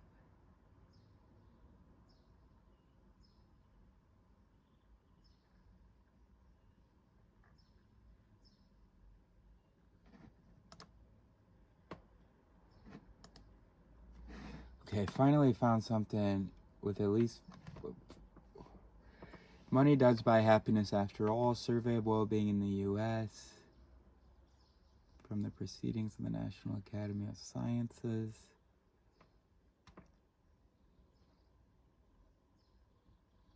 What's the white? Experience well-being, evaluative well-being. Okay. Okay, look, we've got something here, bro. I had to look really hard to find something, but we got something here, okay? I'll do a screenshot.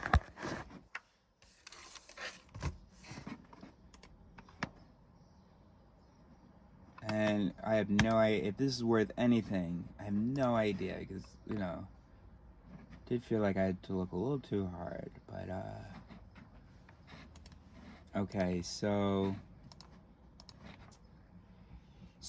at 400,000 there's the highest relative experienced well-being relative to the, you know, the middle, which is 80,000, and then it decreases after that.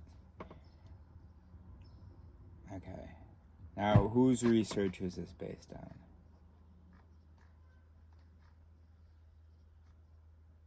So previous research has indicated that money stops buying happiness after 75,000 per year. However, new research finds a strong correlation between income and happiness, trending upwards even after 80,000 per year.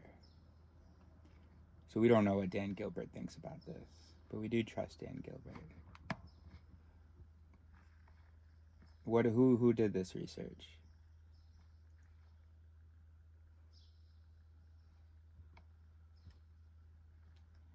And then, of course, it also matters whether money matters to you. And I say, of course, as though I just thought of this, but no, it says here, why does money buy happiness? Money matters. Not all respondents cared about money, but for those who did, it had a significant impact on their perceived well-being. In general, lower income earners were happier if they didn't value money, while higher income earners were happier if they thought money mattered, right?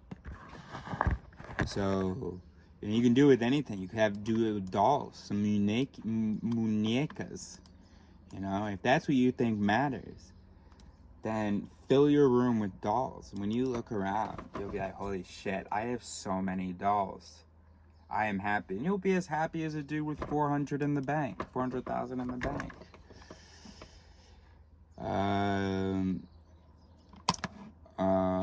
Okay, so I was mostly wrong, but all the ingredients, I guess, were true. They're just misassembled. Dan Gilbert does research happiness, and someone who researches happiness did say something about that after 400,000, you're no longer getting relative, you know. Wait, oh, it's not that it actually literally goes down. It's just less increase, right. So it's a point. Right. So it just slows down the increase.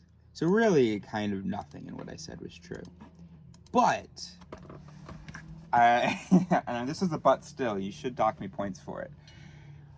But still, I think the essence of what I was saying maybe is true, which is that by changing your circumstances and raising the seesaw, that doesn't inherently increase your happiness, your day-to-day well-being, unless, of course, you have moved the seesaw from out of a danger zone into from out of a danger zone. But just inherently, you're not increasing your happiness. Because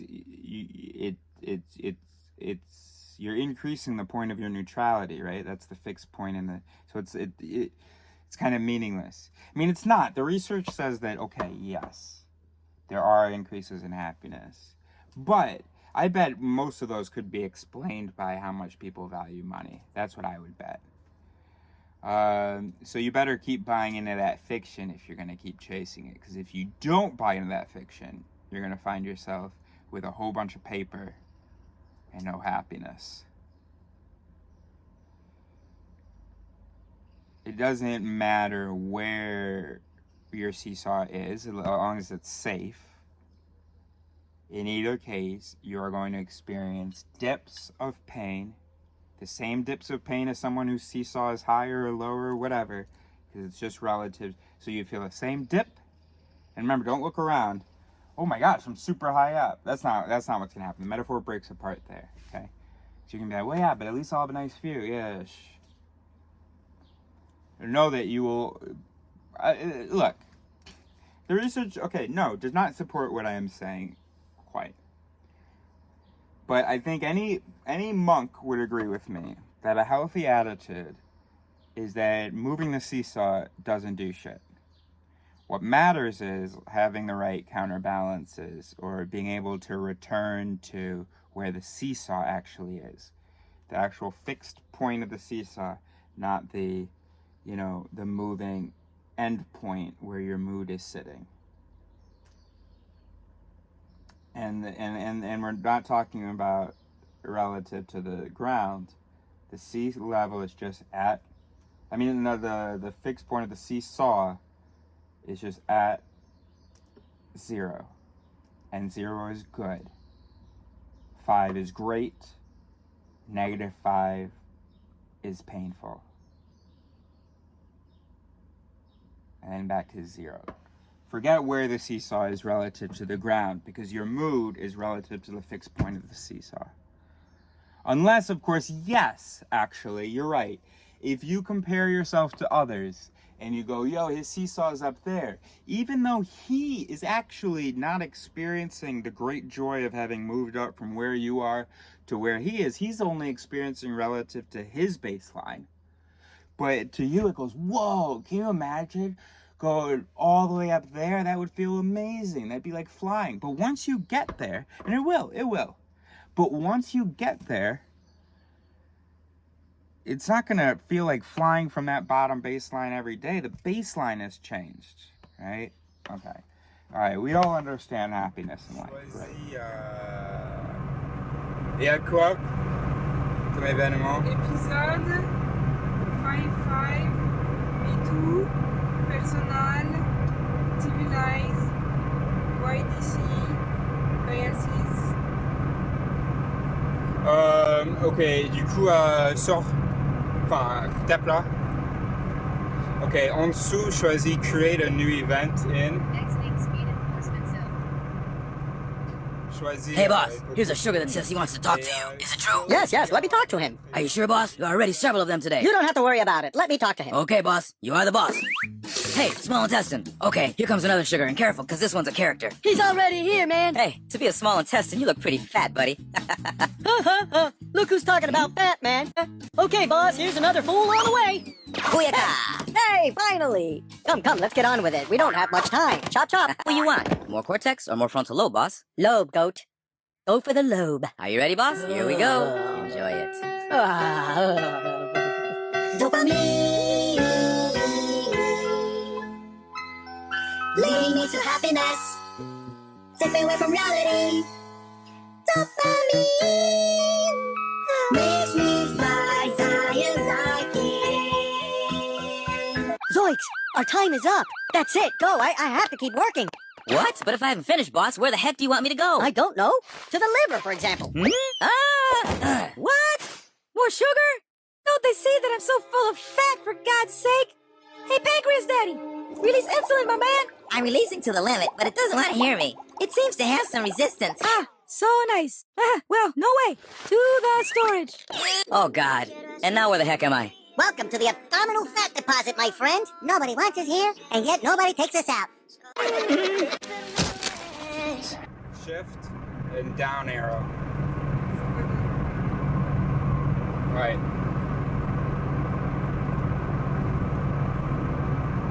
Non mais il faut appuyer sur Shift si tu veux les sélectionner.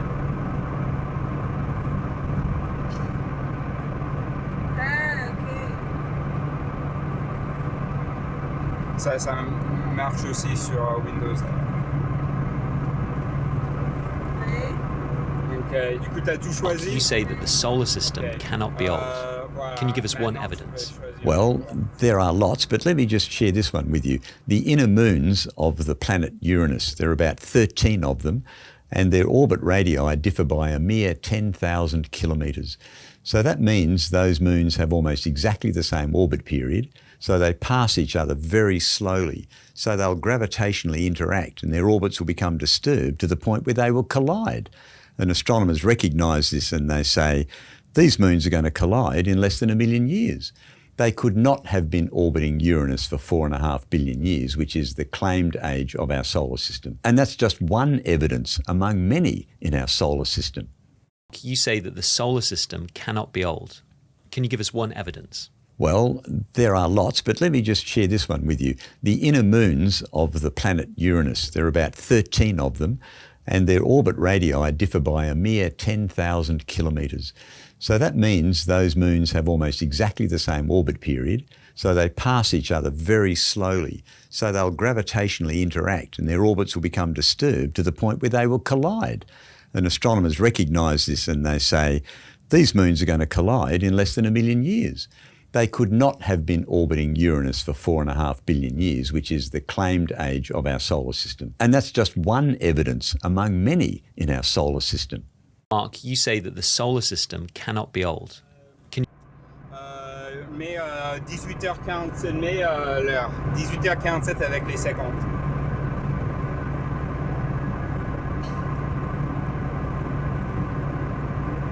Il y a des points entre les chiffres? Non.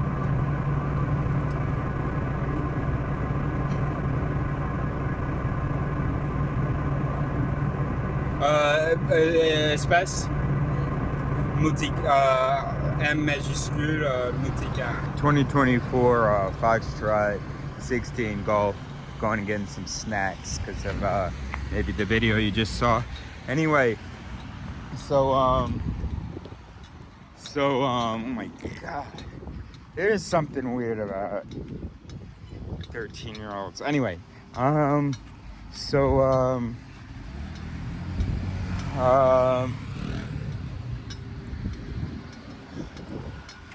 fuck. Oh, right. So the dog thing, you know, maybe there was, maybe that whole dog thing was totally wrong because, you know, a dog's world isn't visual so much as auditory and, you know, that. And, so maybe it's not at all a violation. It's not just that the alarms don't go off, but it's not actually, no world thing has been violated. He had the feeling of moving. Yes, it was vertical. Still a feeling of moving. And, you know, vertical movement isn't incomprehensible. The smells were changing. There were noises happening. Yeah, and then when the doors opened, well, first of all, the smells had changed. So it felt like we were traveling, you know? And maybe a little weird that he didn't have to move anything to do that traveling. But, not really. It's just like being in a car. So I'll try to think, I'll see what I can think of, an actual thing that should violate the worldview of another species. But the one for humans is that you're a brain. Files. All. Okay.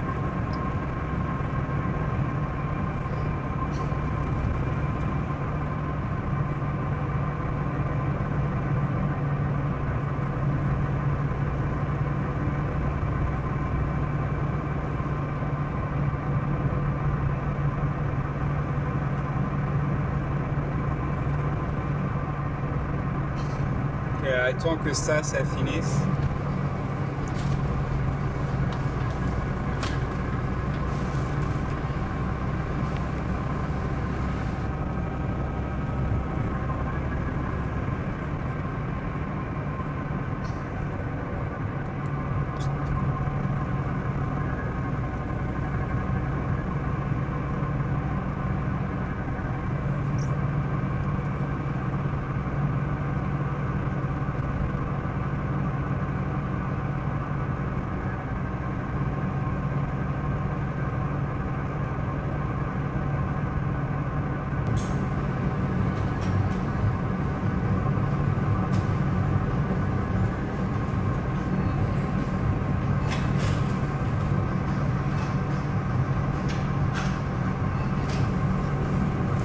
Clic.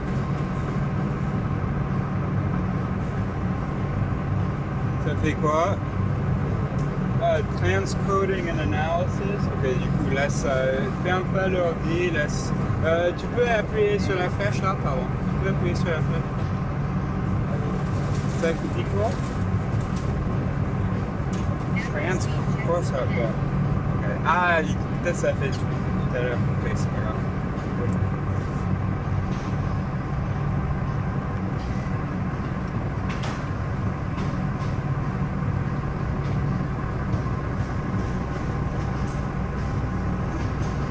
Alors, du coup, tu peux fermer ça.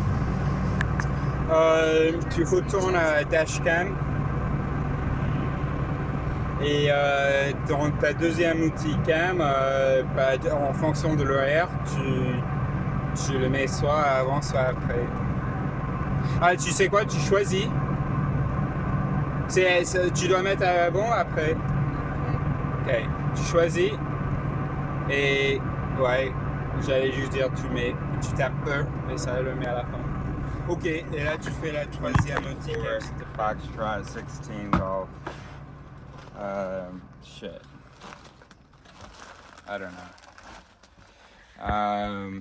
Maybe 1 something, 13 something, I don't know. Alright, so, went to the store. Check this out. This was really interesting. I thought this was really...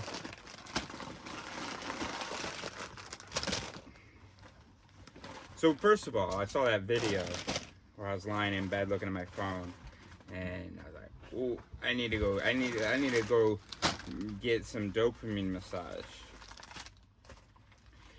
So I got this, some chocolate there, got some spicy snack stuff, some non-alcoholic beer, 2 of these bad boys. Excuse me, Neo.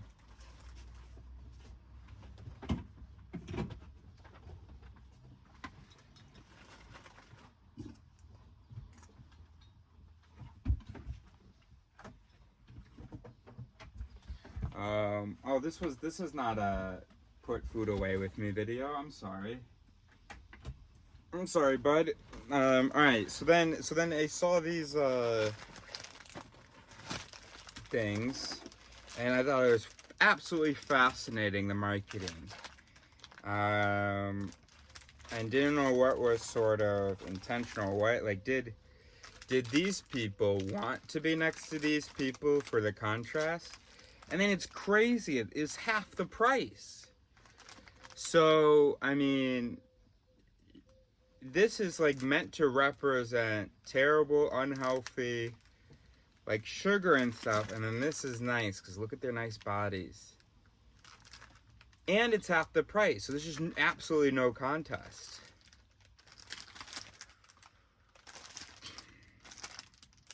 I wanted to see whether they were made by the same people. Ah, well, these are made by the grocery store. I gotcha.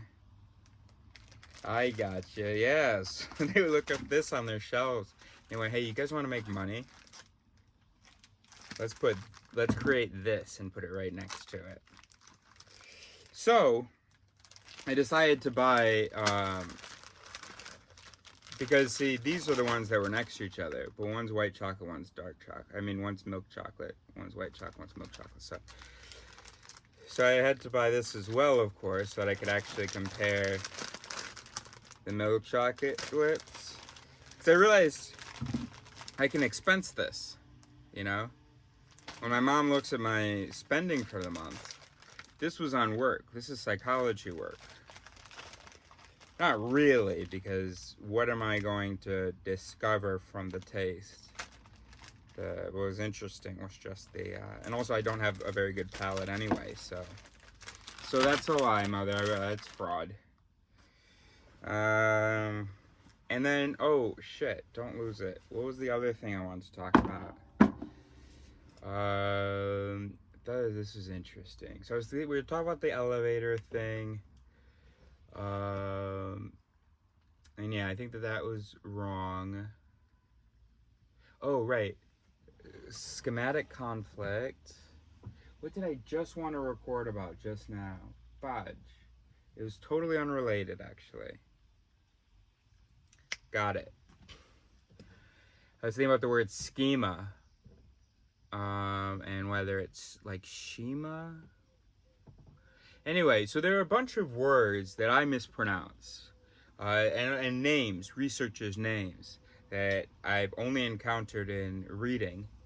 And reading is what defined it for me. It was as a text, and then I got a pronunciation. I interpreted pronunciation from there.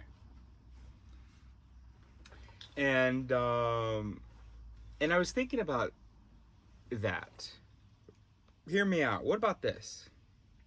So there was a time when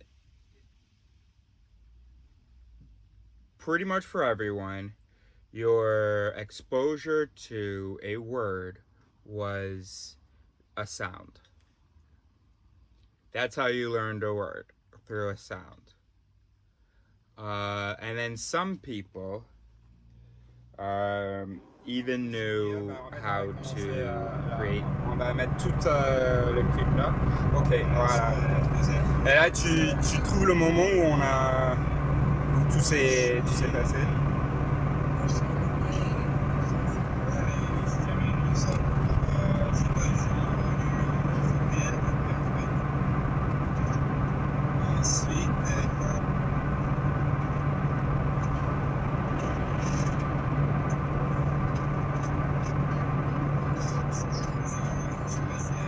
Foxtrot 16 Golf. Shit, I could have just checked the time too. But we'll develop that instinct. We're developing that instinct. Damn. My mother called. What were we saying? It was just 2 seconds ago.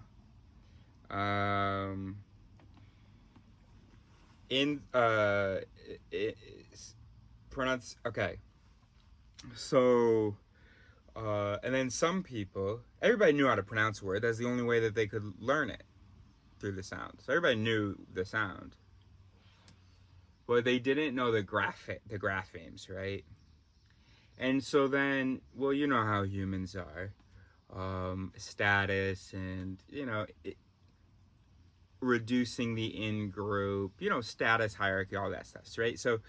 So as people started learning the graphemes, well, we would distinguish between those people who were in the in-group and knew the graphemes that had been decided, and those who were not in the in-group and weren't using the graphemes that were decided to represent that sound. They were using other graphemes that represent that sound. Those absolute stupid fucks.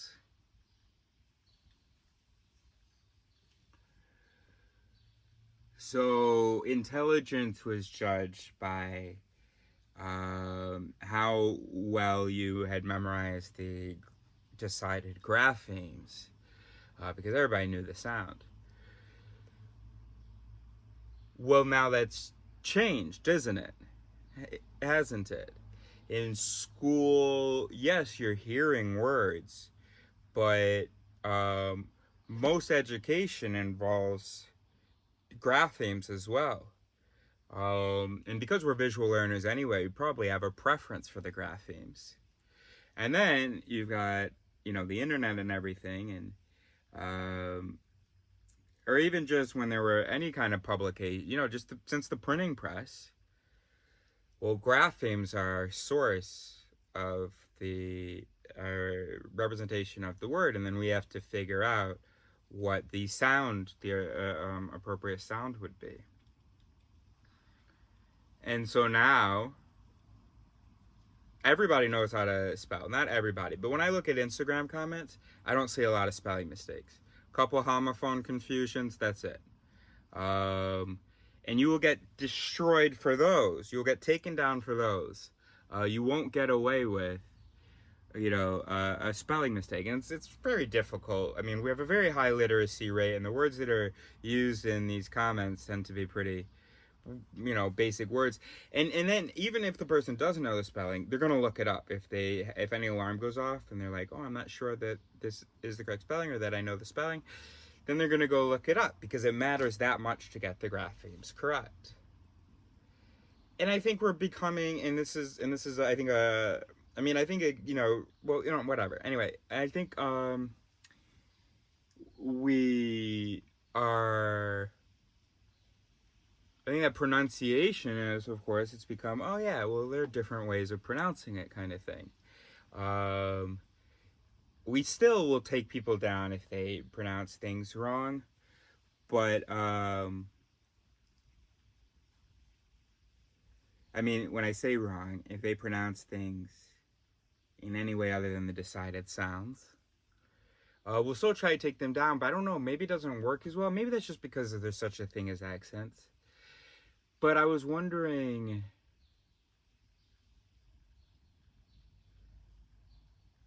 see, without graphemes, without literacy, it's got to be much harder to understand a different accent, right?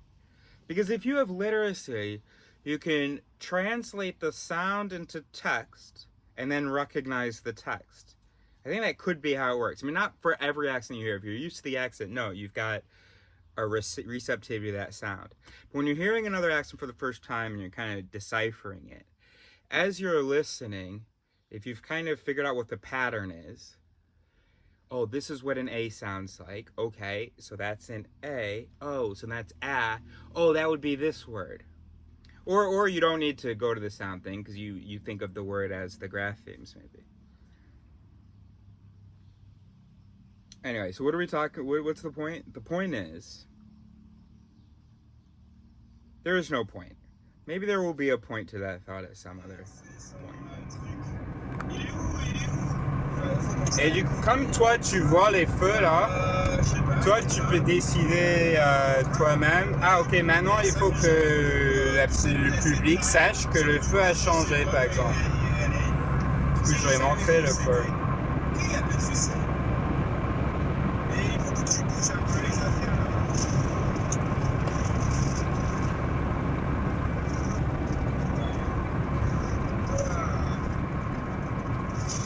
We're defining reasonable as not affirming things that are contraindicated, that are against the information that you have, and affirming things that are consistent with the information that you have.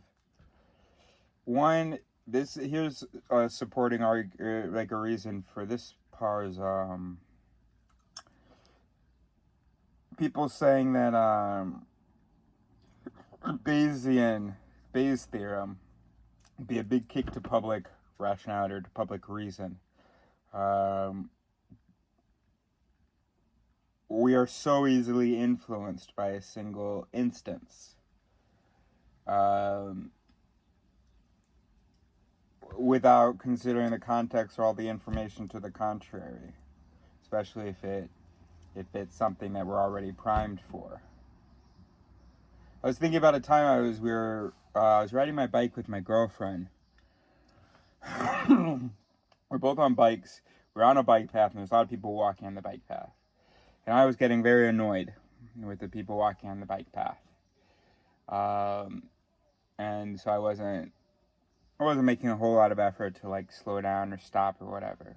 If I had to go right by someone, then I did. But I would always say something. I would say, now if they were blocking the whole road, I'd say, am I allowed to pass? But otherwise I would say something as I was coming, and that would always be what you always have to say in France. Hello! Right, so I'd say good evening.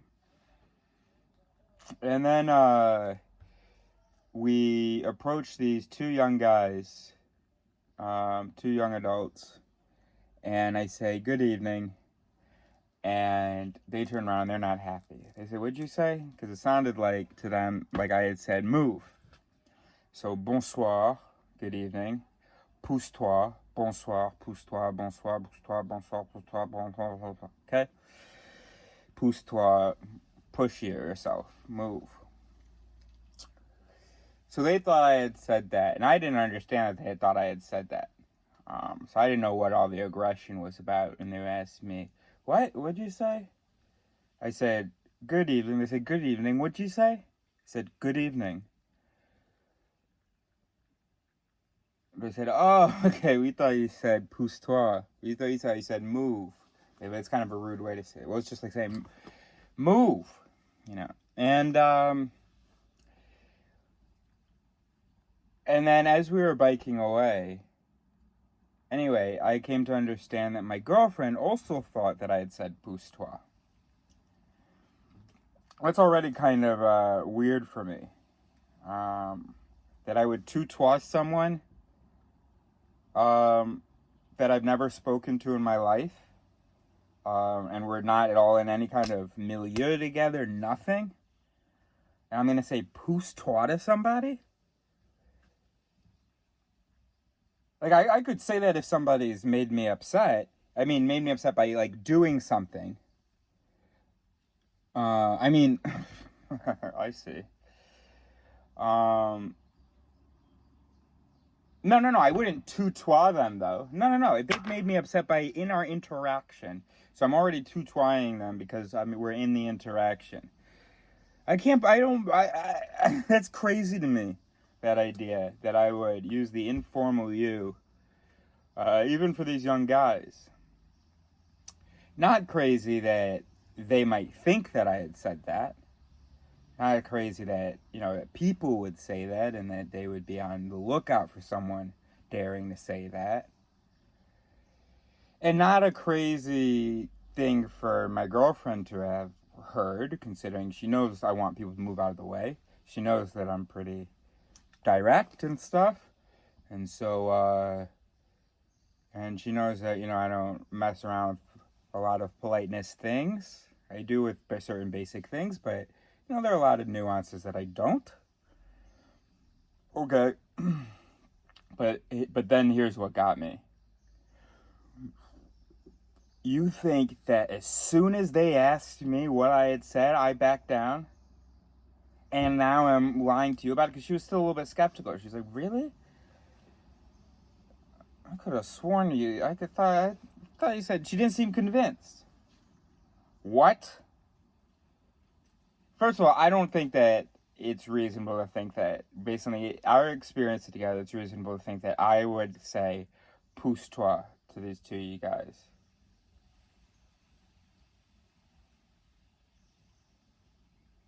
Second of all, I wouldn't have lied about it. I would have owned it.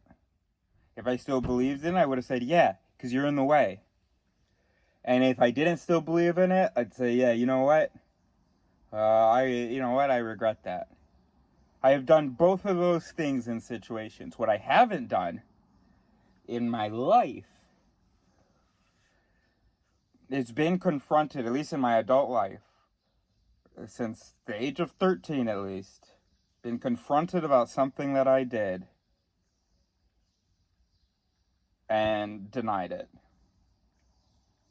Sorry, that's not true. But I mean, like, this kind of action where I say something to someone, they don't like it, and then I go, oh no, I didn't say that. Never. Hell no.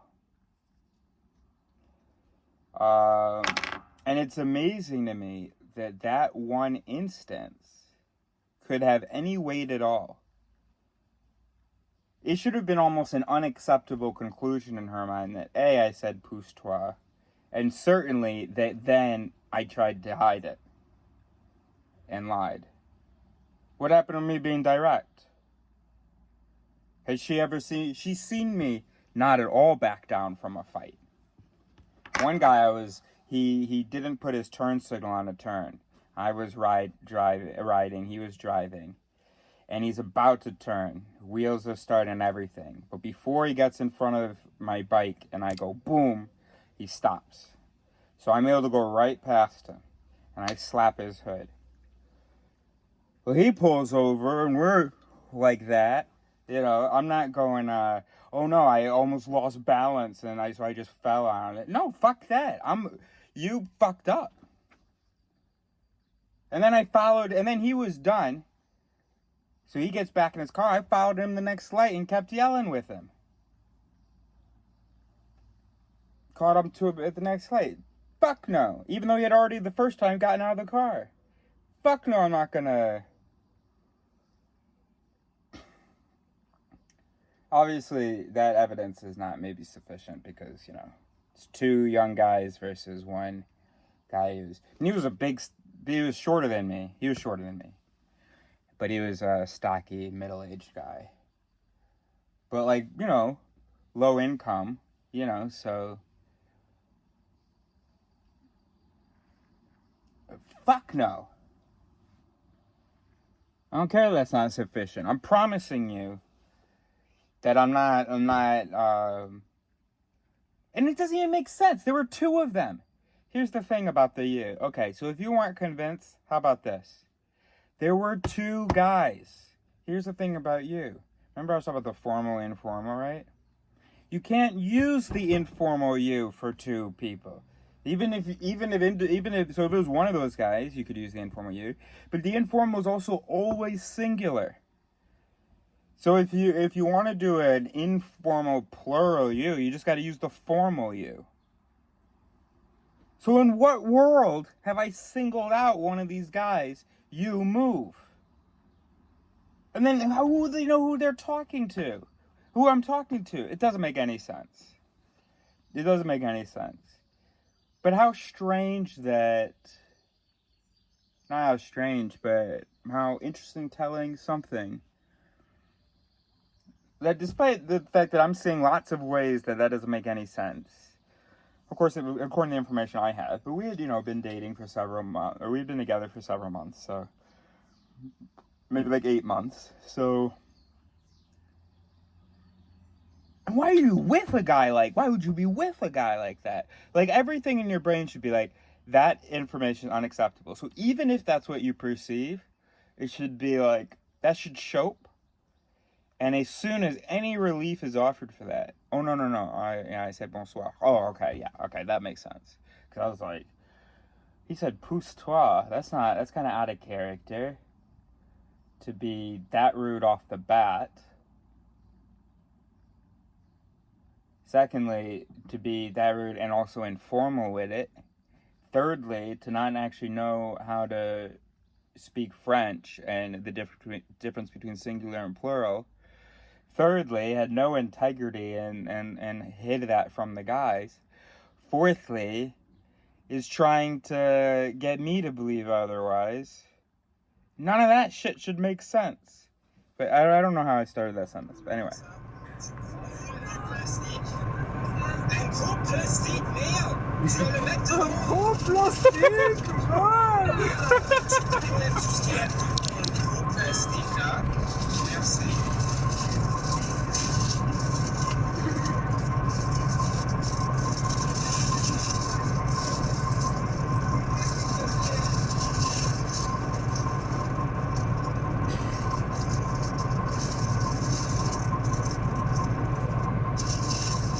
Foxtrot, 16 golf, sometime.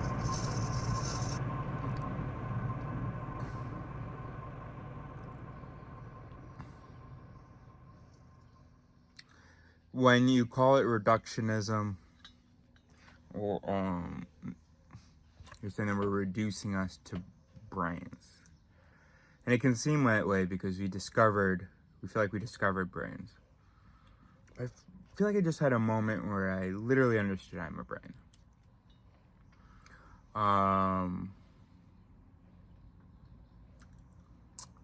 What was I thinking about? I don't know, but I think the trick is the hard problem is the hard problem because we're wondering how neural activity is translated into experience. But we are the neurons. We are the activity. There's no need, there's no display. There's no need for a monitor, for some kind of a translation. Oh, I was watching a video and somebody made a joke about kissing. Anyway, and then I imagined kissing someone. And I suddenly felt this feeling. And I was like, wow, emotions are a funny thing. And so I felt this feeling in my body. And without to imagine a person, just imagining the network and the communicating. And I had no questions. But then when I imagined my face and my inner environment, I felt like there was something to reconcile again. But maybe there isn't, bro.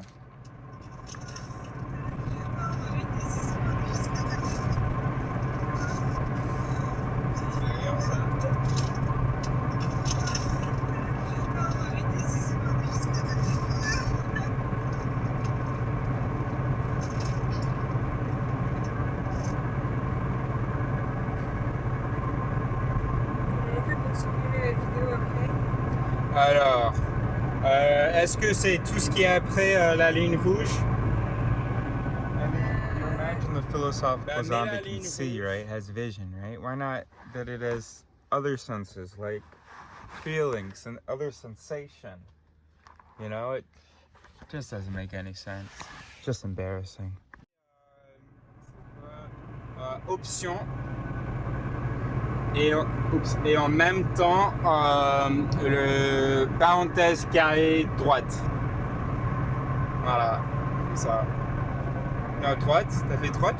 Voilà, tu... Quoi?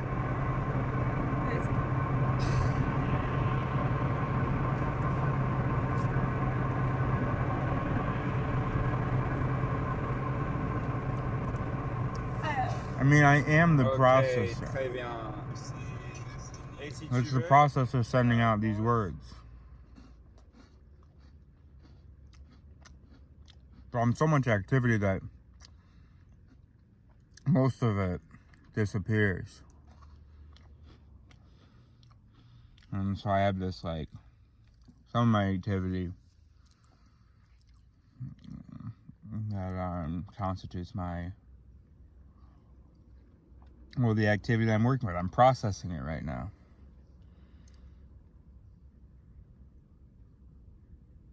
Whenever I'm active, that's me. I'm experiencing, bro.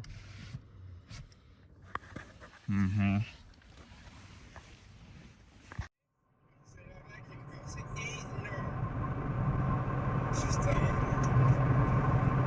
Putain, c'est où? Vas-y,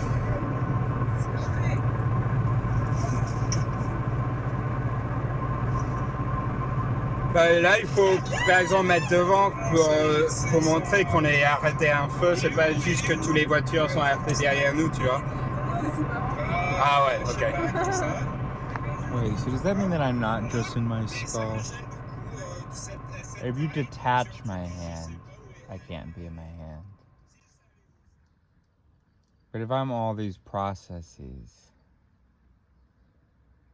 no, there's a lot of interpreting happening in the brain up here where I'm sending these words from.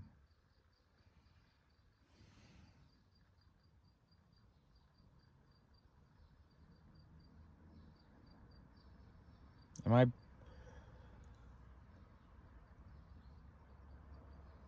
I cells, or am I the whole network? I mean, the whole interpretive.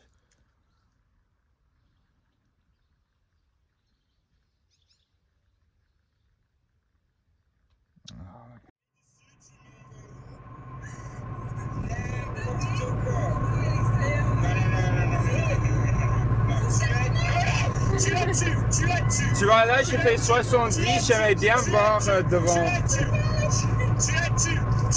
Putain, tu l'as dû tuer. Clément, tu l'as dû tuer. Tu la tues. Maintenant, tu la tues. Clémence, tu la tues. Le plastique, là, tu l'attrapes, tu fermes. I want to now direct these comments to 1600 Pennsylvania Avenue and to every member in both chambers of Congress. We are 1,800 miles away here in Harford County. We are 1,800 miles away from the southern border, and the American citizens are not safe because of failed immigration policies. This is the second time in just 2 years that an innocent Harford County woman has lost her life to a criminal in our country illegally. Let me repeat that. 1,800 miles from the southern border, and this is the second woman in our county to be killed by an illegal alien. Suspects, in both cases, they are suspects from El Salvador with ties to criminal gangs. Should not be happening. Victor Hernandez did not come here to make a better life for himself or for his family. He came here to escape the crime he committed in El Salvador. He came here and murdered Rachel, and God willing, no one else. But that should have never been allowed to happen. And I want to now direct these comments to 1600 Pennsylvania Avenue and to every member in both chambers of Congress. We are 1,800 miles away here in Harford County. We are 1,800 miles away from the southern border, and the American citizens are not safe because of failed immigration policies. This is the second time in just 2 years that an innocent Harford County woman has lost her life to a criminal in our country illegally. Let me repeat that. 1,800 miles from the southern border, and this is the second woman in our county to be killed by an illegal alien. Suspects, in both cases, they are suspects from El Salvador with ties to criminal gangs. Should not be happening. Victor Hernandez did not come here to make a better life for himself or for his family.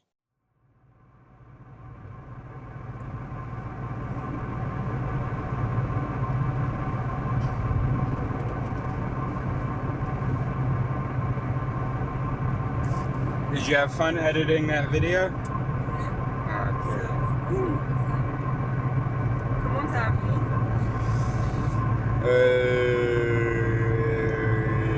J'ai commencé par... J'utilisais un logiciel qui s'appelait iMovie qui vient avec les Wait, MacBooks. dude, and not to mention, alright, 24-16 golf.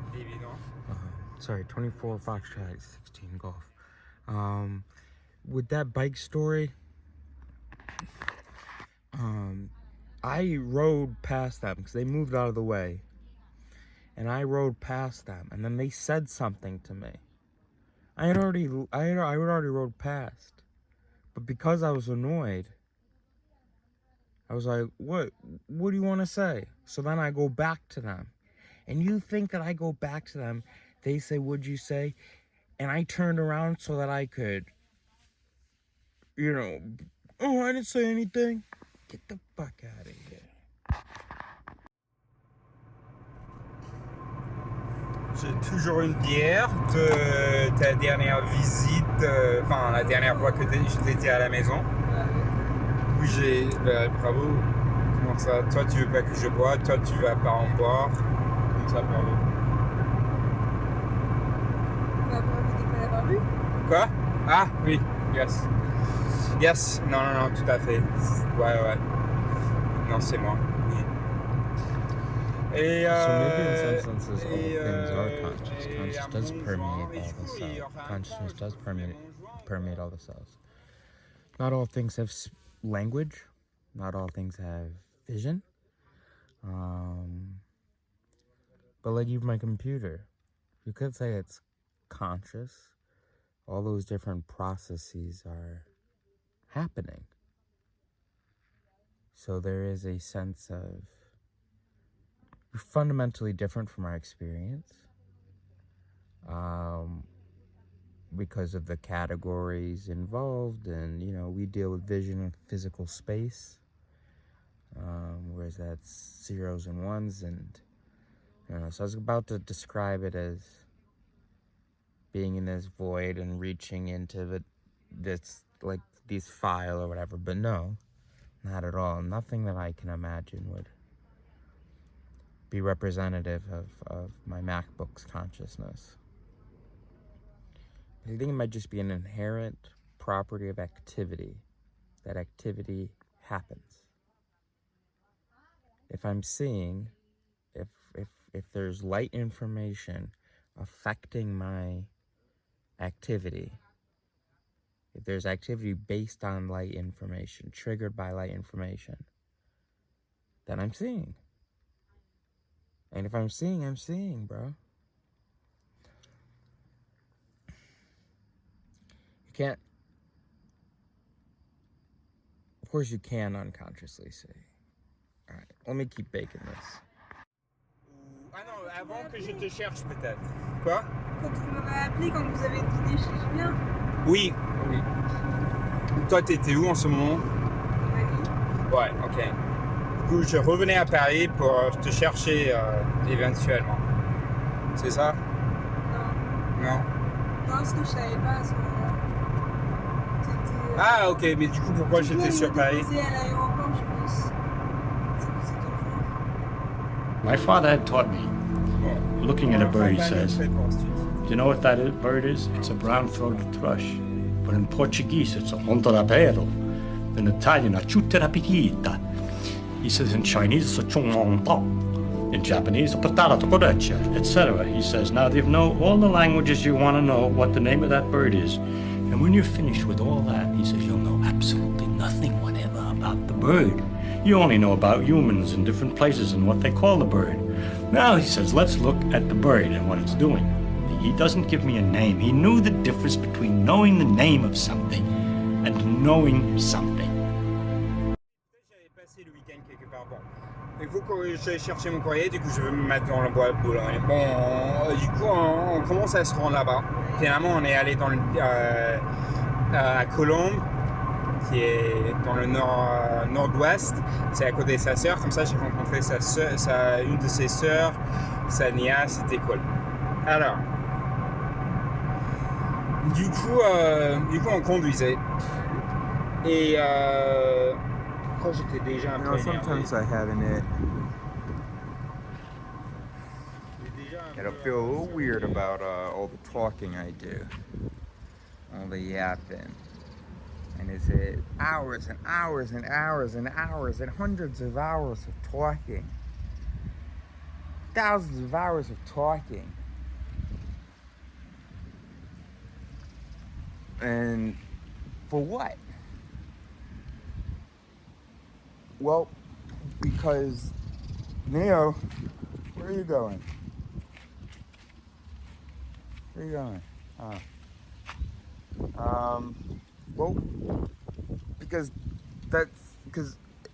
like I said, I've had, like Leo said, he had certain intuitions about the mind. And you could think of these, as Neubauer said, as these right brain intuitions. We didn't have a framework, and neither did I.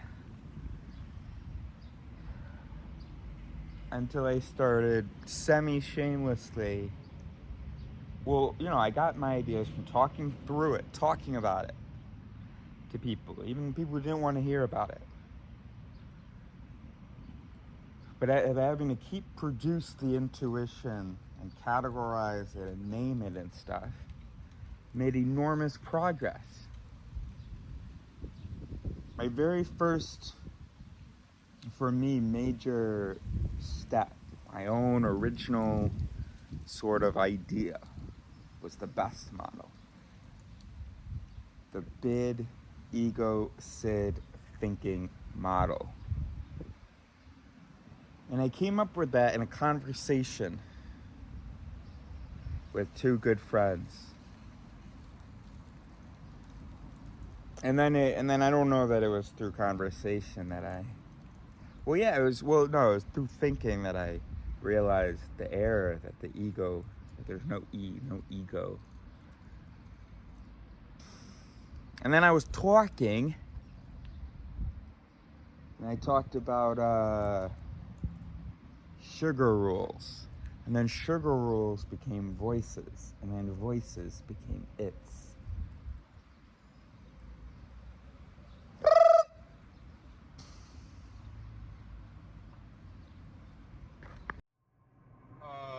Elle fume carrément à l'intérieur. Pendant qu'on conduit, pas de soucis, elle fume. Et elle a même fait ça chez Julien, et Julien... Ouais. Et ok, bon, on éteint la clope.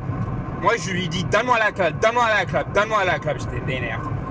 Enfin elle vient, elle me donne la clope, elle explique. Ah non, ok, ouais, je fumais. Je sais pas ce qu'elle disait. Elle parlait et elle prenait trop de temps. 2024 Foxtrot 17 Alpha. Talking to Audrey about sugar rules. writing an email to her brother about sugar rules. Marta was interested in sugar rules. Then it became Voices. And that was just in 2020, sugar rules. No, 2021 sugar rules. Then 2022, Voices. And then by the time we're in 2023, all right, and then 2023, maybe not by the time we're in 2023, but then 2023 became It's. And holy shit. Look at all the, well, not all of it's It stuff, but a good deal of it is. And all that came from talking. Of course talking fucking matters. If you say don't talk, you don't have anything to say. You're not going to have anything to say unless you talk. Unless your brain is forced to figure out how to say the thoughts that you have and to practice saying them. And then eventually, things that you have in here will be things that will be understandable by another. Or not even, and of course things change in here as they're able to be categorized and named, and those names and representations are able to interact with each other. Then they change dramatically.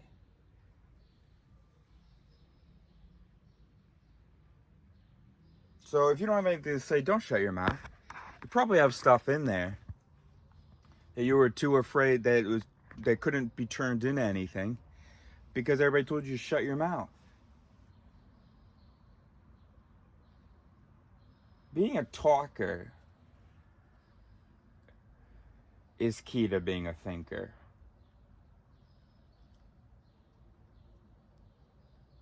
And I'm just thinking about it, the quiet people who told me they had stuff going on in there, but didn't know how to articulate it. And that they would assure me of that for a year, 2 years, before I broke up with them. And maybe they weren't lying to me. Maybe they had stuff in there, but they couldn't just send it out immediately in words. That needs to be practiced.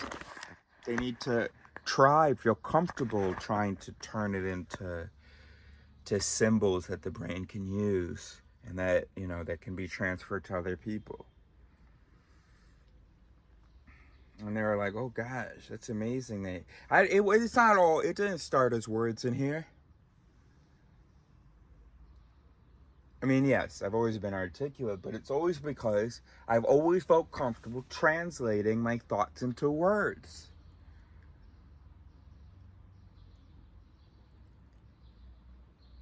And if you don't practice that,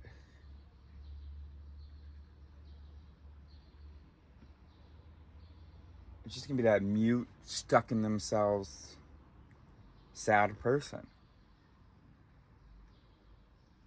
Let's put this at an 80% confidence, this video. Elle arrête pas de parler. Mais bon, c'est quelque chose que tu vas voir avec les enfants, avec les chiens, ils arrêtent pas.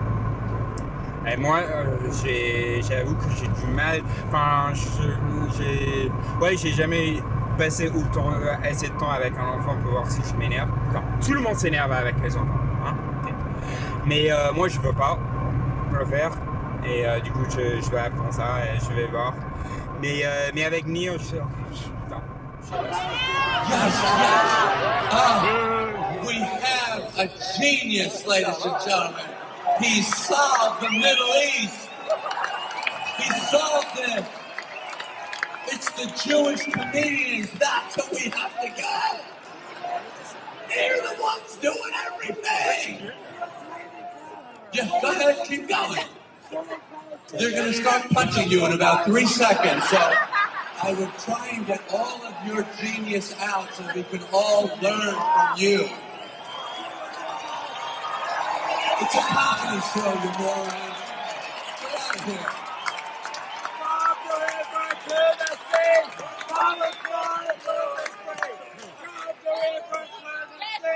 Okay. Yeah, this is so great. Imagine, by the way, if this guy actually did solve the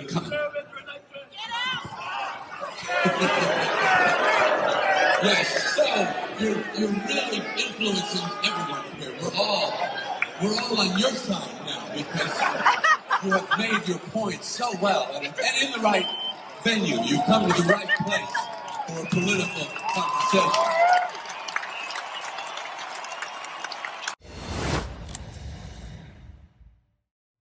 Proposer un chocolat. Je m'étais pas encore excusé. Du coup, elle parlait. Après, elle s'est arrêtée. J'ai enlevé ma main. Et je sais pas, je fais pas confiance à mes souvenirs.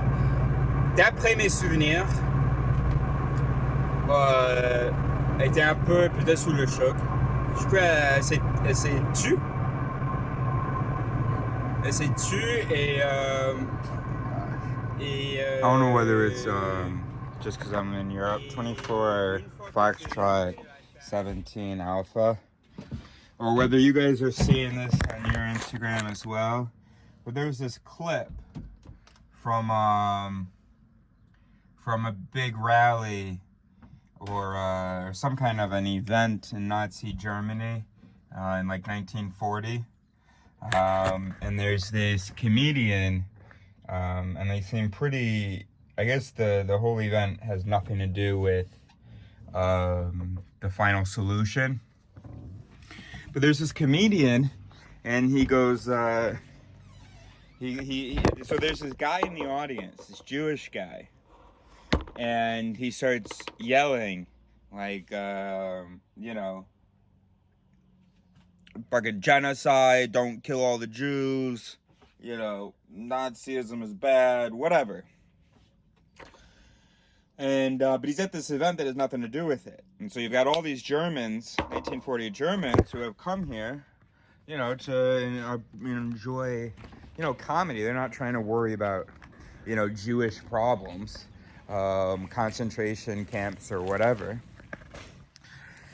And, you know what, I'm just going to play the clip now and how the German guy kind of handles this disruption.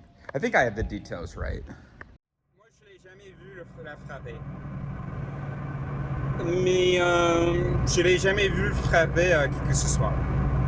Après, il avait une époque avant plus violente. Et ça, c'était surtout envers des âmes du business et tout ça, je pense. Business, tu vois. Mais elle tapait Shiva et dit parce qu'elle a déjà été maltraitée. À chaque fois que moi je lève la main contre Nieu, il dit non. 2024 Foxtrot 17 Alpha. So let me know if I got any of the details wrong. Any of the important details wrong. But the way I remember it is basically, so then the German comedian is making some pretty good points. First of all, it's a comedy show, you know? Second of all, it's fucking complicated, right? So at this time when this was recorded, Germany was, well, it had been really messed up by World War I. And they had this Jewish population that I don't think you can really deny was causing them some pretty major issues, and was at least partially to blame for their situation. And so how inappropriate that this Jew shows up at this rally that isn't even about Nazism. The guy, the German comedian, has expressed views that are like, yeah, we got to do something about these Jews, and, you know, it's complicated, you know, but the final solution is all we have right now, or something like that. I don't know exactly what he said. And I'm guessing that's why the Jew thought that would be like an appropriate place. But how are you going to have like a discussion there? You know what I mean? How did that Jew expect to be able to get the German comedian to sit down and fix Germany and protect the Jews by just shouting? You know what I mean? Une gifle, c'est une gifle, et parce que moi c'est c'est pas être trop égalitérien, mais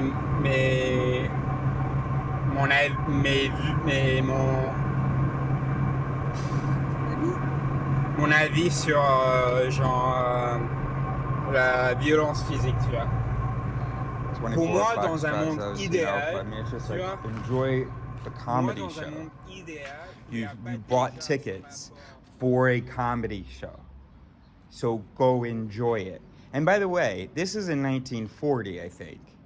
So it's like before, you know, we've got images of the ghettos and the concentration camps that we don't have until like 1945, you know, 1946.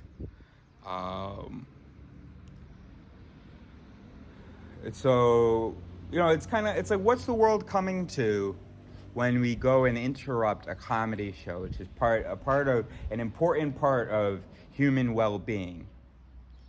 What is the world coming to when, because like war and economic issues and so on, and, you know, complicated cultural issues, that's one part of life. And then we have these other parts of life that are supposed to be protected from that, you know? So that's why I feel like it was kind of, and you have to really have the perspective of watching the video as though it is currently 1940. Because otherwise, if you imagine it from our current perspective, you're like, it's easy to sort of side with the Jew and be like, oh, you know, that like was appropriate. But no, you're only distracted by what ended up happening or what was in, you know, the process of happening. But it hadn't happened yet. And I think that's what makes it so inappropriate for me. And I wish that the German comedian had said, you know, something like, you know, this is not the place for it. You know, when we have the meeting about whether or not to do the concentration camps for the Jews, that's where you express that. You know what I mean? Show up early, make sure you get time to speak, and express that then. And you can tell that this German comedian wasn't one of the bad ones. You know, he says to the guy, you know, get out of here before, you know, because the guy apparently didn't realize what he was doing was inappropriate. And so the comedian's like, get out of here before you start, you know, getting punched. He wasn't saying, you know, telling the people, punch this guy. He was saying, you know, he was warning the guy. And you'd have to really think very little of human psychology to think that when you've got thousands of people in front of you and you're a renowned comedian, because this guy was like the Charlie Chaplin of his time, right? And you're a renowned comedian, that when you say the word punch or refer to people who are getting upset at you, you know, the Jew, when you talk about punching, you'd have to be really not understand how intelligent and rational humans are if you think that could ever actually endanger the guy. You know what I mean? Because that's what I feel like people might say. That even if this Scheinfeld was not saying to punch the guy, they would say, oh, but he's mentioning it, blah, blah, and it's like, I don't know. I just think it's stupid. People said something stupid like that about Trump. And it's just fucking media. And then also what bothers me is I wish that the Fox-Führer, you know, newspaper hadn't published this clip because, again, it's inappropriate. It's not the right context, you know? I don't want to be hearing about Jews concerned about, blah, blah, blah. When I'm trying to enjoy Jerry fucking Seinfeld. I mean, you know, Jerry Seinfeld, you know. Je sais pas, elle a eu une crise d'une maladie mentale, 10 ans, mais elle a jamais fait une crise avant. Et sur le coup, il y a tellement de choses qui se passent et lui, il s'énerve, et il lui donne une gifle. Et après, ils s'excusent, genre le lendemain, et ils disent, ok, on veut éviter que ça arrive de nouveau, parce que... Et tout ça, bah moi je dis pas qu'il faut que la femme le quitte, tu vois. Genre, il y a beaucoup de personnes qui vont dire, une fois, c'est trop, tu vois. The human brain, probably not ready to consider, is not really able to consider in any healthy way all the problems that it could consider in the world, or even all the problems that we are reminded of every day. So it has two options. One, create a story in which those are not actually problems, or okay, it has a few options. So one, ignore, if that's actually possible. But if you know about the problems and you've done more than just, then you haven't totally ignored. So something else has to be happening. Perhaps you've created a story or an understanding where those things aren't actually issues to resolve the cognitive dissonance. Alternatively, could be depressed and frustrated and feel hopeless. And of course, the causal relationship can go the other way as well. If you already feel depressed for some other reason or some other, cause, then you can use the problems in the world too.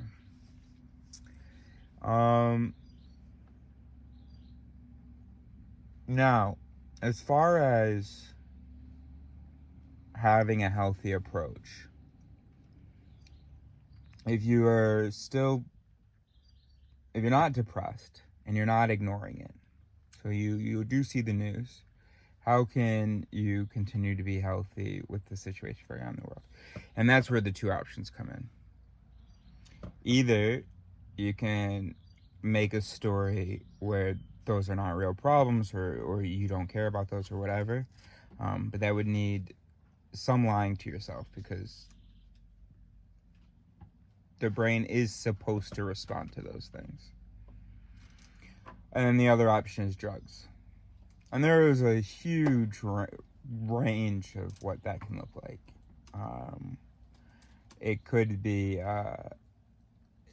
the gym, right? Spending hours a day in the gym, just getting that dopamine to compensate for the issues. Could be weed. Could be some kind of a work or some kind of a task that keeps you distracted from it.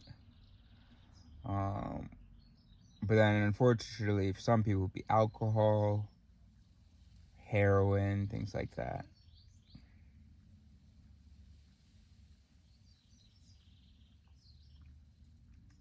So I don't admire you if you don't smoke weed regularly in any way, or if either you're not depressed or you're not doing drugs. I don't think that's admirable, because my guess is the only way that you were able to do that, given the state of affairs, is to either not see what's going on.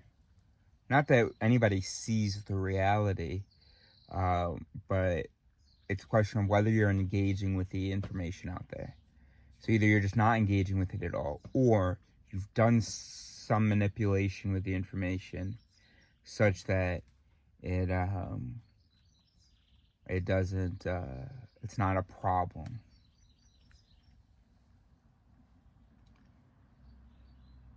I mean, you just look fucking stupid to me. Anybody who doesn't smoke cigarettes, who's just like totally normal and healthy, it's like, fucking look around you. How the hell? I mean, you're not like a real human. I mean, you'd be going to comedy shows in the Holocaust. You'd be chilling, just, oh my gosh, I don't know why everybody's so depressed.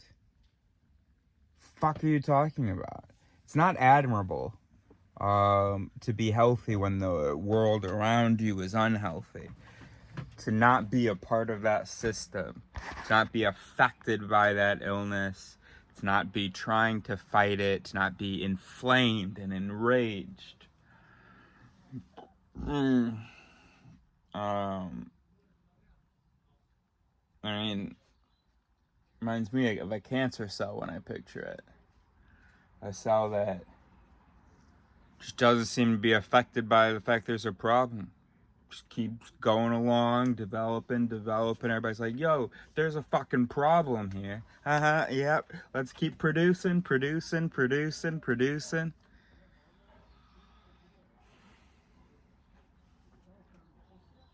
I would have admiration for you if, I mean, you know, if you're 20 years old, okay. But at some fucking point, if you haven't looked around and engaged with the things happening around you, and the fact that even though your circumstance may be fine, there are lots of members of your species who are needlessly and terribly not living well. And the craziest thing about it is that it should be extremely easy to live a decent life. We've got this great big world, and living a decent life, all it is having meals and having people around you. That's it.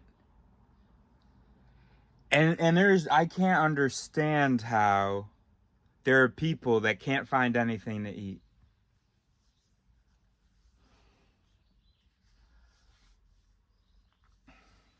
That means that there's a real problem with the world, and that's wild. Whether it's not enough agriculture being done, and then why the hell not?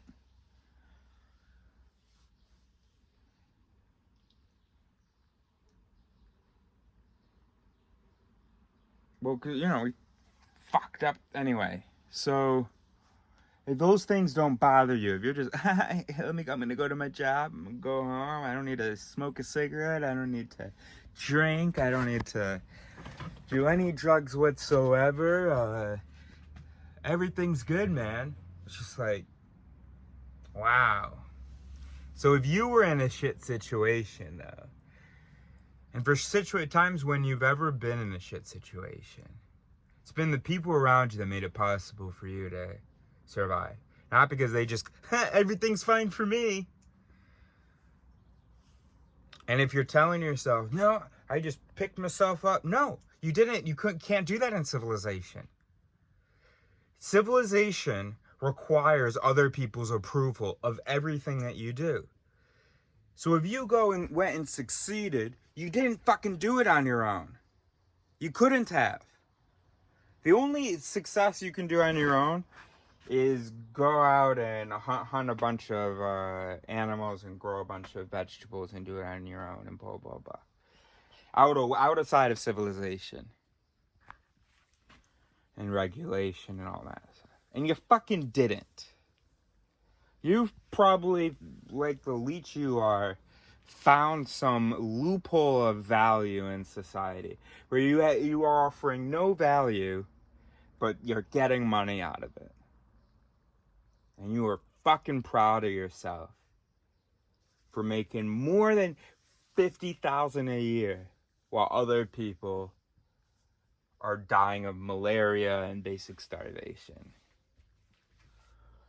I'm not saying that we should all be, oh man, there's a big problem.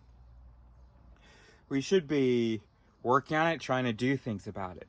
But I know that you're a human brain. So anybody out there working on it, quote unquote, or, you know, I'm taking care of my family and, you know, I give to this charity or whatever. Okay, but what's problematic to me is that I don't understand how a human brain can cope with the issues of the world without lying to itself or drugging itself. So, yes, what the only people I approve of is anybody out there in a camper living minimally, or out there in a tent living minimally, while trying to figure out how to fix the world. And if you're able to do that without drugs, well, I'm not trusting you, because what? Are you a sociopath? I don't know why you'd be working on helping humans if you're a sociopath, but that's not normal that you're, well, maybe you've separated, okay, you've drugged, you can also lie to yourself. You can lie to yourself. So you can say, like, by creating, for instance, I can lie to myself. That's one approach, and it's one I use. I tell myself that, first of all, I remove myself from the world in a lot of ways, but then when I want to, I go on Instagram, see what's going on. And then I have a YouTube channel where I make videos and I talk to nobody.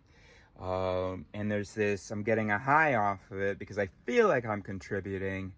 And I'm not getting any naysayers, so it's like awesome. Look, I'm in the process of saving the world. I mean, I'm lying to myself because nobody's actually sort of looking at it, and I'm not making any real efforts to get any of these solutions out there. But yeah, the weed's not enough. I gotta lie to myself a little bit as well, especially since I'm not drinking anymore. On va attribuer son offense à son caractère. Alors que si c'est quelqu'un qu'on connaît, tu vois, on va attribuer l'offense plus facilement aux circonstances, tu vois.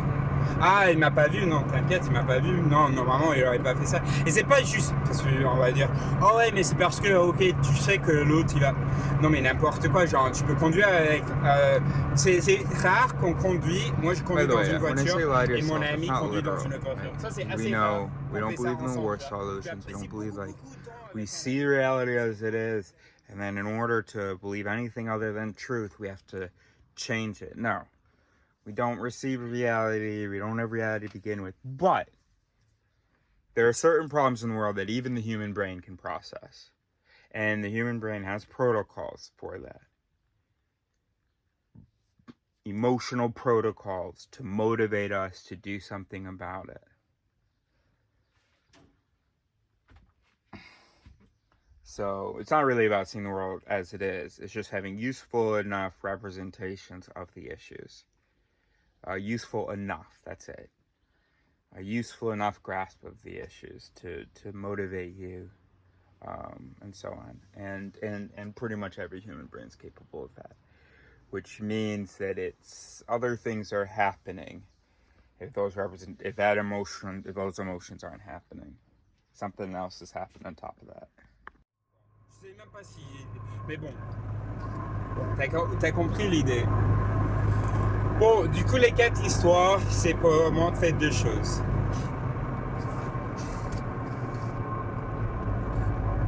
Une chose, que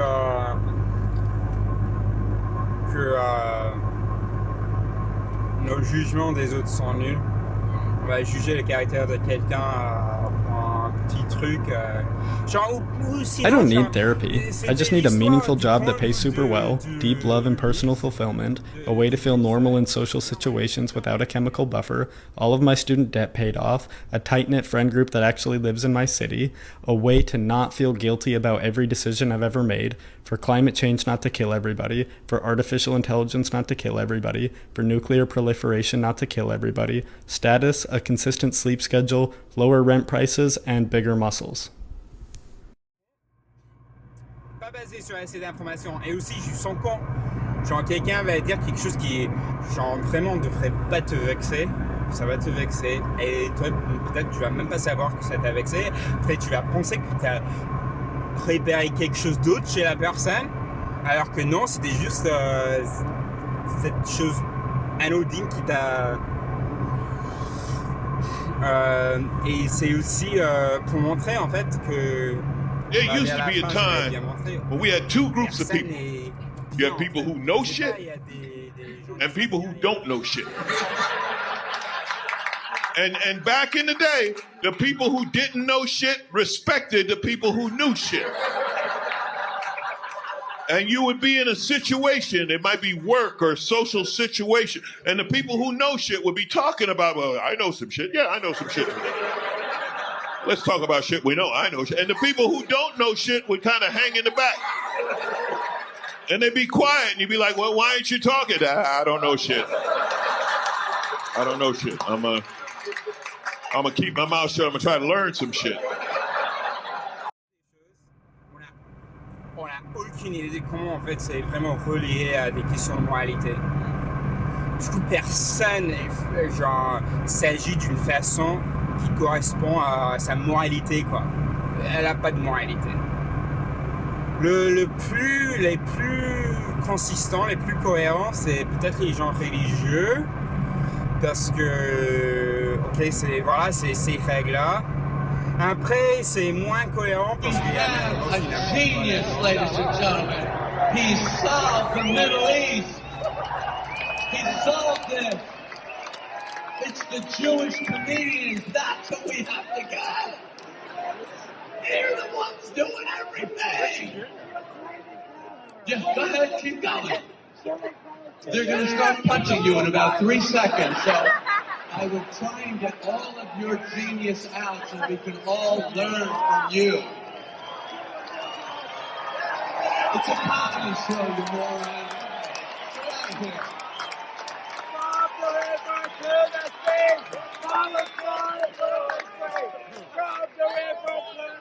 Okay. Yeah, this is so incredible. Imagine, by the way, imagine if this guy actually did solve the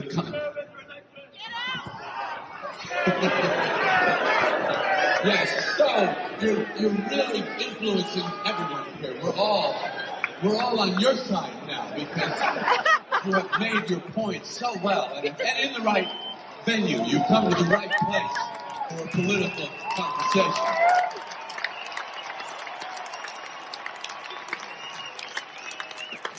Tomorrow we will read in the paper, Middle East, 100% solved thanks to man at the Kudos Arena stopping Jew comedian. They stopped him and everyone in the Middle East went, oh my God, let's just get along. We can't do that.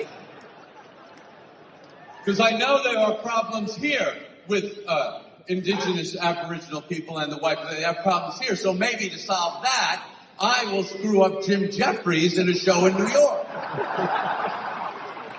If this works, that will work. You have to go 20,000 miles from the problem and screw up a comedian. That is how you solve world issues.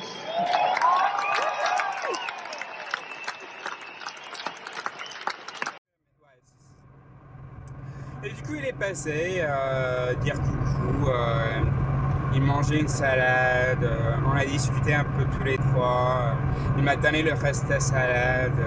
Julien, à un moment donné, il a dit, et Aïs, tu vois, et Sada, il a dit, ah ouais, non, ça se voit direct. Et Sada, c'est quelqu'un qui va être fier d'être sincère, tu vois. Il va pas, ah ouais, t'es trop beau et tout ça, alors qu'il pense pas, tu vois. 2024 Flash 18 Bravo 1025. So I just looked up some of the details. Apparently this was not in Germany that this happened, and that's part of one of the points that the comedian makes. So this was, I guess, a show in maybe the US, and because at one point in the clip you may have seen that he even mentions, or if you go look at the full clip, he like says, I know you here in the US are having issues with your Chinese populations, your black populations, your native populations. So maybe I should suggest the same thing. Then why don't you everybody just get along? Because I know that you guys here, you white people here, are having issues with the natives. Mais une assiette, c'est des pâtes avec du fromage issu, avec des sauces, de la viande, des légumes. Oh, waouh! C'est la même chose que eux, ils mangent. Et en plus de ça, là, ils me donnent une bière. Waouh, ok, waouh. Et bon, bah, fast forward 2 semaines. Et il dit qu'on est des créateurs, qu'on est vraiment des gars mauvais et tout ça. Et... Alors que 24 Fox Drive. quand on s'est rencontrés, mon programming... 18 Bravo. Bro. Like I said, the hard problem is figuring out what the problem is, right? And I thought at some points I've said, you know, what makes the neurons whose processes are experienced, what makes them special? So, wherever that came from, it was not from a place of understanding. Because, what do you mean? I'm the processor. It's all me, bro. In order to process, in order for a processor to function, it has to process, right? That's what my thoughts are, that processing, that putting of information together. And I'm seeing it happen as it does. And the question isn't, whoa, how come that thing is, what special neurons must be involved for these processes to be processed? For these processes to be, you know, processing. No, the question is, why aren't all of the processes a part of the experience? And that's pretty easy, I think. I think you could say that you do experience everything. Now, sometimes those experiences aren't linked to language or visual processing or anything that gives it anything to experience, but you are processing. Now, if you're processing vision, if you're processing a sensation, well, there's going to be an experience with that. But if you're processing your, you know, processing, I don't know, and then, you know, if you're processing your hunger levels and stuff, there's an experience there. But if you're processing, I don't know, your heart rate, usually there's nothing to experience. There's no sensation attached to certain aspects of it. Now, if it skips a beat, if you process it skipping a beat, well, then there's an experience there. We are the processor. I knew we were adding a layer. I knew we were, didn't I? In my videos, I kept saying, it's nonsense. We keep adding something. What is there to explain? So a picture, so yes, my computer is experiencing. That's what processing is. So if it has to compare two sets of data, it is going to be experiencing those two sets of data and their differences. I mean, I think that's the necessary corollary. Doesn't mean that there's a pain system, doesn't mean that there are desires and so on, where it's like the computer has imagined another state and is executing protocols to work towards that state, which is kind of what desire is. There isn't enough recombining of data, recombining of data according to internal principles. And in, you know, well, anyway, that's another conversation. Why it maybe wouldn't make sense to attribute desire or you know, those other things. But the bare consciousness, yes, consciousness is just processing.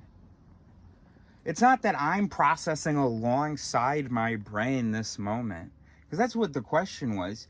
The question was like, okay, so I get that my brain is sending out these motor signals and processing this visual information and this oral information, all that stuff. But sometimes it lets me see some of it. And that's so weird. I'm not a zombie where I'm just processing and doing. Instead, I get to be a part of the process. I get to be processing. No. No, you are a brain. So just like a brain can process auditory information, that's what's happening. I don't know, maybe I didn't nail the phrasing, but all right, now it's solved. Now it is officially and completely solved. Because and I'm saying that because I already had important things, but it didn't feel solved yet. And that's the whole harder problem. How do you come up with an explanation that makes someone feel, because it's already been solved, consciousness, that makes someone feel as though it's solved, that makes someone feel as though the questions they're asking are nonsense? And we can use the word processor.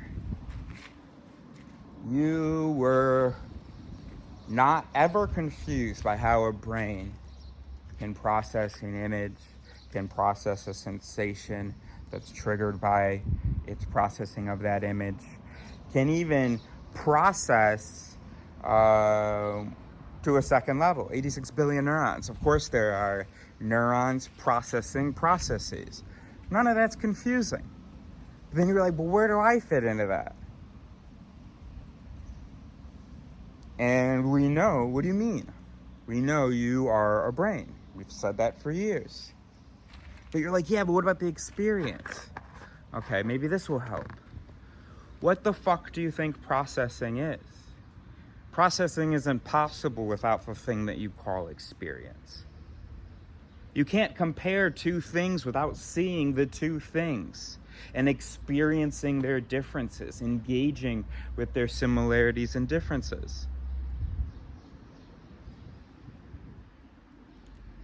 So if the brain is processing red, then it is engaging with, it has a relationship to that red. That red is triggering other things in it according to how the process plays out. So you were never confused about how a brain could experience, you know? And if you connected to any processing system, a language system that can be fed by the processing processors, well then that system would say, hi, I am looking at this and this. You just asked me a question. I'm thinking about your question. Nothing is coming to mind. Now you just adjust the intonation a little bit, and you've got a human being. So the complete, I think the kind of the most interesting, I don't know, the little thing that makes the difference is, what do you think processing means? When that philosophical zombie stubs his toe, and then he grabs it, he's showing all the behaviors of a human as a human in pain, but he's not experiencing that pain. What do you mean? He's not processing the sudden shock to the pain systems. He's not processing. How is he getting to grabbing his thing? How is he getting the behavior if he's not following the processes? If he's not processing? If he's not taking this bad, this thing happened to my toe. It is bad. It is a priority. What do you know, and then emotions, as we always say, it's always to give us a boost when we're programmed to, when our programming thinks we need it. So if there's a serious issue, a pain, or something that needs to be addressed, there's a whole emotion protocol, biochemical protocol activated, and that is part of the processing. So if you can just convince yourself that experiencing is processing, then with cognitive intangibility, the meta paradox, language, basic concepts of sensation,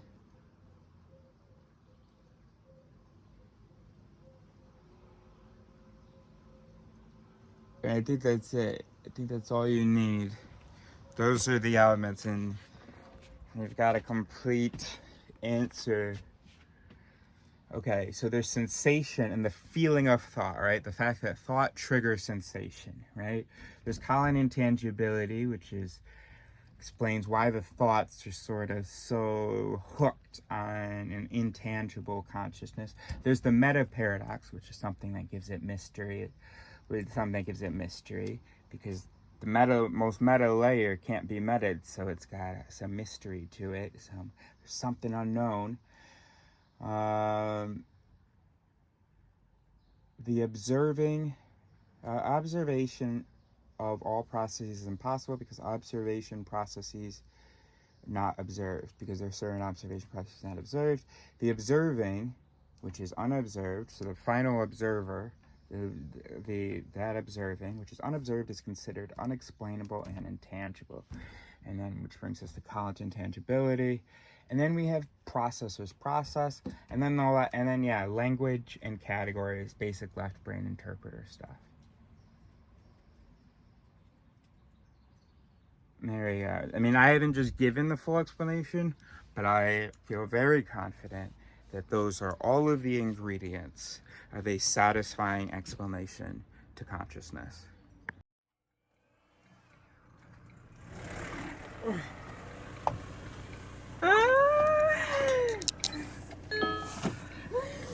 Pissais du nain et tu te mets.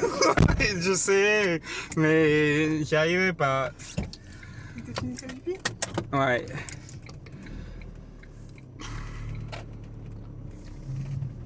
Arrête de lécher le pantalon à chaque fois. Y'a quoi sur mon pantalon? 24 Foxtrot, 18 Bravo, and the language categories interpreter, left brain interpreter thing can explain why you don't feel like you're experiencing everything, why you don't think that you're experiencing everything that you are processing. And that's because maybe two things. One, of how quickly they are. So they get very little play by most of the processes. So if you are all of the sort of processes, so long as they're connected, then, well, a quick little process here, while there's all these processes happening over here, well, it's just a question of, I mean, obviously it's the majority activity that is, can be thought of. You know what I mean?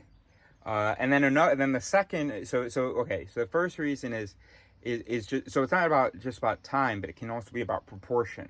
So if it's either very quick or there's parallel processing, and it's it's proportionately very small, the activity, well, then the overall system, it's like you open your task activity monitor. Well, it's not going to be at the top. And also, then the second thing, so I don't know what to call that, proportion of time and volume. So why not everything experienced? Everything processed, experienced.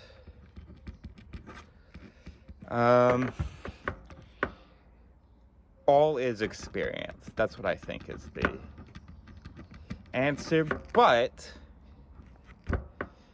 some things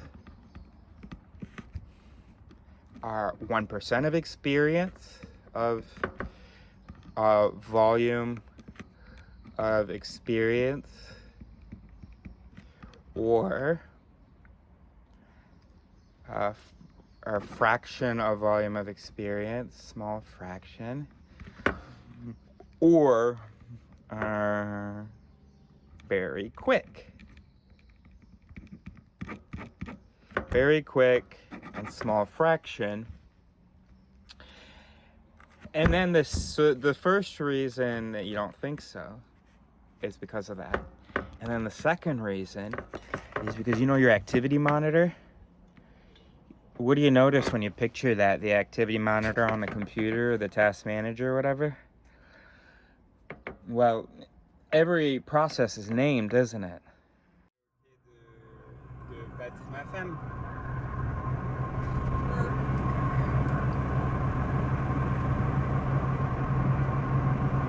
Je vois pas trop bien ta tête, du coup je sais pas ce que tu fais là. C'est pas lent, enfin... Je sais pas, toi c'est pas ok. Quoi?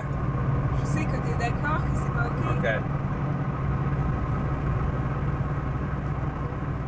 24 Foxtrot, 18 Bravo, 1306. Everything's named, isn't it? Right? So our thoughts are sort of depend on the language and the categories we have, and that we've, you know, constructed. If you don't have language to talk about something, if you don't have categories to talk about something, then when something that without categories happens, it has its effect, that's it, right? It can't be processed. I think that's by definition, having language for something, right? Having a word, a sound associated with it makes it much easier.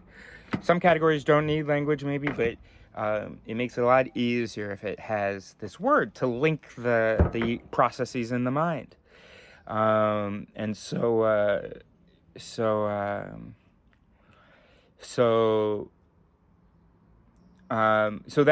it gets more time, it gets more processing if it triggers, if it's associated with the name, because it'll trigger the name and then trigger other things associated with the name, right? So things that aren't named and aren't categorized, aren't considered concepts, well, they just don't get much play. I mean, I keep repeating myself, but categorizing something is associating something. It's putting it in, it's associating it to a category name, which has a whole bunch of associations. So it's going to get more play. Okay. And then also, which is not really possible to experience, quote unquote, in the sense of really engage with, talk about, really meta, something that you have no category for, no concept for, right? So you're experiencing things, and maybe what we could say, right, is probably over the course of humanity, we've gotten a more nuanced language for emotions. And I would suspect that there's a real correlation. I don't think there was a whole bunch of people, like before a certain concept, emotional concept existed, maybe people were noticing it much less and would, you know, just say, oh, I feel funny or something. But then they have no category, so it's no play, and so they move on. So what has been the effect of introducing these terms like gaslighting, trauma, all of this stuff, creating these categories, anxiety, you know, and well, you know, I'm not exactly anti people realizing that their mental health isn't as good as they thought, but it does seem like a lot. But also, the world is a lot, so... And we don't have critical recognition, so we're all out of sync with our actual psychology, and so, yeah, no shit, there should be a lot of anxiety, I would expect that. But maybe I'm not feeling like there's enough, so what are we gonna do about it? And I'm not saying it was better when we didn't have a word for it, and so we just ignored it. But, you know, hey, look, first we have a word for it, now we're talking about it, and then we'll do something about it. But first, people just need to have these categories, and then we can work on it. Yeah, so we're not in a rush. Anyway, so what am I writing for this second thing? So one is that it's, you know,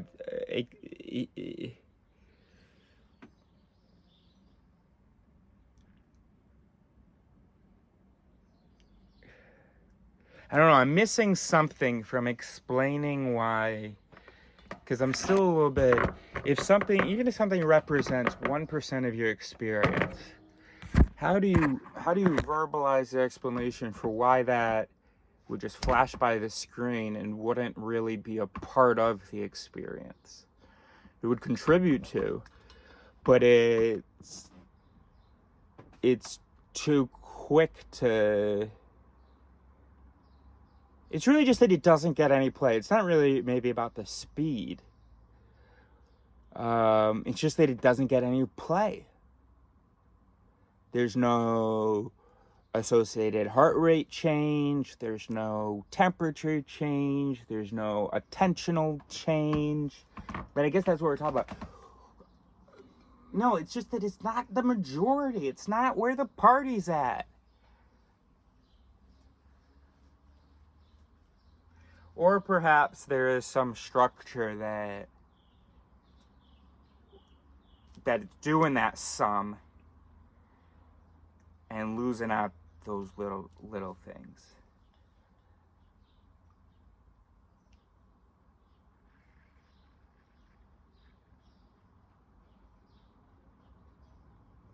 And it's memory too, right? I mean, I think you are experiencing all things. But if you want to figure out whether you're experiencing, that's an immediate after, like, recall, right? Well, your recall is definitely not going to include the little things. So all is experienced. Some things are only a fraction of the volume or very quick. Something about assessing experience. When you're processing your experience, and not everything is going to happen again also. It's just whatever recently active activity, the main stuff. So when you're assessing experience, there's something about memory. And then 3,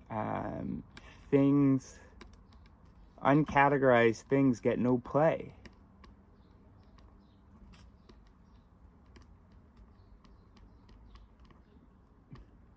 And also 4, unsensed things get no play. No sensation, no play, bro. So we have to organize this, of course. But now, bro, we've got all the ingredients, except for something, some principle or some name that gives intuitive sense to why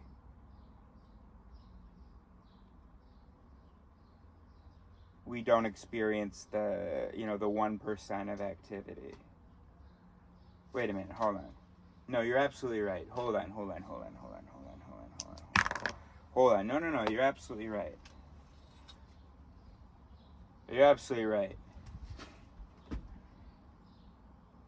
If we are the processor, we should be experiencing everything. But nothing I would have ever agreed with before these moments, no neuroscientist I would have ever agreed with, would say we experience most of our mental activity.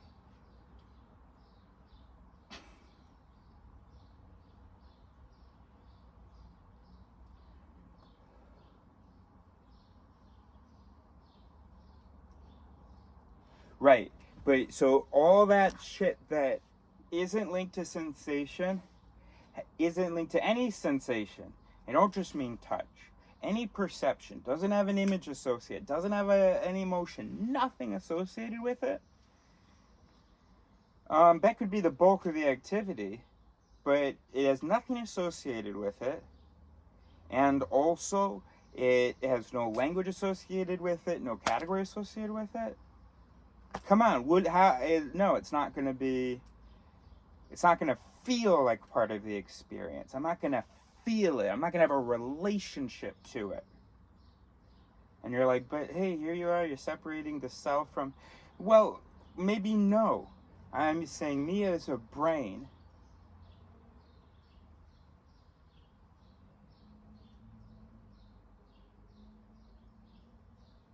gosh, I don't know. I think we're so close.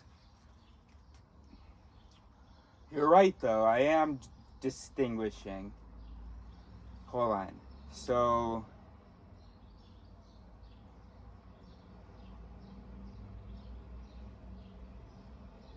I cannot recall. I do not have the feeling. I cannot recall most of my mental activity. I do not feel most of my mental activity. I do not see most of my mental activity. I could not talk to you about most of my mental activity as it happens. I could talk to you about it from the books, but not, oh, here's what just happened. I mean, I could, from the books, speculate, but not actually tell you. Well, look, maybe I've just done some logical tomfoolery there. But what I just heard was there was some mental activity that had no feeling associated with it, no language associated with it, no perceptual values associated with it,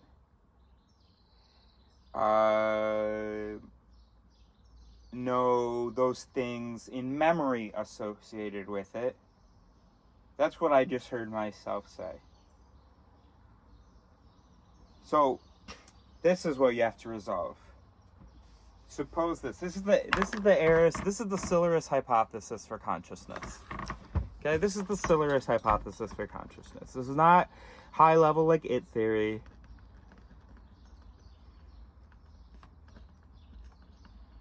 The Silurus hypothesis for consciousness. But I wrote conscientiousness.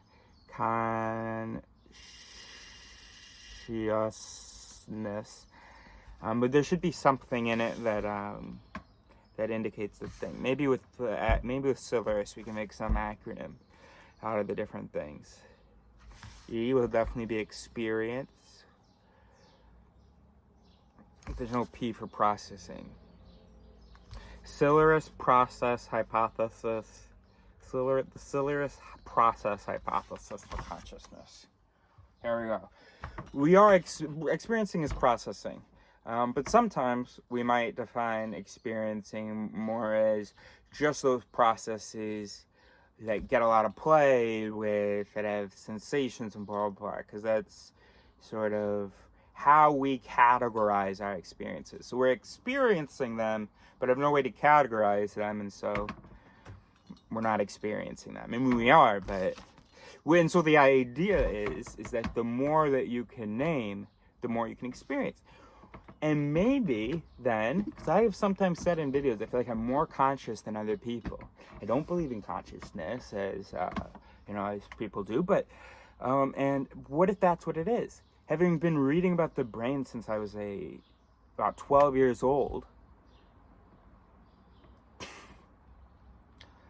I have had been able to categorize. So when I'm processing something and it has nothing tangible, no sensation, nothing, but it can trigger a word, and with that maybe an image, just an image of the brain electricity, and that word, oh, this is what happened. It's that having that concept.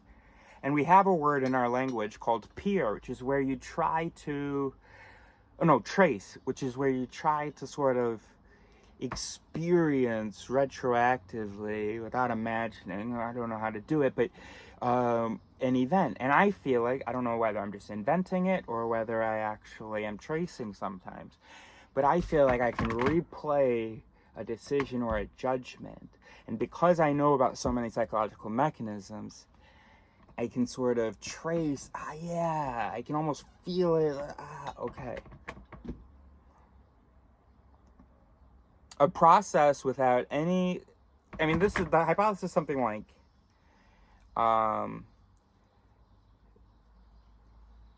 any process, any connected processing system is processing. Now, some of those processes aren't processed, and that's another thing.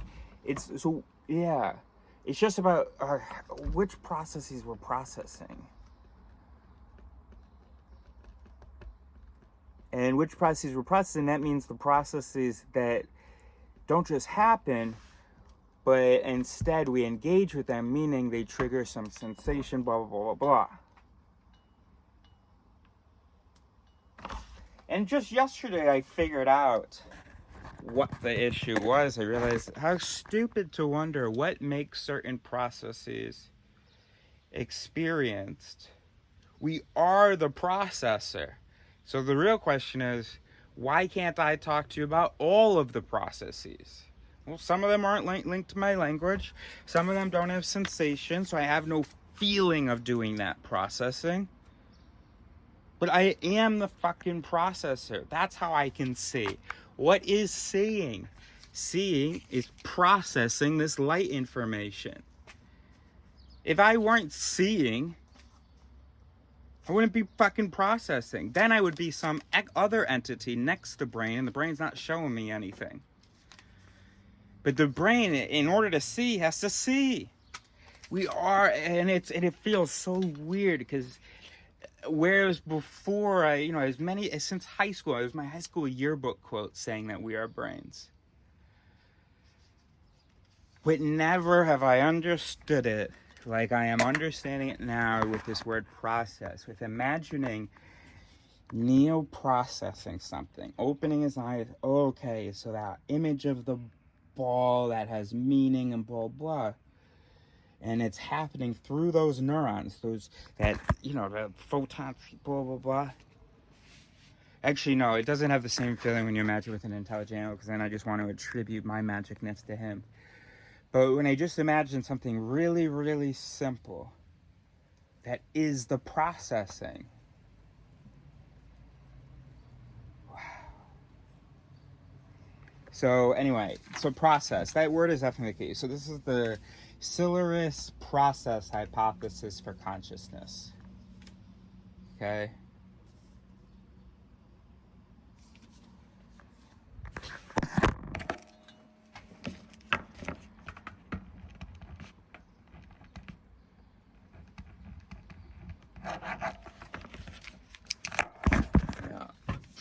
Done it.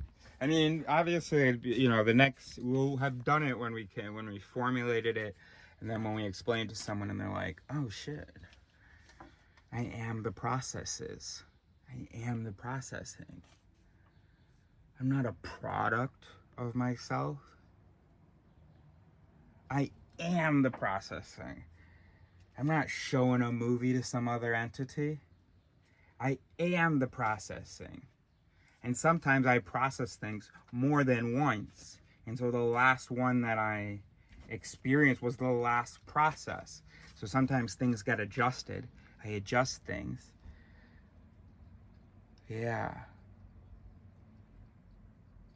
And really, why can't I then talk about it? Why don't I feel it? Why am I not? And maybe I'm cheating. Every word that we come up with, I'm explaining in a way that doesn't feel right to you, maybe? No, I think we've got it. We just have to phrase it. The processor, bro. Obviously I can fucking see. What do you think processing is? Sure.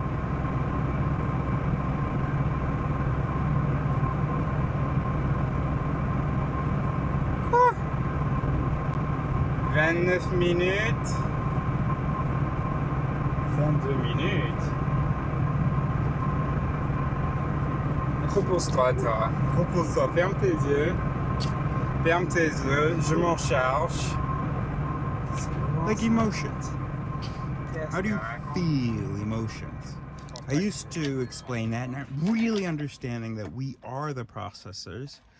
I explain that just with like changes in sense of temperature and so on.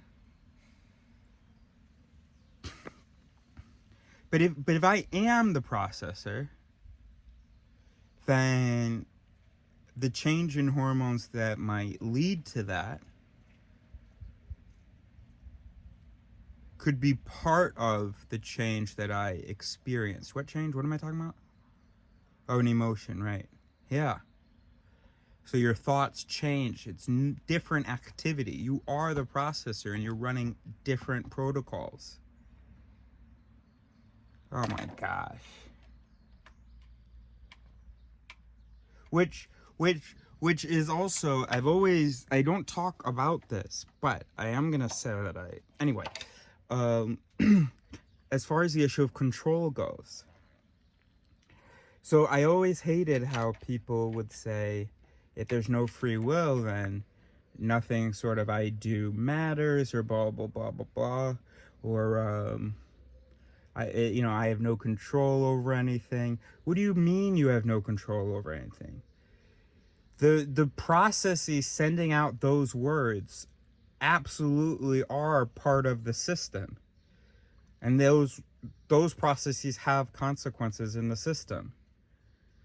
So obviously, like, what do you mean? You are the processor. It's not like your brain's just doing your thing and it doesn't matter what you do. You are the brain. This brain is talking to that brain right now. So if a brain doesn't believe that has control, then it just doesn't make any fucking sense. Then obviously it's gonna not do anything, I guess.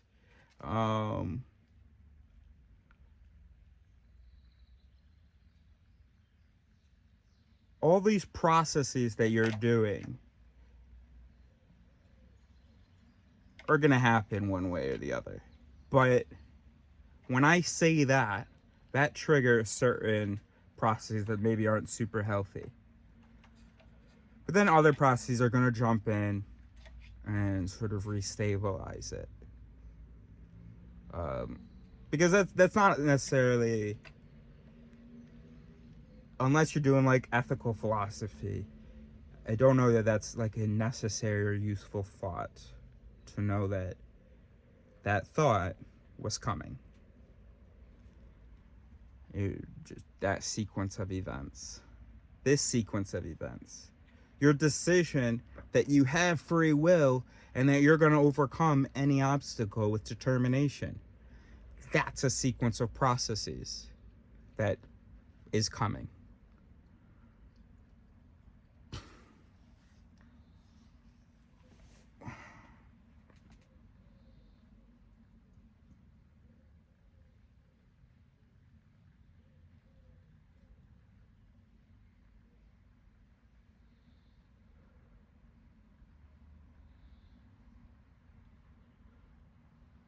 Yeah, it doesn't matter that all these thoughts that I'm having were likely coming, or were coming. Like, that's dominoes.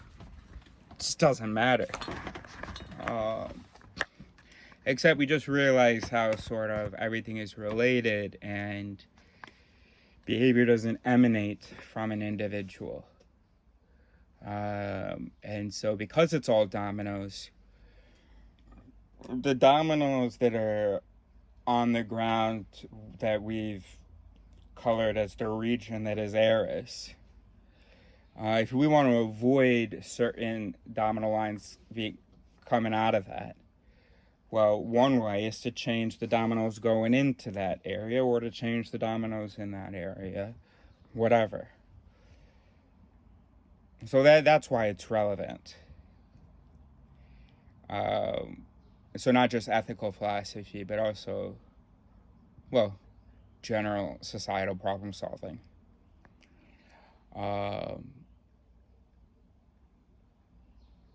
Yeah, so if you want to change a process, it is useful to know that that process originated long before it executed. And outside of the system in which it executed, because it's all part of one big system.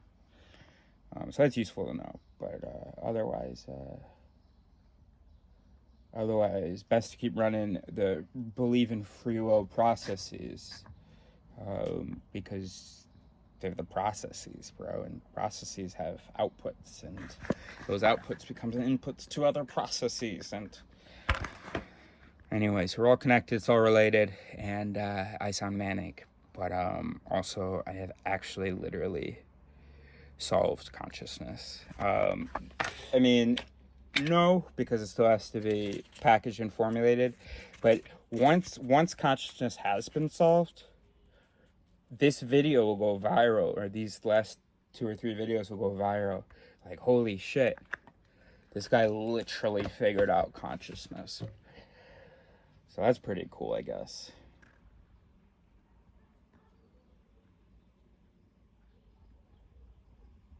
So now let's go read the Bible. No more procrastinating.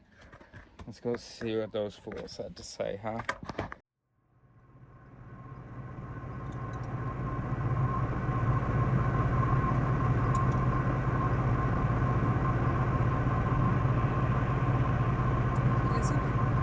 Merci. Pas du tout.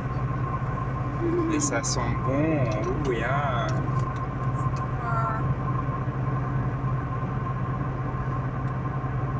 Vas-y, écoutez. 24 Foxtrot, 18 Bravo, 1330 or something. Or maybe 1400. So, sorry, AI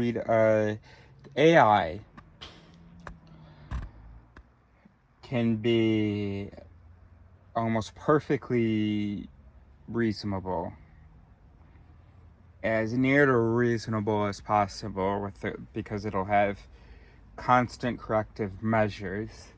Every function that it does gets, if it gets, you know, in some format listed, so that all of its other capacities can respond to every function done.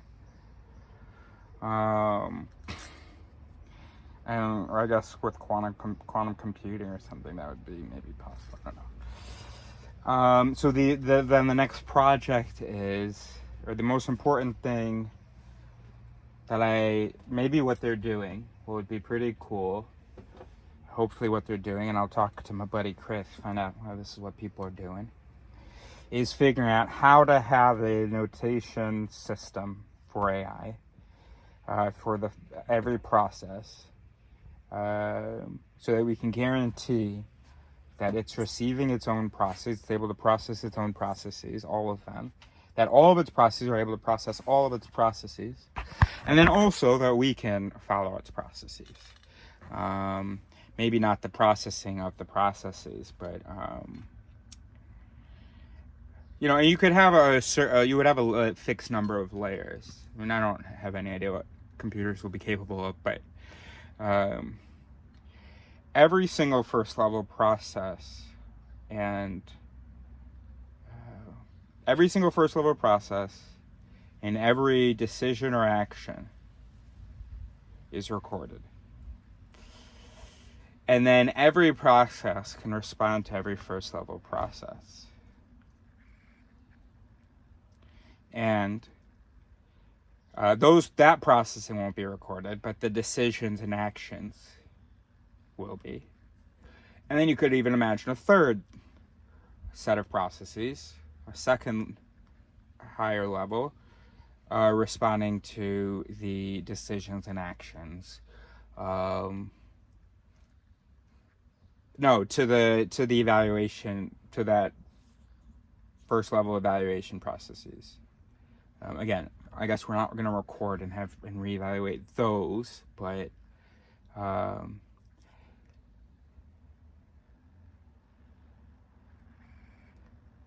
in the primary set or in the secondary set. Gosh, I must sound absolutely like Terrence Howard right now.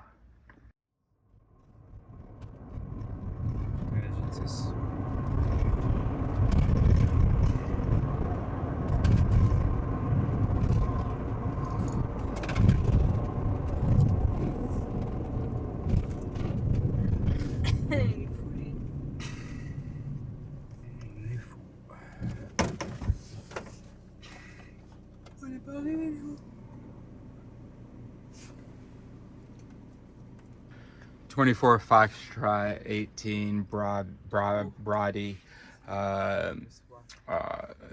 maybe 1400 after, I don't know. And you can do if then with that.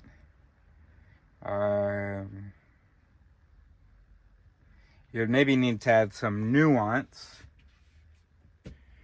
to be able to include the weight of the if and the then. So what that means is, so you imagine an artificial neural network, and it's like, can't tell whether it's one weight or two weights. It's like if furry, then cat, right? And then of course it's determined to be a cat if there are enough of these if blank then cat, if blank then cat, if blank then cat, and you know there aren't very many ones that run if blank then not cat. Okay.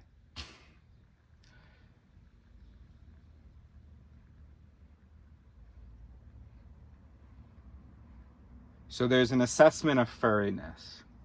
Now, is that on a scale? In which case you would have different if-then statements. The one that would be, the specific one that would be active is if 5 furry, then cat, because that's the one that the condition slapped. But that's a type of furriness. That's not a weight for the furry parameter.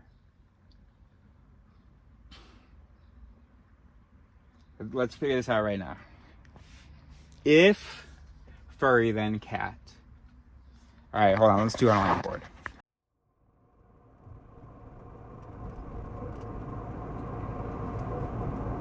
In 300 meters, at the roundabout, take the third exit.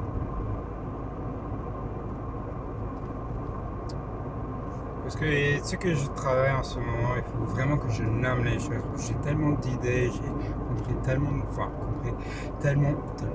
choses, mais comme je les nomme pas, je progresse pas, tu vois. C'est pour ça que c'est important de nommer des choses, comme ça je sais, ah ouais, j'ai déjà cette idée. All right, par exemple, 24 Foxtrot, 18 Bravo, 1401. Okay, so listen, I need you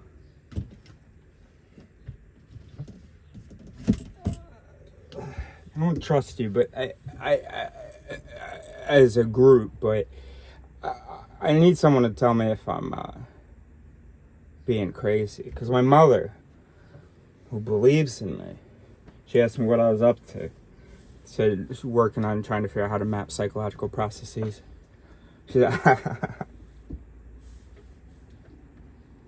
so, what we're trying to figure out is a map it, right? Now that we have it theory, we know that we are not a single thing. We know that we are a whole bunch of its.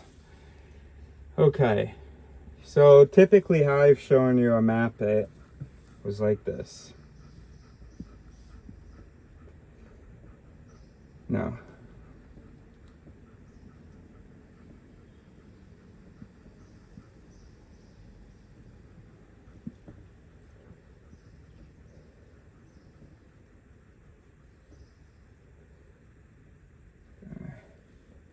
That doesn't matter, they get stopped. You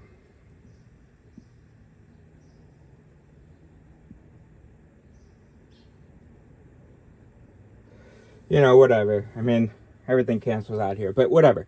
So this would be a map it, and then you would put the name of the it here. You would put here whether you would classify it as a 1-it or a 2-it.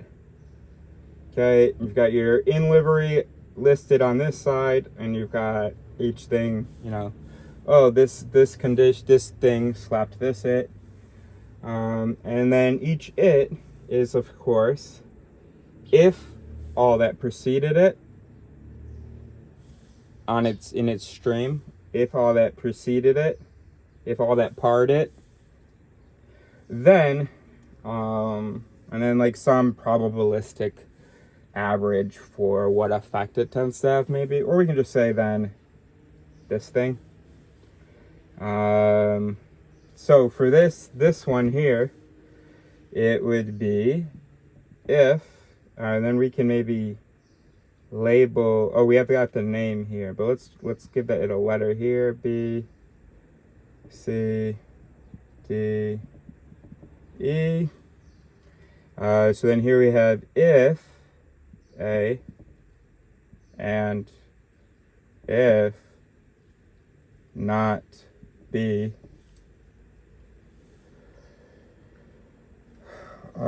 then E. Oh, not E. Okay. And A was if X, whatever the input was, X1. If X1, then then D. All right, so anyway. So then we were doing Brilliant, the app, some time ago, a couple months ago, and we saw artificial neural networks, and we were like, oh shit, how come nobody understands the brain then? How come nobody's come up with a thing and called it theory then?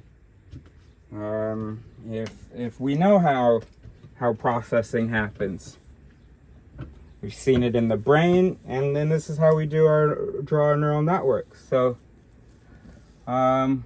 that's just a real weird thing. It's not weird because it just goes to show how crazy we are. I mean, unless every single artificial intelligence scientist has fully understood, but why haven't they written a psychology book? Or maybe a couple have, but anyway, it has not shocked the world yet. So, because of course truth doesn't shock the world, does it?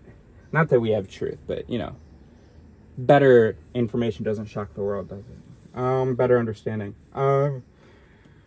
Okay, so when we saw that, it was like this.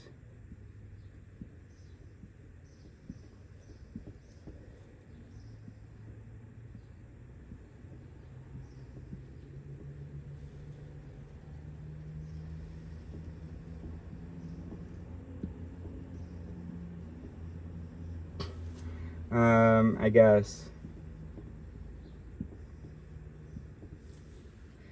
And so suppose that we were trying to figure out, it was object recognition, is it a cat? Okay, so we've got each of these its that handles the the condition. So let's say that this guy wants to see if it's why would he be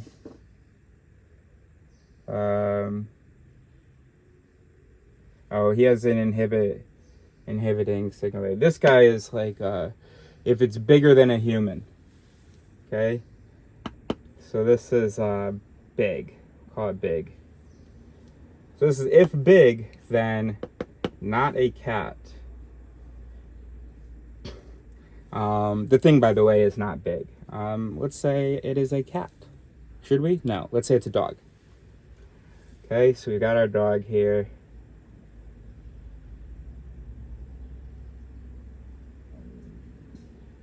Okay, that's our dog. Okay, so the system's processing it. This guy does not get activated. Okay? So how do we note that? Great question. How do they note it? Anyway, that's what this video is going to be about. We're going to learn a little bit about how they do things. We're going to figure it out, discover it together, and see how we can apply it to map it.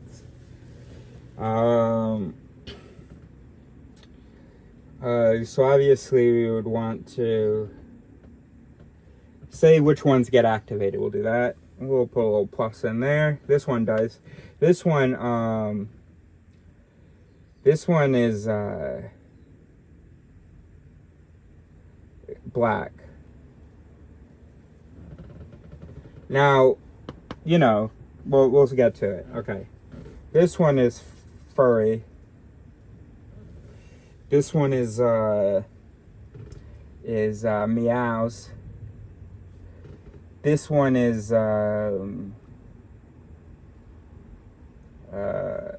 quick, and this one is tail, has a tail. Okay, so with our dog, what are we gonna see? We're gonna see this. We're gonna see this. Okay.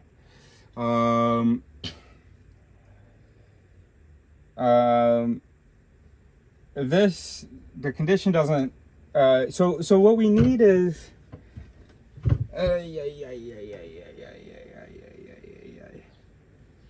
right, never mind what we need.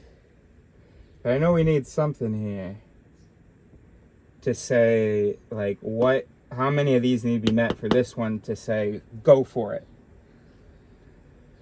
Now, maybe these are badly organized. Maybe it doesn't make any sense that these 4 feed into this, these 2 into that. I don't know. I tried to find an example, but then I found something even more interesting that I want to talk about with you, but I want to get you a little bit caught up first. That's what I'm trying to remind myself that we're doing. We're just catching up. All right.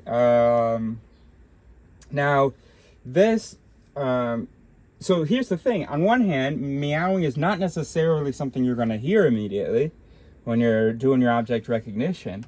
But if you do hear it, it should be a really big deal. So it should be really loud, but this shouldn't depend on it. Nothing should depend on it. All right?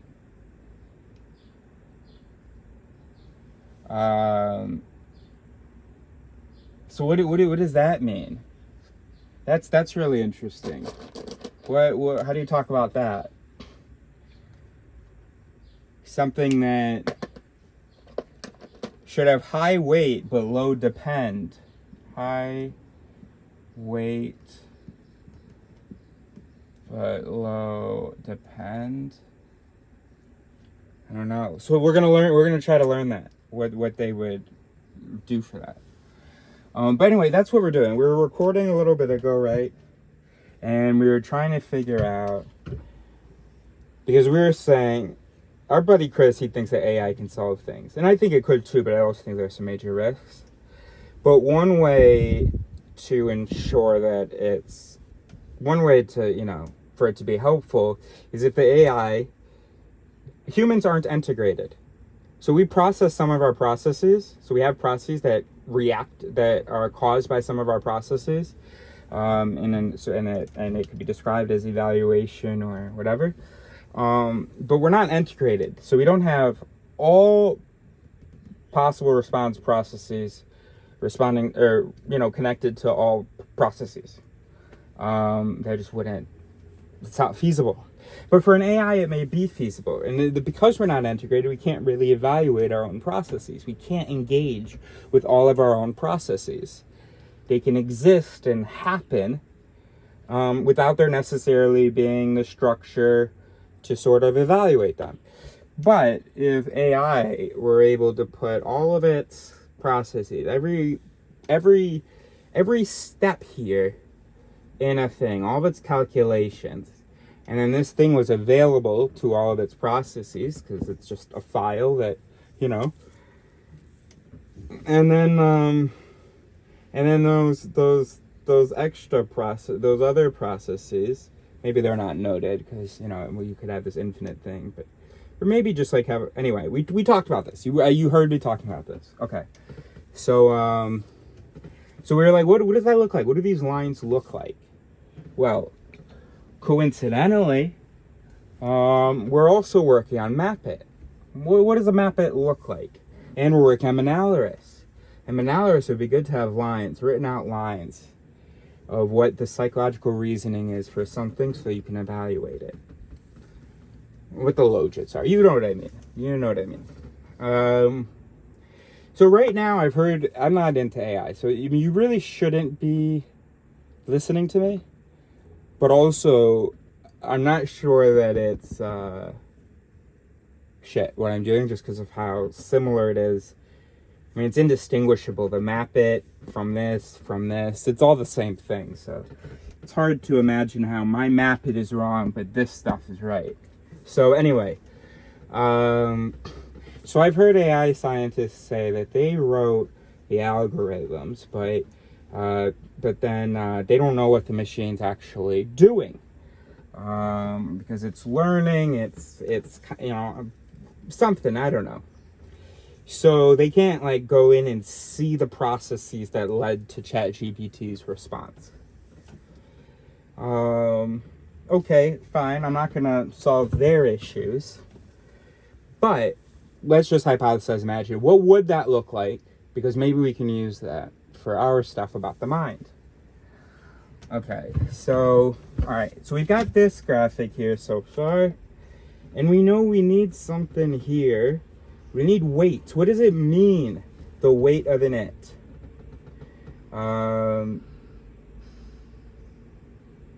And also, pause, we need a word for everything before it that had to do with it. No, we don't, because it's just the antilivery, bro. Okay, good. So we'll just use from our vocabulary. Okay, good. So, gosh, I wish I could find an example easily. All right, we're going to get to that. What do I need to say about this? What I need to say about, you're looking at this here. What I need to say about this is that was my previous experience. It was a vertical thing like that. We'll just leave it at that for now. Okay. I mean, I guess if you don't have any idea what I'm talking about, I'm not going to be able to explain it. And then if you do, I need to stop wasting your time and move on. But if you actually do, then you're actually just watching me figure this out, and you already know this. But there are maybe some people in between who have some basic notions of this stuff, but don't. So let's learn this together for you people then. So here's what we have. Here's what's written on this. This is from V7 Labs. Don't know what that is. And here's what we've got. So we've got this. Okay, got in it that image, a neuron in an artificial neural network. But for me, I'm hoping it can be used to describe a natural neural network as well. So the input, of course, that's our in livery. So input, in livery, or antilivery.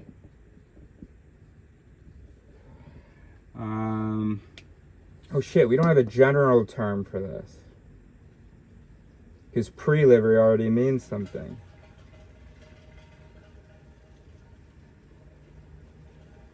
Let's just say, well, if you're just talking about a given neuron, then you're just going to refer to it as the in livery. All right, good. Okay, so so then we have the weight. Its main function is to give importance to those. So here we have our weights, to those features that contribute more toward learning, right? So this, before it gets into the system, or before it carries on, first thing, it's weight. Okay, very good. All right, very good. All right, so its main function is to give importance to those features that contribute more toward the learning. It does so by introducing scalar multiplication between the input value and the weight matrix. Okay, so there's some weight matrix, whatever that means. Does that look like a matrix to you? And then we do some scalar, we transpose some array. I have no idea what they're talking about. Okay, but anyway, but basically, we're just going to imagine it. But I do need to know what they're talking about. So scalar multiplication. The scalar, it's called scalar because it's with a matrix. Scalar, isn't that a thing about vectors? Oh boy. All right, whatever though. Look, it's some quantity. Okay. So this value is multiplied by this value, and that's what has its effect. That's what equilibers. So for instance, a negative word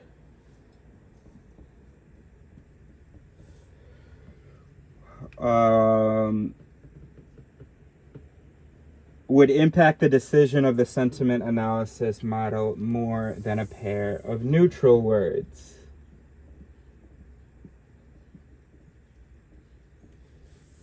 Okay, so we can expect here that this is a big dude, and this is a little dude.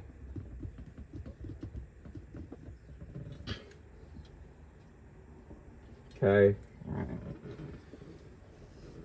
Now, doesn't say, oh, we are going to get to bias. Okay, by the way, let me nip it in the bud. This has nothing to do with cognitive biases, okay? I mean, it may have something to do with it, but a cognitive bias is actually this whole thing. No, sorry. This is a cognitive bias. No. This is a cognitive bias. This is just a thought in it. And if it's one that isn't producing a great output, because maybe it's not assigning the right weight to the input, or it's doing something funky with the inputs, we call it a bias, okay? So we're not talking about a cognitive bias here, or an illusion or heuristic. We're talking about whatever this is, but we'll get to that in a second. The transfer function. This must be the transfer function. The job of the transfer function is to combine multiple inputs into one output value so that the activation function can be applied, right? Because the activation function is going to be applied to something. Well, now we got three somethings. All right, so let's put it together, do some summation. Okay, gotcha. It is done by a simple summation of all the inputs to the transfer function. Oh no, so yeah, this is the transfer function. Okay, so this is the transfer function. Okay. Now what is that? So we have a summation which we call a summit. Oh, whatever. Which we call a summit. So okay, so transfer function equals summit. Okay. All right, now let's talk about the activation function. What's weird is that I have a summit inside of an it, but in my mind, a summit is just a type of it. But I definitely would.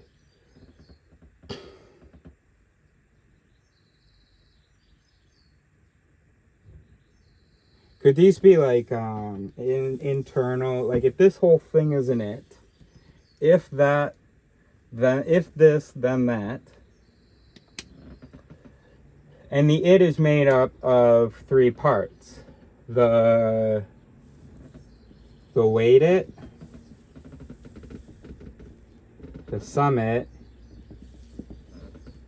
the act it,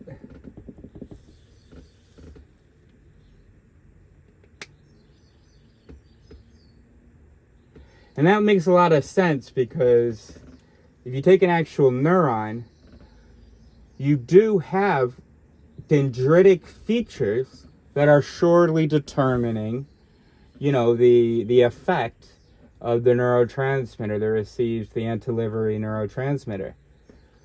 Then you have your soma, which is where the summation is happening. Soma, summit, oh, not bad. And then you have your axon here. Your actit, or your axit. Axit.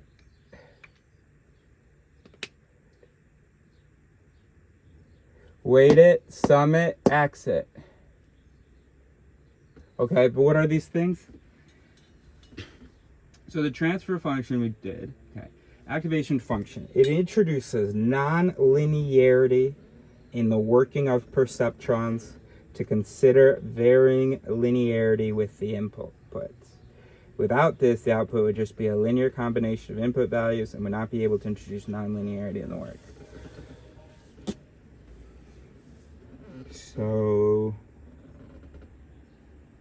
now earlier I did talk about something about, I don't remember what it was, different levels of furriness.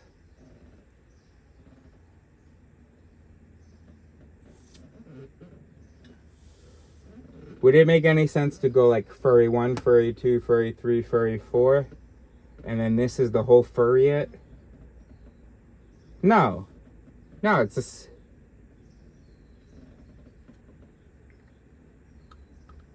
Okay, wait a minute. This is not analogous to a neuron, because...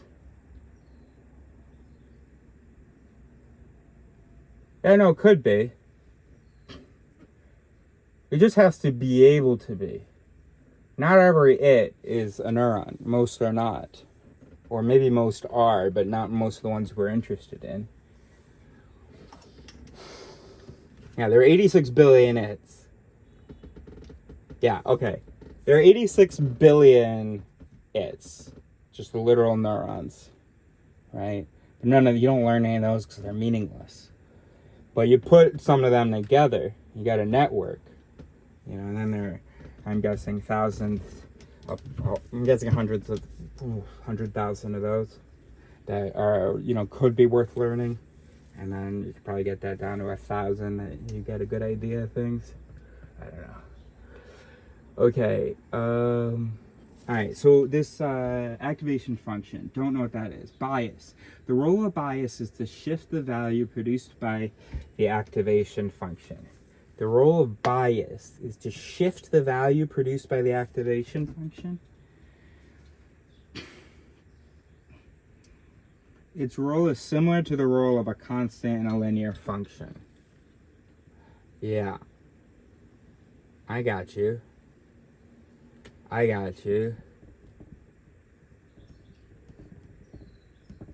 So y equals 2x plus 5. So within here, yes, we have like 2x1 plus 3x2, okay?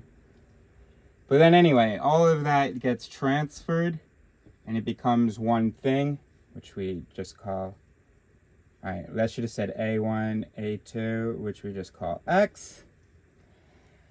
And then this activation function, that's important. What that does, that has something to do with the k-score.